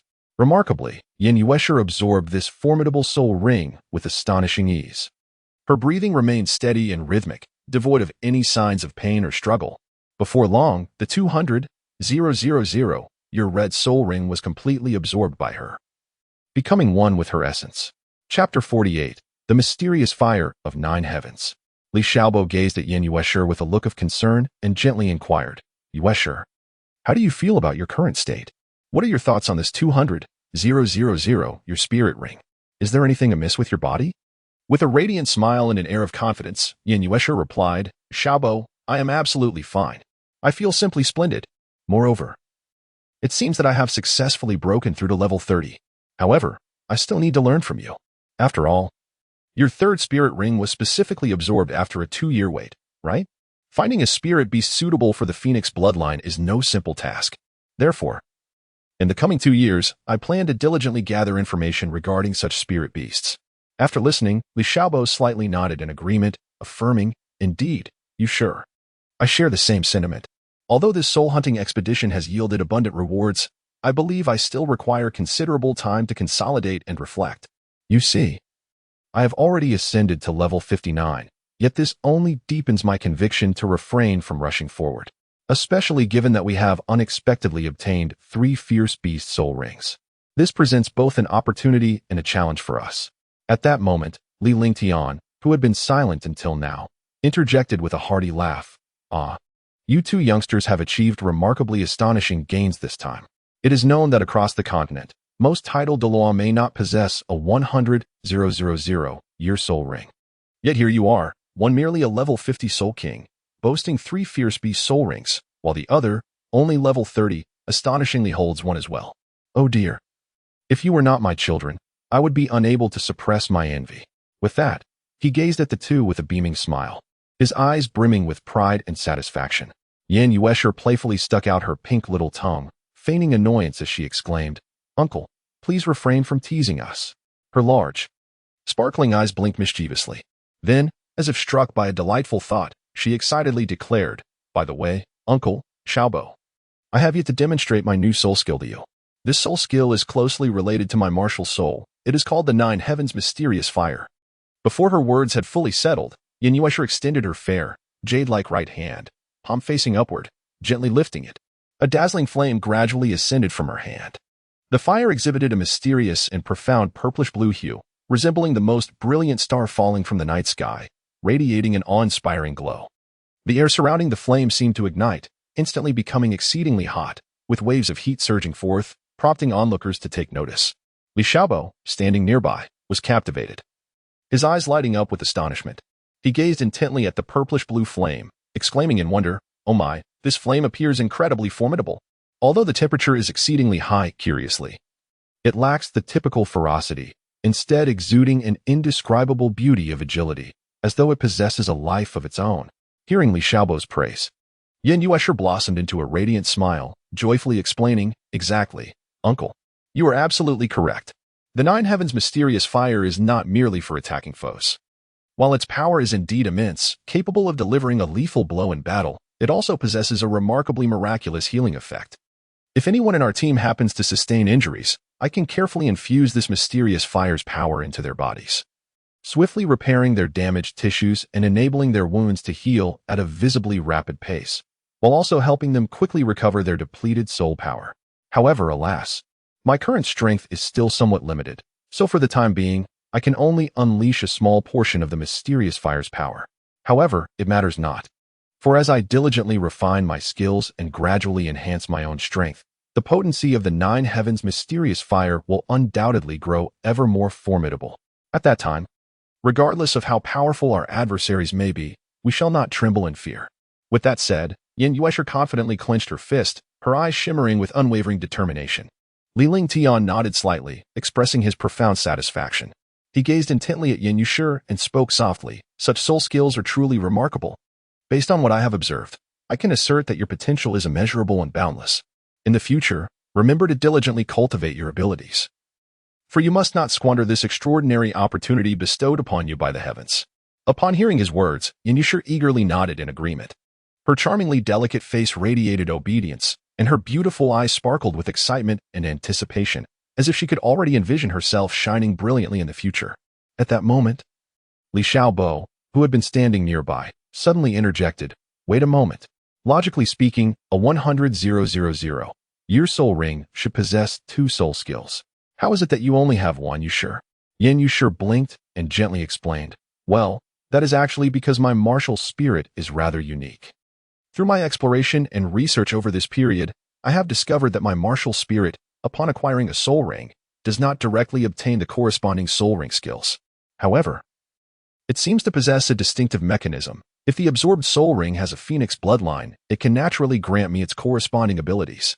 Li Xiaobo nodded slightly, a contemplative expression gracing his features, before he slowly spoke. "Thus, it can be said that each time you acquire a soul ring, it resembles the unlocking of a mysterious seal, with the phoenix bloodline serving as a crucial key to this process, correct?" Yin Yushi's lips curled into a gentle smile as she replied, "Indeed, that is a fitting interpretation. Moreover, I possess an intense intuition that as my level continues to rise, if my martial soul can merge more seamlessly with the phoenix bloodline, it will undoubtedly give rise to many astonishing and wondrous transformations."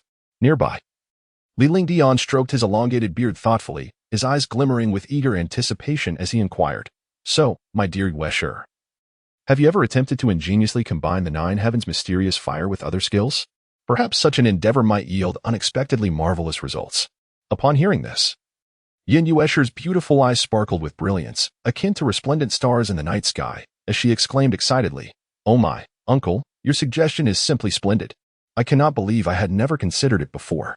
Very well, I shall try it immediately." Hardly had she finished speaking when she took a deep breath, summoning the surging soul power within her with all her might. She then carefully controlled this energy, blending a unique soul technique she had previously developed with the 9 heavens mysterious fire. In that instant, a dazzling violet-blue flame surged forth like a sinuous serpent, wrapping itself around the surface of a crystalline shield. The once ordinary shield transformed into an indomitable barrier, exuding an aura of invulnerable strength simultaneously. The intense heat radiating from the shield caused the surrounding air to visibly warp, creating discernible ripples of heat that spread outward. Li Xiaobo's eyes widened in astonishment, his face a canvas of disbelief as he exclaimed, "Wow, this combination skill is simply extraordinary. It not only effectively fends off fierce external attacks, but also inflicts tremendous damage on any enemies daring enough to approach. Truly breathtaking." Standing nearby, Yin Yushi could not help but beam with delight at Li Xiaobo's enthusiastic praise, her radiant smile resembling flowers blooming in the spring sun. With uncontainable joy, she responded, "Haha. Indeed, it seems we must delve deeper into researching and developing such formidable combination skills. Who knows, we may even create more powerful techniques to tackle various combat scenarios." As she spoke, her eyes sparkled with excitement and anticipation. At that moment, Li Lingtian turned his gaze towards Yin Yushi, observing the young girl brimming with potential. An overwhelming sense of expectation for her future growth surged within him. It was as if he could already envision a not-so-distant future where Yin Yushi, through her diligence and innate talent, would rise to become an unrivaled master, instilling fear in the hearts of countless adversaries across the martial world. Li Xiaobo smiled warmly at Yin Yushi and said earnestly, "Yushi, considering the current situation, it seems you will have quite a lot on your plate in the future. In my view, your circular skills will likely develop in this direction. In other words, these skills require you to continuously explore, develop, and apply them flexibly. After all, without mastering some unique and effective means of confronting adversaries, you may find yourself at a disadvantage when faced with formidable foes. However, do not fret too much, for regardless of the circumstances, I will always be here for you. As long as I am by your side, I will do everything in my power to ensure your safety." He patted his chest confidently, exuding an air of unwavering assurance. Chapter 49.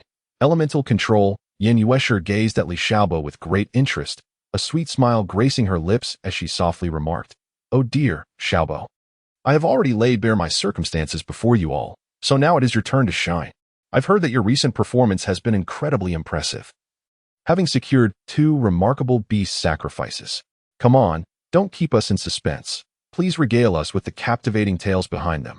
With a playful wink, she appeared utterly adorable. At that moment, Li Lingtian, who had been silently standing by, seemed to awaken at her words. His previously tranquil eyes now sparkled with intense curiosity and a thirst for knowledge. He quickly turned his head towards Li Xiaobo, fixating on him with an eager expression, resembling a child awaiting a treat. In light of their eager anticipation, Li Xiaobo remained remarkably composed. He smiled gently, cleared his throat nonchalantly, and began to speak slowly. Well, the 2 soul rings I acquired are relatively ordinary, to be honest.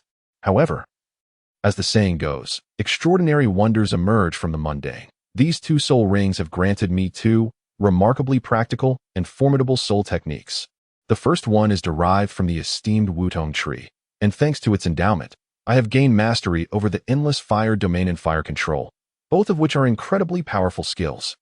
At this point, Li Xiaobo paused briefly, seemingly attempting to pique everyone's interest. He slightly lifted his head, his gaze fixed on the distance, as if the vast and mysterious sea of flames had materialized before him. He took a moment to gather his thoughts. His lips pressed together as he meticulously contemplated the details and characteristics of these 2 soul techniques, aiming to portray them with the utmost precision and vividness, allowing others to truly grasp their awe-inspiring power. After a brief moment, he inhaled deeply and began to elaborate. Let us first discuss the endless fire domain. This is an exceedingly rare and potent domain-type skill. When I unleash it, it feels as though I am opening a door to another realm, instantly summoning an expansive, blazing world of fire. In the midst of the inferno, flames roared and waves of heat surged, as if they threatened to consume the very heavens and earth. Furthermore, the expanse of this blazing sea was not static. Rather, it hinged entirely upon the strength of my soul power. In other words, I could effortlessly dictate its magnitude, whether expanding it to span thousands of meters or contracting it to envelop merely the space around me, all with but a thought. Such adaptability enabled me to navigate various adversaries and intricate battle scenarios with remarkable ease, unleashing the full might of this soul technique. Then, with a shift in tone, Li Xiaobo became increasingly solemn, stating, "Let us discuss control of fire." In contrast to the grand spectacle of the endless fire domain, this skill embodies a subtler, nuanced power that reveals its true essence in detail. Since acquiring this ability, I have discovered an innate immunity to flames. No searing heat can inflict harm upon me. Even amidst the fiercest blaze, I remain unscathed, a phenomenon I refer to as fire immunity. More importantly, whenever I launch an attack, regardless of the weapon or technique employed, a layer of searing flame damage automatically accompanies it. This additional fiery force surges forth like a ferocious fire dragon, tearing through my enemy's defenses and delivering devastating blows.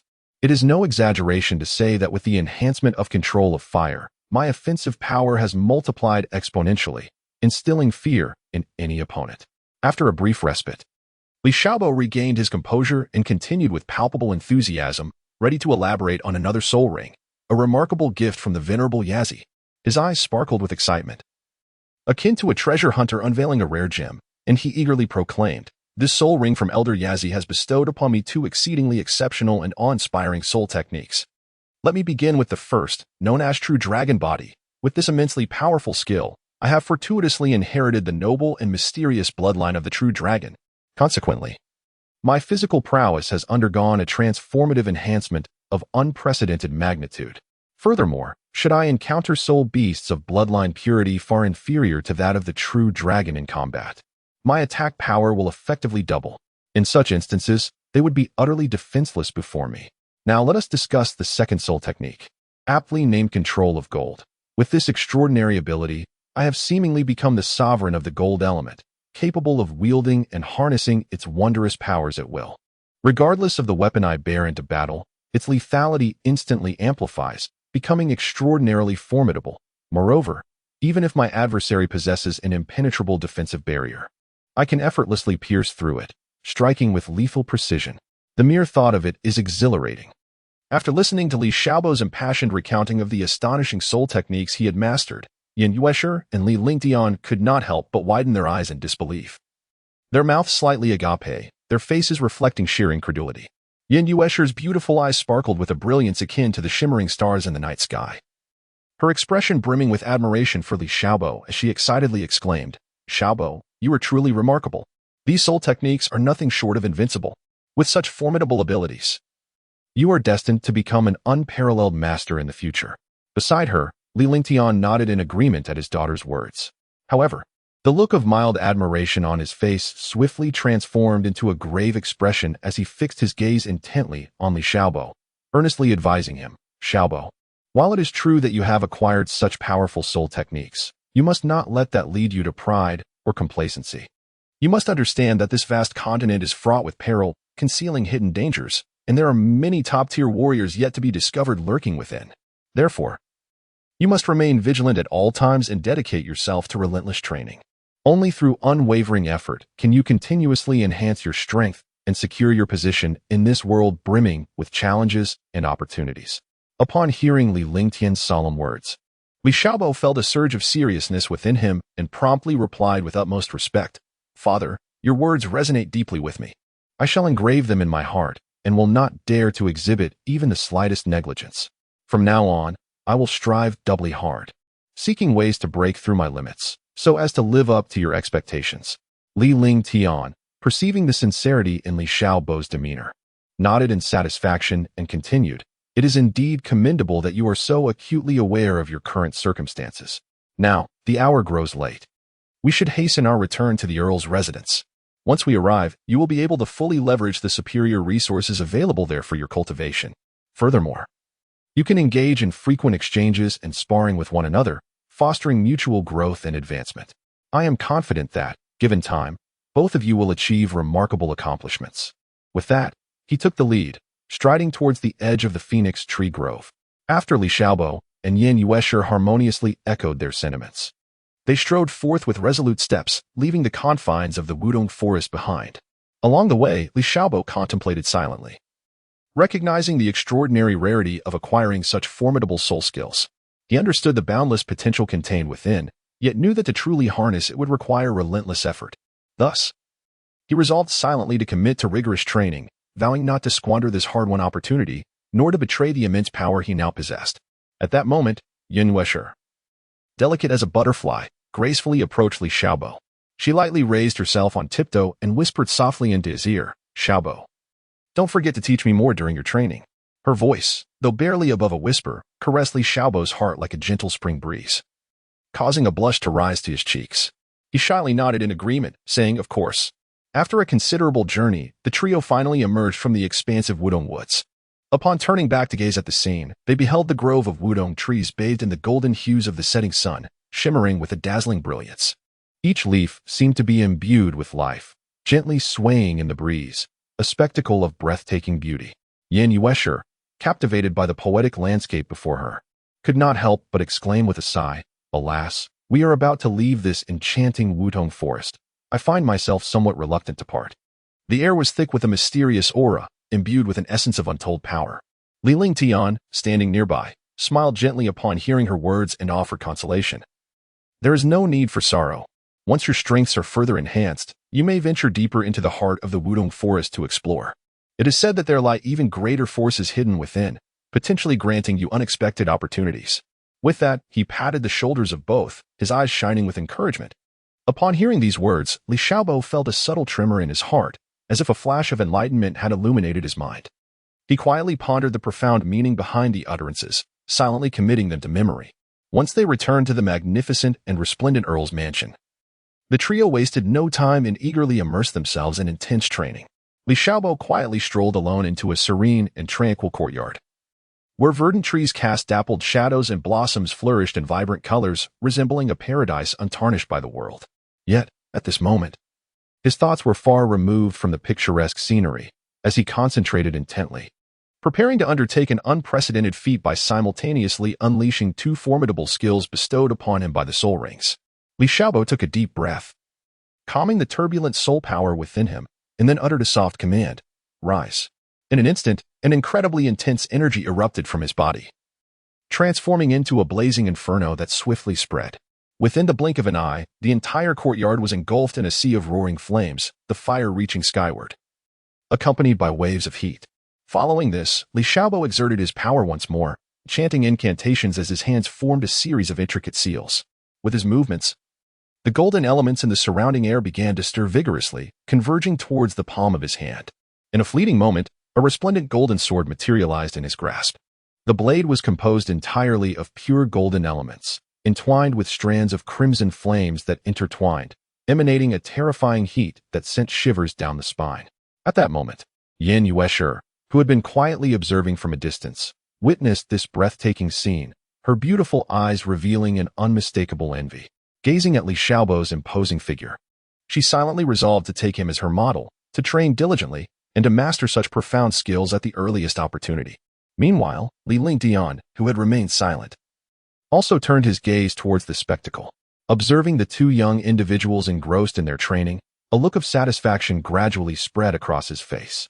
As an elder, he understood that the path of cultivation is fraught with challenges and difficulties, yet with perseverance and determination, one can continuously transcend oneself and achieve greatness.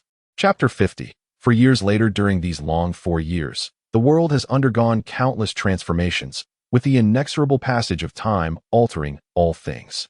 Those once naive and innocent youths, including Li Xiaobo, have now shed their youthful naivety, blossoming like butterflies emerging from their cocoons, gradually maturing. Notably, Yin Yu, through her relentless and diligent training, has reached an extraordinary level of mastery over her soul power. Whenever her figure graced the tranquil and profound training grounds near the Count of Huanyuan's estate, she appeared increasingly agile and reliable. She moved with the grace of a dancing fairy, each strike precise and fierce, as her soul power surged like an unstoppable tide towards her opponents. Simultaneously, Ma Ronghua, embarking on his solitary journey of cultivation, has garnered profound insights unique to himself. His gaze, once filled with uncertainty, has transformed into one of unwavering resolve, as if he could pierce through layers of fog to perceive the essence of matters. As for Fenglinger, her achievements have been remarkable. Not only has she successfully ascended to the pinnacle of Soul Saint at level 79, but she has also made significant strides in her mastery of soul techniques. While Li Xiaobo and the others dedicated themselves to arduous training, she would often stand quietly by, observing their every move. Whenever someone was inadvertently injured, she would promptly step forward, employing her exquisite medical skills to tend to their wounds. Not only that, but beside Fenglinger often stands a charming 3-year-old child, Li Hanqi. This little fellow is clever and sensible, bringing endless joy and warmth to the entire team. At this moment, a thrilling and intense duel unfolds on the Duhan stage. Li Xiaobo and Yin Yuesher are locked in a fierce confrontation, neither willing to yield. Yin Yuesher moves with an ethereal grace, elusive as a specter, her formidable soul power surging forth like an unrelenting river, rushing towards Li Xiaobo. Yet, in the face of such a fierce onslaught, Li Xiaobo remains unflinching, composed and calm as he navigates the chaos. With a light tap of his toes on the ground, he propels himself backward like an arrow released from its bow, effortlessly evading his opponent's lethal strike. With determination, he clenches his hands, channeling the soul power within him into his palms, instantly forming a dazzling and radiant blade of light, which he strikes down decisively towards Yin Yuesher. The air reverberates with deafening roars as the two engage in a back-and-forth display of prowess, their fierce battle stirring the surrounding atmosphere into a violent tremor, accompanied by a deep, resonant buzzing. In an instant, the previously tranquil scene shifts dramatically. A glimmer of insight flashes in Yin Yuesher's eyes, as if she has discovered a new realm. She inhales deeply, resolved to attempt a newly comprehended soul power technique. In a heartbeat, a torrent of potent soul energy surges from her being, enveloping her in a luminous aura reminiscent of a brilliant star. Simultaneously, the mystical flames under her command morph into countless slender threads of fire, racing towards Li Xiaobo with blinding speed. These fiery strands, akin to agile serpents, lunge menacingly towards their target. Faced with such an unexpected assault, Li Xiaobo is momentarily taken aback. However, years of disciplined training and his steady temperament enable him to regain his composure swiftly. Without hesitation, he channels all his soul power, coalescing it into an impenetrable shield surrounding his body. As the fiery strands make contact with the shield, a sizzling sound erupts, sparks flying in a spectacular display. In that moment, both sides find themselves in a stalemate. The fiery threads relentlessly assault the shield, striving to breach its defenses, while the shield steadfastly withstands the fiery onslaught. Unyielding, the entire space seems to tremble slightly in response to this fierce confrontation. Just then, an unexpected turn of events disrupts the deadlock. Li Hanqi, nestled in Fenglinger's arms, suddenly claps his hands in excitement, joyfully exclaiming, "Go for it, brother, sister." His sweet, melodious voice, brimming with innocence and vitality, echoes through the arena. Upon hearing this tender voice, both Yan Yuesher and Li Xiaobo, engaged in their fierce battle, momentarily pause. Instinctively, they turn to look at Li Hanqi. And at that moment their eyes meet, eliciting a spontaneous smile from both. The originally tense and intense atmosphere gradually eased, bringing a temporary pause to this thrilling confrontation. With a smile gracing his face, Li Xiaobo slowly approached Li Hanqi. He extended his hand, gently ruffling her little head, and softly remarked, "Little, she seems quite cheerful today." Li Hanqi blinked her large eyes and pouted her adorable lips in response, exclaiming, "Brother, the fight between the elder brother and sister was truly impressive." Her innocent words elicited laughter from those around, filling the air with joyous mirth. At that moment, Ma Ronghua, wearing a smile, spoke up, "Brother Xiaobo, sister Yuesher, let us momentarily set aside our worries and indulge in some relaxation today." As soon as his words were uttered, the surrounding crowd enthusiastically concurred, expressing their strong agreement. Soon after, this lively group made their way to the spacious courtyard. Before long, some quickly brought out tables and chairs, arranging an array of delicious dishes that had been meticulously prepared. A gentle breeze wafted through, carrying with it enticing aromas. Meanwhile, Feng Linger retrieved some delicate toys from her bag, approaching Li Hanqi with a bright smile, and began to entertain the little one with the toys. Instantly captivated, the adorable Li Hanqi grasped the toys tightly, emitting peals of laughter, thoroughly enjoying the delightful playtime.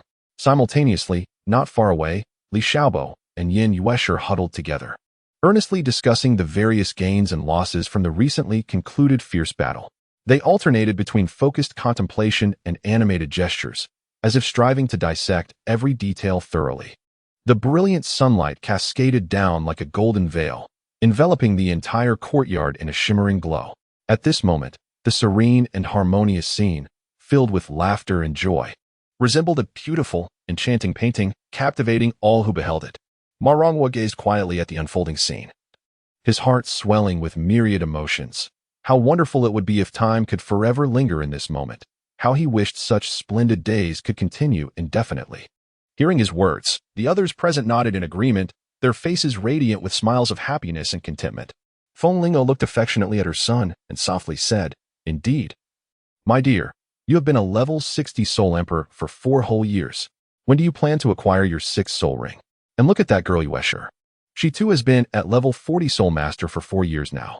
This child keeps clamoring to join you in obtaining Soul Rings. Is she now nearing the time to acquire her 4th Soul Ring?"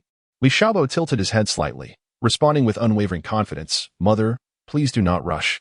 We are still quite young, although Yuesher and I are merely 12 years of age. We have already attained the remarkable realms of the 40th level Soul Master and the 60th level Soul Emperor, which is no ordinary feat.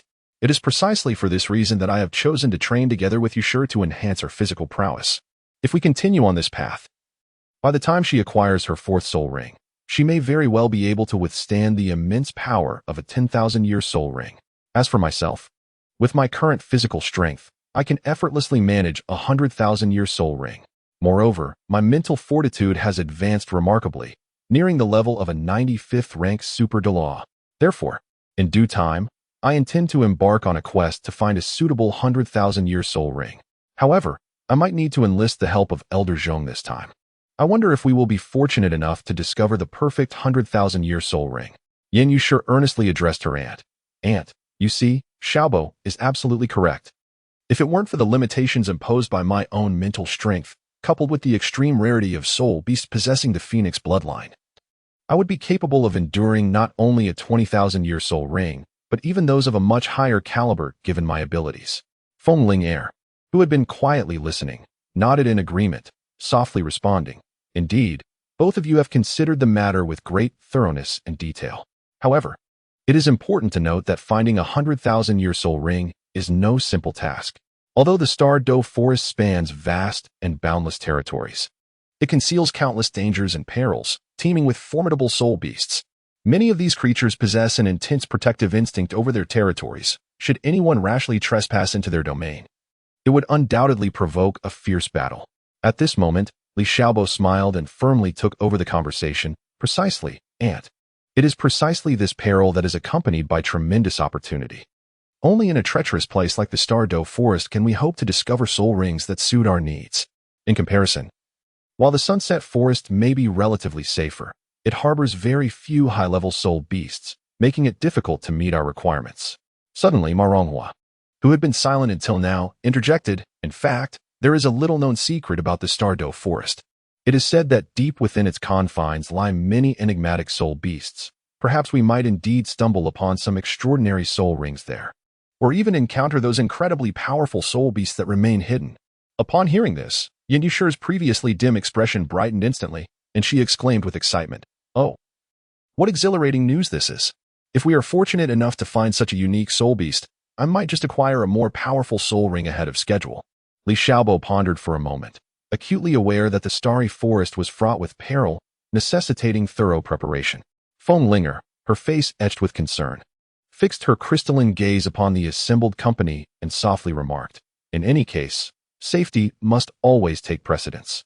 In my opinion, we should first dispatch personnel to meticulously investigate the internal conditions of the starry forest. Once we have a clear understanding, we can deliberate on the subsequent action plan." As her words faded, a collective nod of agreement rippled through the crowd, signifying their endorsement of her proposal. The atmosphere swiftly transformed into one of fervor, as voices rose in spirited discussion regarding the implementation of this exploratory mission and the selection of suitable candidates for the task. Some advocated for sending seasoned and agile experts. Others contended that those with acute sensitivity to soul energy should be chosen to accurately detect any subtle anomalies. Opinions clashed and converged, creating a vibrant tapestry of ideas. After extensive deliberation and weighing the pros and cons, a consensus emerged. Ma Ronghua would take the lead, venturing to the outskirts of the starry forest for preliminary reconnaissance. Without a moment's hesitation, Ma Ronghua, burdened with this critical task, prepared his belongings and resolutely embarked on his journey. Yet, following his departure, Li Xiaobo and Yin Yueshi remained undeterred, fully cognizant of the daunting nature of the task and the weight of their responsibilities. Thus, they doubled their efforts in rigorous training, striving to enhance their capabilities with every fleeting moment. Time passed swiftly, and in the blink of an eye, a month and a half had elapsed. Just as the group was growing anxious with anticipation, news finally arrived from Ma Ronghua. He reported detecting an extraordinarily peculiar fluctuation of soul energy at the fringes of the starry forest. Judging by its characteristics, it was highly likely that a high-level soul beast lay concealed in the vicinity. Regrettably, due to various constraints, it was impossible to ascertain the precise rank of this soul beast at present. Upon hearing this news, the group's demeanor turned grave as they instinctively gathered to strategize their response to this new development. Li Xiaobo regarded this as a potential opportunity. Capturing the soul beast could yield an ideal soul ring. However, Feng Linger expressed her concerns about the dangers, noting that Ma Ronghua had merely conducted a peripheral investigation. Yin Yueshi proposed to personally assess the situation. Ultimately, they decided to invite Elder Zhong to accompany them to the site of the disturbance. After a considerable effort, they located the esteemed and experienced Elder Zhong and detailed their intentions for this expedition. With a slight narrowing of his eyes and a moment's contemplation, Elder Zhong readily acquiesced to their request. Thus, the group of travelers, filled with joy, followed the footsteps of the venerable Elder Zhong as they embarked on their journey toward the enigmatic Douluo Forest. Along the way, although they were occasionally interrupted by some low-ranking soul beasts of little strength, these minor disturbances were effortlessly dispelled by Elder Zhong's profound prowess. However, as they ventured deeper into the heart of the Douluo Forest, the initially light-hearted mood of the group gradually turned somber. On one hand, they were filled with boundless anticipation for the formidable soul beasts they might soon encounter. On the other hand, a sense of tension and unease began to creep into their hearts, for none could truly know the ferocity and dread that awaited them ahead. As they approached the fabled core region of the Douluo Forest, a vast expanse shrouded in thick mist suddenly emerged before them. The fog was so dense that it seemed impenetrable, enveloping everything in its vicinity and obscuring their view of what lay within. Observing this daunting sight, Elder Zhong, who had been leading the group, furrowed his brow in concern, well aware that great danger might lurk behind the veil of mist. He quickly turned to his companions, his expression grave, and cautioned them to exercise utmost caution and avoid any reckless actions. The group held their breath, stepping cautiously into the mysterious fog-laden area. With each step, they could feel the oppressive weight of the atmosphere, their heartbeats resonating in the silence. Suddenly, a violent gale struck without warning, roaring forth like a ferocious beast. The powerful wind swept away the dense mist, gradually revealing the scene ahead. At that moment, a colossal soul beast, emanating a dark yellow glow, appeared before them. Its form resembled that of the legendary Qilin, yet it possessed distinct features. Its scales shimmered with an eerie luminescence, akin to stars scattered across the night sky.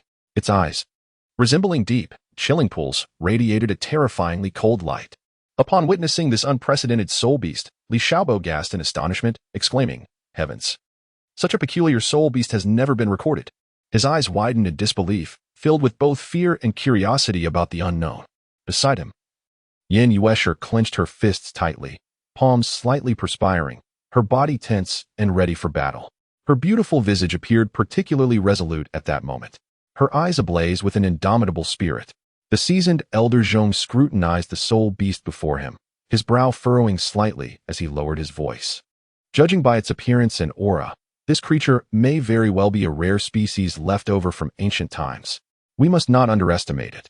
Its strength could rival that of a tidal Douluo. The soul beast seemed to sense their presence, abruptly opening its massive jaws to unleash a deafening roar. The sound reverberated through the air like a thunderclap, causing pain to their eardrums. Immediately, it charged forward with its robust limbs, resembling a moving hill rushing towards the crowd. Faced with the formidable spirit beast, Elder Zhong unhesitatingly stepped forth, swiftly forming hand seals while reciting incantations. An incandescent beam of light erupted from his hands, hurtling directly towards the spirit beast in an effort to restrain its movements. Meanwhile, Li Xiaobo and Yin Yuesher exchanged a knowing glance, their silent understanding prompting them to nod before swiftly flanking the spirit beast on either side, poised to strike and seeking a perfect opportunity for a decisive blow. At the rear of the formation, Feng Lingo remained intently focused on every movement on the battlefield, tightly gripping a healing artifact, ready to provide timely and effective assistance to any wounded companions. Just as Elder Zhong managed to momentarily hinder the spirit beast, Li Xiaobo seized the moment, channeling his strongest soul power towards it. The spirit beast howled in pain and turned to lunge at Li Xiaobo. Yin Yuesher quickly unleashed her ultimate technique, intercepting the beast's attack. In that very instant, as she deflected the assault, Li Xiaobo gathered his strength once more, sending a wave of soul energy crashing towards the spirit beast's abdomen. The beast was severely wounded and fell to the ground with a thunderous crash. Yet, it soon struggled to rise, fury and defiance blazing in its eyes. Observing this, Elder Zhong called out, "This creature seems desperate. Everyone be cautious." At that moment, Li Xiaobo's previously motionless form began to tremble slightly, and an enigmatic, potent wave of soul energy surged forth from within him, radiating outward like ripples. Wherever it passed, the air seemed to boil with agitation. This extraordinary wave of soul energy shot forth like a bolt of lightning towards the nearby Earth Qilin. The Earth Qilin, which had been ferociously charging at the crowd, suddenly halted, as if confronted by an irresistible force of intimidation, its massive body freezing mid-stride. The once furious motion abruptly suspended in the air. Upon witnessing the unfolding events, Li Xiaobo's eyes sparkled with a glimmer of surprise. Without a moment's hesitation, he seized this fleeting opportunity, his form swiftly darting forward like a phantom. With a flourish of his hands, he conjured a series of intricate and profound incantations, ultimately coalescing into a radiant beam of light that shot directly toward the earthly Qilin. Initially, the Qilin struggled against the overwhelming force, but gradually succumbed to the immense suppression of spiritual energy. Eventually, through Li Xiaobo's relentless efforts, the formidable earthly Qilin began to shrink, transforming into a streak of light that vanished into the Baijiao Tu he held in his hands. Once the tumult subsided, the group finally had a moment to catch their breath and began to scrutinize the recently subdued soul beast. After a thorough examination and analysis, they were astounded to discover that this earthly Qilin was not an ordinary soul beast, but rather a descendant of the legendary ancient divine beasts. It appeared that it had been in a deep slumber for an extended period, only roused by the unintentional intrusion of the group. With the revelation of this truth, the heavy burden that had loomed over their hearts was finally lifted. Although this daring venture did not yield the coveted soul ring they had yearned for, acquiring such a rare Qilin as a trophy made the endeavor worthwhile. After all, the value of this precious descendant of an ancient divine beast far surpassed that of an ordinary soul ring. With this thought, smiles of contentment graced the faces of all present. Chapter 51. Hollow Willow. Yin Yuesher, with a look of concern, inquired, "Xiaobo, What is the current condition of the Qilin? Li Xiaobo narrowed his eyes slightly, reflecting as he spoke. The Qilin is indeed a beast of auspicious omen. It embodies a powerful and unfathomable force. Since ancient times, tales have suggested that wherever the Qilin appears, a wave of good fortune descends upon the world. At this moment, amidst the ancient mountain forest shrouded in thick mist, exuding an aura of mystery, the Qilin lay quietly on the mountaintop. Its form was graceful and agile, as if poised to leap into the air at any moment. It radiated a kaleidoscope of dazzling colors, captivating all who beheld it. Observing its appearance, one could see that its horns resembled those of a nimble deer, its head akin to that of a majestic steed, and its eyes shone like large, brilliant bronze bells. This particular Qilin was known by the resounding name, Xingyao. Suddenly, the once tranquil Qilin seemed to sense something, abruptly opening its eyes and fixating intently on the direction of Li Xiaobo. The Qilin had keenly detected the unique aura emanating from him. Subsequently, Xingyu rose slowly to its feet, each movement exuding a sense of poise and strength. With every step, the ground trembled slightly, as if infused with the boundless power of the stars. Once it stood firmly atop the mountain, it raised its head high, and a fierce beam of light erupted from its forehead, bursting forth from its exceptionally sharp horn. In that instant, the entire forest was enveloped in this overwhelming energy, causing birds and beasts alike to scatter in fright. Clearly, the Qilin, confined within the intricate tapestry of the mountain forest, was fervently expressing its inner discontent and restlessness. Beside this scene, Elder Zhong let out a gentle sigh and remarked softly, "This is quite a normal phenomenon, for you have indeed trapped it within the tapestry. Naturally, when it senses your presence, it will become agitated and tumultuous." Li Xiaobo nodded in agreement and replied, "You are absolutely correct. However, I believe that given some time to acclimate to this environment, it will gradually find its calm." Feng Linger furrowed her brow and said, "Enough of the discussions about that Qilin. The pressing matter at hand is to make our way to the location mentioned by Ma Ronghua. Ronghua, please lead us." Ma Ronghua promptly nodded and replied, "Of course, Aunt. However, it will take us approximately 3 more hours to reach that place." Upon hearing this, the group dared not delay further and quicken their pace. They hurried along the winding path, with the scenery around them shifting like a revolving lantern. At times, they were greeted by the harmonious sight of verdant mountains and clear waters. At other moments, they would pass through a vibrant meadow adorned with a riot of blossoms. Occasionally, a few birds would swoop overhead, leaving behind a melodious trill. Yet, less than an hour into their brisk journey, they were unexpectedly confronted by a mysterious and eerie fog forest. The once clear path was instantly shrouded in thick mist, rendering navigation nearly impossible. Observing this, Ma Ronghua hastily halted, a look of concern crossing his face. "Aunt, to be frank, I have never encountered this fog forest before. The situation inside is uncertain, and it likely harbors numerous dangers." Nevertheless, Feng Lingo did not falter. With unwavering determination, she gazed ahead into the misty forest and resolutely declared, "Regardless, we must traverse this forest to reach our destination. Having come this far, we cannot simply abandon our quest. Let us proceed with caution." With that, she boldly stepped into the dense fog. The others, though apprehensive, had no choice but to follow closely in her footsteps, entering the realm of uncertainty and peril. Thus, with anxious hearts, they cautiously ventured into the mysterious and foreboding fog forest. Before them lay a vast expanse of whiteness, the mist swirling like thick cream, obscuring their vision completely, rendering the distance almost untraceable. Meanwhile, eerie howls echoed from the surroundings, as if countless eyes were lurking in the shadows, observing their every move. Suddenly, without warning, several massive creatures resembling wolves, yet significantly larger than ordinary wolves, lunged forth from the mist. They opened their gaping maws, revealing razor-sharp fangs, their eyes glinting with ferocity as they charged towards the group. In an instant, Li Xiaobo reacted with remarkable agility, stepping forward swiftly to draw his gleaming sword from his waist, unhesitatingly confronting the monstrous assault.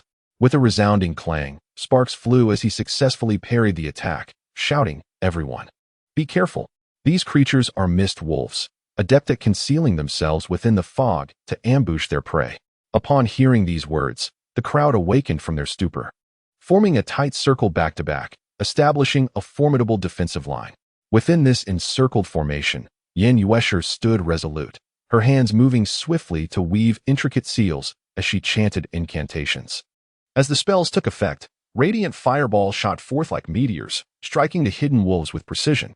The wolves, struck by the artillery, emitted anguished howls, their movements becoming sluggish. Momentarily immobilized in place. Seizing this opportunity, Li Xiaobo, with eyes like blazing torches, fixed his gaze on the advancing pack.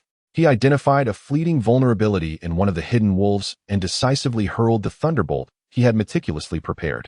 In an instant, a blinding flash of lightning streaked across the sky, accompanied by a deafening roar of thunder as the thunderbolt descended upon the wolves with astonishing swiftness. The scene was a dazzling amalgamation of fire and lightning, a breathtaking spectacle reminiscent of an apocalyptic event. Those wolves struck by the thunderbolt were violently torn apart, blood splattering as they howled in distress, retreating in utter disarray. Witnessing this spectacle, the weight that had burdened the hearts of the crowd finally lifted, allowing them to exhale in relief. After a brief respite, they summoned their courage once more and continued their resolute march deeper into the misty forest. Each step was fraught with uncertainty and peril, yet they harbored a steadfast belief that perseverance would lead them to their destination. Thus, amidst the formidable challenges, the group pressed onward, drawing ever closer to their goal. At last, after traversing through the harrowing terrain, they successfully emerged from the mysterious and terrifying fog-laden forest. The moment they stepped beyond its confines, the scenery before them transformed into an expanse of brightness, as if they had entered another realm. However, in the midst of this open land stood a charred willow tree, starkly incongruous with its surroundings. Its trunk, blackened by fire, appeared devoid of life, yet inexplicably, it emanated a peculiar spatial aura that piqued their curiosity. Windlinger, upon witnessing this sight, was filled with intrigue and trepidation, though her predominant sentiment was caution. She cautiously advanced, her gaze unwaveringly fixed upon the charred willow. Each tentative step she took was executed with utmost care, as if fearing to disturb some dreadful presence.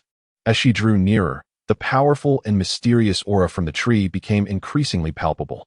When she stood merely inches away from the trunk, her heart raced uncontrollably. Suddenly, without warning, a blinding silver light erupted from the trunk, soaring into the sky. This brilliance was so intense that it shone like the sun at its zenith, rendering it impossible to gaze directly at it. In an instant, the entire space was enveloped by a brilliant radiance, rendering everything around it a blinding white. As the silvery light gradually dissipated, a vague humanoid silhouette began to slowly materialize in place. Initially, this figure appeared elusive, akin to a reflection in water, yet, before long, it became increasingly distinct and tangible. At last, a presence had arrived. The figure spoke in a low, distant voice that seemed to echo through the corridors of time, as if it had traversed ages to reach them, imbued with a profound sense of the vicissitudes of life, along with an overwhelming solitude and desolation. Upon hearing this sudden voice, all present felt a tightening in their chests, instantly heightening their vigilance. They instinctively retreated several paces, exchanging anxious glances that betrayed their apprehension and unease. Among them, the Xiaobo reacted most swiftly and decisively. Without hesitation, he waved his hands and chanted incantations, summoning forth his martial spirit, the reversed divine spear. The spear glimmered with a chilling light, its razor-sharp tip pointed forward, while Li Xiaobo firmly grasped the shaft, positioning it defensively before him, his expression one of resolute wariness as he fixed his gaze upon the newly manifested figure. Seeing the group's tense reaction, the shadow let out a cold chuckle. "Do not be alarmed. I bear no ill will toward you. I was once a hollow willow, cultivated for 90,000 years. But I fell victim to a calamity that has left me in this state. The charred willow tree behind me is my true form." As he spoke, he raised a hand, gesturing toward the solitary, scorched willow tree. The hollow willow continued, "I have awaited your arrival for a long time, seeking a fated individual to make a sacrifice." The crowd exchanged glances, bewildered. Linger stepped forward, demanding, "What do you mean by sacrifice? Why must we sacrifice anything?" The hollow willow sighed. "Only through the sacrifice of one's cultivation can my original form be restored, allowing me to regain my former powers and evolve further." The onlookers exchanged looks, none wishing to be that sacrificial lamb. Li Xiaobo tightened his grip on the reverse divine spear and called out, "Is there truly no other way?" The hollow willow shook his head. At that moment, the previously silent elder Zhong stepped forward. "I am old. Let it be me." The crowd gasped in astonishment. Li Xiaobo turned to his companions, smiling as he said, I require a soul ring, and I possess the herbal diagram to assist the elder in recovery. The hollow willow's expression was complex. Are you certain? Li Xiaobo nodded resolutely. The hollow willow waved his sleeve, enveloping Li Xiaobo in a spectral light. He felt his cultivation surge, the color of the sixth soul ring deepening, yet he persevered. As time passed, Li Xiaobo's countenance grew increasingly serene, and it took 2 full hours to absorb the 200,000-year cultivation of the soul ring. The hollow willow nodded in satisfaction. Young man, you are very brave. With that, he turned toward the charred willow tree. He raised his hands, and a stream of green light emanated from his palms, flowing into the tree. The once charred trunk gradually began to flourish with verdant hues as the scorched bark shed away, revealing the budding sprouts of new life. With the incantations of the hollow willow, the surrounding space began to warp and distort, a gentle breeze wafting through, bringing with it the refreshing scent of flora. The form of the hollow willow slowly became translucent, and with a gentle smile, he expressed his gratitude to the gathered souls, stating his intention to ascend to a higher realm for cultivation. Upon uttering these words, he transformed into a stream of luminous energy, merging into the willow tree. In an instant, the tree was revitalized, its branches and leaves flourishing, while the surrounding earth became fertile and lush. Li Xiaobo felt a surge of newfound strength within him, his heart brimming with joy. Windlinger smiled, remarking on the arduous journey and the splendid outcome. The others nodded in agreement. Subsequently, Li Xiaobo planted the young willow tree into the 100 herbs diagram. The group, not daring to linger, hurried onward towards the inner circle.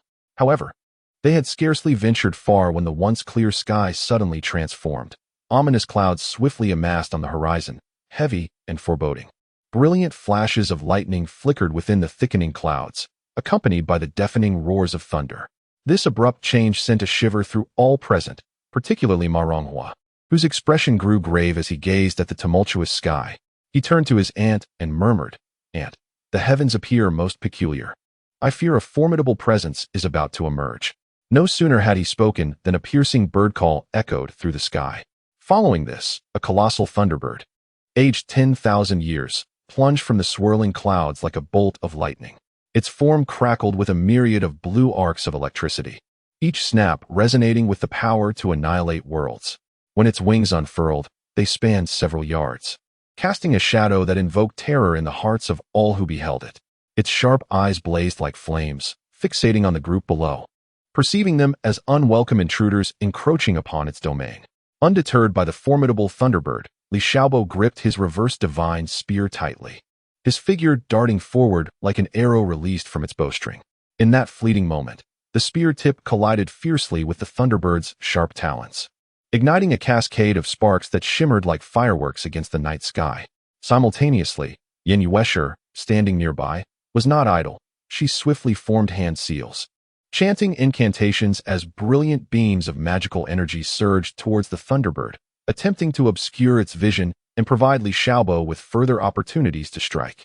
Meanwhile, Elder Zheng remained intently focused on the imposing thunderbird, scrutinizing every detail with unwavering attention. Drawing upon his years of experience and keen insight, he realized that this adversary was far from ordinary and warranted utmost caution. He noted an old, unhealed wound on the creature's neck and quickly advised Li Xiaobo, aim for the injury on its neck. Heeding the guidance, Li Xiaobo feigned an attack before abruptly altering his direction to thrust at the thunderbird's neck. The beast, unable to evade in time, was struck in its vulnerable spot, letting out a haunting cry of pain. Seizing this moment, the group united in a concerted assault, unleashing their most powerful attacks. The thunderbird, ultimately defeated, took to the skies and vanished into the clouds. The onlookers remained still, gazing at the thunderbird as it soared higher, gradually disappearing into the horizon, and the tension that had gripped their hearts began to ease, allowing them to exhale deeply. However, at that moment, the usually silent Elder Zhong furrowed his brow in grave concern and lowered his voice, addressing the crowd. This thunderbird is fierce by nature and harbors a vengeful spirit. It will not relent easily. We must hasten our journey. Upon hearing his words, the others nodded in understanding, their pace quickening as they made their way towards the inner circle. Yet, they had scarcely covered a short distance when a fierce gale suddenly swept in without warning, its intensity akin to a mountain collapsing into the sea, causing their garments to billow and hair to dance wildly. More astonishingly, amid this tempest, the sharp cries of the Thunderbird, filled with rage and hatred, could be faintly heard. Alarmed, the group quickly looked up to see that the Thunderbird, previously departed, was now flapping its enormous wings, gathering the tumultuous winds and thunder as it rushed towards them. Moreover, several slightly smaller Thunderbirds accompanied it, though lesser in size. The formidable aura they exuded and their menacing demeanor clearly indicated that they were not to be trifled with. "Not good, it has summoned reinforcements," exclaimed the keen-eyed Maranghua, unable to suppress his alarm. Beside him, Li Xiaobo, without hesitation, tightened his grip on the anti-god spear, his eyes gleaming with determination as he declared, "Do not be afraid. Everyone, together, we shall overcome these foes." As he spoke, the flock of Thunderbirds descended like a vast, dark cloud, heralding an impending and thrilling battle. In an instant, one Thunderbird darted towards the battlefield like a bolt of lightning, its speed astonishing. Li Xiaobo felt a pang of anxiety and dared not delay. He quickly formed hand seals and shouted, "Thunder of 1,000 pounds." His cry resounded like thunder, deafening and powerful. As his voice echoed, dozens of bolts of lightning appeared out of thin air, swirling like silver serpents, encircling the incoming Thunderbird. The sudden turn of events left the Thunderbirds in a state of disarray, momentarily thrown off balance. Yet, these creatures were evidently not ordinary. Within moments, they regained their composure and swiftly formed a peculiar formation. As this formation took shape, an unmatched power began to coalesce within. Concurrently, on the other side, Yin Yuesher showed no signs of weakness. With a gentle flick of her wrist, a 5-fire 7-birds fan materialized in her hand. With a delicate flick of her fan, golden flames erupted like a volcanic explosion, transforming into a surging fire dragon that lunged ferociously towards the formation of the Thunderbirds. The intense heat of the golden flames distorted the very fabric of the surrounding space. Yet, in the face of such ferocious flames, the Thunderbirds miraculously formed a protective shield of lightning. This luminous barrier shimmered brilliantly, staunchly resisting the onslaught of the golden inferno. At that moment, the ever-watchful Elder Zhong seized the opportunity, leaping high from the side. Grasping a cloud-piercing spear, he descended upon the lightning shield like a meteor streaking across the sky, wielding an unmatched force and a silver gleam that struck the barrier with tremendous impact. A thunderous roar echoed as the once impenetrable lightning shield rippled violently, akin to a tranquil lake disturbed by a massive stone. Meanwhile, Li Xiaobo flickered into motion, appearing as if conjured by a phantom behind the flock of Thunderbirds. With hands clasped together, he fervently gathered the surrounding power of thunder. In an instant, a blinding radiance emanated from his palms, resembling a resplendent star descending upon the battlefield, illuminating the smoke-filled chaos. With a fierce roar, Li Xiaobo summoned all his strength, thrusting forth the radiant sphere of thunder. A deafening crash ensued as the thunder, akin to a ferocious beast, lunged towards the Thunderbird assembly, tearing through the air and leaving behind black fissures that bore witness to its terrifying power. Upon colliding with the Thunderbirds, the thunder unleashed a cataclysmic explosion, scattering the creatures amidst a cacophony of anguished cries. Yet, despite suffering such devastating blows, the Thunderbird Legion remained undaunted. In this dire moment, the surviving Thunderbirds exchanged glances filled with resolve. Their once smooth feathers bristled, transforming into sharp, steel-like quills. Soon after, the tips of each feather released slender bolts of lightning, intertwining rapidly to form an immense electric net that descended upon the battlefield with apocalyptic force. Witnessing this, Yin Yuesher felt a surge of dread. Without a moment's hesitation, she vigorously waved her fan, unleashing a tempestuous whirlwind that surged forth like an enraged dragon, striving to disperse the impending electric net. Simultaneously, Li Xiaobo would not be outdone. He summoned even greater and more violent thunder, relentlessly bombarding the electric net. In an instant, the air crackled with electricity and the winds howled, plunging the entire battlefield into chaos.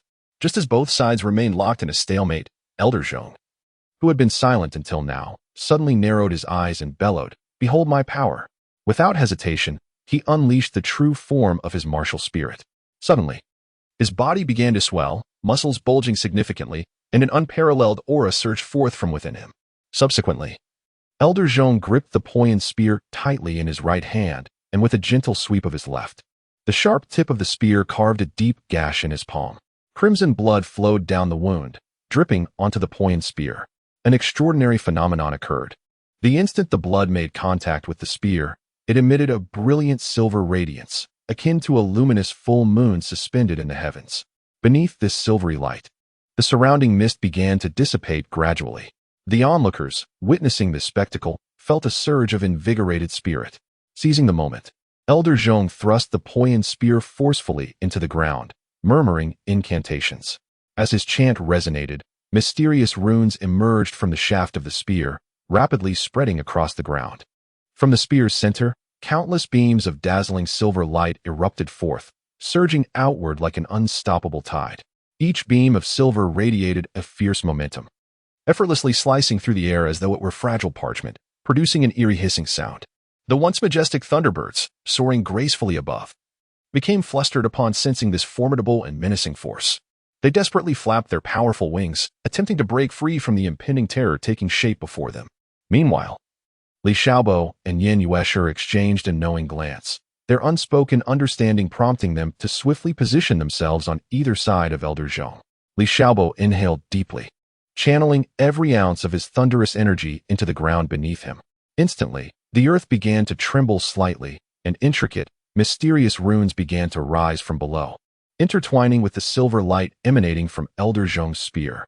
On the opposite side, Yin Yuesher was equally resolute, gracefully waving her fan, which burst forth with a kaleidoscope of vibrant colors.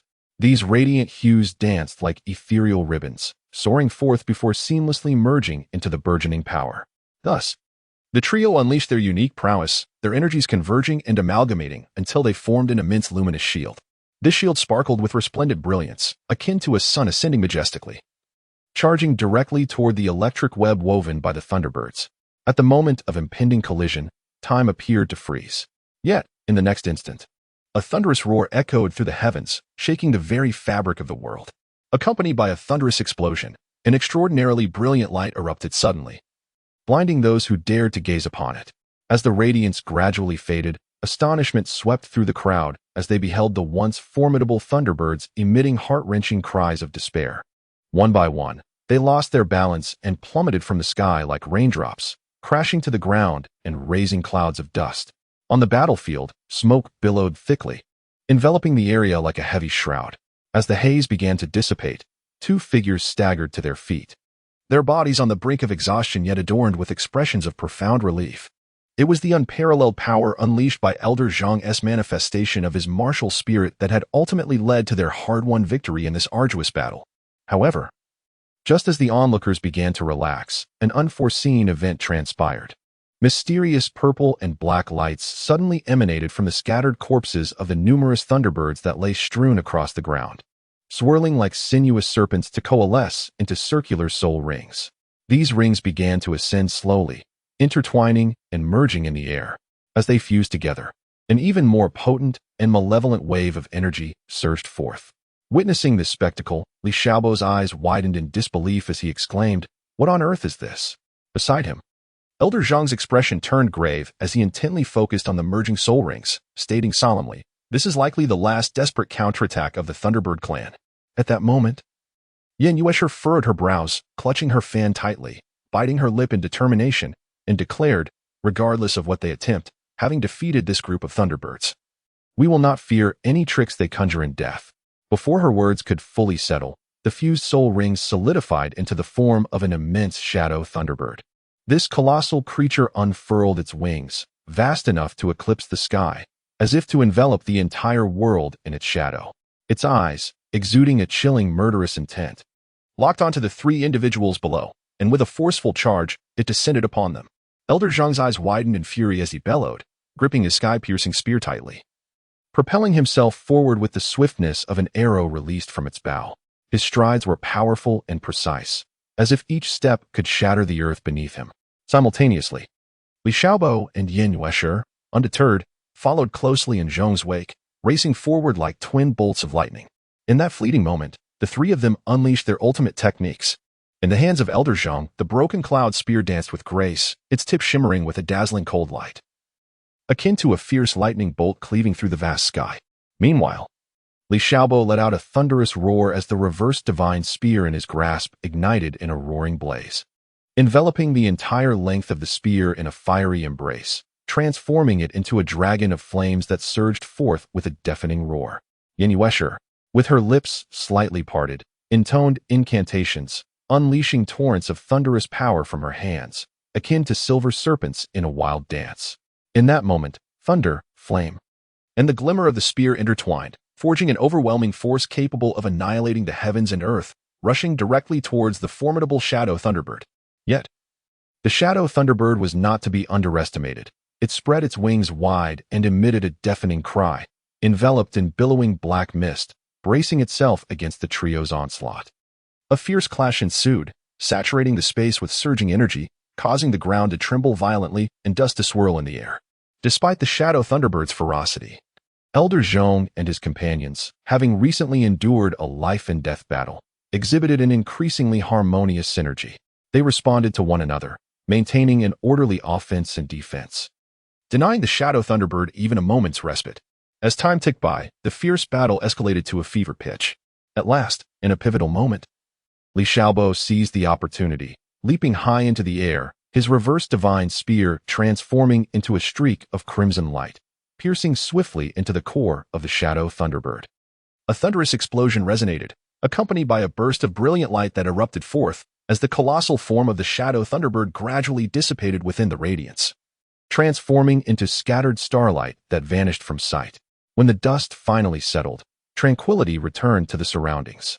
Elder Zhong, Li Xiaobo, and Yin Yuesher stood exhausted yet triumphant, panting heavily, their eyes glimmering with the joy and satisfaction of victory. Chapter 53. The First Soul Ring of the Reverse Divine Spear. Li Xiaobo's eyes widened. Fixated on the slowly descending blue shadow of the Thunderbird spirit ring, an indescribable joy surging within him.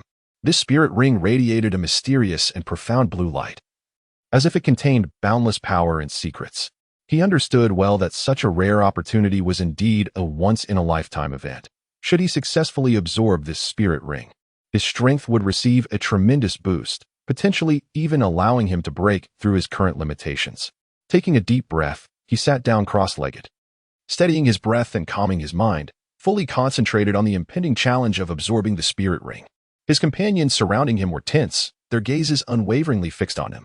Particularly, Yin Yuesher, whose beautiful eyes revealed a profound worry, her hands unconsciously clenched into fists, seemingly more anxious than Li Xiaobo himself. As Li Xiaobo cautiously guided his soul power closer to the spirit ring, a sudden surge of overwhelming force crashed upon him like a tidal wave. This power was so ferocious that he felt a violent jolt throughout his body, nearly toppling him to the ground. However, he gritted his teeth, fiercely resisting the impact. The veins on his forehead bulging from exertion, beads of sweat cascading down his cheeks. As Li Xiaobo's complexion grew increasingly pale and his body began to tremble, his companions couldn't help but feel a pang of anxiety for him. Just when everyone believed he was on the verge of collapse, and his attempt to absorb the spirit ring would end in failure, a miracle occurred. Suddenly, a brilliant and intense blue light erupted from within Li Xiaobo, shining like the most radiant star in the night sky, harmonizing with the glow emitted by the spirit ring. As time passed, the spirit ring, which had been suspended in the air, gradually began to draw closer to Li Xiaobo's body, integrating bit by bit. Concurrently, Li Xiaobo's aura grew increasingly powerful, akin to a volcano awakening, ready to unleash cataclysmic energy at any moment. Finally, after a long and arduous process, the spirit ring completely merged into Li Xiaobo's being. He slowly opened his eyes, rising to his feet and stretching his arms to feel the surging, inexhaustible power within him. At that moment, he was imbued with confidence and authority, a radiant smile blossoming upon his face. It was understood that this spirit ring was a fusion of dozens of 10,000-year Thunderbirds and a 100,000-year Thunderbird spirit ring. The magnitude of its power was unimaginable. Li Xiaobo's successful absorption undoubtedly attested to his exceptional talent and unwavering determination. With such formidable support, it was believed that he would undoubtedly carve a path through future challenges, achieving even more astonishing accomplishments.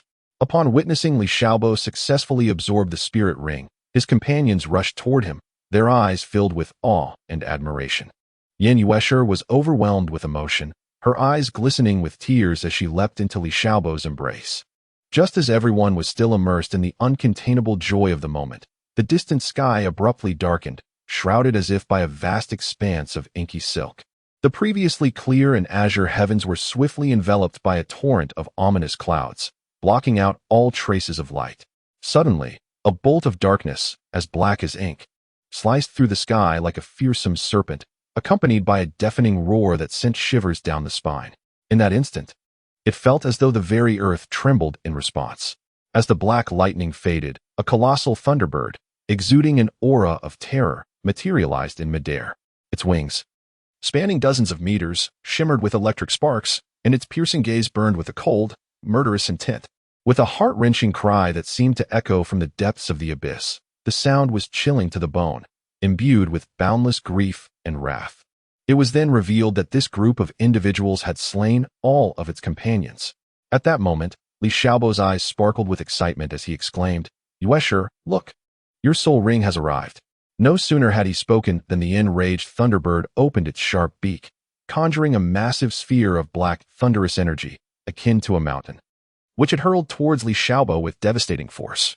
Upon witnessing the scene, Li Xiaobo felt a tightening in his chest. Fully aware that he could not afford to be complacent, he took a deep breath and swiftly summoned the formidable power he had recently acquired, dedicating himself wholeheartedly to confront the oncoming black thunder energy sphere. In an instant, a dazzling brilliance erupted at the point of collision, the intense radiance blinding the onlookers. Simultaneously, an unprecedented shockwave of energy surged outward in all directions, uprooting nearby trees and sending earth and stones flying, creating a truly terrifying spectacle. Fortunately, having just obtained such immense power, Li Xiaobo, although feeling a degree of pressure in the face of the ancient thunderbird, managed to maintain a sense of composure overall. As Li Xiaobo valiantly fended off the dark thunder energy sphere, he urgently shouted at Yan Yuesher, "Act swiftly. Now is the moment." Emerging from her reverie, a glimmer of resoluteness flickered in Yan Yuesher's eyes. Channeling her soul power, she summoned a gale beneath her feet and surged towards the ancient thunderbird. The thunderbird, seemingly endowed with remarkable intelligence, astutely perceived Yan Yuesher's intentions. It abruptly abandoned its fierce confrontation with Li Xiaobo and, like a bolt of lightning, swooped down towards her with alarming speed. Its razor-sharp claws glinted ominously, exuding a chilling aura that suggested they could effortlessly rend asunder any obstacle. Yet, confronted by such ferocity, Yan Yuesher exhibited no trace of fear. Her form danced like a wraith, eluding the thunderbird's onslaught with uncanny agility. In that fleeting moment, she had conjured a soul-guiding longsword, emanating formidable waves of soul power. Seizing the momentum, she leapt high, her sword piercing directly towards the thunderbird's abdomen. The thunderbird, taken aback, swiftly sidestepped. But despite its quick reflexes, it could not entirely evade Yan Yuesher's strike, resulting in a shallow wound that gushed blood, staining the air around them. Infuriated by the injury, the thunderbird unleashed a deafening roar of rage, its colossal beak wide open. Simultaneously, its expansive wings flapped powerfully, generating a tumultuous tempest that surged forth like a ferocious beast, clawing its way through the surroundings. Although at the eye of the storm, Yan Yuesher maintained her poise, her body steady amidst the chaos. With incantations flowing from her lips, she uttered an ancient and enigmatic spell. As the incantation resonated, shimmering threads of soul power shot forth like ethereal serpents, ensnaring the thunderbird's massive form. The thunderbird thrashed desperately, striving to free itself from the bindings of the soul power threads. At that critical juncture, Li Xiaobo, who had been patiently awaiting the opportune moment, seized the chance to strike. Silently maneuvering behind the thunderbird, he unleashed a sudden and fierce assault, compelling the already beleaguered creature to divert some of its focus to the new threat. Yan Yuesher, recognizing this rare opportunity, felt a surge of determination. She channeled her entire essence into her longsword, transforming it into a radiant flash of sword light that struck with the force of thunder upon the thunderbird's vital area. The thunderbird, grievously wounded, emitted a final, heart-wrenching cry before crashing to the ground. Concurrently, a pitch-black soul ring of the thunderbird materialized in the air, exuding a powerful and mysterious aura. Witnessing this spectacle, Yan Yuesher finally exhaled in relief. Cautiously, she approached, preparing to absorb the precious soul ring. The other companions, with expressions of anxiety, gathered closely around her, fully devoted to safeguarding Yan Yuesher as she absorbed the soul ring, vigilant against any unforeseen circumstances. Time slipped away, second by second. As Yan Yuesher kept her eyes tightly shut, immersing herself wholly in the absorption of the soul ring's energy. At long last, after a protracted and arduous struggle, Yin Yuesher successfully absorbed the Thunderbird soul ring. As she slowly opened her eyes, a jubilant smile illuminated her face, and she turned to gaze upon the companions who had steadfastly accompanied and protected her. Chapter 54. The Trials of the Soulbone. Li Xiaobo and his 5 companions gazed at the numerous colossal Thunderbirds, their bodies shimmering with blinding lightning, each emanating a formidable and perilous aura. Taking a deep breath, Li Xiaobo activated his spiritual power to meticulously investigate, aware that the soul bones might be concealed within any part of their imposing forms. Ma Ronghua cautiously approached one of the creatures, but as he drew near, a bolt of lightning surged toward him. Swiftly, he sidestepped to evade the strike, simultaneously conjuring a protective shield of soul power. Yet the tremendous force still left his arm tingling. At that moment, Yin Yuesher noticed something peculiar about one of the Thunderbird's wings. Could the soul bone be located there? Her eyes sharpened with focus as she disregarded the other fallen Thunderbirds and advanced toward the corpse, intent on uncovering an external soul bone. As she approached the Thunderbird, the surrounding lightning seemed to sense a threat and surged toward her. Witnessing this, Li Xiaobo unleashed his martial spirit skills, sending streams of soul power, shaped like arrows, toward the Thunderbird's remains. Meanwhile, Yin Yuesher concentrated entirely on the wing of the Thunderbird before her hands delicately probing through the feathers. At last, her fingers brushed against something hard that radiated an extraordinary luminescence. With a determined tug, a pair of crystalline external soul bones, as translucent as blue crystal, emerged before the astonished eyes of her companions. As their gazes fell upon the soul bones, their expressions were instantly filled with elation. Upon witnessing this, Li Xiaobo promptly called out, "Let us check if there are any other soul bones nearby." As soon as his words echoed, the remaining 5 individuals understood the urgency and nodded in unison. They swiftly dispersed, meticulously searching amidst the chaos that surrounded them. Meanwhile, Li Xiaobo's gaze was captivated by an exceptionally large Thunderbird among the flock. This particular Thunderbird radiated a dazzling brilliance of lightning, its luminosity far surpassing that of its counterparts, rendering it nearly blinding to behold.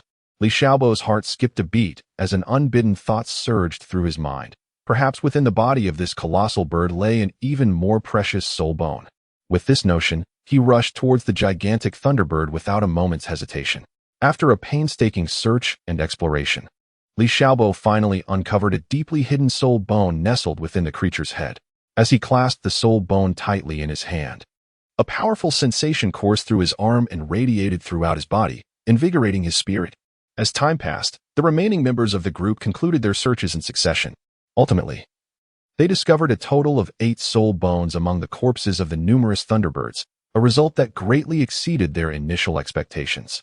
Each individual exhaled a sigh of relief, their faces illuminated by an unmistakable joy of victory. Despite their injuries and profound exhaustion, the thrill of their remarkable haul in such a perilous environment was unmistakable, a rare bounty indeed. After a brief respite, the 6 individuals meticulously secured the soul bones and gradually departed from the Stardow Forest, a place that had presented them with countless dangers while simultaneously brimming with infinite opportunities. Li Xiaobo and 5 others, possessing invaluable soul bones, cautiously embarked on their journey back to the Count's mansion. The atmosphere was exceptionally tense, as if an invisible pressure enveloped them. However, lost in the elation of acquiring the soul bones, they remained oblivious to the pairs of greedy and covetous eyes lurking in the shadows, meticulously observing their every move. Those hidden figures resembled a pack of ravenous wolves, patiently awaiting the opportune moment to pounce and seize the soul bones in their possession. As the group progressed halfway, a cadre of enigmatic figures clad in black knight attire suddenly surged forth like phantoms from the surrounding darkness. The leader, with a stern visage and an icy glint in his eyes, sneered, "If you are wise, surrender the soul bones at once, and I may consider sparing your lives." Confronted with this unexpected menace, Li Xiaobo and his companions instantly heightened their vigilance. Ma Ronghua glared fiercely, exclaiming, "Never. These soul bones were earned through immense toil and peril. We would never relinquish them to you unscrupulous scoundrels." No sooner had he spoken than he sprang into action, launching a fierce assault against the black-clad assailants. In an instant, blades flashed and clashed amidst the cacophony of battle cries. Both sides engaged in an exceedingly intense struggle for survival. However, having previously endured a grueling fight, the 6 began to falter under the strain of exhaustion. At this critical juncture, when their lives hung in the balance, Li Xiaobo's already grave expression darkened even further. He furrowed his brow tightly, veins visibly throbbing on his forehead as if ready to burst. At that moment, his mind raced like a high-speed machine, feverishly contemplating strategies to navigate the impending crisis. Time dragged on, each second stretching into an agonizing eternity. Yet, just as despair threatened to overwhelm them, a spark of hope ignited in Li Xiaobo's eyes. With a subtle, calculated motion, he discreetly reached into his garment, carefully retrieving a seemingly unremarkable soul bone, the most ordinary among them. Lacking any ostentatious glow or unique patterns, this soul bone bore Li Xiaobo's last flicker of hope. Without hesitation, he summoned all his strength and hurled the soul bone into the distance. It soared through the air, tracing an arc like a shooting star. As anticipated, a portion of the black-clad assailants' eyes lit up upon sighting the soul bone. Their greed ignited instantaneously, compelling them to abandon their assault on Li Xiaobo and his companions. They turned, racing like famished wolves toward the fallen soul bone. Seizing the moment, Li Xiaobo knew that opportunity was fleeting. He decisively shouted to his comrades, "Now is the time. Let us charge together."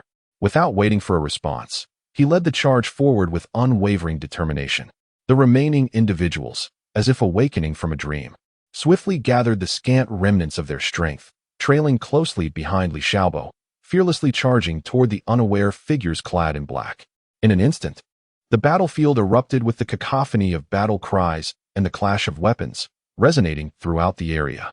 Li Xiaobo and his companions surged forth like a tempest, unstoppable as they broke through the encirclement of their dark-clad adversaries. They dared not pause for even a moment, their feet swift as the wind, racing with utmost urgency towards the direction of the Count's estate, leaving behind the group of black-clad individuals, bewildered and enraged by the allure of the soul bones. The mysterious figures in black, each bearing a stern countenance and piercing gaze, were clearly not inclined to let Li Xiaobo and his companions escape easily. Like ravenous wolves, they relentlessly pursued their targets, their feet moving with a swiftness that matched their fervor. As time ticked away, the distance between the two parties diminished at an alarming rate. With the relentless shadows of the black-clad pursuers closing in, Li Xiaobo felt a surge of anxiety, beads of sweat cascading down his forehead. In that critical moment, he caught sight of a forest shrouded in thick mist, partially concealed, yet beckoning just ahead. Li Xiaobo's heart jolted sharply, and without a moment's hesitation, he resolutely led his companions into the depths of the misty forest. The once formidable black-clad figures hesitated for a brief moment, for the forest appeared ominous and fraught with peril. However, the tantalizing allure of the coveted soul bones hidden within the depths of the forest ultimately overpowered their trepidation. Gritting their teeth, they plunged into the woods in pursuit. Upon entering, they were struck by the eerie strangeness of their surroundings. Unusual, twisted vines sprawled across the ground, resembling menacing serpents poised to strike.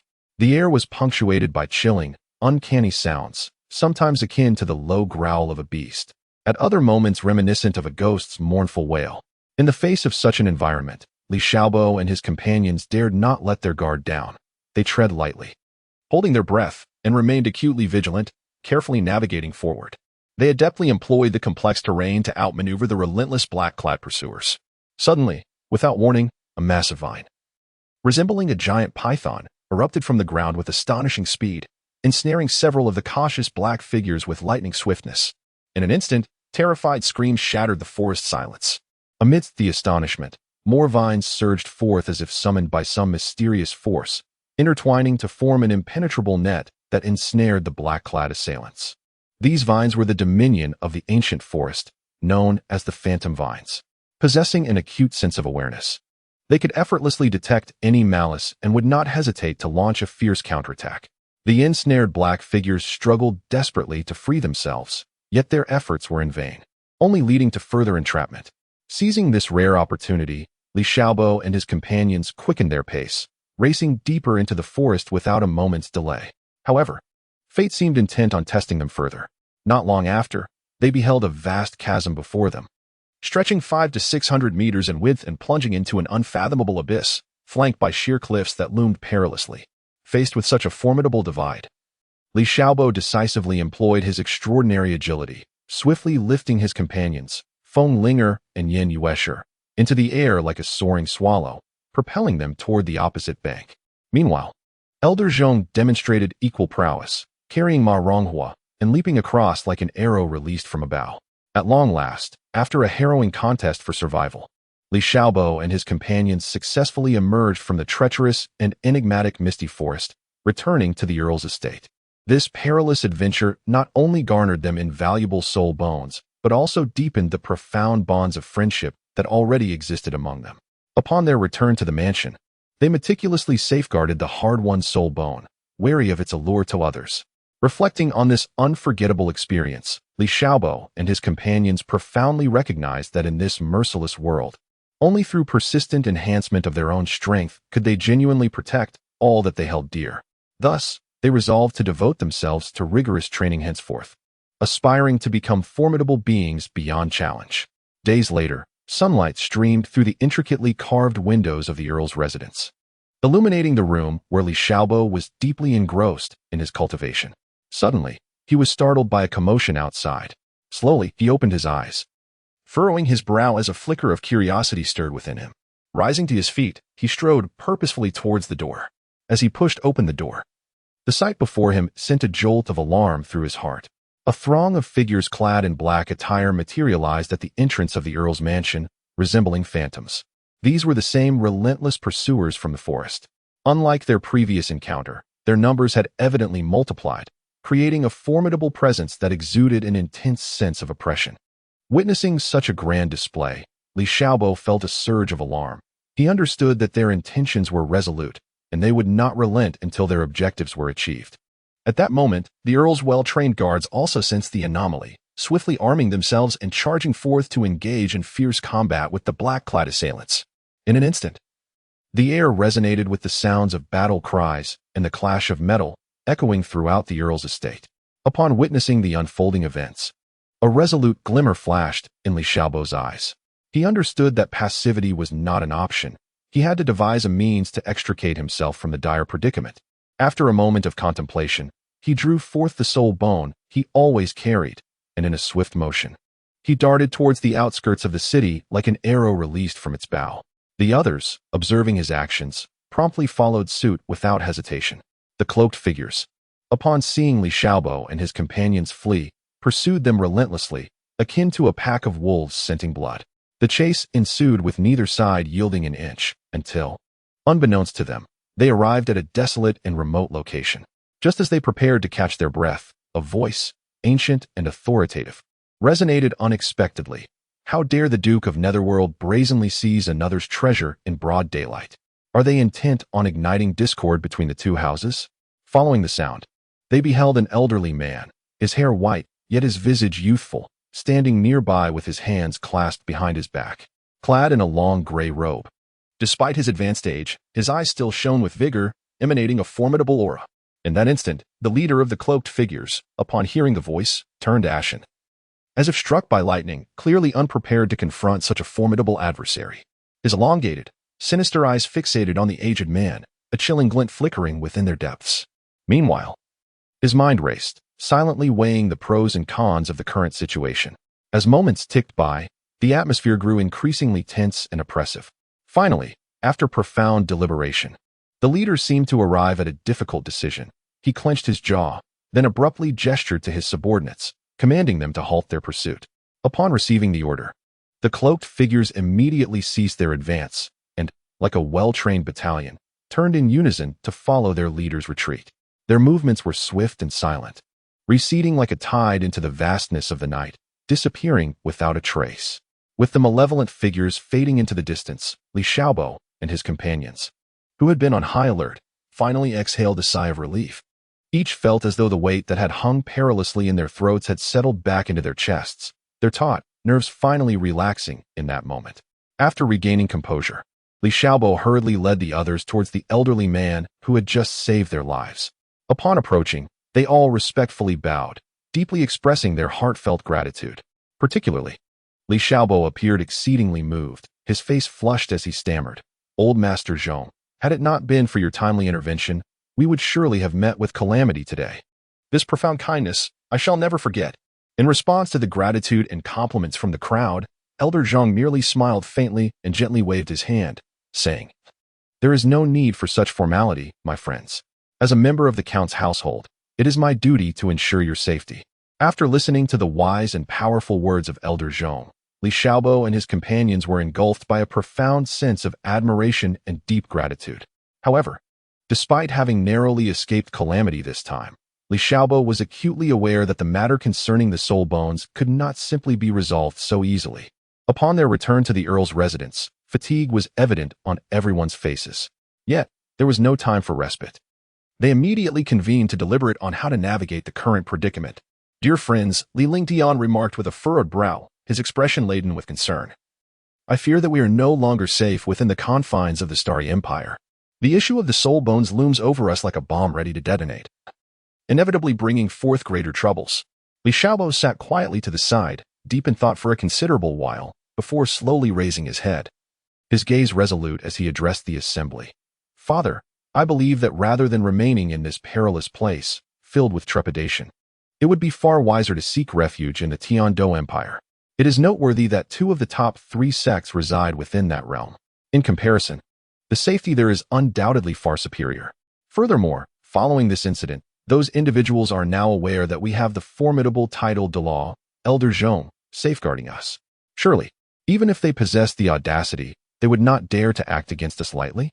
His words prompted a series of exchanged glances among the gathered crowd, each reading agreement in the other's eyes. Without further hesitation, they swiftly set about gathering their belongings, and under the cover of night, they quietly departed from the Count's estate, resolutely embarking on the arduous journey toward Tian-Do City. Throughout their passage, they faced numerous trials, not only contending with fierce storms and inclement weather, but also confronting sudden assaults from small enemy factions and relentless harassment. Fortunately, their shared experiences from previous battles fostered a valuable camaraderie, enabling them to cooperate seamlessly and deftly navigate one crisis after another. After a protracted and arduous journey, they finally caught sight of the towering, magnificent city walls that loomed in the distance. The walls resembled a colossal dragon coiling majestically upon the horizon, emanating an aura of awe. Li Xiaobo halted, gazing at the grand edifice, a surge of indescribable excitement and anticipation welling within him. Clenching his fists tightly, he declared with unwavering determination, "From this moment forth, this shall be our new beginning. No matter what difficulties lie ahead, we shall face them bravely and forge a future that belongs to us." As his words resonated, Li Lingtian took the lead, striding purposefully forward, followed closely by his companions. Every step imbued with strength and resolve, as if challenging the unknown life that awaited them. As they approached the city gates, the vibrant sounds of the city gradually reached their ears, and the bustling scene unfolded before their eyes. Upon entering Tian-Do City, they were immediately captivated by the bustling streets and throngs of people. However, they did not lose sight of their objective, to find a suitable place to reside. Thus, the group began inquiring about potential accommodations. Days turned into weeks as they traversed the city, yet they remained unable to locate a satisfactory dwelling. It was not until one fateful day that they overheard mention of an abandoned manor on the outskirts of the city. Although it was said to be somewhat dilapidated, its price was remarkably low, and the space was quite ample. This revelation filled Li Xiaobo and his companions with excitement, and they eagerly set off to investigate the manor. Upon arriving at the estate, they could not help but gasp in astonishment. The grand entrance was precariously teetering on the brink of collapse. The walls were overrun with moss and creeping vines, and within the grounds, weeds flourished unchecked, rendering the place desolate. Upon closer observation, everyone noted that the primary structure of the house remained relatively sturdy. With a modest investment of time and effort in repairs, it should be habitable. Li Lingtian gazed upon the dilapidated estate, a glimmer of light flickering in his eyes. He turned to his family members and declared, "Although this place appears quite worn, I firmly believe that with our collective effort, we can transform it into a warm and comfortable home." The crowd nodded in agreement, promptly rolling up their sleeves, ready to embark on their arduous task. As they fervently toiled, sweat glistening on their brows while restoring the ancient and stately manor, a gentle breeze wafted through, bringing with it a refreshing coolness. At that moment, a young man, elegantly attired and exuding an air of distinction, fortuitously passed by. He strode with an upright posture and light steps, akin to a leisurely promenade. His magnificent attire shimmered under the sunlight, as if each stitch and thread encapsulated boundless luxury and nobility. He curiously surveyed his surroundings, his gaze ultimately resting upon the industrious individuals engaged in their work. The young man's eyes were particularly keen, seemingly capable of perceiving all that lay before him. He scrutinized those laboring diligently, especially when his gaze fell upon the unique tool tightly gripped by Li Xiaobo, which caused his eyes to suddenly brighten. This tool possessed an unusual design, subtly emanating a mysterious aura of soul power, as if concealing an undisclosed strength. A slight, playful smile graced the young man's lips as he confidently approached Li Xiaobo, softly inquiring, "Might you be aware of the secrets hidden behind this estate, amidst your fervent construction?" His voice, though soft, resonated clearly within the ears of all present. The once bustling scene fell into an abrupt silence, everyone momentarily taken aback, ceasing their tasks to collectively direct their attention toward this unexpected stranger. For a brief moment, the air seemed to stand still, with only the gentle rustling of leaves and the breeze echoing through the atmosphere. Li Xiaobo gazed warily at the young man before him and retorted, "What secret?" The young man chuckled softly, glanced around, and slowly replied, "This estate was once the residence of a fallen prince. It is said that the prince buried a vast treasure here, but along with the treasure comes a curse." The crowd exchanged glances, their expressions filled with intrigue. Li Xiaobo furrowed his brow tightly, a palpable discontent etched across his face. He exclaimed, "We shall not be swayed by such unfounded and absurd nonsense. We have traveled great distances to seek a place where we can find solace and rest." The young man standing nearby, upon hearing these words, merely shrugged nonchalantly, a hint of a sardonic smile curving his lips as he retorted, "Think as you wish. Whether you believe or not is entirely your affair. However, I must caution you. If the legendary treasure truly resides within this estate, you might inadvertently activate the concealed traps while undertaking your renovations." No sooner had he spoken than the young man flickered away like a delicate butterfly, vanishing from sight in an instant. As they observed the young man's retreating figure, the onlookers exchanged glances, each reflecting a trace of hesitation and concern in their eyes. After a moment of silence, Li Lingtian broke the stalemate, inhaling deeply before speaking slowly, "Enough of this dilemma. Regardless of the veracity of the treasure's tale, we need only exercise caution during our forthcoming renovations." The others nodded in agreement, and thus, the group revitalized their spirits and resumed their labors on the estate. Yet, compared to before, an air of vigilance and prudence now accompanied their efforts. They meticulously examined every wall, floor, and ceiling, leaving no corner unassessed for potential peril. Throughout the renovation process, they maintained a heightened focus and alertness, unwilling to allow even the slightest lapse in diligence. After a period of diligent toil, they ultimately completed the transformation of the estate. Once decrepit and on the verge of collapse, the ancient structure now radiated a newfound warmth, blossoming into a beautiful home. Gazing upon the fruits of their labor, a sense of happiness and satisfaction illuminated every face. As for the fabled treasure and the alleged curse, they never materialized. Perhaps they did not exist at all, or perhaps the group's carefulness had averted a looming disaster. Chapter 55. The Celestial Duel, having endured a harrowing incident of murder and treasure-seeking, and subsequently compelled to relocate as a family due to an invaluable soul bone, Li Xiaobo profoundly grasped the harsh and merciless nature of this world. It was no longer the vibrant and hopeful red kingdom of his memories. Once, he may have possessed a degree of innocence and naivety, but these painful experiences had forged him into a more mature and composed individual. He was no longer the inexperienced youth, oblivious to the world's realities, but rather one who had begun to adapt and integrate into this realm governed by the law of the jungle. Time, like a fleeting shadow, slipped away in an instant. In the blink of an eye, a month had passed since they relocated to the Heavendo Empire. After a period of relentless reconstruction, the newly residents finally rose majestically, although they had lost the glory and status that came with the title of Count. When Elder Zhong's unfathomable strength was revealed to the public, no one dared to offend the Li family, even if they arrived in the empire as refugees.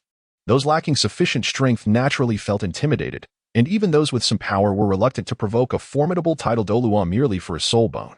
At this moment, within a tranquil courtyard of the Li residence, Li Xiaobo stood quietly, gazing into the distant direction of the Star Luo Empire. His eyes were deep and piercing, as if capable of penetrating through layers of mist to reach his enemies. After a long while, he muttered to himself, "Duke Yuming, I, Li Xiaobo, have etched the blood feud with the Zhu family into my memory. For now, I shall allow you to live a little longer, but once the plot unfolds, I will ensure your complete annihilation. And the Dai family, if it weren't for your tacit support. How would the Zhu family dare to act so recklessly in Douluo City? You too shall not escape the wrath of my vengeance. Li Xiaobo clenched his fists tightly, the veins in his hands bulging as if they might burst from the strain. However, after a short while, he seemed to come to a sudden realization. Slowly loosening his grip and exhaling a deep breath, he understood very well that, given his current strength, he was but a mere ant compared to his adversaries. To act rashly would not only thwart his goals but could bring about his own destruction. Thus, the most crucial task at hand was to find ways to continuously enhance his strength. Only then would he have the opportunity to redeem himself. At that moment, gentle footsteps approached from afar, and Yin Yuesher appeared silently behind Li Xiaobo like a ghost. She lightly placed her delicate hand on Li Xiaobo's broad shoulder and softly said, "Xiaobo, do not be hasty in your emotions. As the saying goes, a gentleman's revenge is not too late even after 10 years. At this moment, we should first stabilize our position and diligently consolidate and enhance our own power. That is the wisest course of action." Upon hearing this, Li Xiaobo nodded slightly in agreement. The unwavering light in his deep-set eyes sparkled with resolve, as if he had made up his mind that regardless of how treacherous the road ahead may be, he would ensure that he grew sufficiently powerful. Days later, Li Xiaobo finally resolved to step outside and explore the bustling metropolis of Heavendo City, one of the 3 great capitals. This would not only allow him to delve into the unique customs and culture of the area, but also to grasp the intricate web of relationships among the various forces in their respective territories. As he strolled leisurely along the vibrant, crowded streets, he felt as though he were wandering through a magnificent tapestry, alive with color and brimming with activity. Before his eyes, elegantly adorned and exquisitely crafted carriages surged past, like meteors, racing with an exhilarating speed. The crisp and resonant sound of hoofbeats intertwined with the thunderous rumble of wheels, creating a symphony that was both fervent and rhythmically vibrant, lingering in the air long after. Lining the streets were countless stalls brimming with an array of dazzling merchandise, where the vendors, spirited and effusive, vociferously hawked their wares, their voices rising and falling in a cacophony that resembled a lively vocal competition unfolding with fervor. Simultaneously, the sky intermittently showcased an array of peculiar and astonishing martial souls. Some resembled blazing flames, radiant and fierce, emanating an energy so potent it seemed capable of igniting the very world itself. Others appeared as crystalline ice, exuding a bone-chilling aura that sent shivers upon merely gazing at them, and some danced like ethereal ribbons, swaying gracefully in the gentle breeze, dreamlike and exquisite. For Li Xiaobo, who had set foot in this place for the first time, everything was imbued with an unprecedented sense of wonder. His eyes widened, fixated on his surroundings, fearful of missing any captivating moment. However, the myriad of splendid and fantastical sights overwhelmed him, leaving him momentarily at a loss as to where to direct his admiration first. After wandering for an entire afternoon, he arrived at the auction house. Standing at the entrance, his heart brimmed with curiosity. He had heard tales of rare treasures often appearing at the auction house in the city of Tiando. Perhaps he might discover something that could elevate his strength. Upon stepping into the auction house, he felt as if he had plunged into an uproarious ocean, where the clamor of voices was deafening. The grand hall was teeming with people, every seat occupied, as individuals conversed in hushed tones or anxiously awaited the commencement of the auction. Li Xiaobo labored to navigate through the throngs of people, finally finding a relatively quiet corner to settle down. He exhaled softly, his gaze subsequently directed towards the list of items poised for auction on the stage. As he swiftly scanned the list, a particular item, exuding an aura of mystery, captured his attention. It was a spirit pearl, said to originate from ancient ruins. Legend spoke of its enchanting ability to enhance one's martial soul, which held immense allure for Li Xiaobo, who had long yearned to augment his strength in order to avenge deep-seated grievances. At that moment, the auctioneer ascended the stage, commencing a detailed introduction of the spirit pearl alongside other auctioned items. The bidding from the audience surged, a crescendo of voices rising and falling in fervor, creating an exceptionally vibrant atmosphere. Li Xiaobo fixated on the spirit pearl, mentally calculating the maximum price he could bear. However, to his astonishment, the other bidders demonstrated an unwavering determination to acquire the pearl, causing the price to soar like a rocket, swiftly surpassing the funds he had initially prepared. As he watched his coveted treasure slip further from his grasp, Li Xiaobo felt a pang of desperation, yet found himself powerless to act. Just when he was on the verge of surrender, Yin Yuesher leaned closer to his ear and whispered, "Xiaobo, why not exchange that spare soul bone we recently acquired, which is not yet 1,000 years old? Although it is quite precious, securing this spirit pearl could significantly aid your quest for vengeance." Li Xiaobo hesitated momentarily, recognizing the rarity of the soul bone, but the prospect of this singular opportunity, coupled with the weight of his vendetta, compelled him to nod in agreement after a brief internal struggle, following an intense and spirited negotiation. Li Xiaobo and Yin Yuesher successfully exchanged the soul bone for the coveted spirit pearl. The instant the spirit pearl rested in his palm, Li Xiaobo felt a refreshing and potent energy coursing through him. Overwhelmed with exhilaration, he clutched the pearl tightly, as though grasping the key to his revenge. In that moment, his eyes were devoid of any confusion or hesitation, replaced instead by a fierce resolve and determination. Subsequently, Li Xiaobo delicately placed the luminescent spirit pearl into a meticulously prepared brocade box, carefully wrapping it in soft silk to ensure its protection from any harm. Once this was accomplished, he let out a slow breath of relief and turned to Yin Yuesher, who had already composed her attire, her lovely visage illuminated by a gentle smile. They shared a knowing glance, their eyes reflecting mutual joy and satisfaction. In unison, they rose gracefully, their movements light and elegant. As they stood side by side, it felt as if the entire world had receded, leaving only each other's presence.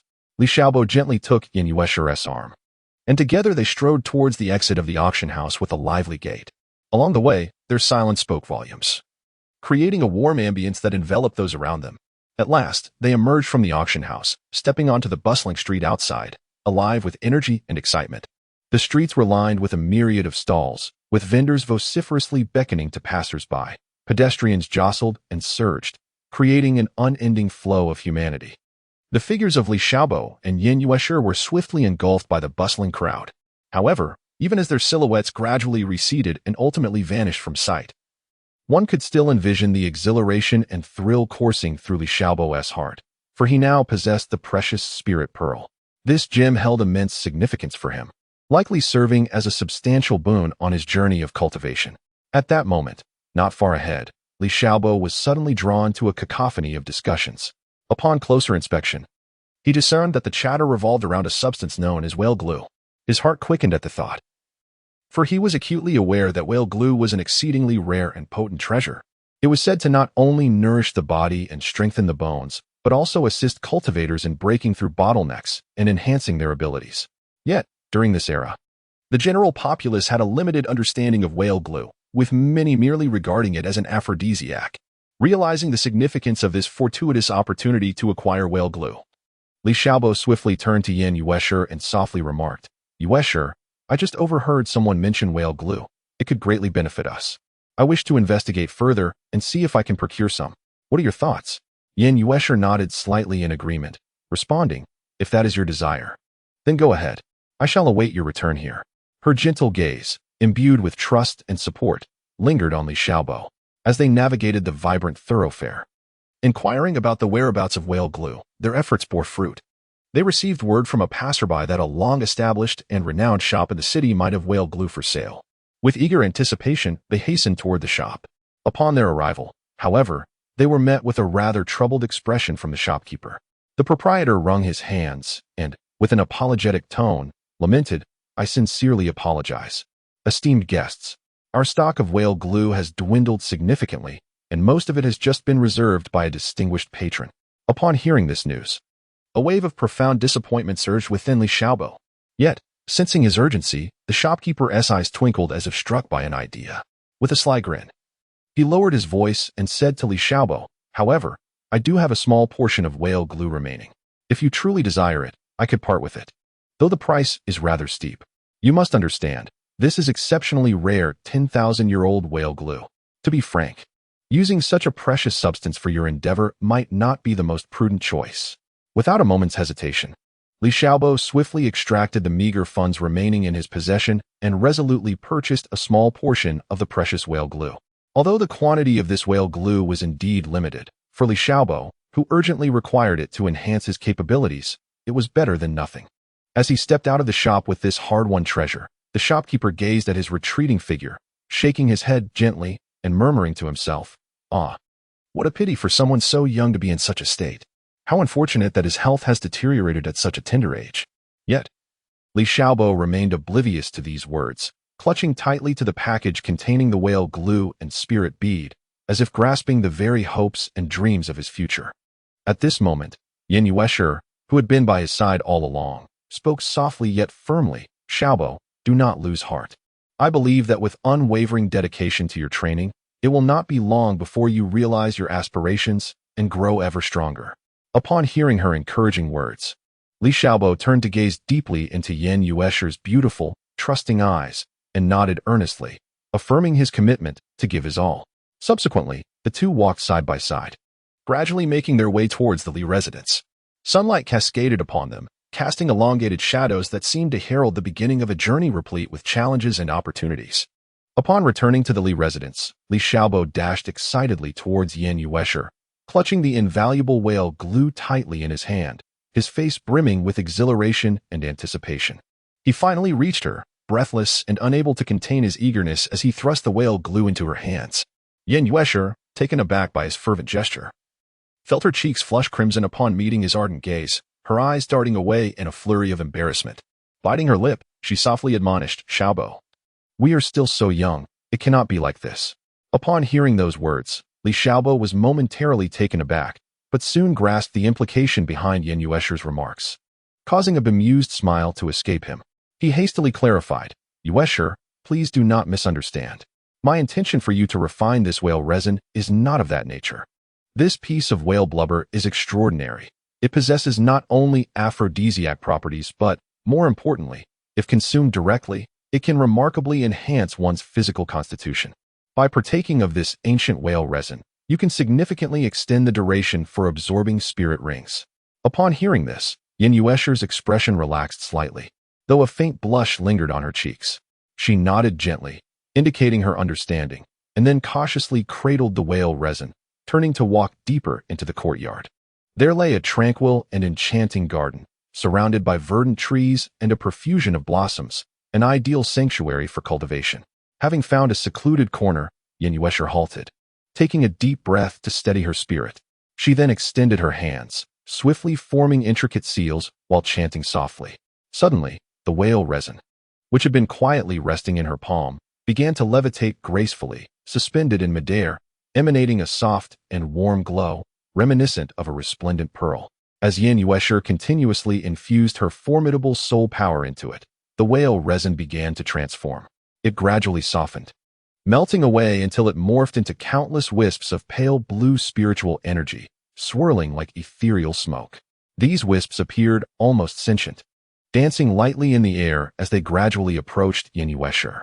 When the first tendril of spiritual energy made contact with her skin, she felt a rush of warmth surge through her pores, causing her to involuntarily shudder. Following this, more and more spiritual energy flowed into her body, intertwining and merging with her inherent soul power.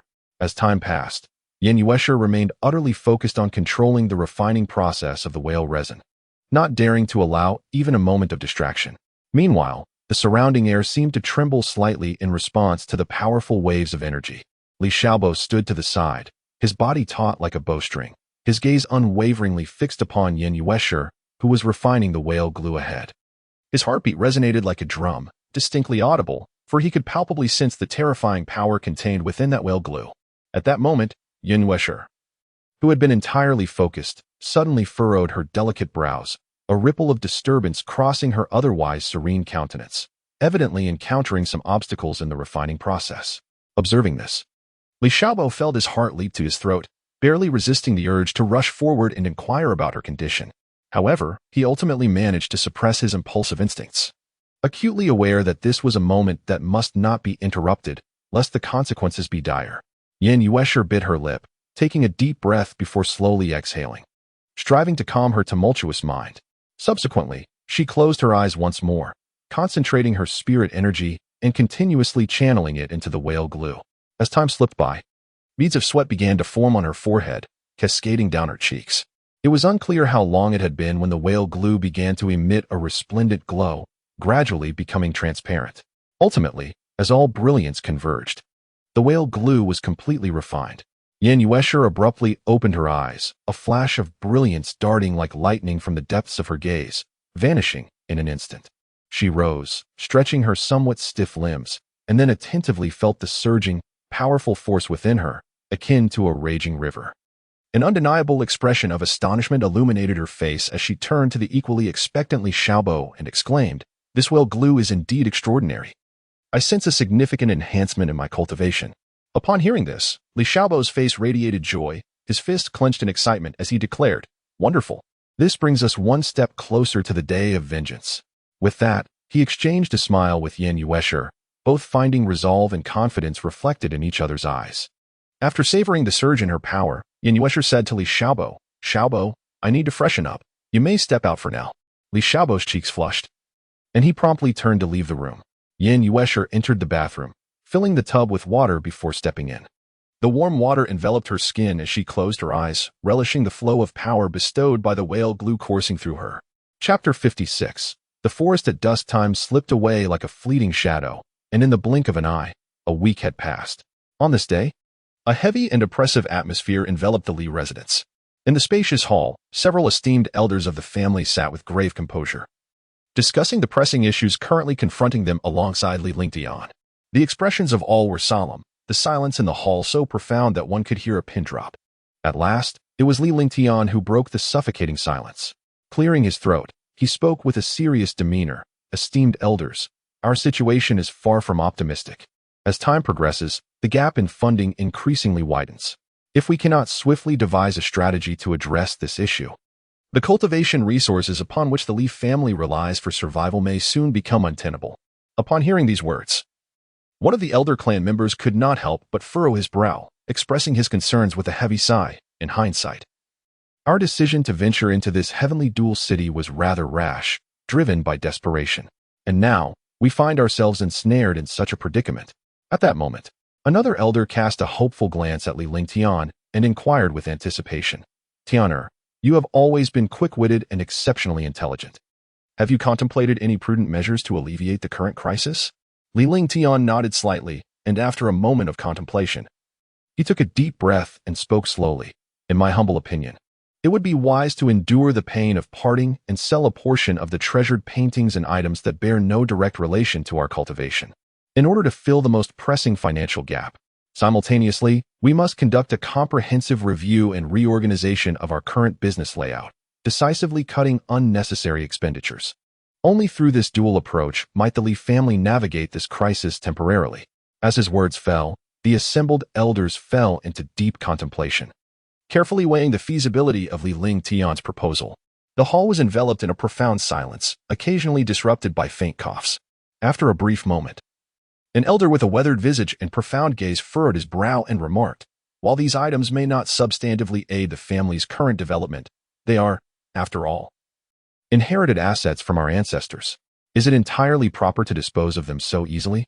Upon hearing this, Li Lingtian stepped forward earnestly, cupping his hands in respect as he explained, "Elder, please rest assured. This sale involves only a small fraction aimed at addressing the urgent financial predicament.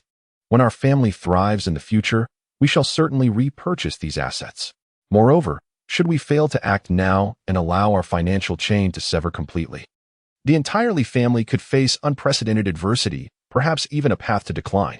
After Li Lingtian's heartfelt words, the elders exchanged glances, silently weighing the pros and cons. Following a brief yet serious deliberation, they gradually nodded in agreement with Li Lingtian's proposed solution. At that moment, Li Xiaobo, who had remained silent until now, suddenly interjected, "Father, our Li family is currently robust in strength. You have ascended to the rank of an 87th level soul fighter, and with the esteemed assistance of Elder Zhong, it is not an exaggeration to say that our family's top combat prowess rivals that of the Blue Electric Tyrant sect among the top 3 sections. In my view, given our current strength and status, it is likely that the Tiendo royal family would be eager to court us. Therefore, why not seize this opportunity to request a title, allowing our Li family to further enhance its prestige and influence?" Upon hearing his son's words, Li Lingtian's previously dim eyes suddenly sparkled with a brilliant light, reminiscent of a shooting star streaking across the night sky. He gently raised his hand and slowly caressed his distinctly contoured chin, sinking into a moment of contemplation. After a while, he slightly furrowed his brow and murmured, Xiaobo's suggestion is indeed quite commendable. However, would the Tiando royal family so readily grant us nobility? As Li Ling Tian's words fell, the elders seated nearby began to whisper among themselves, exchanging hushed murmurs. One venerable elder was the first to speak, stating, although our family possesses certain strength, we have not established any particularly remarkable military achievements. If we rashly approach to request nobility, we may only face a merciless rejection. Upon hearing this, Li Ling Tian smiled faintly and gestured for everyone to remain calm. With conviction, he replied, do not worry, my friends. While this matter certainly presents challenges, it is not without viable solutions. In my view, we should first express our unwavering loyalty to the royal family and solemnly promise that, should the empire face an external invasion, we will lend our full support. This approach might enhance our chances of successfully acquiring nobility. After thorough deliberation, Li Ling Tian resolved to personally visit the imperial palace to meet the current sovereign. To this end, he meticulously selected an exceptionally lavish gift and devoted considerable time and effort to refining his prepared speech, striving for perfection. Once all preparations were complete, he stepped forward with a heart full of anticipation and trepidation, confidently entering the majestic and solemn palace gates. When the emperor caught sight of Li Ling Tian approaching from a distance, he had already surmised the purpose of his visit. Upon Li Ling Tian's arrival and after performing the customary grand salute, he carefully articulated his intent in seeking an audience with the sovereign. However, in response to Li Ling Tian's earnest request, the emperor merely smiled slightly and replied leisurely, my dear minister, the matter of nobility cannot be granted so casually. I must consider numerous factors. Li Ling Tian, having anticipated such a response from the emperor, exhibited no signs of panic or impatience. Instead, he maintained a calm demeanor and methodically began to elaborate on his family's formidable strength and unwavering loyalty to the royal family. The emperor listened, slightly furrowing his brow, as though a particular phrase had resonated within him. Just at that critical moment, a sudden and urgent cry echoed from outside the palace. Emergency military situation. There are rogue sorcerers causing chaos at the borders. This unexpected news struck like a thunderclap, instantly shattering the previously tense atmosphere within the palace. The emperor abruptly turned his head, his gaze piercing as it fell upon the expanse beyond the palace. Concurrently, standing resolutely by his side, Li Ling Tian stepped forward, his eyes brimming with unwavering determination, exuding an aura of noble righteousness. With a respectful gesture, he addressed the emperor, Your Majesty, when the nation is in peril, every man bears a responsibility. I am willing to promptly lead our troops to the borders to quell the rebellion and restore peace for the common people. Upon hearing these words, a look of joy instantly illuminated the emperor's face. He hastened to Li Ling Tian, grasping his arms tightly, and exclaimed with fervor, Excellent, my loyal minister. Your bravery is commendable, and I firmly believe that you shall return victorious. Should you succeed in this endeavor, I shall bestow upon you substantial rewards and grant you a noble title upon your return. Emboldened by the emperor's endorsement and encouragement, Li Ling Tian felt a surge of boundless ambition swell within him. Without hesitation, he accepted the imperial command and strode purposefully out of the palace. As he departed, it was as if a tempest had stirred behind him, heralding the imminent onset of a breathtaking and tumultuous battle. Li Ling Tian, at the helm of the elite forces meticulously nurtured by the Li clan, surged towards the border with the swiftness of an arrow released from its bowstring. The thunderous sound of hooves resonated through the heavens, raising clouds of dust in their wake. Yet, Li Ling Tian remained oblivious to the scenic vistas around him. Wholly engrossed in the detailed intelligence regarding the malevolent soul master clutched in his hands, his brow furrowed and countenance grave. The intelligence painted a picture of peril and treachery. Fraught with danger, yet he exhibited no fear. His sole conviction was the annihilation of the soul master. After several relentless days of travel, they finally reached the border. As they drew near, an overwhelming aura of darkness assailed their senses, sending chills down their spines. A foreboding black mist loomed ahead, hinting at the myriad traps laid by the soul masters, eagerly awaiting their unwitting prey. Undeterred, Li Ling Tian harnessed his formidable soul power, rated at 87. Leading his soldiers through the layers of defenses, the battle escalated to a fever pitch as the soul masters summoned various nefarious forces. Yet Li Ling Tian discerned that these adversaries seemed to be under the thrall of some mysterious power. His demeanor remained as tranquil as water, his gaze piercing and vigilant. meticulously scanning for any clue, resolutely advancing towards the enigmatic source. Fortune favored the diligent. After days of arduous searching, he discovered the hidden mastermind lurking in a secluded and obscure valley. Deep within the valley, a dark figure stood defiantly, exuding an aura of malevolence that was palpably chilling. This individual was none other than the leader of the Soul Masters, a being of unfathomable prowess, as inscrutable as an abyss. Confronted with such a formidable foe, Li Ling Tian felt an invigorating surge of fighting spirit rather than trepidation. In an instant, the two adversaries faced each other, the atmosphere thick with tension. With a thunderous roar, Li Ling Tian launched the first strike, his form darting toward the Soul Master leader with the speed of lightning. In that moment, the valley was awash with dazzling light and surging soul power, as the two engaged in a breathtaking struggle for supremacy. The battle raged fiercely, with Li Ling Tian exerting every ounce of his strength, yet the Soul Master leader proved to be an overwhelmingly powerful opponent, repeatedly thrusting Li Ling Tian into dire straits. However, at this critical juncture, an immense force erupted within Li Ling Tian's heart. Gritting his teeth, he transcended his limits. His soul power erupted forth like a volcano, surging exponentially. Harnessing this sudden surge of formidable energy, Li Ling Tian turned the tide of battle, gradually gaining the upper hand. Ultimately, with a cataclysmic strike, he successfully struck the Soul Master leader at a vital point, vanquishing him in a single blow. As the leader fell, the once arrogant Soul Masters were instantly thrown into disarray. Bereft of direction, seizing the opportunity, Li Ling Tian pursued relentlessly, joining forces with his arriving comrades to swiftly eradicate the remnants of the defeated adversaries. Thus, the crisis threatening the tranquility of the border was decisively quelled, restoring the region to its former peace and serenity. Li Ling Tian, draped in tranquility, found the borders finally liberated, restoring the serene peace of yesteryears. Li Ling Tian, clad in battle armor and wielding a long sword, rode a magnificent snow-white steed, gracefully returning to the capital adorned with the glory of victory. From a distance, the city gates were bustling with an eager crowd, alive with exuberance. Upon hearing of the hero's return, the citizens surged into the streets, spontaneously lining the way to welcome their triumphant general. People waved colorful banners and fresh blossoms, their faces radiant with joy and admiration. The cheers rose and fell like a surging tide, deafening in their fervor. Li Ling Tian wore a smile, greeting the citizens on either side with a wave, his eyes shimmering with pride and excitement. He advanced through the bustling streets, making his way directly to the royal palace. Meanwhile, the emperor had been awaiting his return within the palace for quite some time. Upon hearing the commotion outside, he recognized that Li Ling Tian had arrived. The emperor rose to his feet and personally approached the palace gates to welcome him. Upon seeing Li Ling Tian, the emperor beamed with delight, nodding in praise. "My dear minister, you have indeed achieved remarkable military feats on this campaign. I have not misjudged you. You have truly lived up to my expectations." Li Ling Tian promptly knelt and bowed, humbly replying, "Your Majesty bestows excessive praise. This is merely my duty, wholly reliant on your boundless grace and the valiant efforts of our soldiers, which have led to this victory." The emperor laughed heartily, lifting Li Ling Tian up and declaring, "There is no need for such modesty. Your contributions are evident to all.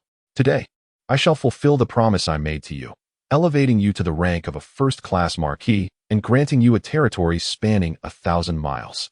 With that, the emperor gestured, and a nearby eunuch promptly presented the imperial decree and a map. Li Ling Tian received the imperial decree and the map, bowing deeply in gratitude. "Thank you, Your Majesty, for your profound grace.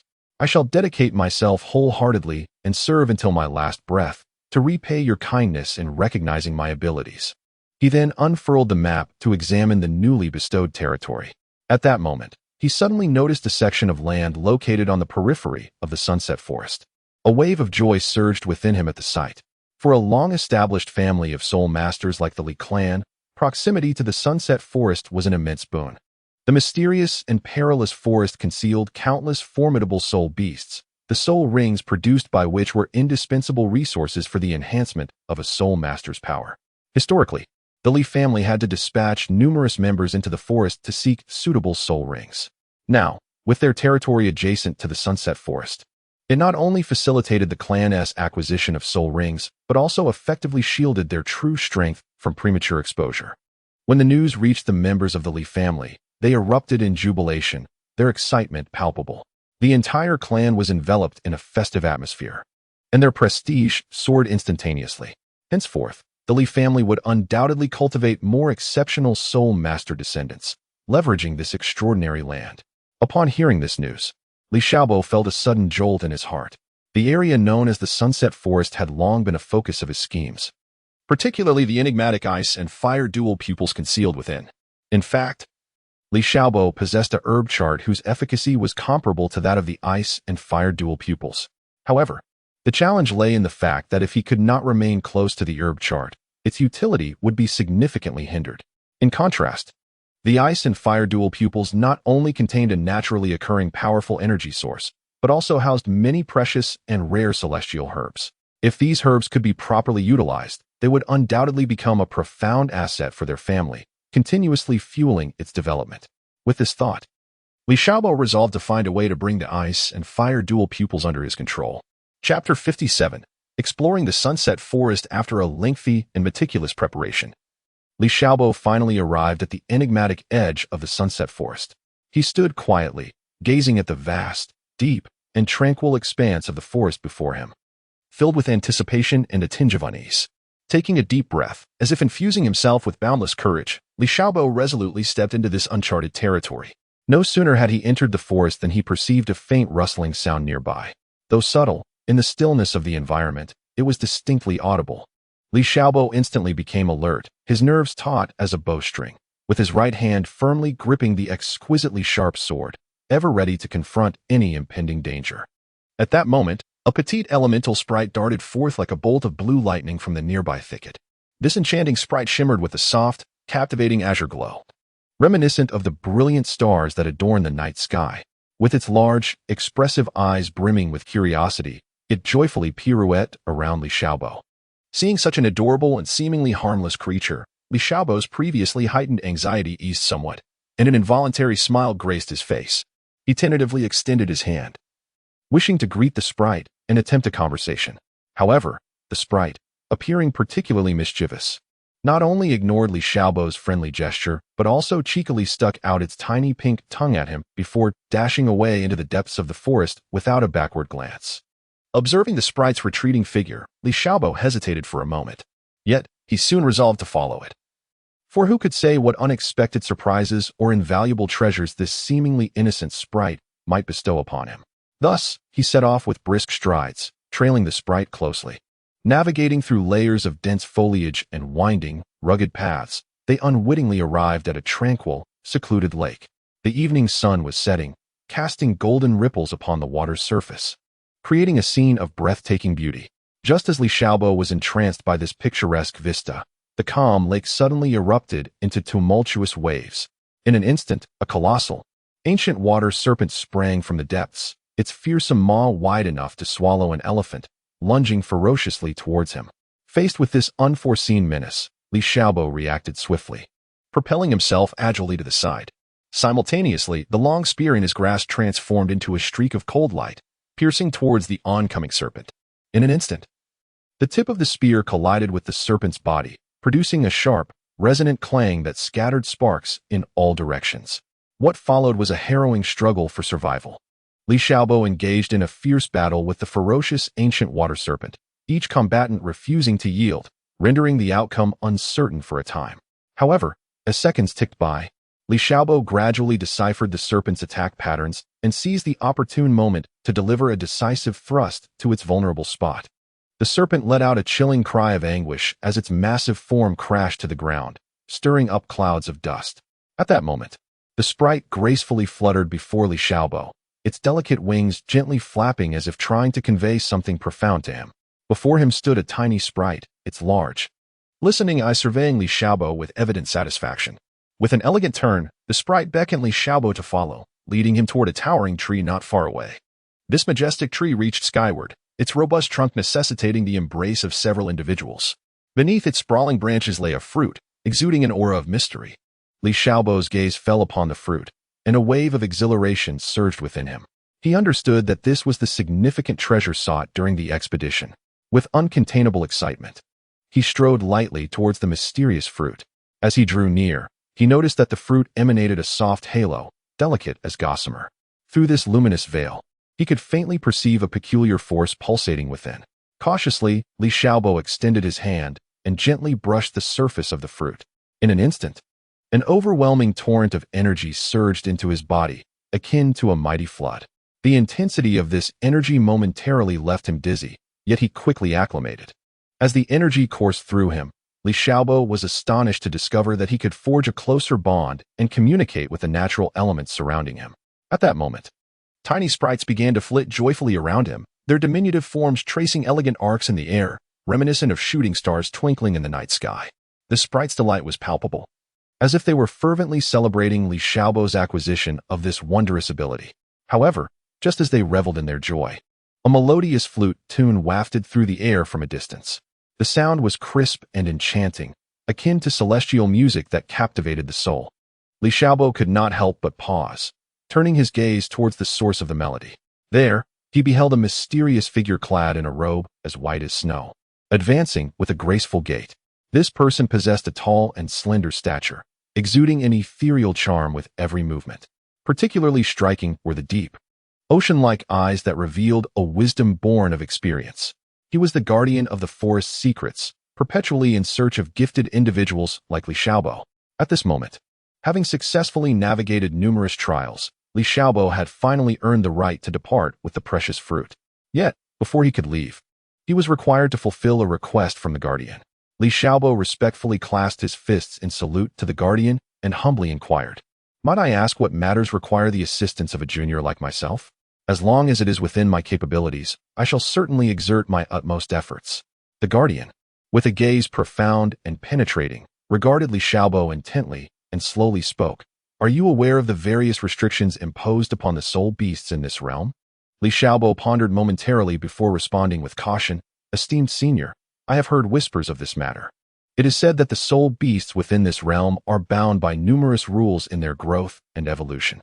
The guardian smiled gently and continued, "In that case, what would you think if I were to reveal to you that I am, in fact, a soul beast myself?" Upon hearing the words, Li Xiaobo was momentarily taken aback, but he quickly waved his hand and chuckled, "Senior, please do not jest with me. How could such a powerful and enigmatic being possibly be a soul beast?" The guardian, however, shook his head gravely, responding with utmost seriousness, "I am not jesting. To confide in you, I am a golden arm ape with a cultivation level of up to 800,000 years. Perhaps in this world, there exists no other like me. Moreover, akin to the divine position you bear, I too do not originate from this realm." At these words, Li Xiaobo's heart jolted violently, and he pondered in silence. How does this venerable one know of my divine status? This has always been my secret. In an instant, his mind overflowed with confusion and astonishment. The guardian, seemingly perceiving his thoughts, remarked, "There is no need for alarm. I can sense the aura of your divine position. My request is simply that, should you find the opportunity in the future, you strive to improve the living conditions of soul beasts." After a moment of contemplation, Li Xiaobo acquiesced. Upon departing from the vast sunset forest, Li Xiaobo anticipated a tranquil life ahead, unaware that a tremendous crisis was silently approaching. At some unknown point, rumors spread throughout Tiando City regarding his possession of celestial-grade treasures, said to harbor boundless energy capable of enhancing one's innate qualities, thus igniting the avarice of countless individuals. Finally, on a day graced by gentle sunshine and a soft breeze rustling through the leaves, beneath the seemingly serene atmosphere lay a surging undercurrent. A group of stealthy figures clad in black appeared like phantoms around Li Xiaobo, their movements swift and agile, encircling him in an instant. These shadowy figures donned tight-fitting black attire, their faces obscured by masks, revealing only their glimmering, cold eyes that sent shivers down one's spine.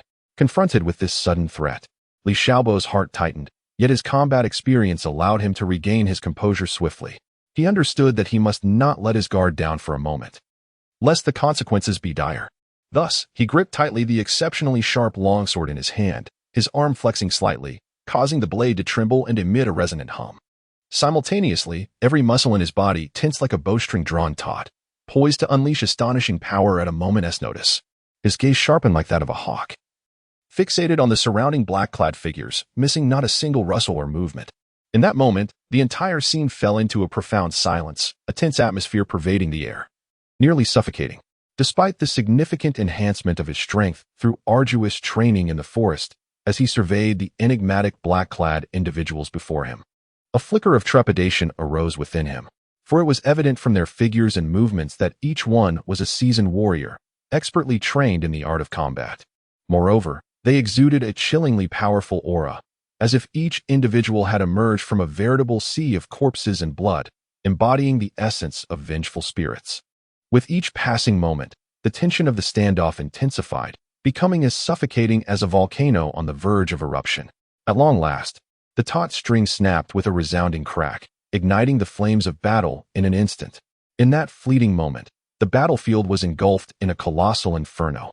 Ablaze with fervor, the clash of blades and the flicker of swords danced madly in the air, each encounter sparking brilliant flashes of light. The war cries reverberated through the heavens, deafening to the ears, as if they were poised to rend the very fabric of the world asunder. Li Xiaobo moved with the grace of a swallow, his agile and swift movements akin to a specter weaving through the ranks of his adversaries. The reverse divine spear he wielded transformed into a streak of silver lightning, soaring through the air with a deafening rush. Its force reminiscent of a dragon leaping from the depths of the ocean, unmatched in might. Each thrust of his spear carried with it an imposing momentum, instilling a profound fear in his enemies, who dared not approach him lightly. However, the cloaked figures before him were not to be underestimated.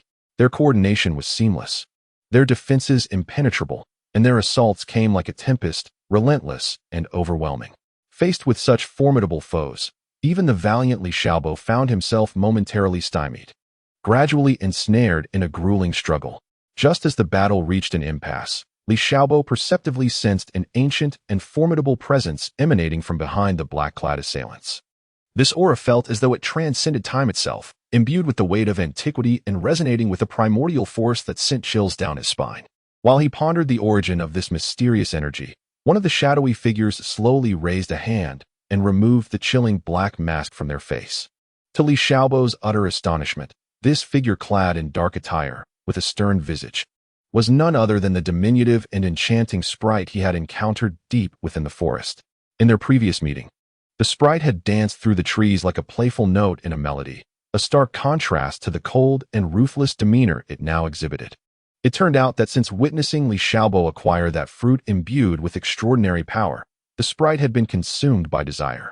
Yet, fully aware of the formidable guardian of the forest, the mighty gibbon, it had refrained from acting impulsively, burying its greed deep within and waiting for the opportune moment. Now that it had learned of Li Xiaobo's departure from the woods, the sprite felt the time was ripe. Unable to contain its insatiable longing, it quickly rallied a band of similarly unscrupulous followers, charging at Li Xiaobo with fierce intent to seize the coveted power of the fruit. As the adversaries pressed closer, encircling him and tightening their grip, the situation grew increasingly perilous. Li Xiaobo, in a state of mounting despair, silently lamented his predicament. At that critical juncture, a blinding golden light streaked across the sky, akin to lightning cleaving the night, plummeting directly into the heart of the tumultuous battlefield. As everyone focused their gaze, they collectively gasped in astonishment. The figure descending before them was none other than the once mighty guardian of the forest, the gibbon. Before them stood a towering and formidable figure, its body enveloped in a resplendent coat of golden fur that shimmered like fragments of sunlight scattered across the earth. Its large, bell-like eyes sparkled with a chilling luminescence, exuding an air of authority and dominance.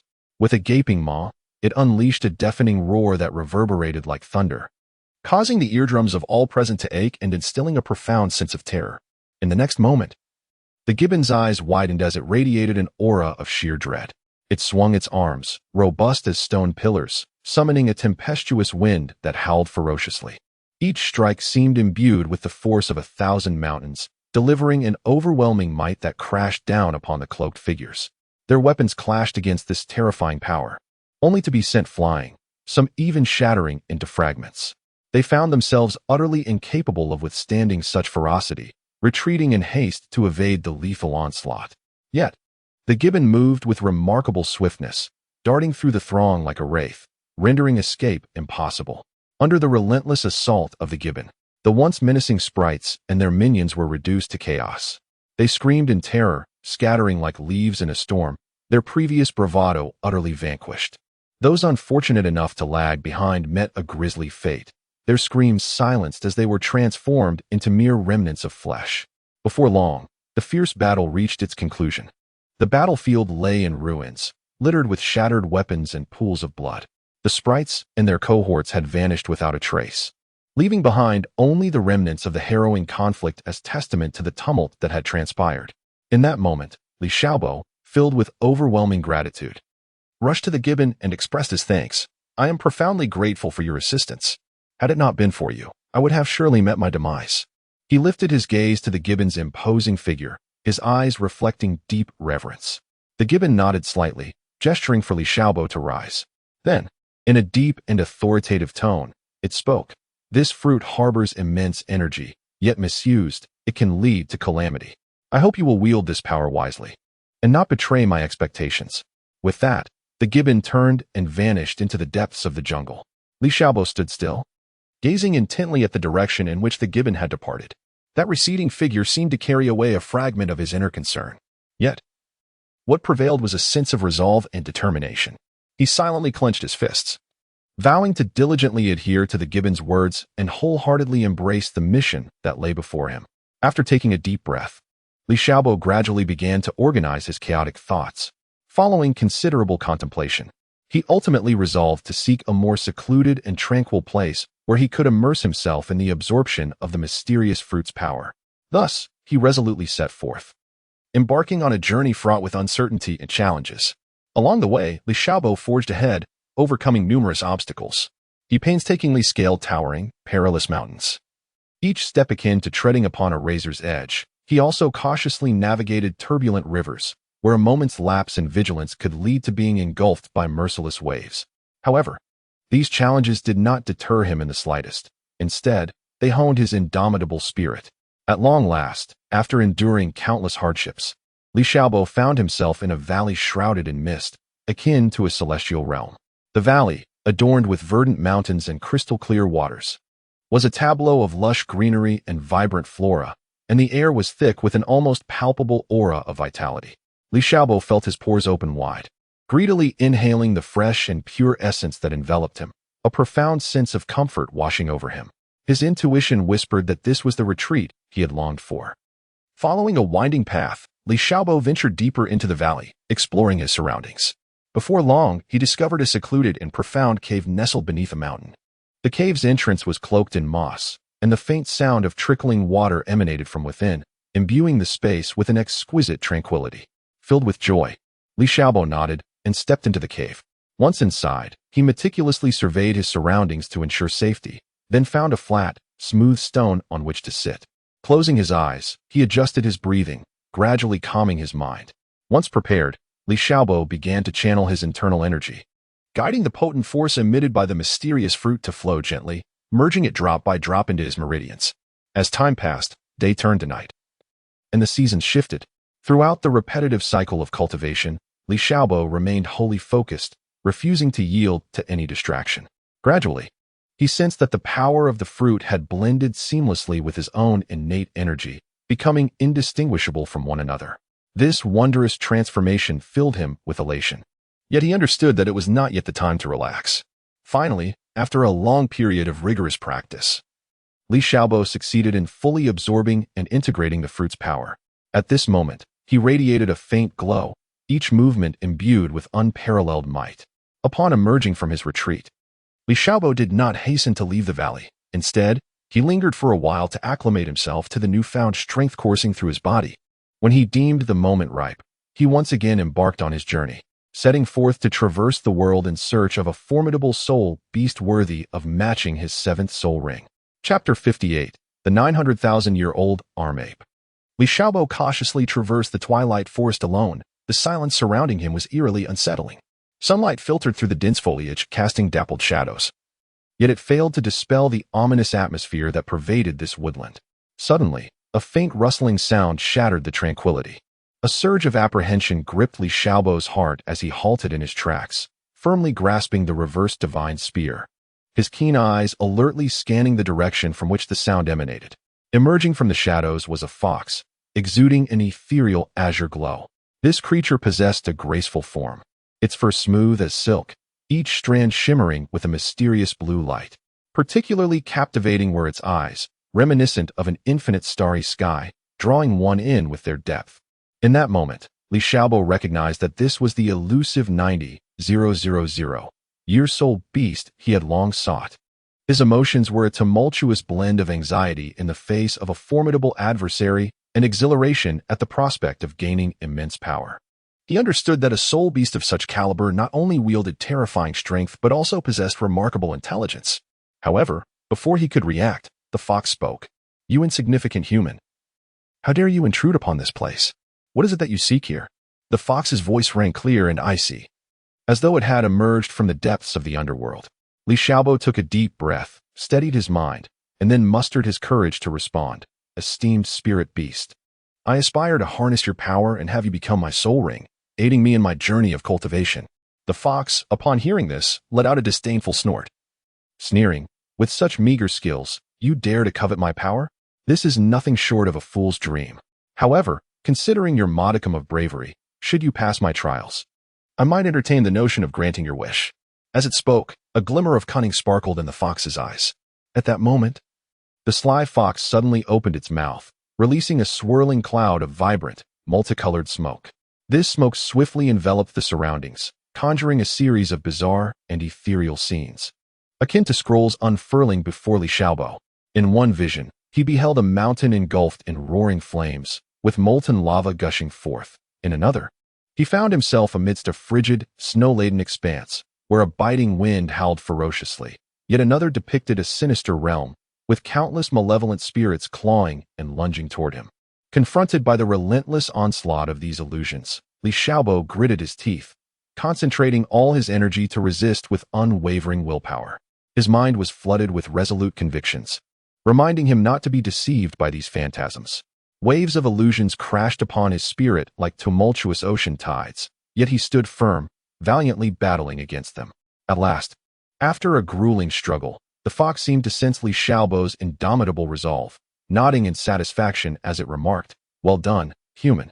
Come forth. It appears you possess extraordinary tenacity and courage." Nevertheless, Li Xiaobo responded without hesitation, "I'm afraid you are not suitable." The fox's eyes widened in disbelief. Filled with confusion and fury, it bellowed incredulously, "You, human, dare to mock me? How can you claim that I am unsuitable?" Li Xiaobo, composed and unruffled, shook his head gently and explained, "Not quite. It was merely when I was defending against your illusionary attack that I meticulously observed and analyzed the abilities you displayed. Based on my assessment, although your illusions are indeed formidable, fundamentally, your attributes lack the essence to wield substantial power. Therefore, after careful consideration, I believe that a partnership or collaboration between us may not be suitable." Upon hearing these words, the fox was momentarily taken aback. It had never anticipated that this seemingly ordinary human could maintain such clarity of mind amidst the fierce battle and make such astute judgments. In that instant, a newfound respect for Li Xiaobo blossomed within the fox. Just then, Li Xiaobo continued, "Nevertheless, I remain grateful to you for bestowing upon me such a rare opportunity. Perhaps we could forge a unique contract between us." Intrigued, the fox's bright eyes sparkled with curiosity as it eagerly inquired, "What sort of contract do you have in mind?" Li Xiaobo smiled faintly, a confident curve gracing his lips as he softly replied, "I shall devote myself to safeguarding this vast, boundless forest, ensuring it remains untouched by the avaricious soul hunters. In return, I hope that when I find myself in peril, you will extend your assistance, though such aid should not come at the cost of your own life." After uttering these words, Li Xiaobo gazed quietly at the fox, waiting for its response. The fox squinted slightly, lost in brief contemplation. After a considerable pause, it finally nodded slowly, signifying its agreement to this seemingly equitable proposal. Thus, a peculiar partnership was quietly established within the enigmatic sunset forest. With resolve, Li Xiaobo turned and strode away from the enchanting woods. Illuminated by the golden hues of the setting sun, he was acutely aware that, although his quest for the coveted soul ring had not materialized, he had fortuitously formed an alliance with such an extraordinary and powerful ally. Meanwhile, the fox, standing still and watching him recede into the distance, could not help but fixate on his gradually vanishing silhouette. For reasons unknown, a fleeting sense of admiration flickered deep within the fox's eyes. Just as Li Xiaobo stepped beyond the confines of the sunset forest, he suddenly became aware of a familiar yet unsettling presence lingering in the air. In an instant, his heart raced, as though struck by a heavy blow. Instinctively, he lifted his gaze, peering into the distance. There, in the far reaches, a vague figure was drawing nearer. As time elapsed, the shape became increasingly distinct. It was none other than the elusive golden monkey he had been searching for over the past month and more. The gibbon suddenly threw back its head and burst into laughter, its mirth resonating through the air as though it might shatter the surrounding leaves. "Ha! Yet, my dear fellow, you truly possess a certain charm. I recall well how you pursued me with relentless determination, vowing not to rest until your goal was achieved. Such unwavering dedication is indeed impressive. Who could have foreseen that you would now form such peculiar agreements with the spirit beasts of the sunset forest?" Standing solemnly to the side, Li Xiaobo responded with unwavering resolve. This is not an oddity, but rather a mutually beneficial endeavor. Through cooperation with them, we can each attain what we seek. In a swift leap, the gibbon appeared before Li Xiaobo, tilting its head as its bright, agile eyes scrutinized the young man. It murmured, "Hey, lad, have you truly forgotten your original purpose in seeking me? Wasn't he your singular aim to grow stronger? Why then do you now seem to be meandering through these convoluted paths?" Li Xiaobo solemnly nodded, indicating that he had not forgotten his original intention, of course. "I have not forgotten my initial aspiration. I have always yearned for greater strength. However, I believe that acquiring power does not necessarily have to come at the expense of others." Upon hearing this, the gibbon scratched its furry head, a hint of confusion dawning on its face. "Your perspective is rather peculiar. Yet, upon reflection, it seems there is some merit to it. Very well. Since you are such an intriguing fellow, I shall indulge you today and accompany you in some delightful pursuits. I can impart to you certain unique skills that belong exclusively to me, but before that, you must first endure my rigorous training." Upon hearing this, Li Xiaobo's eyes immediately sparkled with a glimmer of surprise, and he excitedly inquired, "Is this truly the case?" The Monkey King, lifting his chin with an air of pride, replied, "Humph. I, the great sage, always speak the truth. How could I deceive a mere fledgling like you?" In the days that followed, Li Xiaobo diligently trailed behind the Monkey King, embarking on an extraordinarily arduous training journey. Under the Monkey King's meticulous guidance, Li Xiaobo gradually mastered one miraculous skill after another. He learned to cleverly utilize the surrounding natural environment to conceal his presence. Whether amidst dense woods or rugged rocks, they became his perfect cover. Simultaneously, he grasped the art of delivering the most formidable strikes with minimal effort, each attack striking like a tempest, swift and fierce. However, as they reveled in the joy of their training progress, the tranquil passage of time vanished like a fleeting dream. One morning, the previously clear sky inexplicably darkened, heavy clouds rapidly coalescing like ink, as if to engulf the entire world. Soon after, a colossal black thundercloud slowly gathered on the horizon, resembling a fearsome beast that continually spewed forth torrents of black and red lightning. These bolts intertwined, akin to countless ferocious dragons thrashing in the sky, surging toward Li Xiaobo and the Monkey King with a cataclysmic force. "Oh no, this is the tribulation I have awaited after 90,000 years of cultivation." The Monkey King's expression turned grave as he beheld the terrifying storm approaching. Beside him, Li Xiaobo clenched his fists, palms drenched in sweat. Yet his gaze remained resolutely fixed on the Monkey King, anxiously asking, "Do you have complete assurance that you can safely endure this calamity?" Feeling Li Xiaobo's concerned gaze, the Monkey King turned to the brave and steadfast young man, offering a reassuring smile. "Ha! Fear not, my boy. Today, I shall show you what true battle entails." With that, the Monkey King transformed into a streak of light and charged directly into the tempest of thunder.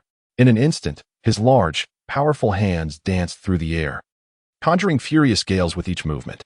The winds amplified the force of the lightning, and the heavens shifted in hue as chaos reigned.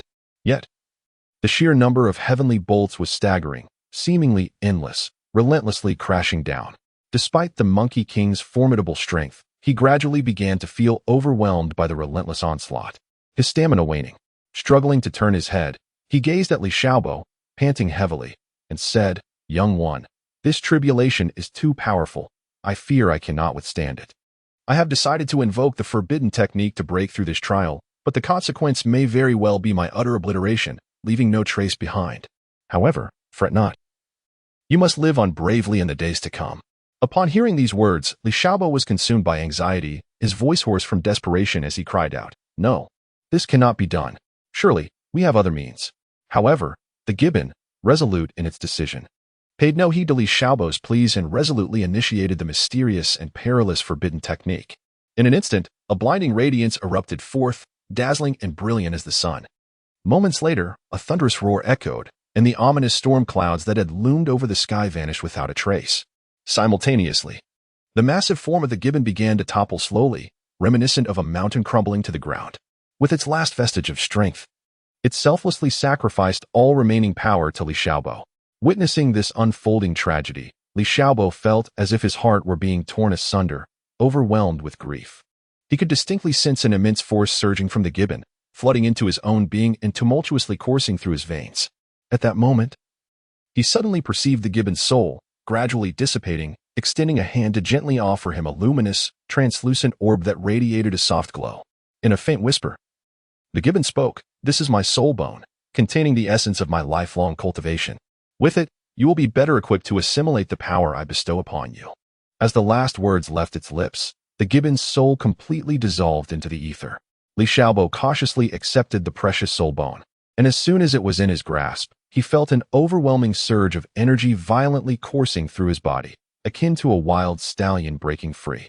Gritting his teeth, he endured the excruciating pain, exerting every ounce of his strength to channel and control this ferocious power. Each attempt was accompanied by immense suffering and peril. Yet he persevered without faltering. After a long and arduous struggle, Li Xiaobo ultimately succeeded in merging with the formidable strength bestowed upon him by the Monkey King. At this moment, he radiated a faint golden glow, his aura becoming even more potent and majestic than before. Li Xiaobo emanated a heart-stopping intensity, reminiscent of a volcano on the verge of eruption. Through relentless training and trials, he not only mastered the extraordinary abilities of the Monkey King, but also subtly transcended his own limits, touching the threshold of a higher echelon of power. Gazing towards the distant horizon, his eyes were deep and resolute, silently vowing, "No matter how treacherous the road ahead may be, I shall attain divinity and resurrect the Monkey King with unparalleled divine strength." With this determination, he resolutely set forth on his journey back to the Li residence. Along the way, Li Xiaobo remained silent, akin to a solitary wanderer.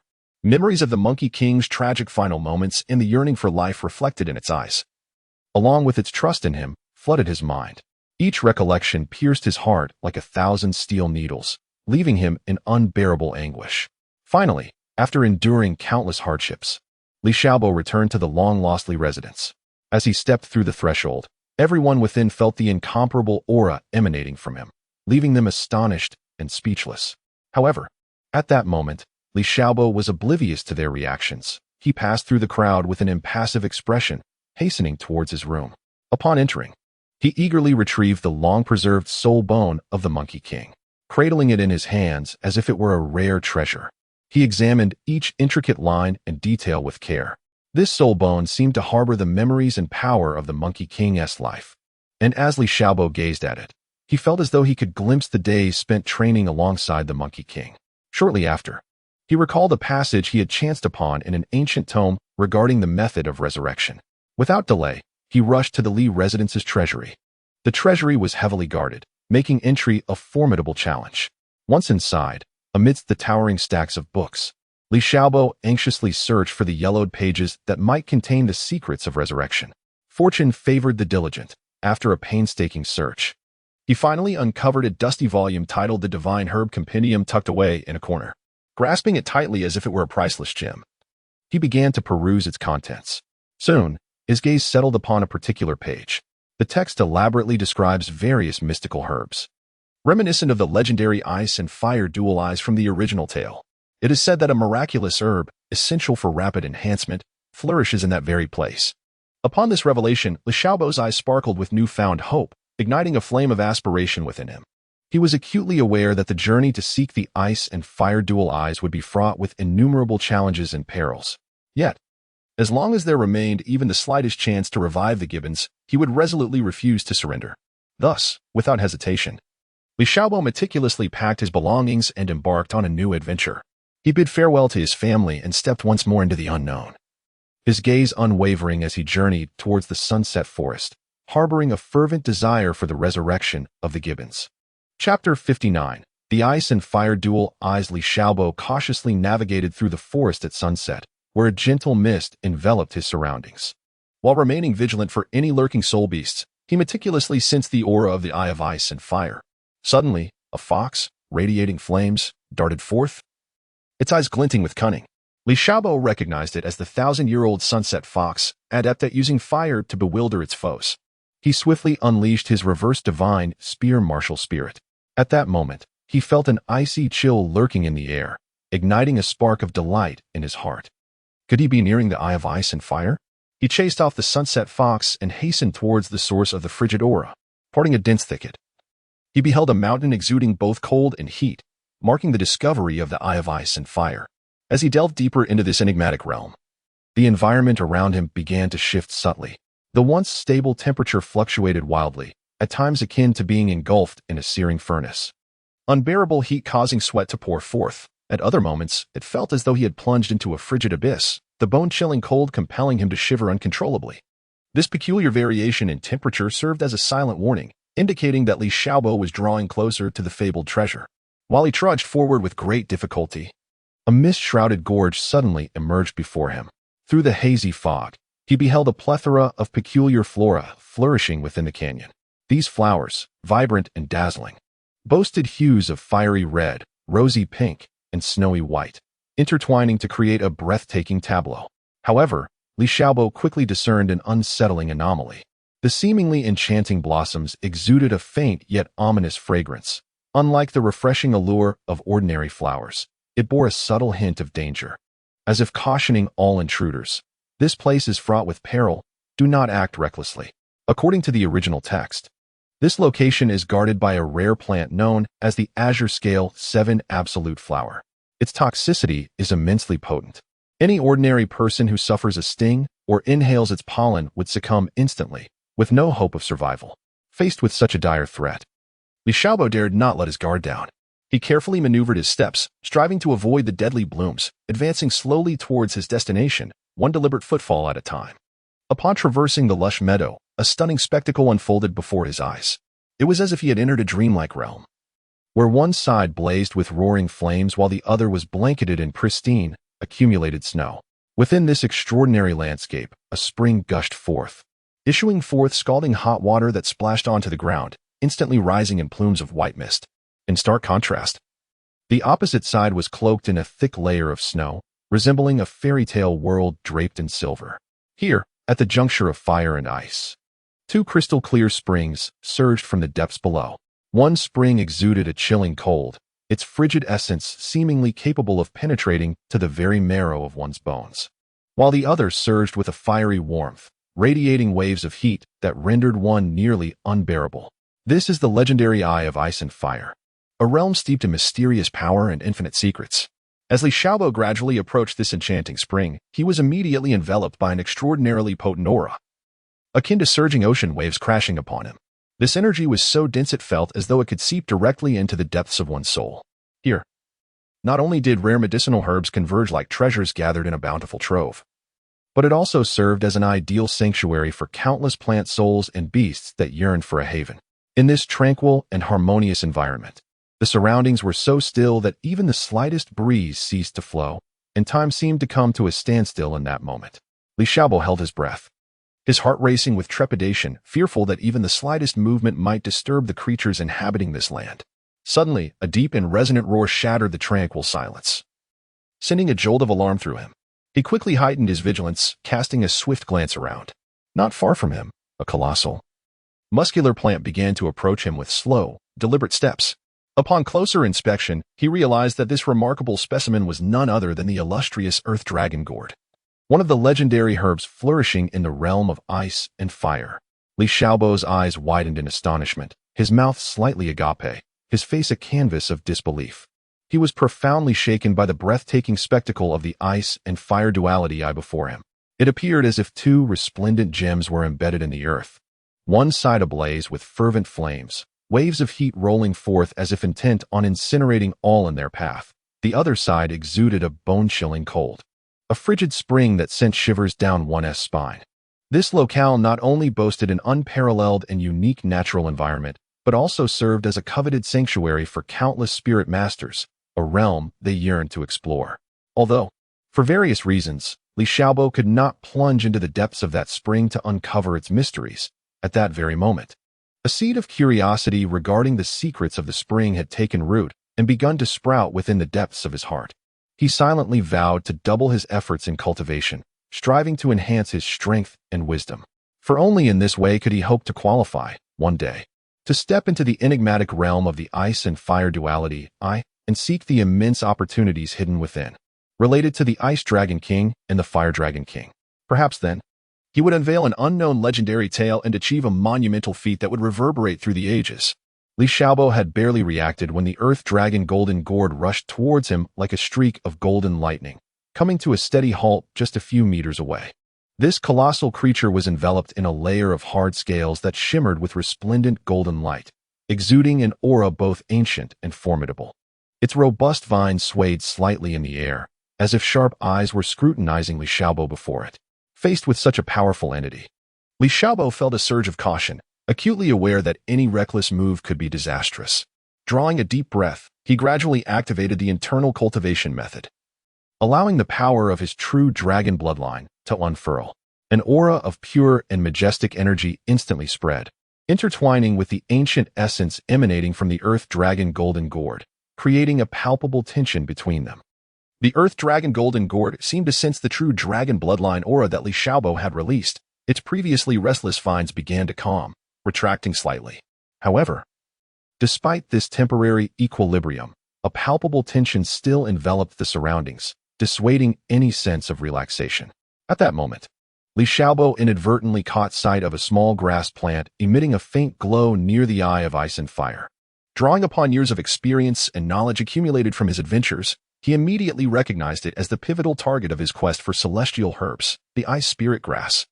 This herb possessed remarkable efficacy in enhancing a cultivator's power, a rare treasure that was difficult to come by.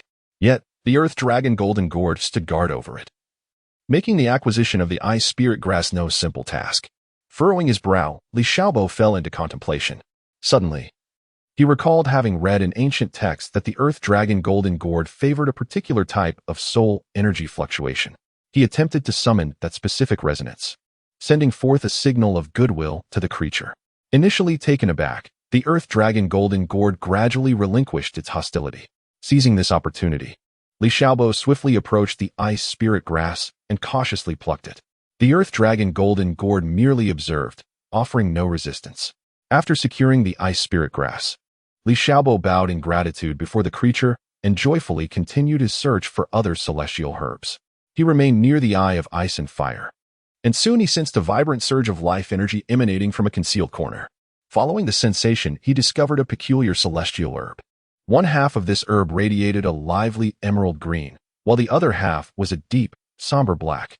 The two colors distinctly defined. It was the yin-yang illusory grass he had long sought. However, just as he reached out to harvest it, the temperature around him plummeted, and a translucent ice spirit materialized. This spirit was the sentience of the ice spirit grass. It had not appeared when Li Xiaobo took the grass moments earlier, but now it obstructed his attempt to gather the yin-yang illusory grass. With no other choice, Li Xiaobo engaged in negotiation. He expressed his willingness to assist the spirit in transcending to a higher level. After a moment of contemplation, the ice spirit acquiesced to this arrangement, allowing Li Xiaobo to obtain the yin-yang illusory grass. Subsequently, leveraging his acute perception, he located the life-type celestial herb, the holy healing star fungus, which was shielded by a gentle halo of light. Li Xiaobo harnessed the power of his bloodline in resonance with the halo, successfully breaching the protective barrier to acquire the celestial herb. Thus, he obtained celestial herbs from both the life and yin-yang realms. Just as Li Xiaobo prepared to depart, he sensed a subtle yet formidable surge of energy. Intrigued, he followed the source of the fluctuation and discovered an extraordinarily peculiar celestial herb growing in a crevice at the edge of the ice and fire duality eye. The stem of the herb appeared as if crafted from amethyst, its leaf shimmering with a ghostly blue luminescence, subtly encircled by crackling lightning. This was the Thunder Source amethyst herb, an exceedingly rare celestial herb that greatly aids in the cultivation of lightning attribute techniques. However, Surrounding this herb was a dense web of electricity, where even the slightest contact would result in a violent shock. Li Xiaobo furrowed his brow, lost in contemplation for a moment before channeling his internal energy to form a protective barrier. He cautiously extended his hand, swiftly plucking the thunder source purple crystal herb and placing it into his storage pouch. Reflecting on the fantastical world of Douluo continent, he recalled that celestial herbs were extraordinary plants, often found in the mystical region known as the Eye of Ice and Fire. These ethereal herbs not only elevated a soul master's spirit power, but also bestowed unique abilities and medicinal effects. He pondered and subsequently harvested the celestial herbs from the original work. The fragrant Chilua herb, renowned as the nemesis of all toxins. It possesses the ability to neutralize any poison, its aroma rendering surrounding toxins ineffective. The octagonal icegrass, exhibiting extreme cold properties, it instills a chilling sensation. Classified as a rare frost poison herb. The fiery apricot blossom, in stark contrast to the octagonal icegrass, this is a premier toxic herb imbued with potent fire poison. The miraculous sky-reaching chrysanthemum, a neutral herb that promotes fortune and bloodline, assisting Daimubai in breaking through his bottleneck. The 8-petal celestial orchid, a gentle herb that fortifies one's foundation and enhances cultivation speed. The Chilua tulip, aiding Ning Rongrong in the mutation of her martial soul into the 9-treasure glazed tile pagoda. It elevated her spirit power by 6 levels. The coxcomb phoenix sunflower, well suited for Ma Hongjun, whose martial soul is the evil fire phoenix. It filters impurities from his martial soul, enhancing his spirit power by 5 levels. The water immortal jade bone, nourishing the tendons and fortifying the bones, it facilitates the flow of energy through the meridians, aiding Zhu Zhuqing in raising her spirit power by 7 levels. The heartbreaking red, a divine treasure among celestial herbs, known as the king of flowers. It possesses miraculous effects capable of reviving the deceased and restoring flesh to bones. The 9-grade purple Ganoderma, though not classified as a celestial herb, it strengthens the foundation and enhances energy, aiding Master in surpassing level 30. These celestial herbs played a pivotal role in the narrative of Douluo continent, empowering the protagonists and helping them overcome adversities. Now, they were all his, as they perfectly aligned with the needs of the Li family. He cast one last glance at the Eye of Ice and Fire, leaving this enchanting realm with a sense of fulfillment. Chapter 60. Distributing celestial herbs. As Li Xiaobo stepped through the gates of the Li residence, an unsettling atmosphere enveloped him. The once vibrant courtyard lay eerily silent, and the servants who noticed his return merely offered hurried bows before hastily departing. A foreboding sense of unease surged within him, prompting him to swiftly make his way to his father's study. Upon pushing open the door, he found his father seated behind the desk, his expression grave. Before Li Xiaobo could utter a word, his father spoke. "Xiaobo, did you encounter any significant trouble during your expedition to the Sunset Forest? Today, several mysterious individuals arrived at our estate, inquiring about you." Startled, Li Xiaobo reflected on his experiences in the Sunset Forest, failing to identify any incidents that might have attracted trouble. Just then, the tranquil atmosphere was abruptly shattered by a cacophony of noise from outside. The sounds surged like tumultuous ocean waves, crashing relentlessly against their eardrums. Exchanging a glance with his father, they both set aside their books and swiftly moved towards the door of the study, eager to uncover the source of the disturbance. As they stepped out, the sight before them elicited a sharp intake of breath. In the spacious courtyard stood a group of enigmatic figures, all clad in identical black robes, shrouded from head to toe in darkness, as if merging with the night itself. At the forefront of this assembly was a tall, imposing man with a stern visage, whose icy smile and piercing gaze were fixed directly upon Li Xiaobo. The leader of the black-clad men sneered coldly, his voice deep and laced with menace. "Li Xiaobo, do you still recall the spiritual fruit from the Sunset Forest? We have been pursuing it for quite some time, and we never anticipated that a mere boy like you would outpace us. It would be wise for you to hand over the fruit without delay." Otherwise, hearing these words, Li Xiaobo's heart raced with alarm. It was only now that he realized the source of the troubles and dangers he had faced was indeed that very spiritual fruit he had stumbled upon in the Sunset Forest. Confronted by this sinister band, he clenched his fists tightly, the nails embedding into his palms, oblivious to the pain. His gaze hardened with resolve, silently vowing that no matter the cost, he would vanquish these unwelcome guests, especially the vile leader among them. He understood all too well that failure to triumph today could jeopardize his family, very lives. Thus, a thrilling battle for survival was poised to commence. Li Xiaobo launched the first strike, his figure flickering as he surged toward the man in the black robe. He unleashed a torrent of thunderous energy, the wind from his weapon howling as it hurtled towards his adversary. Yet, the man in the black robe remained unfazed. With a subtle sidestep, he evaded the attack, simultaneously sweeping his hand to unleash a dark energy blade that shot towards Li Xiaobo. In midair, Li Xiaobo forcefully twisted his body to narrowly evade this lethal blow. Li Xiaobo realized that a frontal assault was futile, so he began to swiftly maneuver around the man in the black cloak, seeking an opening. Suddenly, he sensed a subtle fluctuation of energy emanating from behind his opponent. Focusing his strength into his legs, he propelled himself into the air, raising the reverse divine spear high above his head, and shouted, "Thunder God Spear." A brilliant blue spear light erupted from the reverse divine spear, hurtling towards the back of the cloaked figure. The man sensed the impending danger and hastily turned to defend himself, yet he was still forced back several paces by the overwhelming force. Seizing this opportunity, Li Xiaobo advanced once more, unleashing a series of spear lights.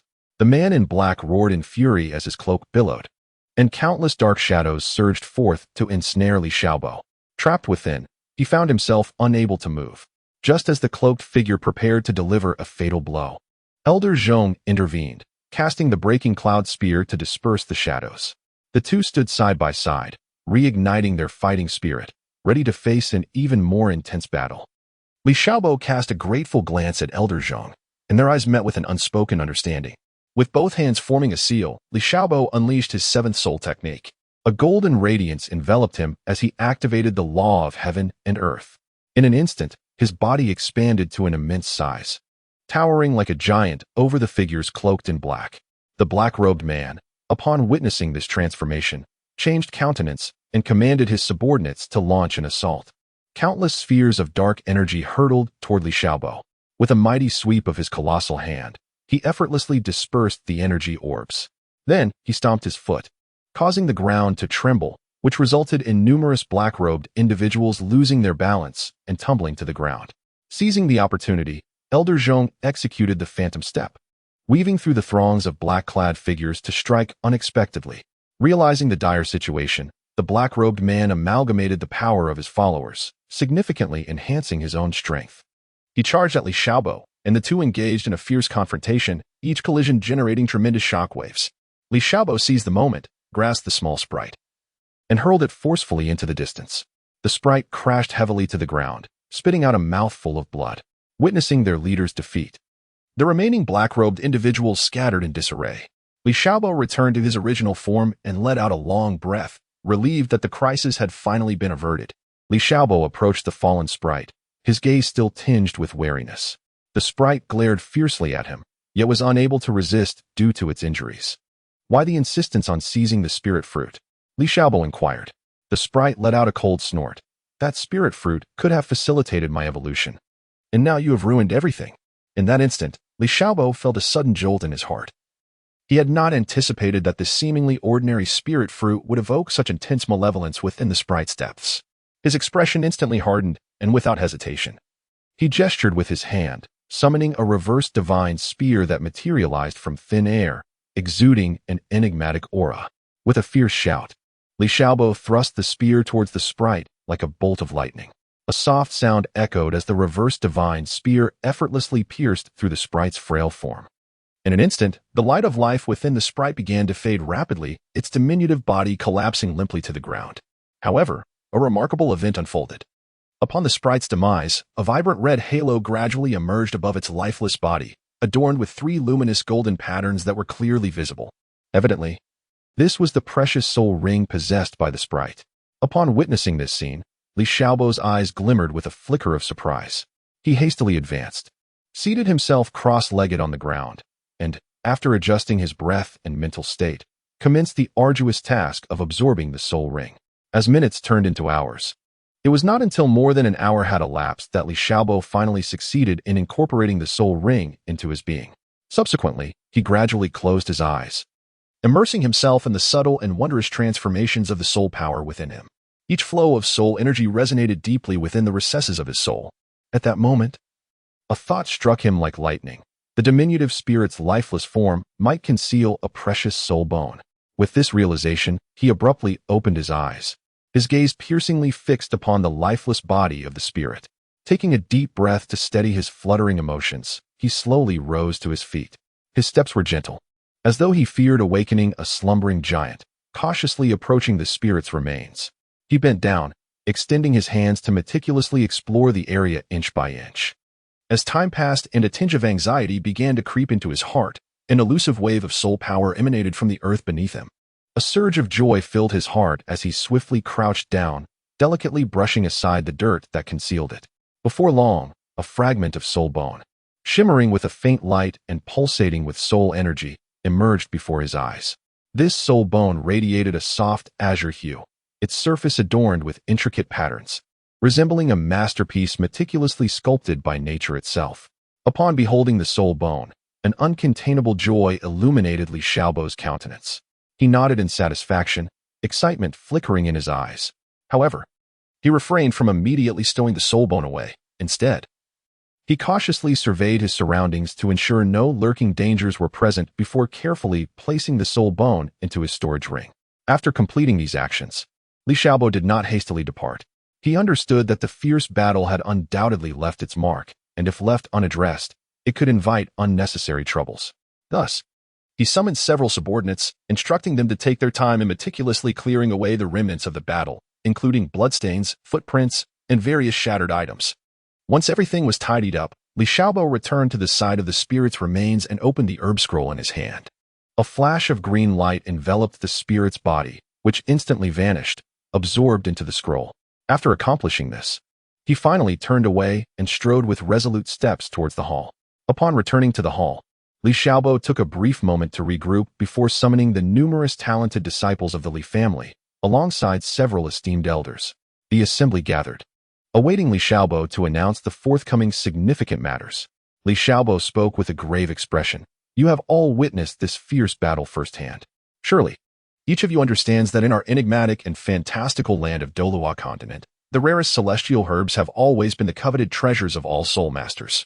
These herbs offer more than merely enhancing a soul master's spiritual power. They possess remarkable abilities to significantly improve one's physique and may even bestow unique and formidable special powers upon the soul master. Upon finishing his words, Li Xiaobo carefully cradled the hard-earned celestial herbs and slowly approached the crowd. As he unveiled the herbs, his heart remained steady, devoid of any confusion or panic, for he had long devised a meticulous plan for their equitable distribution prior to his return. His gaze first settled upon a vibrant green celestial herb, crystal clear and resembling jade, not far from him. Its base resembled a delicate jade plate, adorned with intricate and exquisite patterns, as if crafted by nature's own masterful hand. The flower-like, snow-white leaves belong to the herb known as autumn water dew, which enhances mental acuity. Li Xiaobo intended to present this to Yin Yuesher to further elevate her mental strength, enabling her to foresee opportunities in battle. With utmost care, Li Xiaobo retrieved an exquisite jade box from his pocket. Gently opening it, a resplendent golden-hued chua tulip emerged before the onlookers, its blossoms dazzling and mesmerizing, akin to being forged from gold. Holding this precious chua tulip in both hands, Li Xiaobo approached his mother, Feng Linger. At that moment, Feng Linger gazed at her son's offering with wide-eyed wonder, her eyes shimmering with emotion and anticipation. Standing before her, Li Xiaobo raised the chua tulip high above his head, solemnly declaring, "Mother, this is the chua tulip, which I sought specifically for you. May it aid you in transcending the limits of your martial spirit and elevate your strength further." Overcome with emotion, Feng Linger accepted the chua tulip with trembling hands. Her voice choked with gratitude. "Thank you, my dear child."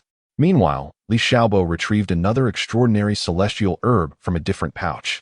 This herb was fiery red, resembling a blazing flame, with a striking golden comb atop it, making it particularly eye-catching. This was none other than the coveted rooster-crowned phoenix sunflower that Yin Yuesher had longed for. With a warm smile, Li Xiaobo handed the rooster-crowned phoenix sunflower to Yin Yuesher, softly saying, "Yuesher, this herb can purify your flame power and enhance your spiritual strength. May it prove beneficial to you." Filled with joy, Yin Yuesher gratefully accepted the herb, expressing her thanks. "Thank you, Xiaobo. I shall not squander this generous gift." Lastly, Li Xiaobo approached Li Yongjia, wearing a smile as he held a uniquely shaped herb known as the extraordinary mushroom chrysanthemum. This herb boasted a robust stem, sword-like leaves, and emanated a delightful fragrance.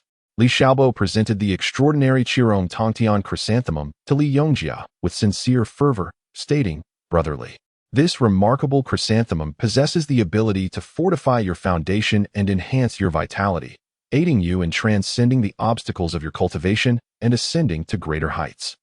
I hope you will accept this heartfelt gift and soon fulfill your aspirations." Li Yongjia accepted the chrysanthemum, clasping it tightly in his hand, and bowed respectfully, saying, "Your kindness is unforgettable, my brother. Should you ever require my assistance in the future, do not hesitate to ask." With a smile, Li Xiaobo approached Ma Ronghua and offered him the radiant Earth Dragon Golden Melon, whispering, "Brother Ma, I bestow upon you this Earth Dragon Golden Melon. It possesses extraordinary properties, not only to amplify your golden bloodline strength, but also to potentially catalyze the evolution of your martial soul." Next, Li Xiaobo turned to Li Lingtian and carefully extracted two peculiar celestial herbs, the 8-pointed celestial orchid and the fiery apricot blossom. He earnestly explained, "Esteemed father, behold the 8-pointed celestial orchid, imbued with an intensely frigid essence that, upon contact with the human body, can instantly chill one to the core, a rare poisonous celestial treasure. Conversely, the fiery apricot blossom is a prime example of potent fire poison.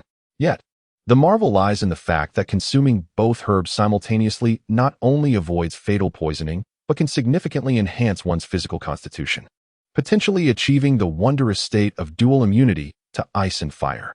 Subsequently, Li Xiaobo approached Li Yuanmei, gently placing an 8-petal celestial orchid in her hands. His gaze filled with concern. "Sister, this is the 8-petal celestial orchid, known for its gentle medicinal properties, which remarkably fortify the foundation and nurture vital energy, greatly accelerating the pace of cultivation. I hope this herb aids you in advancing your prowess." Finally, Li Xiaobo surveyed the assembled elders, cupping his fist in reverence, and declared, "Esteemed elders, I must confess that these celestial herbs are exceedingly precious. I have no further treasures to offer. Yet I have specially prepared 9-rank purple rasher for each of you. Though it has not yet fully attained the level of a celestial item, it is indeed a half-step celestial treasure. I hope you will not disdain this modest gift." Li Xiaobo stood before the crowd with a serious demeanor, methodically organizing the distribution of the celestial herbs. Once the arrangements were settled, he straightened his posture, casting a sweeping gaze over everyone present, and then raised his voice to declare, "Esteemed members, today we are fortunate to acquire this batch of celestial herbs, a momentous occasion for our clan. Given time, with the power of these herbs, our strength shall surely soar to unprecedented heights. However, at this critical juncture, we must not entertain any thoughts of complacency.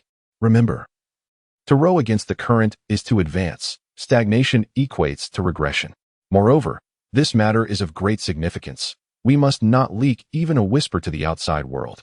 Understand that our Li clan has merely embarked on our journey across the vast expanse of the Douluo continent, with a long road ahead for us to explore and conquer." As his words fell, the crowd responded in unison. "We shall heed the young clan leaders' teachings." Their voices resonated like thunder, echoing through the skies.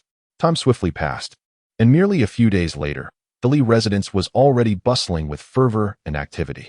Those fortunate enough to receive the celestial herbs hurried back to their abodes, filled with joy, closing their doors tightly, and dedicating themselves wholeheartedly to their secluded cultivation. As the clan leader, Li Xiaobo was no exception. In a flash, he vanished into a secret chamber, a forbidden area within the Li residence, where normally no one but him dared to tread. At this moment, the chamber was enveloped in tranquility, with only the sound of Li Xiaobo's steady and powerful breathing piercing the silence. He sat cross-legged on a cushion, his eyes gently closed, immersing himself in the inner world, meticulously reflecting upon and refining the skills and techniques he had gleaned from his previous battle with the small sprite. Simultaneously, he endeavored to integrate the formidable power of the newly acquired soul ring and soul bone into his already profound soul power system with greater perfection. While Li Xiaobo was engrossed in his cultivation, the external world was anything but calm. From time to time, various spies, both overt and covert, attempted to probe the activities of the Li residence. Fortunately, having learned from a previous painful lesson, the Li residence had already fortified its defenses, rendering it as impregnable as a fortress. Moreover, the clan members, while focusing on their own cultivation, also took the initiative to assist in guarding the estate, just in case. Chapter 61. Cultivating and building the clan. Time flitted by like a fleeting shadow, and the distribution of the celestial herbs had transpired a full 3 months ago. During this lengthy yet brief period, many astonishing transformations had unfolded. Those who successfully broke through their personal bottlenecks embarked on the journey to acquire soul rings, accompanied by the esteemed Elder Zhong. Notably, this time, an impressive 4 individuals had reached the Soul Douluo realm, including 3 elders and Li Xiaobo's mother, Feng Linger. In this narrative, Feng Linger not only successfully ascended to the level of Soul Douluo, but her originally advanced martial spirit, the Qinyun map, underwent a remarkable evolution, transforming into the even more powerful and enigmatic Shangyun map. While the crowd was still enveloped in the immense joy brought by this successful breakthrough, Li Xiaobo among them suddenly brightened with an epiphany, exclaiming loudly, "Esteemed clan elders, I have a bold idea. Why don't we invite the respected elders of our family to join us in cultivating at the ice and fire yin yang eye?" His words created a ripple effect, akin to a stone thrown into a tranquil lake, instantly stirring waves of discussion among the attendees. In no time, the voices of agreement grew more numerous. After all, the legends surrounding the ice and fire yin yang eye were deeply ingrained in the hearts of many, for it was a place brimming with potent soul power. An exceptional cultivation site that any practitioner would consider a rare opportunity. Thus, following a brief preparation, a team composed of the family's elites and esteemed elders stealthily set forth towards the ice and fire yin yang eye, each harboring a heart full of anticipation and dreams, envisioning the extraordinary journey of cultivation that lay ahead. As they drew nearer to their destination, a peculiar aura gradually permeated the air. Finally, upon arriving in proximity to the site, the astonishing sight before them left all the elders wide-eyed in wonder, their gasps of amazement echoing around. They beheld a strikingly distinct scene. On the left, a blazing sea of flames surged, with fiery tongues leaping about like dragons in the air, the heat so intense it seemed as if the very sky was on the verge of melting. To the right lay a chilling, bone-numbing pool, covered by a thick layer of ice, emanating waves of an eerie cold that felt capable of freezing everything in its vicinity. The coexistence of such opposing elements was truly breathtaking. However, just as they reveled in their joy, danger silently approached this brave company. The mysterious and formidable ice and fire yin yang eye resembled a slumbering giant, and the surrounding soul beasts keenly sensed the intrusion of these uninvited guests. In an instant, the previously serene environment was shattered, replaced by an air of tension and unease. Suddenly, a colossal fire lizard, its body engulfed in roaring flames, lunged from the shadows, opening its massive jaws to unleash an inferno upon the group. The flames surged forth like a ferocious dragon, clawing and snapping as it raced towards the crowd, incinerating everything in its path and generating waves of scorching heat. In the face of this unforeseen assault, the elders remained composed, swiftly responding to the threat. They clasped their hands together, murmuring incantations, as a powerful surge of soul energy enveloped them. Immediately, beams of light intertwined, forming a solid soul power shield, standing before the team like an impenetrable fortress. Simultaneously, Feng Linger let out a delicate shout, fully channeling her evolved cloud image martial spirit. The martial spirit in her hand radiated a gentle yet formidable energy, akin to a clear spring flowing forth, continuously surging towards the flames of the fire lizard. The gentle force collided and entwined with the flames, gradually suppressing its offensive momentum. The other team members also showcased their unique abilities, either targeting the fire lizard's vulnerabilities or assisting the elders in bolstering the soul power shield's defensive capabilities. In an instant, a dazzling array of soul techniques shimmered and intertwined in the air, creating a spectacular scene. After a fierce battle, with everyone united in their efforts, the fire lizard ultimately could not withstand the pressure and retreated. As it withdrew, the surrounding soul beasts seemed to sense the strength of this team, refraining from provoking them any further. Having successfully repelled the soul beasts, the group did not let their guard down. They were acutely aware that danger lurked everywhere, and a moment's carelessness could lead them to a point of no return. Thus, they proceeded with heightened caution, every step imbued with vigilance. At the forefront of the team, Li Xiaobo's eyes suddenly brightened as he noticed a relatively flat area near the Eye of Ice and Fire. Although the energy fluctuations around this region remained intense, they appeared quite stable. Upon closer inspection, Li Xiaobo felt a surge of joy. This place was ideal for constructing a stone house for rest and research. With a decision made, the group immediately sprang into action. They dispersed to search for suitable stones, utilizing their soul power to transport the heavy blocks back to the chosen site.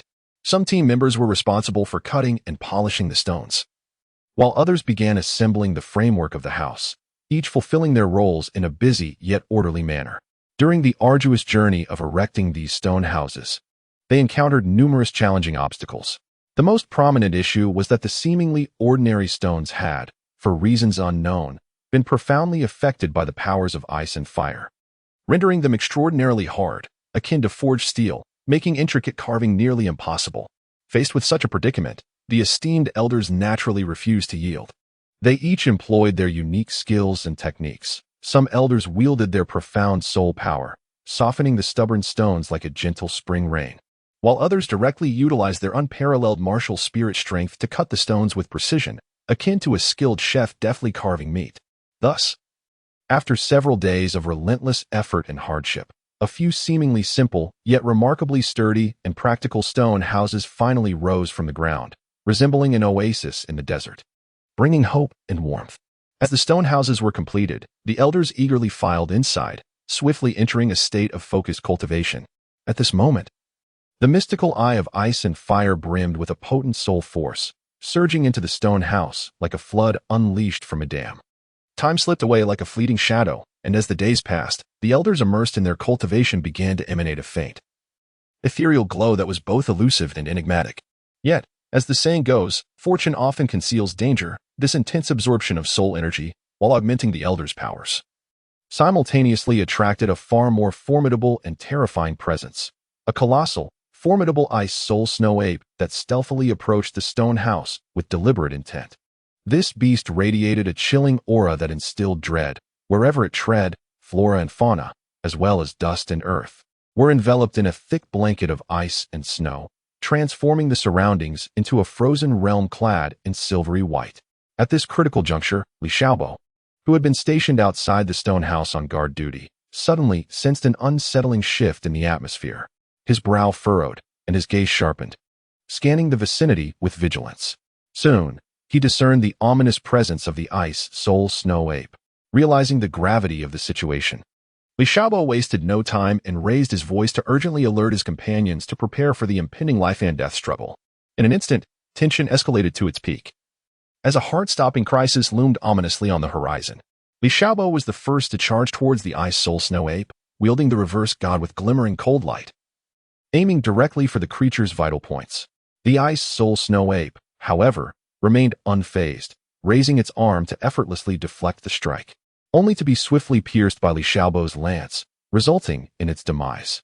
Onlookers were initially taken aback by the ease with which Li Xiaobo dispatched the ice soul snow ape, but soon erupted into cheers. Nevertheless, Li Xiaobo did not relent. He was acutely aware of the peculiarities surrounding the ice and fire duality, and sensed the lurking dangers yet to be unveiled. The crowd quickly gathered around, their gazes fixated on the lifeless body of the ice soul snow ape. Yet, as they scrutinized the scene, Li Xiaobo, standing amidst the throng, suddenly perceived an unusual sign. A flicker of strange blue light flashed within the creature's once closed eyes. Before he could utter a warning to the others, that faint blue glow intensified, akin to a shooting star streaking across the night sky, plunging towards the ground.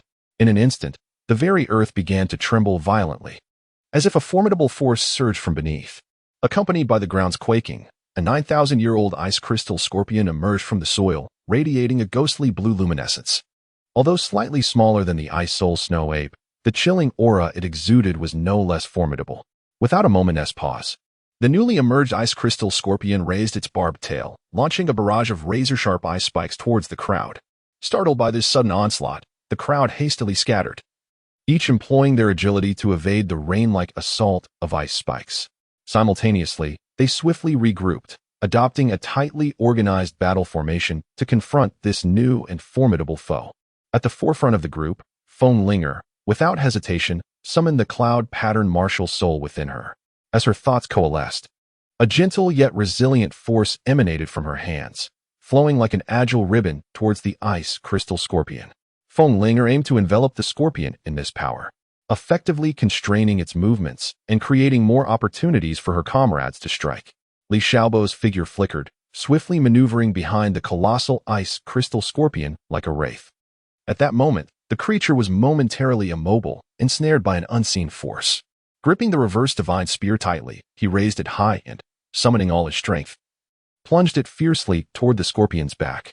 However, to his astonishment, the creature's exoskeleton proved unimaginably resilient, the spear merely piercing it slightly. Just as the situation reached a critical juncture, a radiant light streaked across the sky. It was a venerable elder, timely intervening by casting a specially crafted soul-guiding device. With a thunderous explosion, the device detonated in midair, unleashing a powerful shockwave akin to a surging tide. As a result of this impact, the scorpion's seemingly impervious defenses revealed imminent vulnerability, exposing its abdomen to the onlookers. Overjoyed by this revelation, Li Xiaobo wasted no time, once more channeling his strength to thrust the reverse divine spear into the exposed chink. The ice crystal scorpion, struck by such a grievous blow, emitted a wretched shriek and thrashed wildly, yet ultimately proved powerless to escape its fate. After several desperate convulsions, its massive form collapsed with a thunderous crash, sending clouds of dust into the air. Witnessing this scene, all present exhaled deeply, their tense spirits momentarily alleviated. However, they were acutely aware that, despite their narrow victory over the ice crystal scorpion, it would be no simple task to prevent other soul beasts from approaching the Eye of Ice and Fire. Consequently, they began to ponder more comprehensive and effective defensive strategies. Li Xiaobo cautiously surveyed his surroundings, his gaze piercing through every inch of land and foliage. Taking a deep breath, he slowly articulated, "There have been previous suggestions to cultivate poisonous plants in this vicinity. After careful contemplation, I find this notion indeed feasible. The enigmatic ice and fire twin eyes harbor an extraordinarily potent and unique energy, which might nurture rare and exceptional poisonous flora. This would not only effectively ward off the formidable soul beasts, but also allow us to harness their virulent properties to concoct protective potions, achieving multiple benefits in one endeavor." Upon hearing Li Xiaobo's words, the crowd nodded in agreement, their expressions reflecting approval. They promptly set to work, diligently searching for suitable seeds of poisonous plants in the vast expanse surrounding them. Their efforts proved fruitful. Not long after, they stumbled upon a secluded valley nearby, where they discovered seeds emanating a faint glow, clearly possessing toxic attributes. Overjoyed, they carefully transported these invaluable seeds back, nurturing hopes and expectations as they meticulously sowed them around the modest stone dwelling. As time ebbed away, days turned into weeks, and the sown poisonous plants began to take root and flourish at an astonishing rate. Lush and verdant, they spread their branches and leaves, continuously releasing a pungent and formidable toxic gas. These noxious fumes intertwined, ultimately forming an impenetrable natural barrier. Whenever a soul beast dared to approach, the very scent of that chilling toxin would send it fleeing in terror, too frightened to venture any closer. Even more astonishing was the transformation that occurred due to the prolonged exposure to the unique energy of the ice and fire twin eyes. These once ordinary poisonous plants began to exhibit remarkable mutations, evolving beyond mere toxicity to encompass a plethora of extraordinary effects.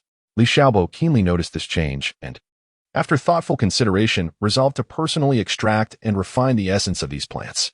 Through countless arduous experiments and explorations, he ultimately succeeded in crafting a simple yet effective defensive pill, generously distributing it to everyone present. From that moment onward, the group found themselves fortified against a myriad of unknown dangers and challenges, endowed with a reliable safeguard. With the establishment of that robust barrier formed by the poisonous plants, the weight of anxiety that had long burdened their hearts was finally lifted, bringing a profound sense of calm.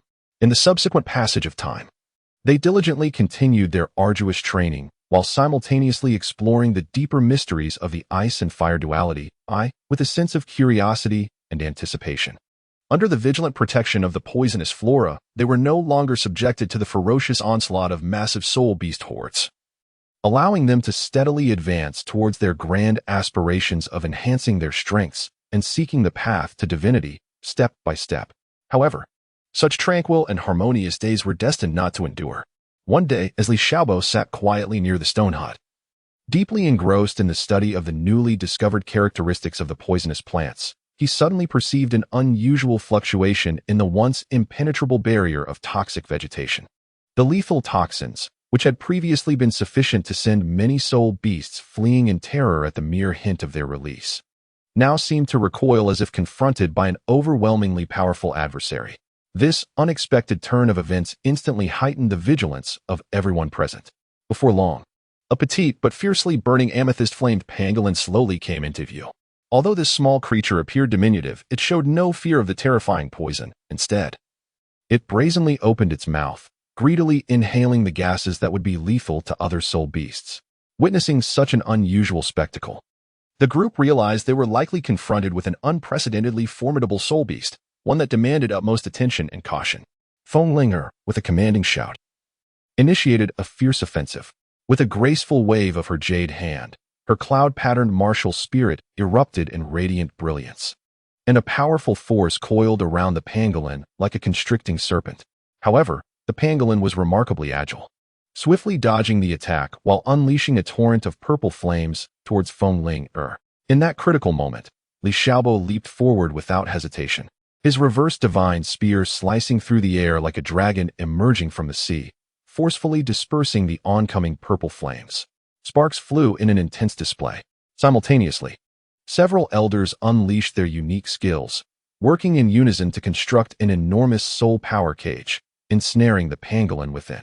Yet, the pangolin's strength surged as the flames surrounding it blazed fiercely, threatening to incinerate the entire cage.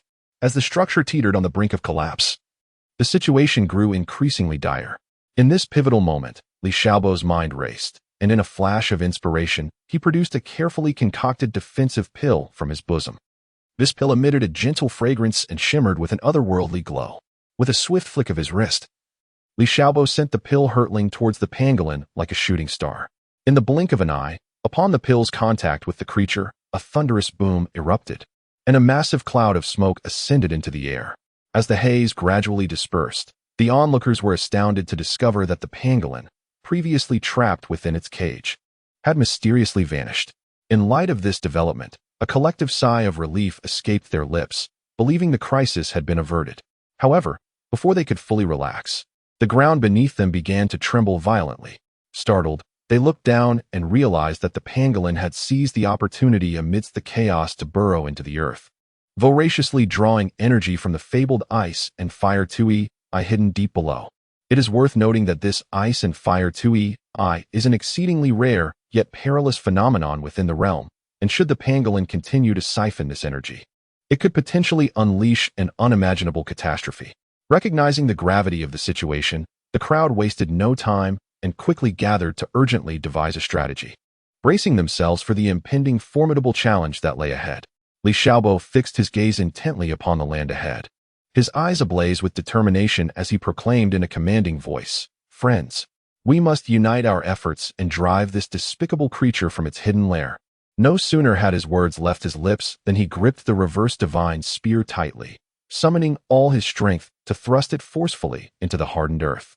Concurrently, a powerful surge of spiritual energy emanated from his being, flowing steadily along the spear's length and delving deep into the ground, as if striving to penetrate the very core where the mysterious entity resided. The elder and team members standing nearby instantly grasped the situation. Without hesitation, they unleashed their own spiritual energies, which intertwined in a dazzling display of brilliance, striking the earth like bolts of lightning. In an instant, the ground began to tremble violently, with flickering lights illuminating the scene, as the formidable waves of spiritual power surged forth like a tumultuous sea, rushing fervently into the depths below. At that moment, the once quiet pangolin, lurking beneath the surface, seemed to sense the overwhelming threat above and became agitated. With a resounding roar that echoed through the heavens, it erupted furiously from the soil. The pangolin, now enveloped in a blazing purple fire, appeared more ferocious than before, as if intent on incinerating everything in its vicinity. However, before it could fully reveal itself, the assembled individuals, already on high alert, instinctively launched a tremendous wave of spiritual energy in unison. This shockwave surged forth like a roaring dragon, claws bared, hurtling towards the newly emerged pangolin. Faced with such a fierce onslaught, the pangolin reacted swiftly, brandishing its razor-sharp claws and deftly maneuvering them in front of itself, forming a compact yet resilient shield in the blink of an eye. The shield shimmered with an otherworldly light, effectively countering the collective spiritual assault. In that critical moment, Li Xiaobo seized the opportunity, leaping into the air. He adjusted his stance mid-flight, harnessing the potent momentum of his descent, and aimed the reverse divine spear with thunderous force directly at the pangolin's head. The pangolin, not to be outdone, swiftly contracted its body, transforming into a blazing fireball that hurtled towards Li Xiaobo with lightning speed. Li Xiaobo hastily sidestepped. But the fireball seemed to possess a will of its own, abruptly altering its trajectory mid-flight. Caught unawares, he felt a searing flame graze his left arm, instantly igniting a fierce pain. Glancing down, he discovered that his arm had been scorched, the wound charred and blackened. Yet, the situation was dire, leaving no room for hesitation. Gritting his teeth against the agony, Li Xiaobo resolutely raised his weapon once more. At that moment, Feng Linger fixed her intense gaze upon the pangolin, watching its every movement with unwavering focus. Holding her breath, she concentrated fully, awaiting the opportune moment to strike. Finally, during a brief pause in the pangolin's actions, Feng Linger seized the moment decisively. She swiftly summoned her soul power, transforming the cloud image martial spirit into a vast and resilient net. This net descended upon the pangolin like an inescapable web, swift as lightning. Sensing the imminent danger, the pangolin attempted to evade, but it was too late. The net, conjured from the cloud image martial spirit, ensnared it with pinpoint accuracy. The pangolin struggled desperately within the confines of the net, yet the more it fought, the tighter the net became, rendering escape impossible. Meanwhile, the elders were not idle. They began to chant in unison, their ancient and enigmatic incantations echoing through the air, imbued with unfathomable power. As the incantations resonated, the elders channeled their soul energy into the net without reserve. With the infusion of such formidable soul power, the net grew even more formidable and nearly insurmountable, while the pangolin's struggles gradually waned. After a fierce struggle, it ultimately succumbed, surrendering to its captivity within the net. Witnessing the successful subjugation of the pangolin, the tension that had gripped the onlookers began to ease, as they collectively exhaled a sigh of relief. However, despite having temporarily resolved this formidable challenge, everyone was acutely aware that the area remained fraught with unknown perils. Li Xiaobo gazed thoughtfully at the subdued pangolin, immobilized on the ground, and remarked, "This little creature is quite formidable, its strength surpassing that of its ordinary kin. It must have been nourished for a long time by the potent energy emanating from the eye of ice and fire, endowing it with such remarkable capabilities.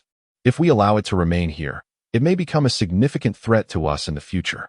The elder beside him nodded in agreement, adding, "The young clan leader speaks wisely.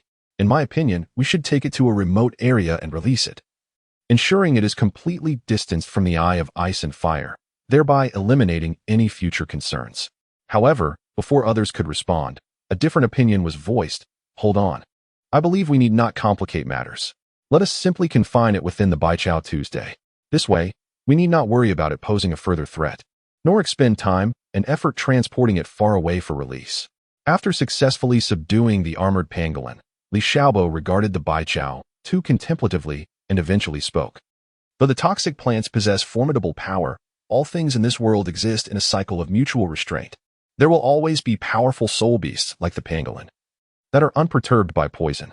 Thus, relying solely on these toxic plants for defense may not be sufficiently secure.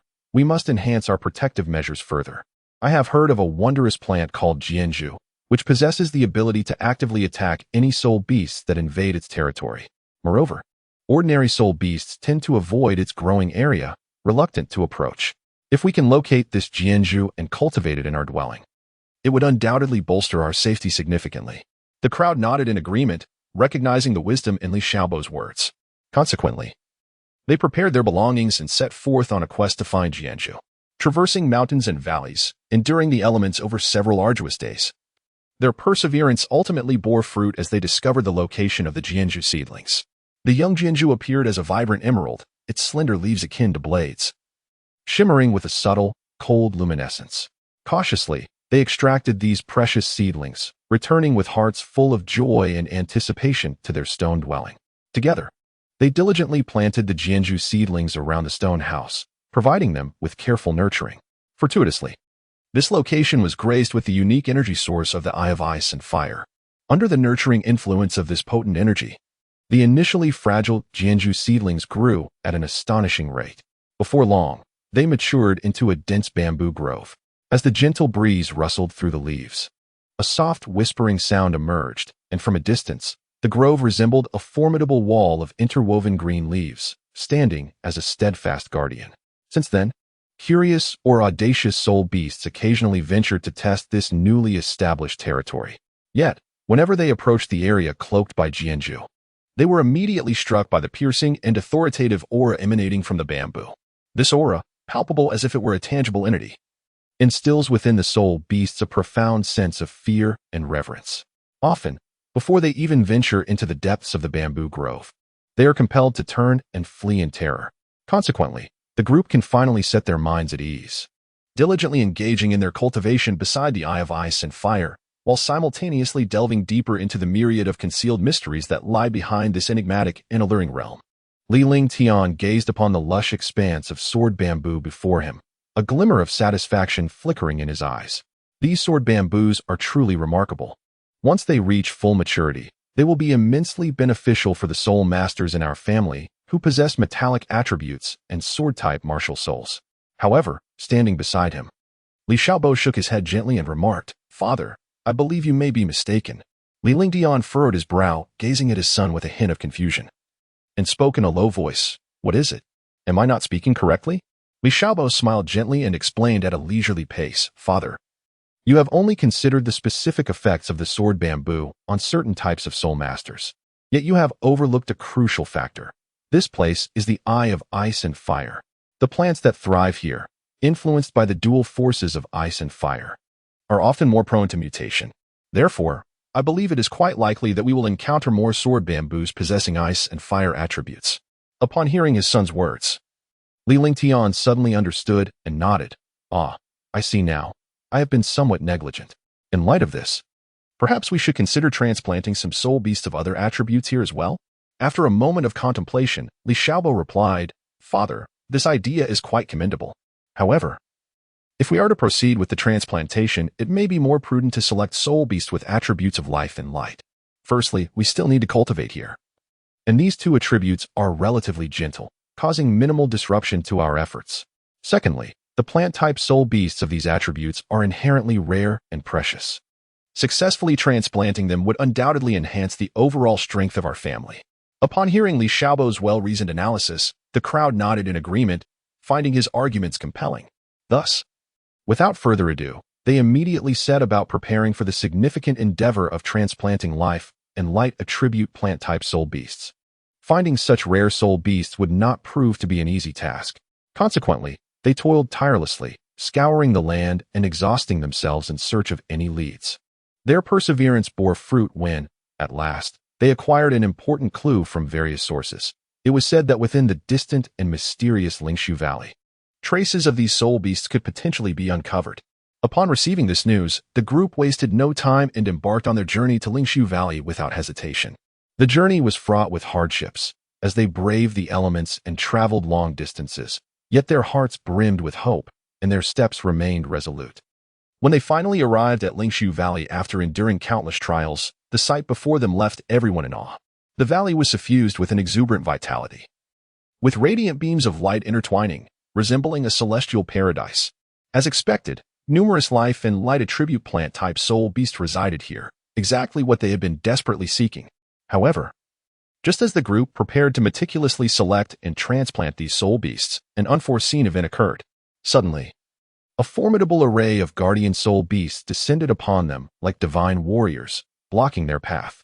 Each of these guardian soul beasts possessed exceptional strength and ferocity, instilling immense pressure upon the group. Faced with this unexpected turn of events, the group remained composed and did not falter. Li Xiaobo stepped forward, swiftly organizing a response. With unwavering command, he led the group in a coordinated effort. Some members stood firm against the guardian soul beast's fierce assaults, while others maneuvered stealthily to flank and seek openings to approach the target soul beasts. In an instant, the valley erupted into chaos, the sounds of battle ringing out as the fierce confrontation commenced. As the conflict reached a stalemate, neither side gaining the upper hand, Li Xiaobo keenly sensed something amiss. After careful observation and deep contemplation, he was astonished to discover that these powerful and fierce guardian soul beasts were, in fact, being controlled by a mysterious source of soul energy within the valley. This astonishing revelation ignited a spark of hope within him. Without a moment's hesitation, Li Xiaobo resolutely decided to brave the danger and charge towards the enigmatic source of soul energy. Along the way, he cautiously evaded the attacks of the guardian soul beasts, skillfully utilizing the terrain and environment to conceal his movements. At long last, he painstakingly arrived at the destination, the source emanating a formidable wave of soul power. Confronted by this mysterious and overwhelmingly powerful force, akin to surging tides, Li Xiaobo could not help but draw in a sharp breath, yet he exhibited no intention of retreat. He inhaled deeply, as if to absorb all the energy surrounding him into his very being. Following this, he closed his eyes tightly, concentrating all his vast mental energy with unwavering resolve. In that moment, Li Xiaobo suddenly opened his eyes, which sparkled with determination and confidence. He swiftly gestured with his hands, his movements fluid and graceful like flowing water.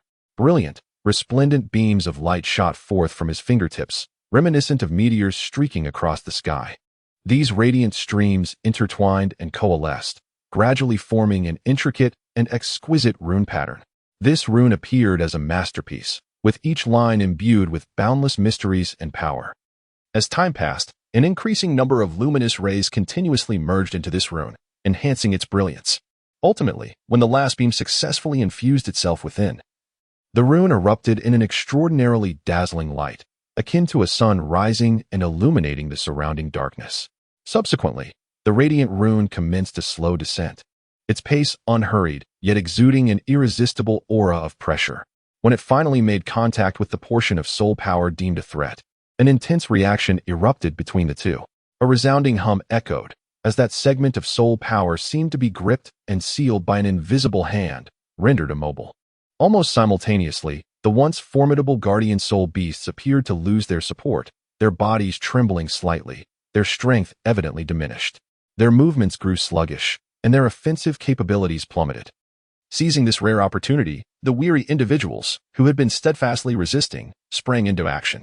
They coordinated seamlessly, each unleashing their signature techniques, swiftly capturing hundreds of suitable century-old plant-type soul beasts. Filled with the joy of victory, they hastened without delay, returning rapidly to the ice and fire duality, with their precious haul. There, seasoned experts meticulously transplanted and nurtured these plant-type soul beasts. Through diligent effort, all the soul beasts successfully took root in this enchanted land, commencing their vigorous growth. The triumphant success of this mission not only significantly enhanced the safety surrounding the ice and fire duality, but also provided the group with invaluable cultivation resources. Gazing upon the vibrant scene before them, they were filled with a sense of accomplishment and boundless anticipation for the future. They believed that with relentless effort in cultivation and exploration, they would undoubtedly achieve even greater breakthroughs and accomplishments here. Thus, brimming with confidence, they once again immersed themselves in their rigorous and fulfilling training. Chapter 62. The diagram of lifetime flowed swiftly, akin to a fleeting shadow. And in the blink of an eye, 2 years slipped away from their grasp. Today, the entire Li residence radiated an extraordinary vibrancy, adorned with colorful lanterns and an atmosphere of festivity. This day marked the annual awakening of martial souls for the Li family, a moment when the younger members of the clan gathered in the spacious training ground. Each young individual wore a solemn expression, their faces betraying a blend of anxiety and boundless anticipation for the future. They clenched their fists tightly amidst the crowd, silently vowing to awaken a formidable martial soul. With a resonant command from the family elder, the long-awaited awakening ceremony commenced. One by one, exquisite crystal orbs, resembling rare treasures, were delicately placed before the assembly. The young members approached in sequence, their hearts fluttering with trepidation as they gently laid their palms upon the crystal spheres. The atmosphere grew increasingly tense. Upon contact, some orbs erupted in a dazzling display of light, revealing sharp and resplendent weapons as their martial souls. Others awakened diverse animal spirits, from the majestic lion to the agile leopard. Each time an impressive martial soul emerged, the crowd erupted in awe. Conversely, when the results fell short, a wave of disappointed sighs echoed. Meanwhile, in the solemn main hall of the Li residence, Li Hanqi stood prominently on the martial soul awakening platform, drawing all eyes upon her. Surrounding her were esteemed elders of the family, their gazes fixed intently on her, filled with eager anticipation.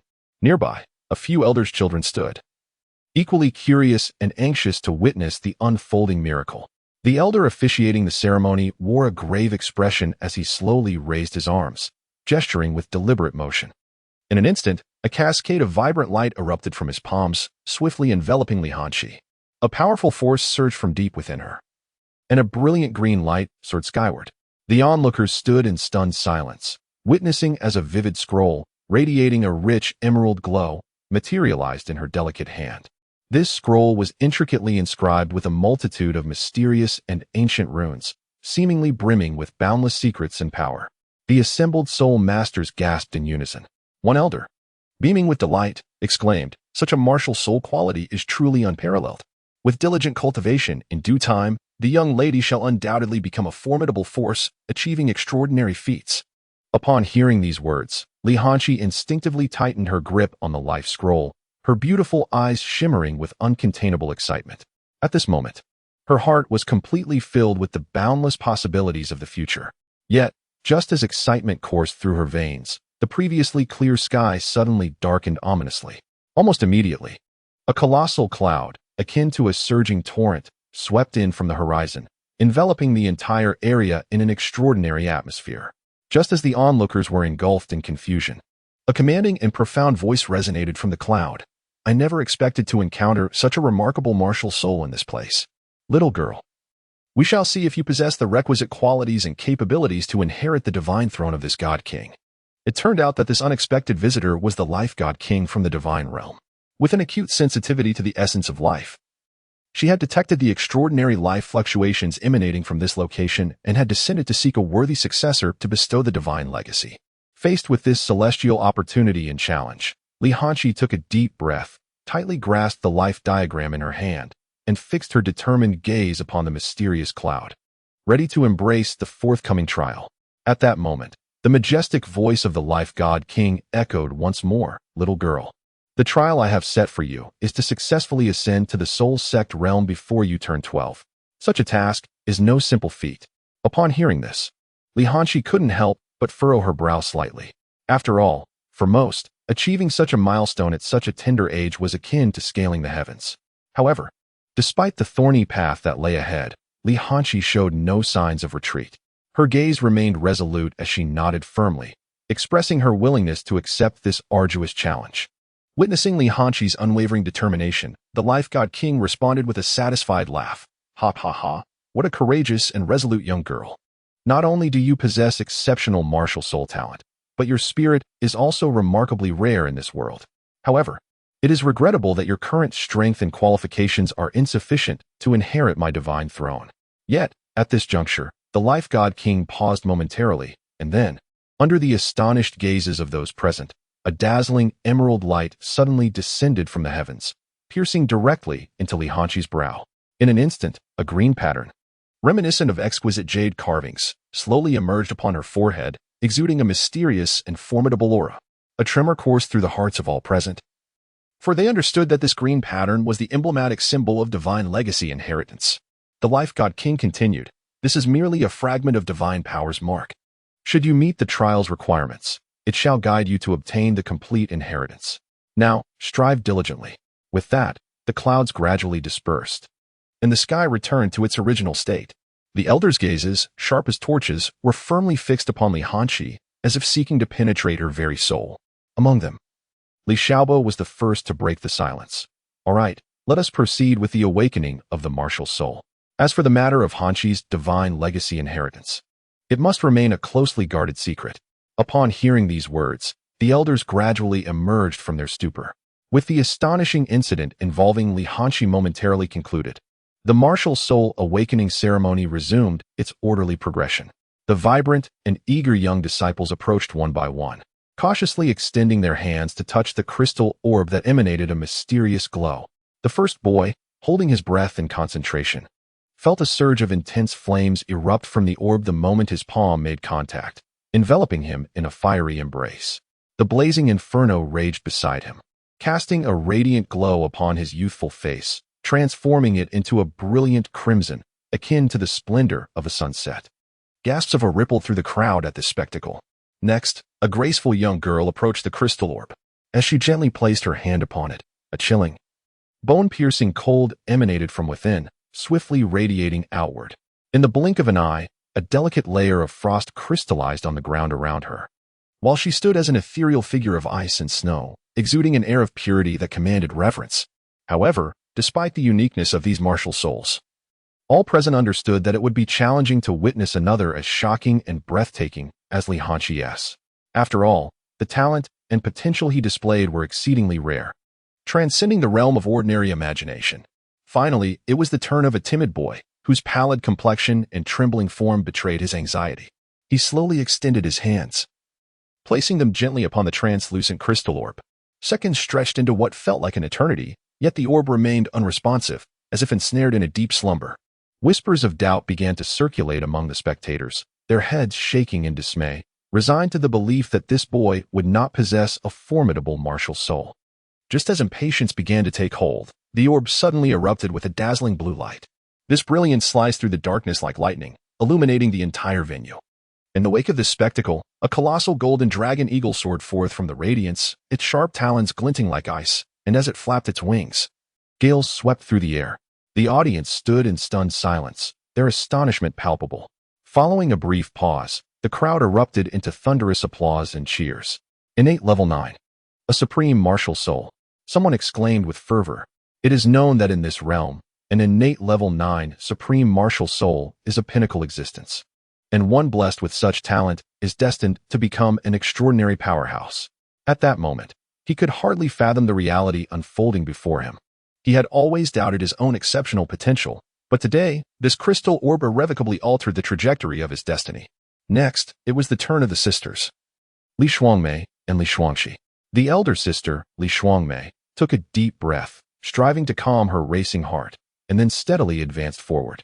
As her delicate hand gently brushed against the crystalline orb, it initially emanated a soft, ethereal white glow, reminiscent of moonlight cascading upon a tranquil lake. With each infusion of her soul power, this luminescence intensified, ultimately transforming into countless snow-white petals that gracefully danced through the air.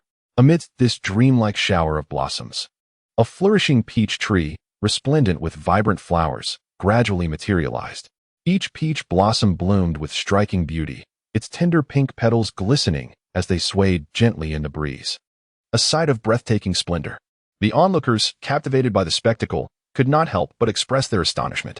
Although the peach blossom martial spirit did not possess the formidable offensive capabilities of those previously revealed, its healing properties rendered it equally rare and precious. Li Shuangxi inhaled deeply, striving to calm herself before cautiously placing her hand upon the translucent crystal sphere. The moment her palm made contact, the previously tranquil orb erupted into a dazzling violet radiance, illuminating the entire room. As the violet glow grew ever more intense, a mysterious purple candy slowly spiraled forth, hovering above the crystal sphere. Li Shuangxi's eyes widened, sparkling with a playful and cunning light, as if she had stumbled upon a delightful treasure. The surrounding crowd gasped in awe once more, praising the sisters' unique and distinctive martial spirits. When the awakening ceremony concluded, the three sisters, Li Hanqi, Li Shuangmei, and Li Shuangxi, alongside a young boy possessing a formidable dragon eagle martial spirit, remained behind. Standing before them, Li Xiaobo's expression was notably grave. He scanned the four children with a serious gaze before speaking slowly. The martial spirit talents you have exhibited foretell that the dangers you will face and the opportunities that will arise will far exceed those of ordinary individuals. Thus, I urge you to remain vigilant and continually strive to enhance your abilities. Upon hearing these words, the boy clenched his fists tightly. His eyes filled with unwavering determination and resolute fervor as he solemnly pledged, "Rest assured, I will devote myself to rigorous training and will not squander this rare talent." Li Shuangmei, with a gentle smile revealing her adorable dimples, confidently remarked, "While my martial spirit leans towards healing, I believe I will not be a burden to anyone and will strive to keep pace with everyone as progress." Observing this, Li Shuangxi nodded in agreement, echoing her sister's sentiments. Seeing the children as positive and proactive demeanor filled Li Xiaobo with immense satisfaction. He smiled and nodded, then retrieved 4 books from his pocket.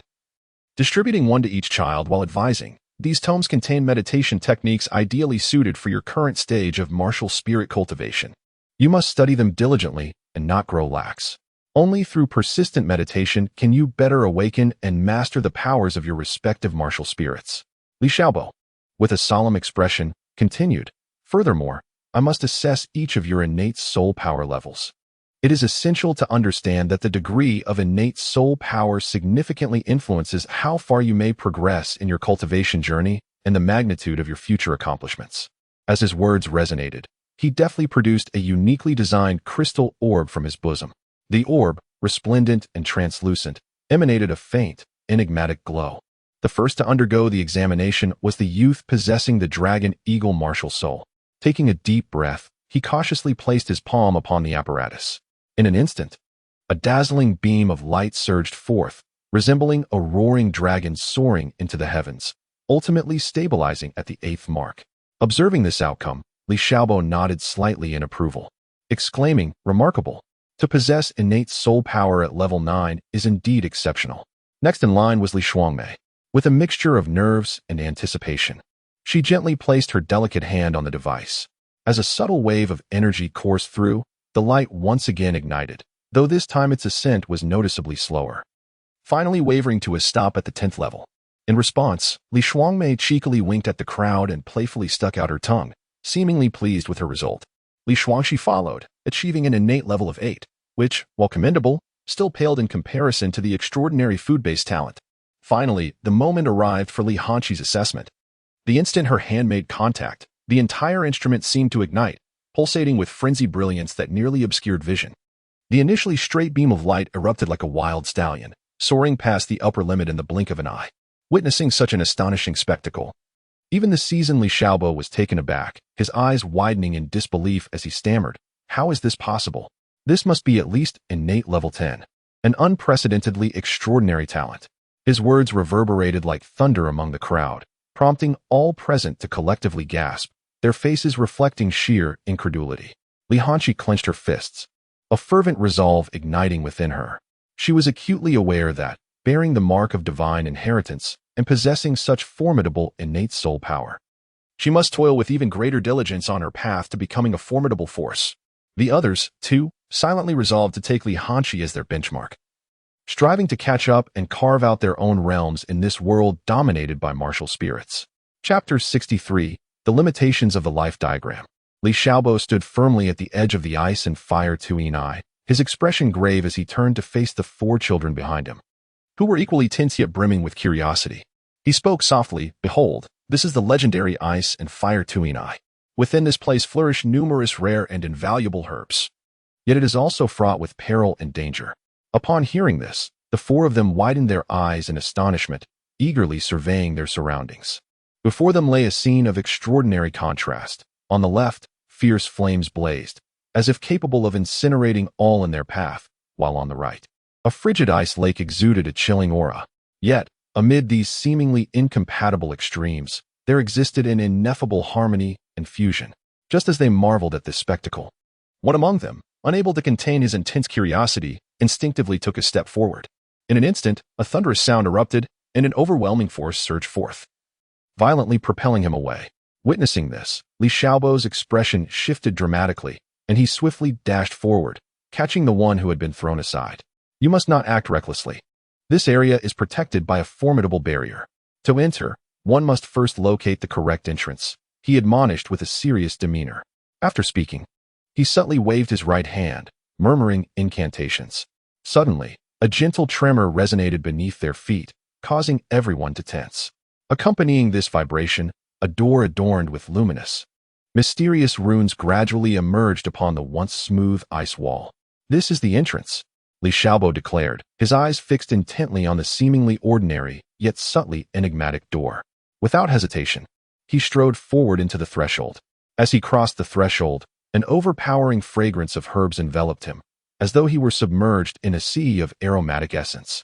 Simultaneously, waves of heat and chill alternated, akin to the duality of ice and fire, causing involuntary shivers to course through their bodies. Regaining their composure, they began to curiously examine their surroundings. To their astonishment, a plethora of bizarre and rare plants thrived here, each emitting a faint glow that cast an enchanting light throughout the space. Some plants took on peculiar shapes, resembling serpentine dragons, while others flaunted vibrant hues, akin to blooming flames. They stood in awe, their hearts swelling with excitement and intrigue. At that moment, a subtle sound of footsteps caught their attention. They turned alertly, only to find that a dozen figures had silently appeared around them. Each person bore a serious countenance, radiating an aura of formidable presence, unmistakably not of ordinary ilk.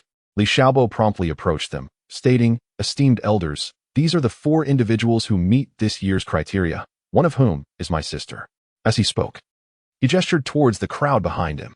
The towering figure of the elder, whose demeanor was serious, nodded slightly in agreement, his keen gaze, sharp as that of a hawk, swept slowly over the 4 children, as if he intended to etch their likenesses deeply into his memory.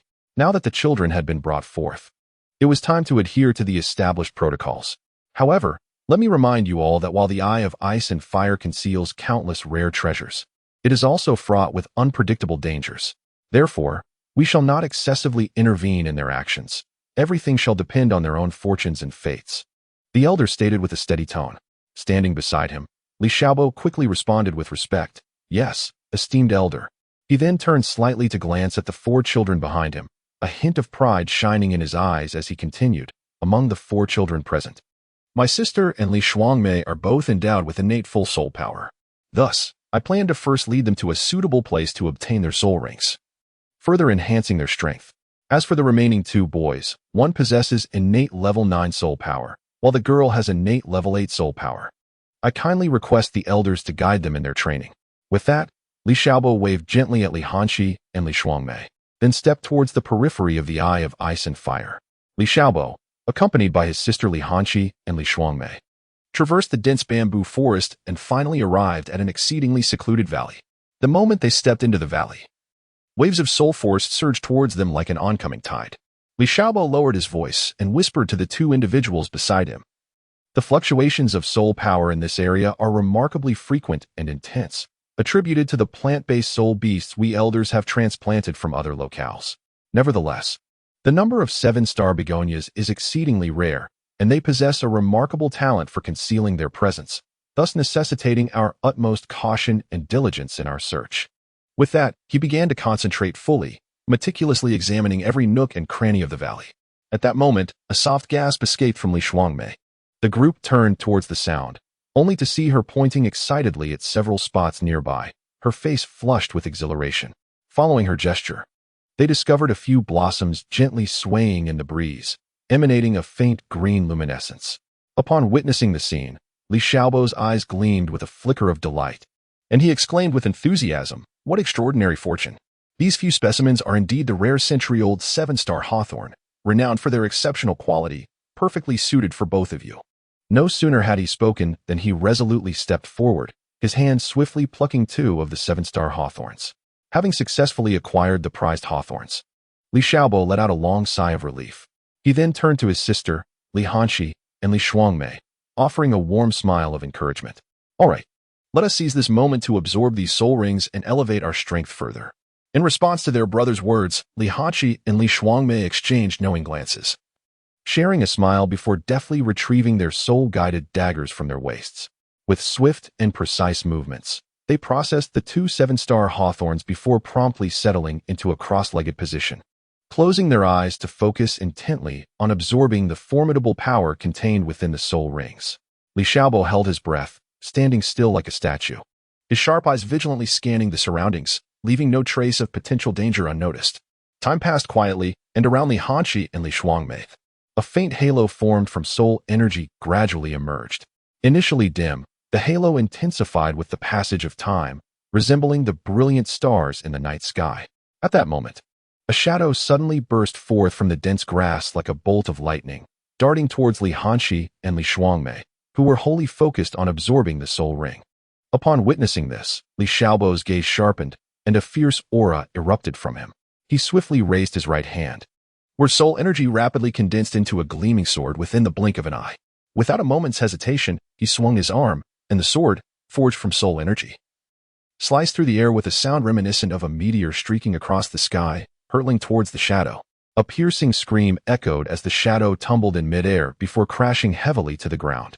As the dust settled, everyone realized it was merely a low-level soul beast, drawn by the powerful energy of the soul ring in search of food.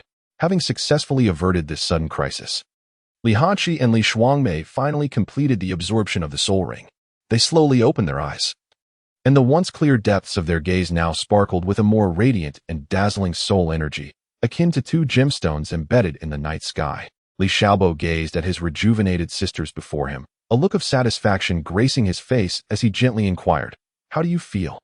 Li Hanqi could hardly contain the excitement bubbling within her, responding with fervor, "Brother, I feel an inexhaustible power coursing through me. It's as if I could shatter a mountain with a single punch." Subsequently, the trio wasted no time and promptly set forth on their journey home, their sights firmly set on the Eye of Ice and Fire. Along the way, they eagerly engaged in discussions regarding their individual cultivation plans, inspired by the abundant gains they had achieved. Upon finally reaching the Eye of Ice and Fire, the other two boys and girls who had been awaiting their arrival turned their gazes towards them, particularly upon witnessing the evident enhancement in Li Hanqi and Li Shuangmei's abilities. Envy involuntarily flickered in their eyes. Upon witnessing the scene, Li Xiaobo smiled and addressed the crowd with a hearty voice, "From this moment forward, let us unite our efforts and fully leverage the unique advantages bestowed upon us by the Eye of Ice and Fire as we intensify our cultivation." His words ignited a fervent atmosphere, akin to a spark that kindled a blazing fire, prompting a harmonious chorus of agreement from the assembly, each vowing to dedicate themselves wholeheartedly. In an instant, the ambience transformed into a vibrant spectacle, with every face radiating hope and aspiration. Just as everyone was eager to embark on their journey of cultivation, a figure approached slowly. It was the esteemed Grand Elder. He walked with a steady gait, his demeanor grave and dignified. As he drew near, the Grand Elder spoke earnestly, "Children, although you have made commendable progress and growth to traverse the path of the strong with greater distance and stability, it is imperative that you continuously seek out and master more exquisite soul skills." Li Hanqi, Li Shuangmei, having recently acquired new soul rings, now is an opportune time for you to delve deeply into your studies, exploring the possibility of unearthing unique soul skills that resonate perfectly with your newly attained rings. Upon hearing his words, the crowd immediately gathered closer, their eyes wide with curiosity as they gazed at Li Hanqi and Li Shuangmei, their hearts brimming with anticipation to witness the unfolding of miracles. Li Hanqi stood firm, gently closing her eyes, concentrating on the flowing trajectory of her soul power within. As time passed, approximately 15 minutes later, she suddenly opened her eyes, her hands swiftly forming intricate seals. At that moment, a miraculous scene unfolded. The previously tranquil air around her seemed to freeze instantaneously, becoming laden with weight. Subsequently, brilliant beams of green light emerged without warning, beginning to spin at an astonishing velocity. These beams of green light intertwined and entwined, ultimately coalescing into a resplendent green halo, suspended in midair. Li Hanqi gazed at the halo before him, formed from his own soul energy, a slight frown creasing his brow, revealing a hint of despondency. "My soul skill is called Life Halo, and it possesses the ability to heal wounds. Yet, for some inexplicable reason, I have an unsettling premonition that any soul skills I awaken in the future will bear a resemblance to this Life Halo." Beside him, Li Xiaobo hastened to offer words of comfort. "Do not lose heart. While it may appear that your soul skills are somewhat singular in nature, this actually signifies that your self-healing capabilities will be exceptionally formidable. Consequently, you will possess greater endurance and survivability in battle." Before long, it was Li Shuangmei's turn to showcase her soul skill. She inhaled deeply, summoning all her soul energy. In an instant, a powerful wave of energy surged forth from her petite frame. As the soul energy surged, a gentle green halo slowly materialized, radiating a soft glow. With a smile, Li Shuangmei explained, "My soul skill is called Healing Halo, and its purpose is also to mend injuries."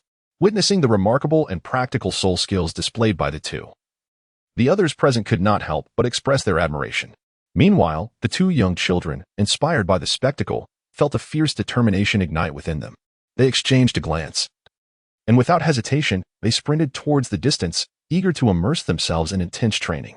They understood well that only through relentless effort could they unveil their unique soul skills and embark on the path to becoming elite soul masters. Li Xiaobo, with a look of contentment, quietly observed the vibrant and energetic figures before him. He pondered to himself, as long as everyone maintains this fervor and perseverance, diligently honing their skills, they will inevitably grow to become formidable soul masters, leaving behind their own glorious chapters upon this vast and boundless continent in due time. Chapter 64. The summary of celestial herbs. Time flew by like a fleeting shadow, and in the blink of an eye, a month had passed. At this moment, Li Xiaobo stood serenely in the spacious and bright living room, his posture erect and his demeanor commanding. His gaze slowly swept across the elders present. And then he solemnly spoke, "Esteemed elders, as of today, we have successfully secured the rare treasure known as the Ice and Fire Dual Eyes. However, how to fully and effectively harness this precious resource remains a pressing challenge that we must address. It is known that the greatest efficacy of the Ice and Fire Dual Eyes lies in its ability to significantly enhance the growth rate of various herbs. The surrounding area can increase the growth rate of herbs tenfold, while the inner region can achieve 100-fold or even 1,000-fold increase. And the core area boasts an astonishing 10,000-fold acceleration. Such unparalleled conditions undoubtedly make this location the most ideal choice for cultivating celestial herbs and an array of rare medicinal treasures." At this point, Li Xiaobo's gaze again swept across the gathered elders before continuing. "However, we currently face a daunting issue. Our understanding of the properties of medicinal herbs within the leaf family is rather superficial.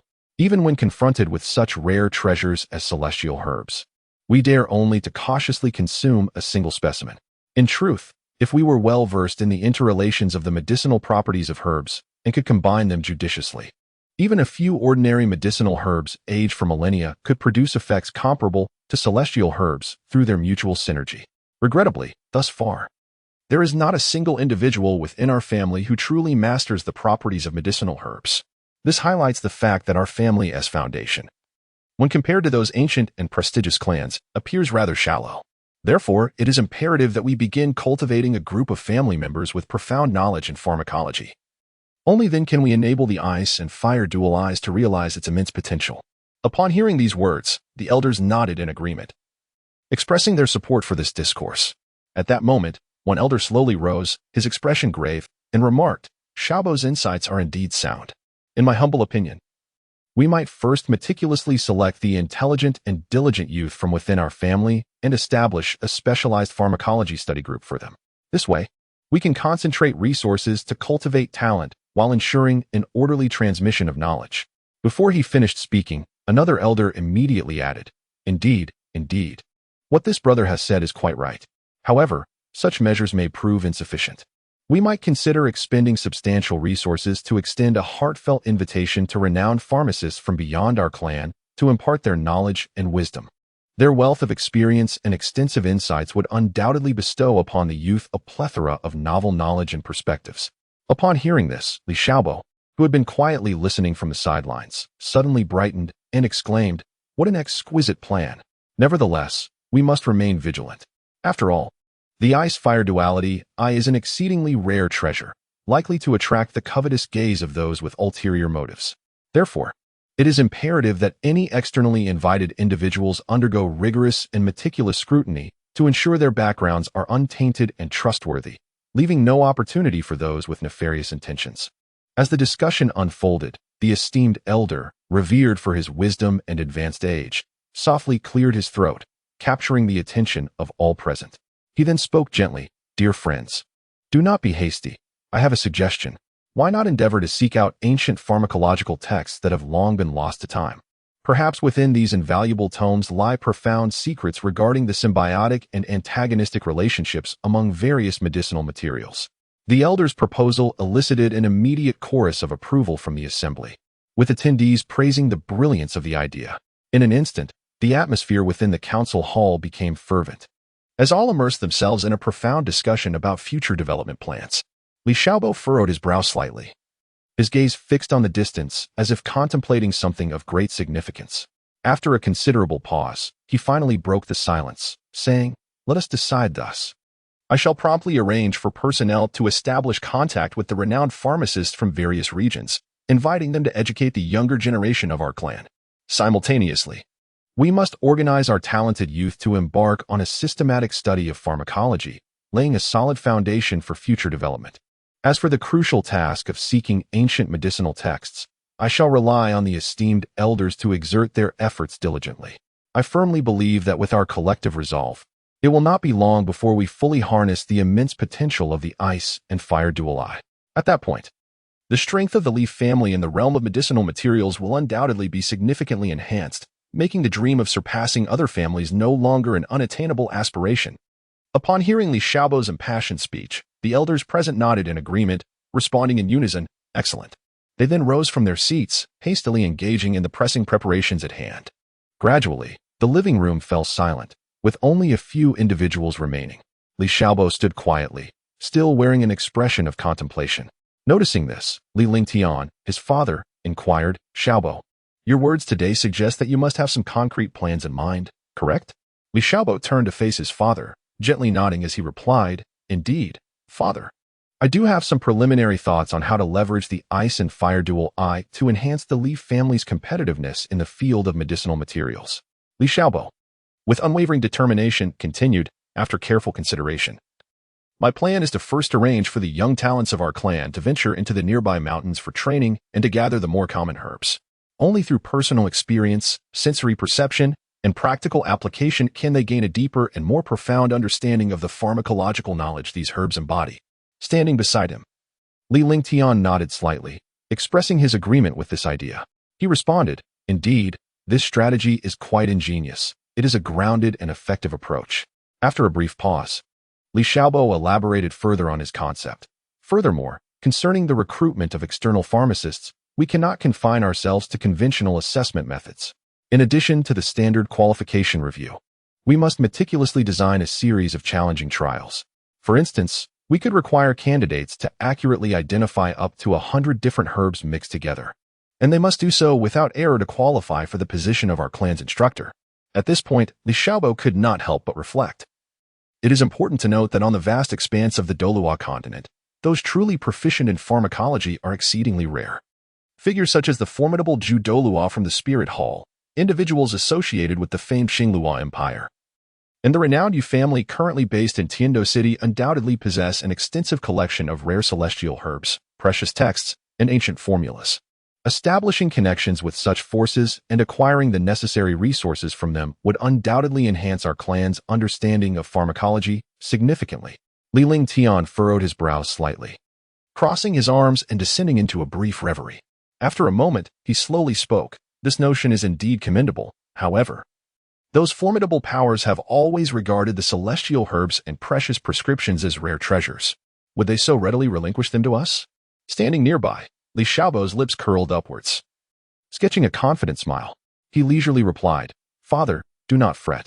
In truth, we can fully exploit the rare medicinal materials that thrive within the eye of ice and fire."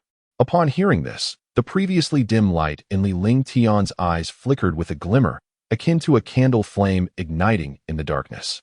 Yet, almost immediately, a grave expression crossed his face as he solemnly remarked, "While this plan may be feasible, we must tread with utmost caution. We cannot allow those powers to perceive that we possess the eye of ice and fire. Otherwise, the consequences would be unimaginable." Li Xiaobo nodded repeatedly, expressing his profound agreement with his father's words. After a moment of contemplation, he added, "Moreover, for the young members of our clan who are about to embark on their journeys, we might consider bestowing upon them specially crafted storage containers. This would not only facilitate the proper preservation of the precious herbs they gather along the way, but also significantly enhance the efficiency and safety of their foraging endeavors. Additionally, we should dispatch skilled warriors from our clan to discreetly guard them, ensuring that these young clansmen receive timely and effective assistance in the face of danger.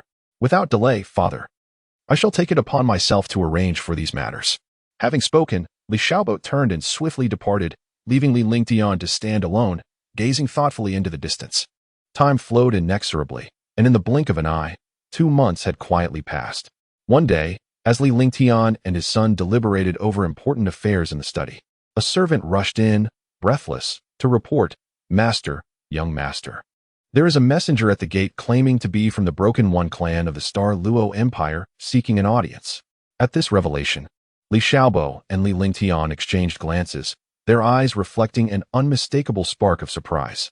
It seemed they had only just been discussing these forces, and now, Unexpectedly, someone had arrived uninvited. Could it be that the opportune moment to acquire rare medicinal texts was finally at hand?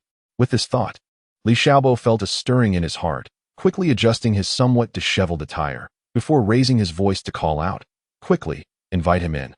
Before long, the sound of steady, powerful footsteps approached. Soon, a figure appeared at the threshold of the study. It was indeed the messenger from the Broken One clan, tall and imposing. He stood like a towering iron edifice, his eyes shone brightly, seemingly capable of piercing through to the very soul, and he exuded a formidable presence unique to his clan, radiating authority and gravitas. Upon entering the study, the messenger respectfully bowed to Li Xiaobo and the assembled guests, proclaiming with clarity, "I am the envoy sent by the Broken One clan. It is my great honor to meet both Master Li and young Master Li today." With a smile gracing his face, Li Xiaobo promptly rose to return the gesture and courteously inquired, "Might I ask, esteemed messenger, the purpose of your esteemed visit?" Upon hearing Li Xiaobo's question, the messenger straightened his posture, hesitated for a brief moment, and then responded in a deliberate manner. "Our clan has learned that your esteemed household is diligently advancing various matters concerning medicinal herbs. Our chieftain holds your remarkable foresight and extraordinary insight in the highest regard. Thus, I have been dispatched to present to you an ancient compendium of medicinal formulas, cherished by our lineage for generations, in hopes of fostering profound exchange and collaboration with your esteemed establishment." As his words faded, the messenger reached into his garment, carefully retrieving a book that appeared notably antiquated and rustic, presenting it to Li Xiaobo with both hands. Li Xiaobo and Li Lingtian gazed in awe at the precious medical tome presented before them, their faces illuminated with a mixture of astonishment and delight. They could hardly fathom that the other would so generously offer such a valuable treasure directly to them. Li Xiaobo trembled as he accepted the time-worn scroll, his eyes shimmering with excitement. With a sincere expression, he declared, "The nobility's actions this time are indeed a timely assistance. I, Li, am profoundly grateful and will forever remember this kindness. However, I cannot help but wonder if the nobility has any particular needs in return for such generosity." The envoy smiled gently and replied, "Our clan seeks little, merely hoping that when your esteemed house achieves new breakthroughs in medicinal research, you might graciously share a portion with us. Furthermore, I kindly remind you not to forget the 2 ninth-rank purple racer mushrooms we previously agreed upon." Upon hearing this, Li Xiaobo nodded without hesitation. "Rest assured, having made a promise, I shall steadfastly uphold my word." Once the envoy departed, Li Xiaobo could no longer contain his inner urgency. He hurried back to his study and carefully unfolded the ancient text to immerse himself in its intricate details. As he turned the pages, profound and exquisite knowledge of medicinal herbs unfolded before his eyes, akin to the dazzling stars scattered across the night sky, leaving him in awe. Li Xiaobo grew increasingly exhilarated as he delved into the ancient text, discovering that the knowledge of medicinal herbs it contained was far more profound and extensive than he had previously known. The unique formulas, rare herbs, and enigmatic preparation methods seemed to unveil a gateway to a new realm of pharmacology. He understood that, armed with the invaluable experiences documented within this tome, the Li family would undoubtedly make significant strides in their explorations of medicinal science. Perhaps it would not be long before they successfully surmounted existing obstacles, taking a resolute step toward their grand ambition of surpassing other families. Chapter 65, Training time flew by, and it had been over half a month since they began to digest the pharmacopoeia. Although the Li family's research and application of the text were far from complete, it was remarkable that Li Xiaobo, with his extraordinary mental prowess, had successfully unearthed some highly valuable secrets from the vast sea of prescriptions. At that moment, the spacious and bright living room was once again filled with numerous esteemed elders. Li Xiaobo, with a grave expression, stood before them and spoke softly. "Today, we are fortunate to possess the exceptional feng shui sight of the ice and fire yin-yang eye. Hence, the approach to nurturing the gifted younger generation of our family must undergo a transformation." Upon hearing this, the elders looked at Li Xiaobo with puzzled expressions, eagerly awaiting further clarification. Taking a deep breath, Li Xiaobo continued, "You are all surely aware of the key elements required to grow into a true, unparalleled powerhouse on the vast land of the Douluo continent. First and foremost, one must possess an exceptional martial soul. Secondly, ample and high-quality cultivation resources serve as a solid foundation. However, the most critical aspect lies in finding a soul ring that perfectly harmonizes and complements one's own. For a long time, The Soul Hall has publicly advocated the soul ring matching theory, which revolves around the patterns of yellow, yellow, purple, purple, black, black, black, black, or yellow, yellow, purple, purple, black, black, black, red. But is this assertion truly without flaws? Absolutely correct. With that, Li Xiaobo unhesitatingly executed the martial soul embodiment technique. In an instant, a dazzling radiance erupted from within him, followed by the gradual emergence of vibrant and colorful soul rings surrounding him. The elders, witnessing this spectacle, were taken aback, rising in astonishment, their faces etched with disbelief. It turned out that the soul ring configuration exhibited by Li Xiaobo was not one of the two commonly known types. Instead, it was a unique combination of yellow, purple, red, red, red, gold, red, previously unseen. As the elders recovered from their shock, they swiftly converged upon Li Xiaobo like a tidal wave, encircling him tightly. Their faces were filled with curiosity and urgency as they clamored to inquire about the reasoning behind this revelation. Li Xiaobo, with a slight smile playing on his lips, responded calmly, "Please, do not rush. Allow me to explain in detail. For a considerable duration, we have harbored a deeply entrenched traditional understanding regarding the compatibility of martial souls and soul rings. However, after extensive research and exploration, I have made a remarkable discovery. This compatibility should not be confined to conventional notions." At this juncture, he paused momentarily, surveying the eager faces of the elders surrounding him, and continued, "We have consistently overlooked the immense potential inherent in the martial souls themselves, as well as the profound impact that unique environments can have on the evolution of these souls. Take, for instance, the absorption of soul rings. It is commonly believed that the disparity in their age primarily hinges on the physical endurance and mental fortitude of the individual. Yet, what if we could continually enhance our physical capabilities through scientifically sound training methods? Might we not, then, be able to shatter this limitation? With a fervent gaze directed towards the horizon, as if envisioning boundless possibilities, Li Xiaobo shifted his discourse. "Furthermore, are you all aware of the ice and fire duality eye? The energy there is extraordinarily unique. If we can skillfully harness and utilize it, we could cultivate an array of precious medicinal herbs of varying ages. We are leveraging the exceptional power of this place, in conjunction with recently discovered miraculous formulas, to conduct targeted training for the talented disciples within our clan, thereby fortifying their physiques. Thus, we can successfully transcend conventions and achieve an unprecedented alignment of soul rings. Of course, it is possible that their eventual accomplishments may not rival my own fortune, for my acquisition of these soul rings is indeed a rare stroke of luck. Nonetheless, this endeavor will significantly elevate the upper limit for the absorption of soul rings among our clan's prodigies, establishing a firmer foundation for our family's future development." Upon hearing this, the elders experienced an epiphany, their minds illuminated as they began to murmur amongst themselves, discussing this astonishing revelation. One elder, particularly agitated, exclaimed with trembling voice, "If we can indeed nurture our younger generation according to this method, I dare assert that, given time, our clan will undoubtedly witness the emergence of a multitude of formidable individuals, akin to bamboo shoots following a rainstorm." Standing beside him, Li Xiaobo nodded slightly in agreement with the elder's assertion, adding, "Indeed, while this method holds promise, it currently possesses certain flaws that necessitate further refinement. Moreover, at this stage, it is applicable only to a select few with extraordinary talents. Therefore, we must delve deeper into exploring the interplay between martial souls and the energy contained within the ice and fire duality eye, as well as devise effective ways to adapt our existing formulas to better align with the distinctive attributes of different types of martial souls. Additionally, we urgently require the recruitment of skilled healers to join our ranks. United in purpose and collective effort, the day of our clan's grand revival shall undoubtedly be within reach."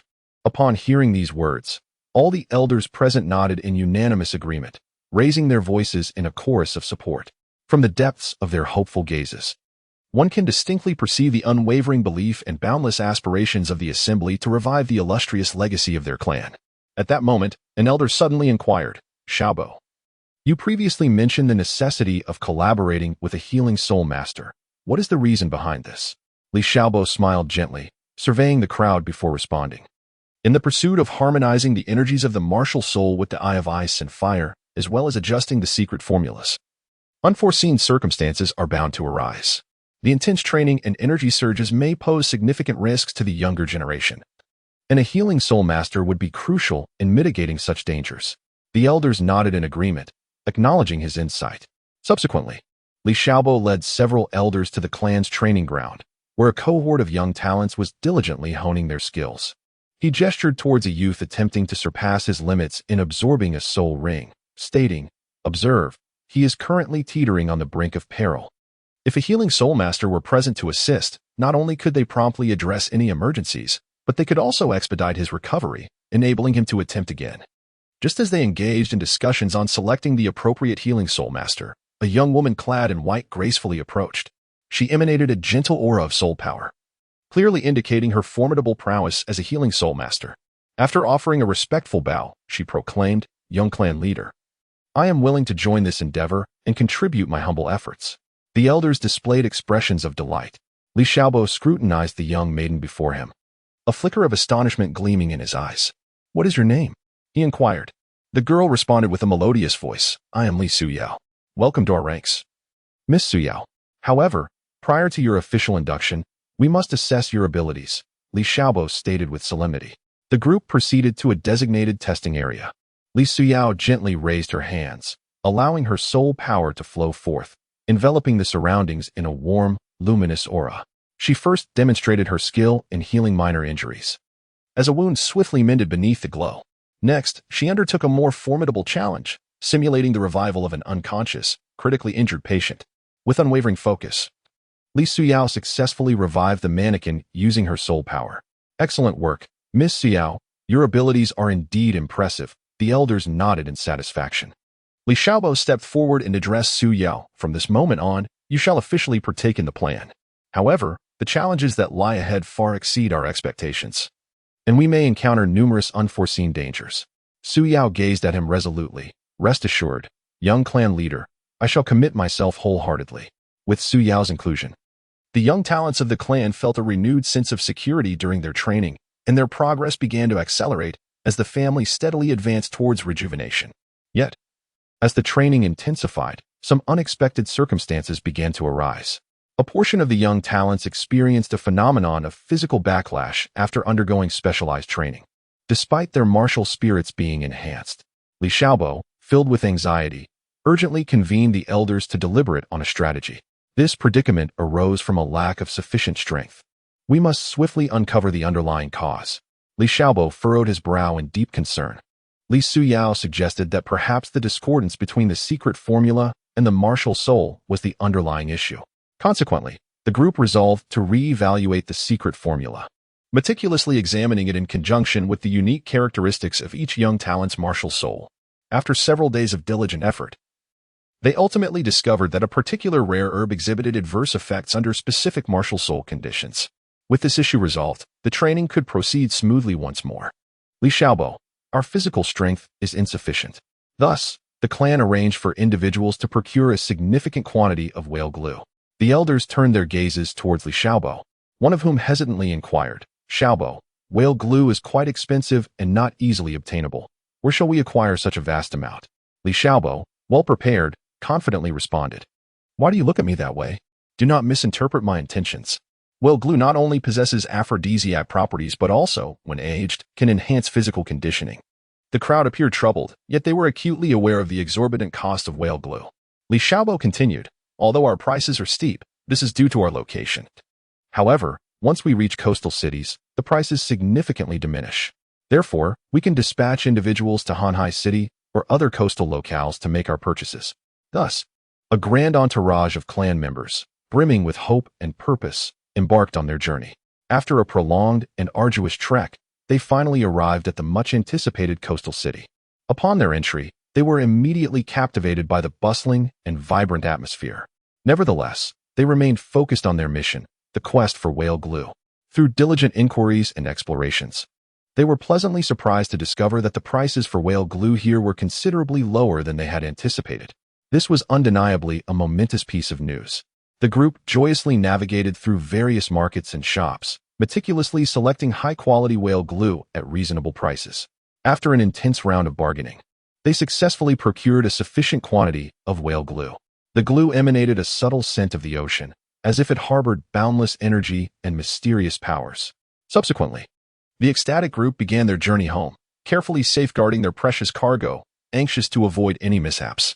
After several days of travel, they finally returned to the cherished location of their clan. Upon bringing the whale glue back, a wave of excitement swept through the clan. The elders hurried to inspect the treasures and promptly organized a distribution ceremony for the young talents. Each young individual received their designated portion of whale glue, their eyes shimmering with excitement and anticipation. In the days that followed, these young talents began to consume the whale glue according to specific methods, adhering to a rigorous training regimen to enhance their physical prowess. As expected, the miraculous effects of the whale glue gradually manifested. Those who once exhibited slightly weaker physical constitutions grew increasingly robust, while those with already established strengths found themselves further empowered, particularly during their regular training sessions. The physical backlash that had previously plagued them had vanished entirely. Be it high-intensity physical training or intricate martial arts practice, they navigated their routines with ease and confidence. This remarkable transformation invigorated the entire clan, instilling a renewed faith in their aspirations for revival. As time progressed, the physical conditions of the young talents underwent continuous strengthening and improvement. Simultaneously, their capacity for absorbing soul rings experienced a qualitative leap. In a series of repeated endeavors, several exceptionally gifted individuals within the family remarkably transcended the previous limitations on the absorption of soul rings, successfully integrating higher-level soul rings and thereby acquiring unprecedented power. The astonishing achievements of these prodigies shone like brilliant stars in the night sky, inspiring countless young talents to forge ahead, striving toward loftier aspirations. Consequently, the family's grand undertaking of revitalization, propelled by this burgeoning momentum, became increasingly unstoppable. Chapter 66. Gangshin City. Time flies, and in the blink of an eye, a year has slipped through one's fingers. During this fleeting year, the Li residence ascended like a newly risen star, its development becoming ever more rapid and refined. Tasks that once demanded Li Xiaobo's constant attention and personal involvement now operated smoothly and autonomously, no longer requiring his hands-on approach as in the past. At this moment, it was the perfect opportunity for Li Xiaobo to seek his 8th soul ring. After careful contemplation and meticulous preparation, he resolutely embarked on his journey to Gangshin City. This city is located within the vast expanse of the Douluo Empire, yet its position contrasts sharply with that of Longxing City. While Longxing City lies in the southeastern region of the Tiando Empire, Gangshin City is situated in the southwestern heart of the Douluo Empire, closer to the inland areas. Such a considerable distance foretold that the journey would not be brief. Despite relentless efforts and unwavering determination, when they finally arrived at Gangshin City, nearly a month had elapsed. The lengthy journey not only tested their physical strength and endurance, but also served as a severe trial of their resolve and tenacity. However, no matter the obstacles encountered along the way, nothing could deter Li Xiaobo's steadfast stride toward his goal. Although Gangshin City is esteemed as one of the principal cities of the Douluo Empire, its reputation and standing pale in comparison to other prominent cities. Among the many major cities, it could only be regarded as mediocre at best. After all, the Douluo continent is a realm entirely dominated by soul masters. As a city primarily focused on the metal industry, it is hardly surprising that Gangshin City receives little recognition. It is essential to note that in this world, the social status of blacksmiths is virtually indistinguishable from that of commoners. In stark contrast, the Spirit Hall, or the Soul Master Association, which governs the fates of countless soul masters and influences the trajectory of the entire continent, appears overwhelmingly powerful and authoritative. The vast disparity between blacksmiths and soul masters becomes glaringly apparent when juxtaposed. Nonetheless, Li Xiaobo understood very well, generally speaking, the more skilled a blacksmith, the greater the likelihood of becoming a soul master. This is because only the extraordinary abilities possessed by soul masters can elevate the art of forging to unparalleled heights. Nevertheless, in the realm of existence, absolutes are a rarity. There are always those exceptionally gifted blacksmith prodigies who, even in the absence of soul powers, manage to carve out a vast domain of their own within the blacksmithing industry through their unique insights into the craft and unwavering dedication to relentless study, ultimately achieving remarkable accomplishments that draw the attention of many. In the distance, Gangshin City looms like a colossal fortress on the horizon, its outline gradually becoming discernible. As the crowd disembarks from their carriages, a profound sense of grounding envelopes them the moment their feet touch the earth. gazing into the distance. The towering city walls come into view. The walls exhibit a profound and weighty iron-gray hue, as if forged from indomitable metal, delivering a striking visual impact that conveys an impression of invincibility, although they have yet to truly enter the city. The faint metallic aura emanating from it feels like an invisible force, sparking curiosity and anticipation within those who behold it. Yin Yuesher's face radiates excitement and joy. She flits about like a jubilant little bird, gracefully linking her arm with Li Xiaobo's and playfully exclaiming, "Oh, we have finally arrived. This carriage ride has nearly disassembled my bones." Even the unparalleled comfort of the Li family carriage, after a tedious month of continuous travel, would wear on anyone's patience. However, reflecting on the journey, it is evident that there were gains along the way. Ma Ronghua has evidently begun to strive earnestly and toil relentlessly, perhaps in an effort to keep pace with Li Xiaobo and his companions. Thanks to the abundant and ceaseless resources provided by the Li family, he has now successfully ascended to the realm of Soul Emperor, significantly enhancing his strength. Li Xiaobo once conveyed to Yin Yuesher, when your soul power successfully breaks through to level 70 and you can effortlessly wield your martial soul's true form, you will step into an entirely new realm. Only upon reaching that point can your enigmatic 5 Fire 7 Birds fan martial soul unleash its extraordinary power without reservation. His words served as a guiding light, illuminating Yin Yuesher's path and igniting a fierce determination within her. Now, she resolutely strides forward on this path of cultivation, replete with challenges and opportunities. Each training session, every drop of sweat, represents a steadfast step closer to her aspirations. It is noteworthy that within the vastly residence, apart from the younger members of the clan, the rest of the younger generation possesses cultivation levels that far exceed the so-called prodigies of the outside world. They stand out in the martial world of Douluo continent, thanks to their exceptional talents and tireless efforts.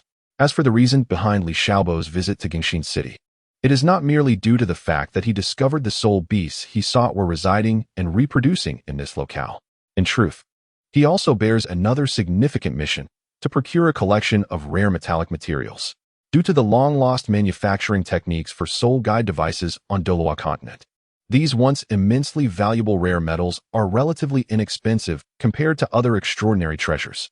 However, for Li Xiaobo, this represents a rare opportunity. His inherited ancient legacy encompasses a remarkable crafting technique.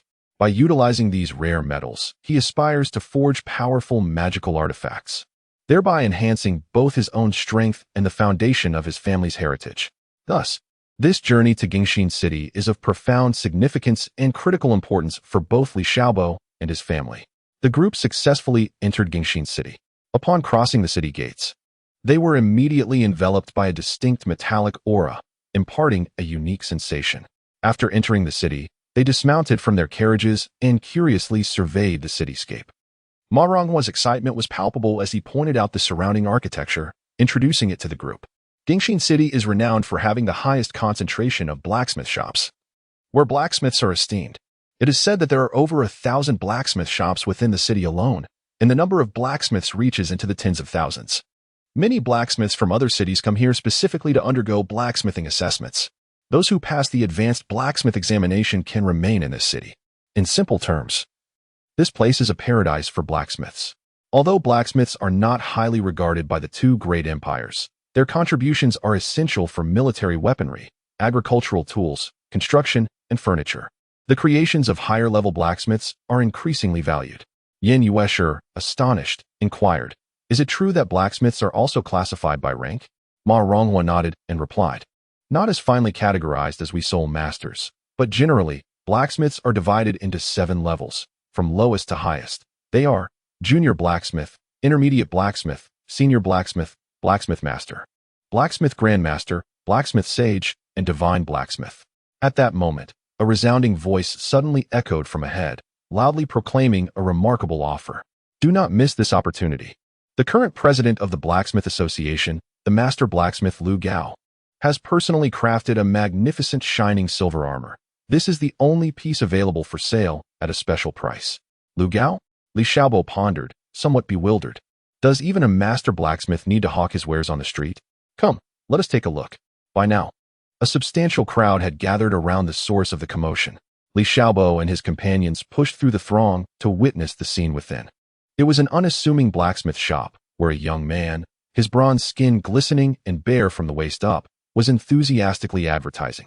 Seated in a meditative pose before the shop was a middle-aged man, appearing to be around 30, with his eyes closed, exuding an air of wisdom and tranquility.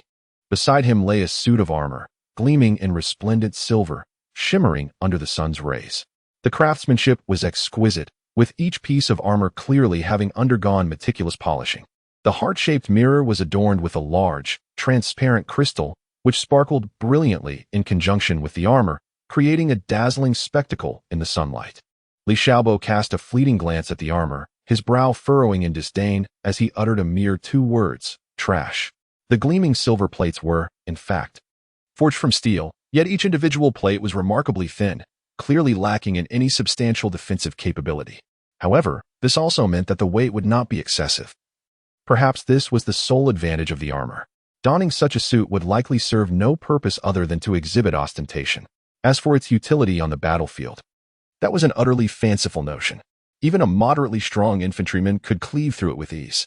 After delivering his verdict, he turned away from the spectacle and strolled towards the street. In the vast and enigmatic land of Douluo continent, precious metals shimmer like rare treasures, capturing the attention of countless soul masters and blacksmiths. Gongxin City, one of the largest metal trading markets on the continent, is perpetually alive with the bustling sounds of commerce. The plethora of shops ranges from ordinary blacksmiths to specialized establishments dealing in rare metals. Upon entering the market, one is enveloped by the distinctive, biting aura of metal, making even the act of breathing feel burdensome. In a corner of the market, a shop named Tianjin Pavilion stands out conspicuously. The proprietor, Elder Tianjin, is renowned for his discerning eye and extensive experience in the rare metal trading realm. It is rumored that he once personally brokered a transaction involving a legendary metal known as star silver, an exceptionally rare substance imbued with the power of the stars, capable of significantly enhancing the potency of weapons. On this day, Tianjin Pavilion welcomed a special group of visitors, clad in simple robes and bearing an air of fatigue. Their eyes, however, sparkled with unwavering determination. Their purpose for visiting was to seek a rare metal known as deep-sea sunken silver, a substance derived from the depths of the ocean, rich in the purest essence of water elemental power. As Li Xiaobo and his companions entered the Tianjin Pavilion, the elderly proprietor sat behind the counter, resting with his eyes closed. Sensing their arrival, he gradually opened his eyes, his gaze sweeping over Tang's San, momentarily taken aback. Then, a gentle smile graced his lips as he inquired, "Young friend, have you come in search of the sunken silver of the deep sea?" Li Xiaobo felt a jolt of surprise, realizing that the elder Tianjin had discerned his intentions at a glance. He nodded slightly and respectfully said, "Indeed, I have heard that you possess a piece of deep-sea silver, and I have come to seek your presence." The elder Tianjin pondered for a moment, then slowly rose to his feet and retrieved a metal object encased in a brocade box from behind the counter. The metal gleamed a silvery hue, emanating a faint glow, as if water flowed gently within it. Li Xiaobo's gaze was instantly captivated. He could sense that this metal contained an exceptionally pure essence of water element, precisely the deep-sea silver he had been searching for. "Young friend," the elder Tianjin remarked, "this deep-sea silver is indeed in my possession, but I trust you understand its worth. I require a suitable price, as well as an individual capable of maximizing its value." Li Xiaobo comprehended the intent of the venerable Tianjin elder. The rare metal known as deep-sea sunken silver commanded a considerable price. However, its scarcity was undeniable. With unwavering resolve, he proclaimed, "Esteemed elder, I am willing to exchange a millennium's worth of soul bones for this deep-sea sunken silver, and I assure you that it will reach its utmost potential in my hands." The Tianjin elder regarded Li Xiaobo's steadfast gaze and nodded slightly. He seemed to perceive a familiar essence within this young man, a thirst and pursuit for power, along with an unyielding dedication to his dreams. With a gentle smile, he responded, "Very well, young friend, I entrust this deep-sea sunken silver to you. May you harness it to forge your own brilliance." Li Xiaobo received the brocade box, fully aware that this piece of deep-sea sunken silver was not merely a precious material, but a profound embodiment of his family's heritage. As he exited the Tianjin Pavilion, he carefully cradled the box containing the deep-sea silver when Yan Yuesher approached with curiosity. Observing intently, "Xiaobo, this sunken silver appears extraordinary," she remarked. "Indeed, it is a pivotal item. With it, I can commence the crafting of the artifact I have envisioned for so long, Li Xiaobo replied with utmost seriousness. Just then, a commotion erupted within the crowd. A group of burly men strode toward them with an intimidating air. The leader, his face a mask of brutishness, pointed angrily at Li Xiaobo and shouted, "You brat! I heard that you just traded a Millennium Soul Bone for a piece of sunken silver? Hand it over if you know what is good for you, or you won't leave Gingxin City alive today." Li Xiaobo let out a cold laugh as he handed the ornate box to Yin Yuesher. "Yuesher, hold on to this and keep your distance." He then turned to face the group of villains. "If you wish to seize my belongings, you must first seek my consent." Ma Ronghua stepped beside Li Xiaobo, declaring, "Brother Xiaobo, let us teach these greedy scoundrels a lesson today." As tensions escalated, a clear and chilling voice resonated through the air. "How dare you brazenly commit robbery in Gingxin City? Is there no law left?" The crowd turned to see a woman clad in white approaching gracefully, exuding a formidable aura that made the villains visibly tremble. As she drew nearer, the criminals instinctively took several steps back. "Do you know the penalties for those who resort to force and plunder in Gingxin City?" Her icy gaze swept over them. The leader of the villains, mustering his courage, shouted, "Who are you to meddle in my affairs?" The woman in white snorted disdainfully, a long sword materializing in her hand, its blade shimmering with a chilling light. "I am Bai Shuang, the enforcer of Gingxin City." Gasps of surprise rippled through the crowd. The enforcers were known for their unwavering justice. The faces of the villains turned pale as they contemplated fleeing, but Bai Shuang would not allow it. In an instant, she flashed forward, positioning herself before them. With a swordplay as swift as the wind, she swiftly subdued the ruffians. Li Xiaobo stepped forward, clasping his fists in a gesture of gratitude. "Thank you, miss, for your assistance." Bai Shuang cast a glance at him and remarked, "You outsiders should not allow these petty individuals to take advantage of you. However, you must safeguard that piece of deep-sea sunken silver. Do not incite such disputes again." Li Xiaobo nodded, assuring the young lady that he would indeed exercise caution. The favor bestowed upon him today would surely be repaid in the future. Bai Shuang waved her hand dismissively, stating that maintaining order in Gingxin City was her duty. With that, she escorted the group of ruffians away. Li Xiaobo and his companions then continued on their planned route, seeking a tranquil spot to rest. They found a tavern and settled in for the night. Alone in his chamber, Li Xiaobo studied the piece of deep-sea silver, infusing it with his soul energy. He discovered that the water elemental power within the silver was far more abundant than he had anticipated. Just then, a shadow flitted past the window. On high alert, Li Xiaobo swiftly concealed the silver. Quietly, he opened the door and pursued the shadow, which was making its way toward the outskirts of the city. Utilizing his soul energy, he followed closely behind. Upon reaching a grove, the shadow halted and turned, revealing itself to be the burly young man who had been hawking armor earlier that day. "Why are you following me?" Li Xiaobo demanded. The man chuckled slyly. "I sensed you were extraordinary from our earlier encounter. That deep-sea silver undoubtedly holds great significance, and I wish to borrow it for a time." With that, he lunged towards Li Xiaobo.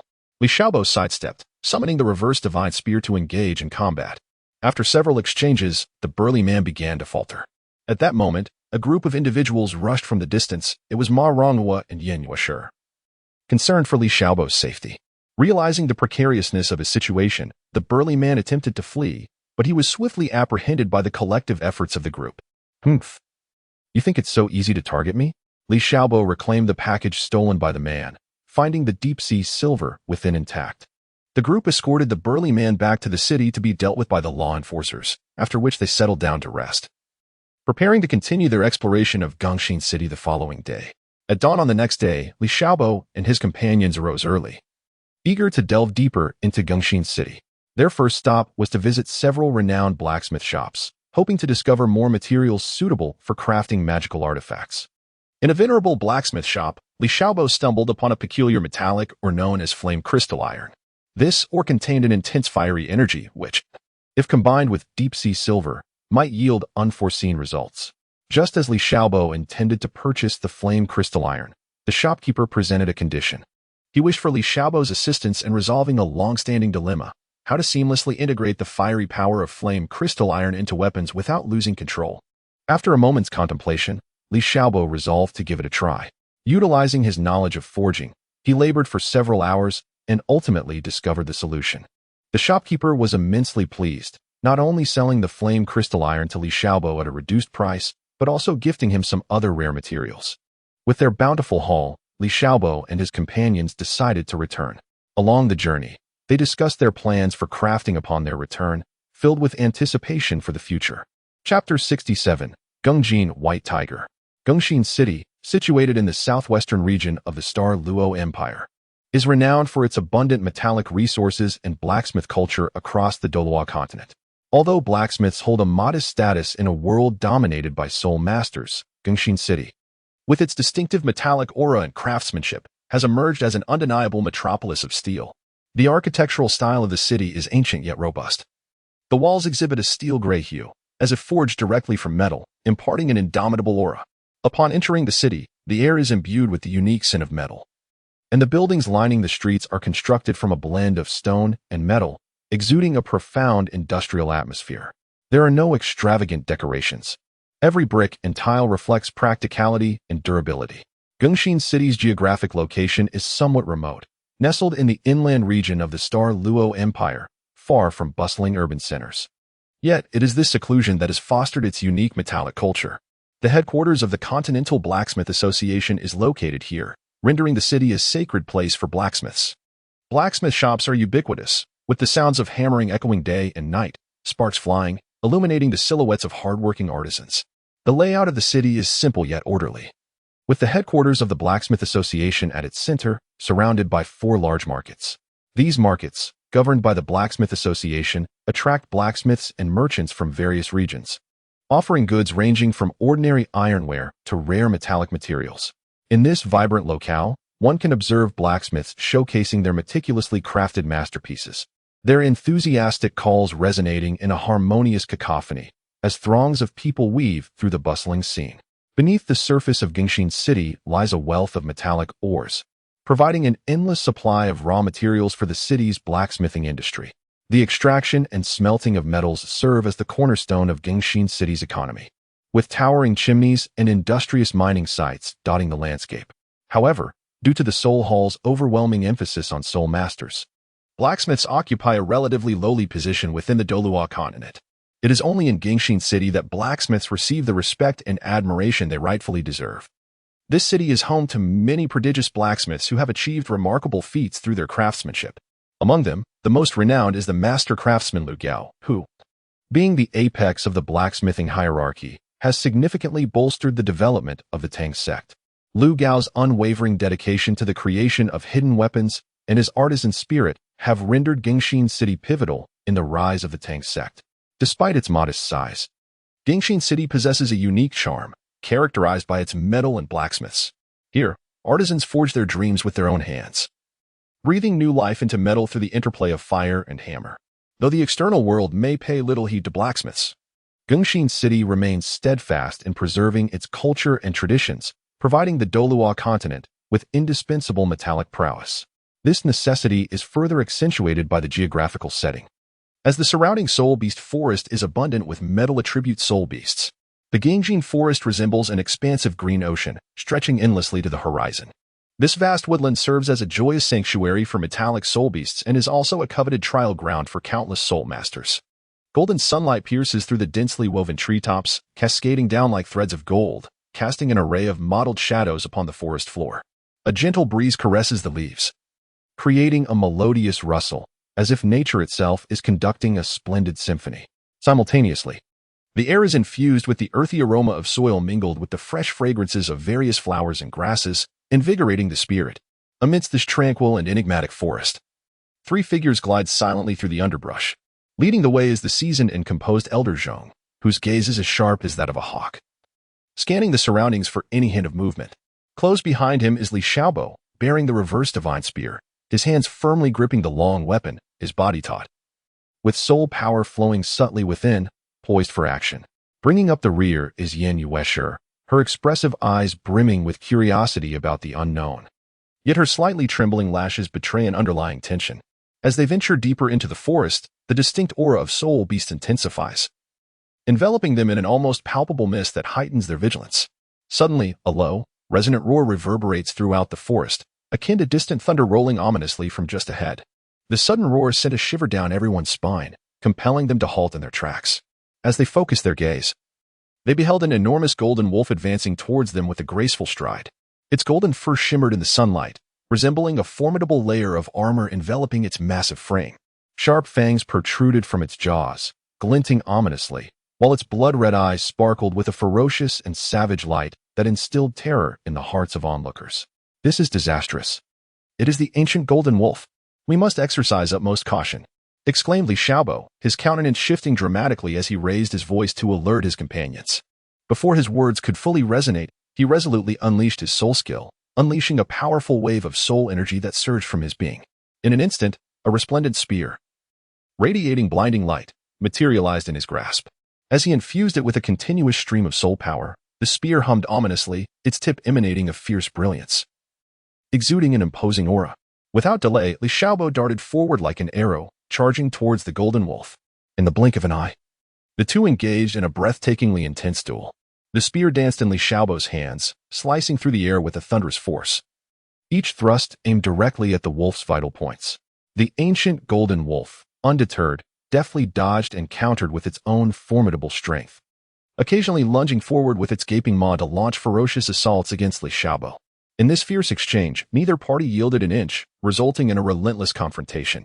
The surrounding trees bore the brunt of their battle, splintering and crashing to the ground, stirring up clouds of dust. After an arduous struggle, Li Xiaobo finally seized an opportune moment, executing a masterful technique that successfully drove the golden wolf back several paces. At last, I have managed to repel this creature. That was perilously close. Yin Yuesher sighed in relief, her heart still racing as she gently patted her heaving chest. Li Xiaobo, drenched in sweat, remained vigilant, swiftly retracting his spear and standing firm in place. This is not a suitable location to linger. We must press onward. Locating a suitable soul beast to acquire a soul ring is the crux of our expedition, remarked the previously silent elder Zhong. With that, he took the lead, guiding Li Xiaobo and Yin Yuesher deeper into the forest. Along their journey, they faced numerous challenges, encountering a diverse array of soul beasts along the way. Among them, there were the swift and agile Gale Magic Wolves, their live forms racing with astonishing speed, charging towards their targets like a whirlwind. There were also the immensely powerful Diamond Giant Apes, their colossal bodies reminiscent of towering mountains, swinging their robust arms as if they could tear through the very air. And then there was the deadly Golden-Crowned Serpent, exuding lethal venom potent enough to incapacitate anyone with just a mere touch. Yet, despite the heart-stopping dangers they faced with each encounter with these soul beasts, the trio remained steadfastly united. Through their remarkable synergy and unwavering belief in one another, they successfully navigated through numerous crises, extricating themselves from perilous predicaments. At that moment, Yin Yuesher's gaze was unexpectedly drawn to a soul beast not far ahead. There, she beheld a small rabbit, its entire being as white as jade, pure and flawless like falling snowflakes. Its bright eyes sparkled with a wisdom reminiscent of the stars twinkling in the night sky. Ah, it is the spirit-eye rabbit. This soul beast is particularly suitable for those cultivating a spiritual-type martial soul to absorb as their soul ring.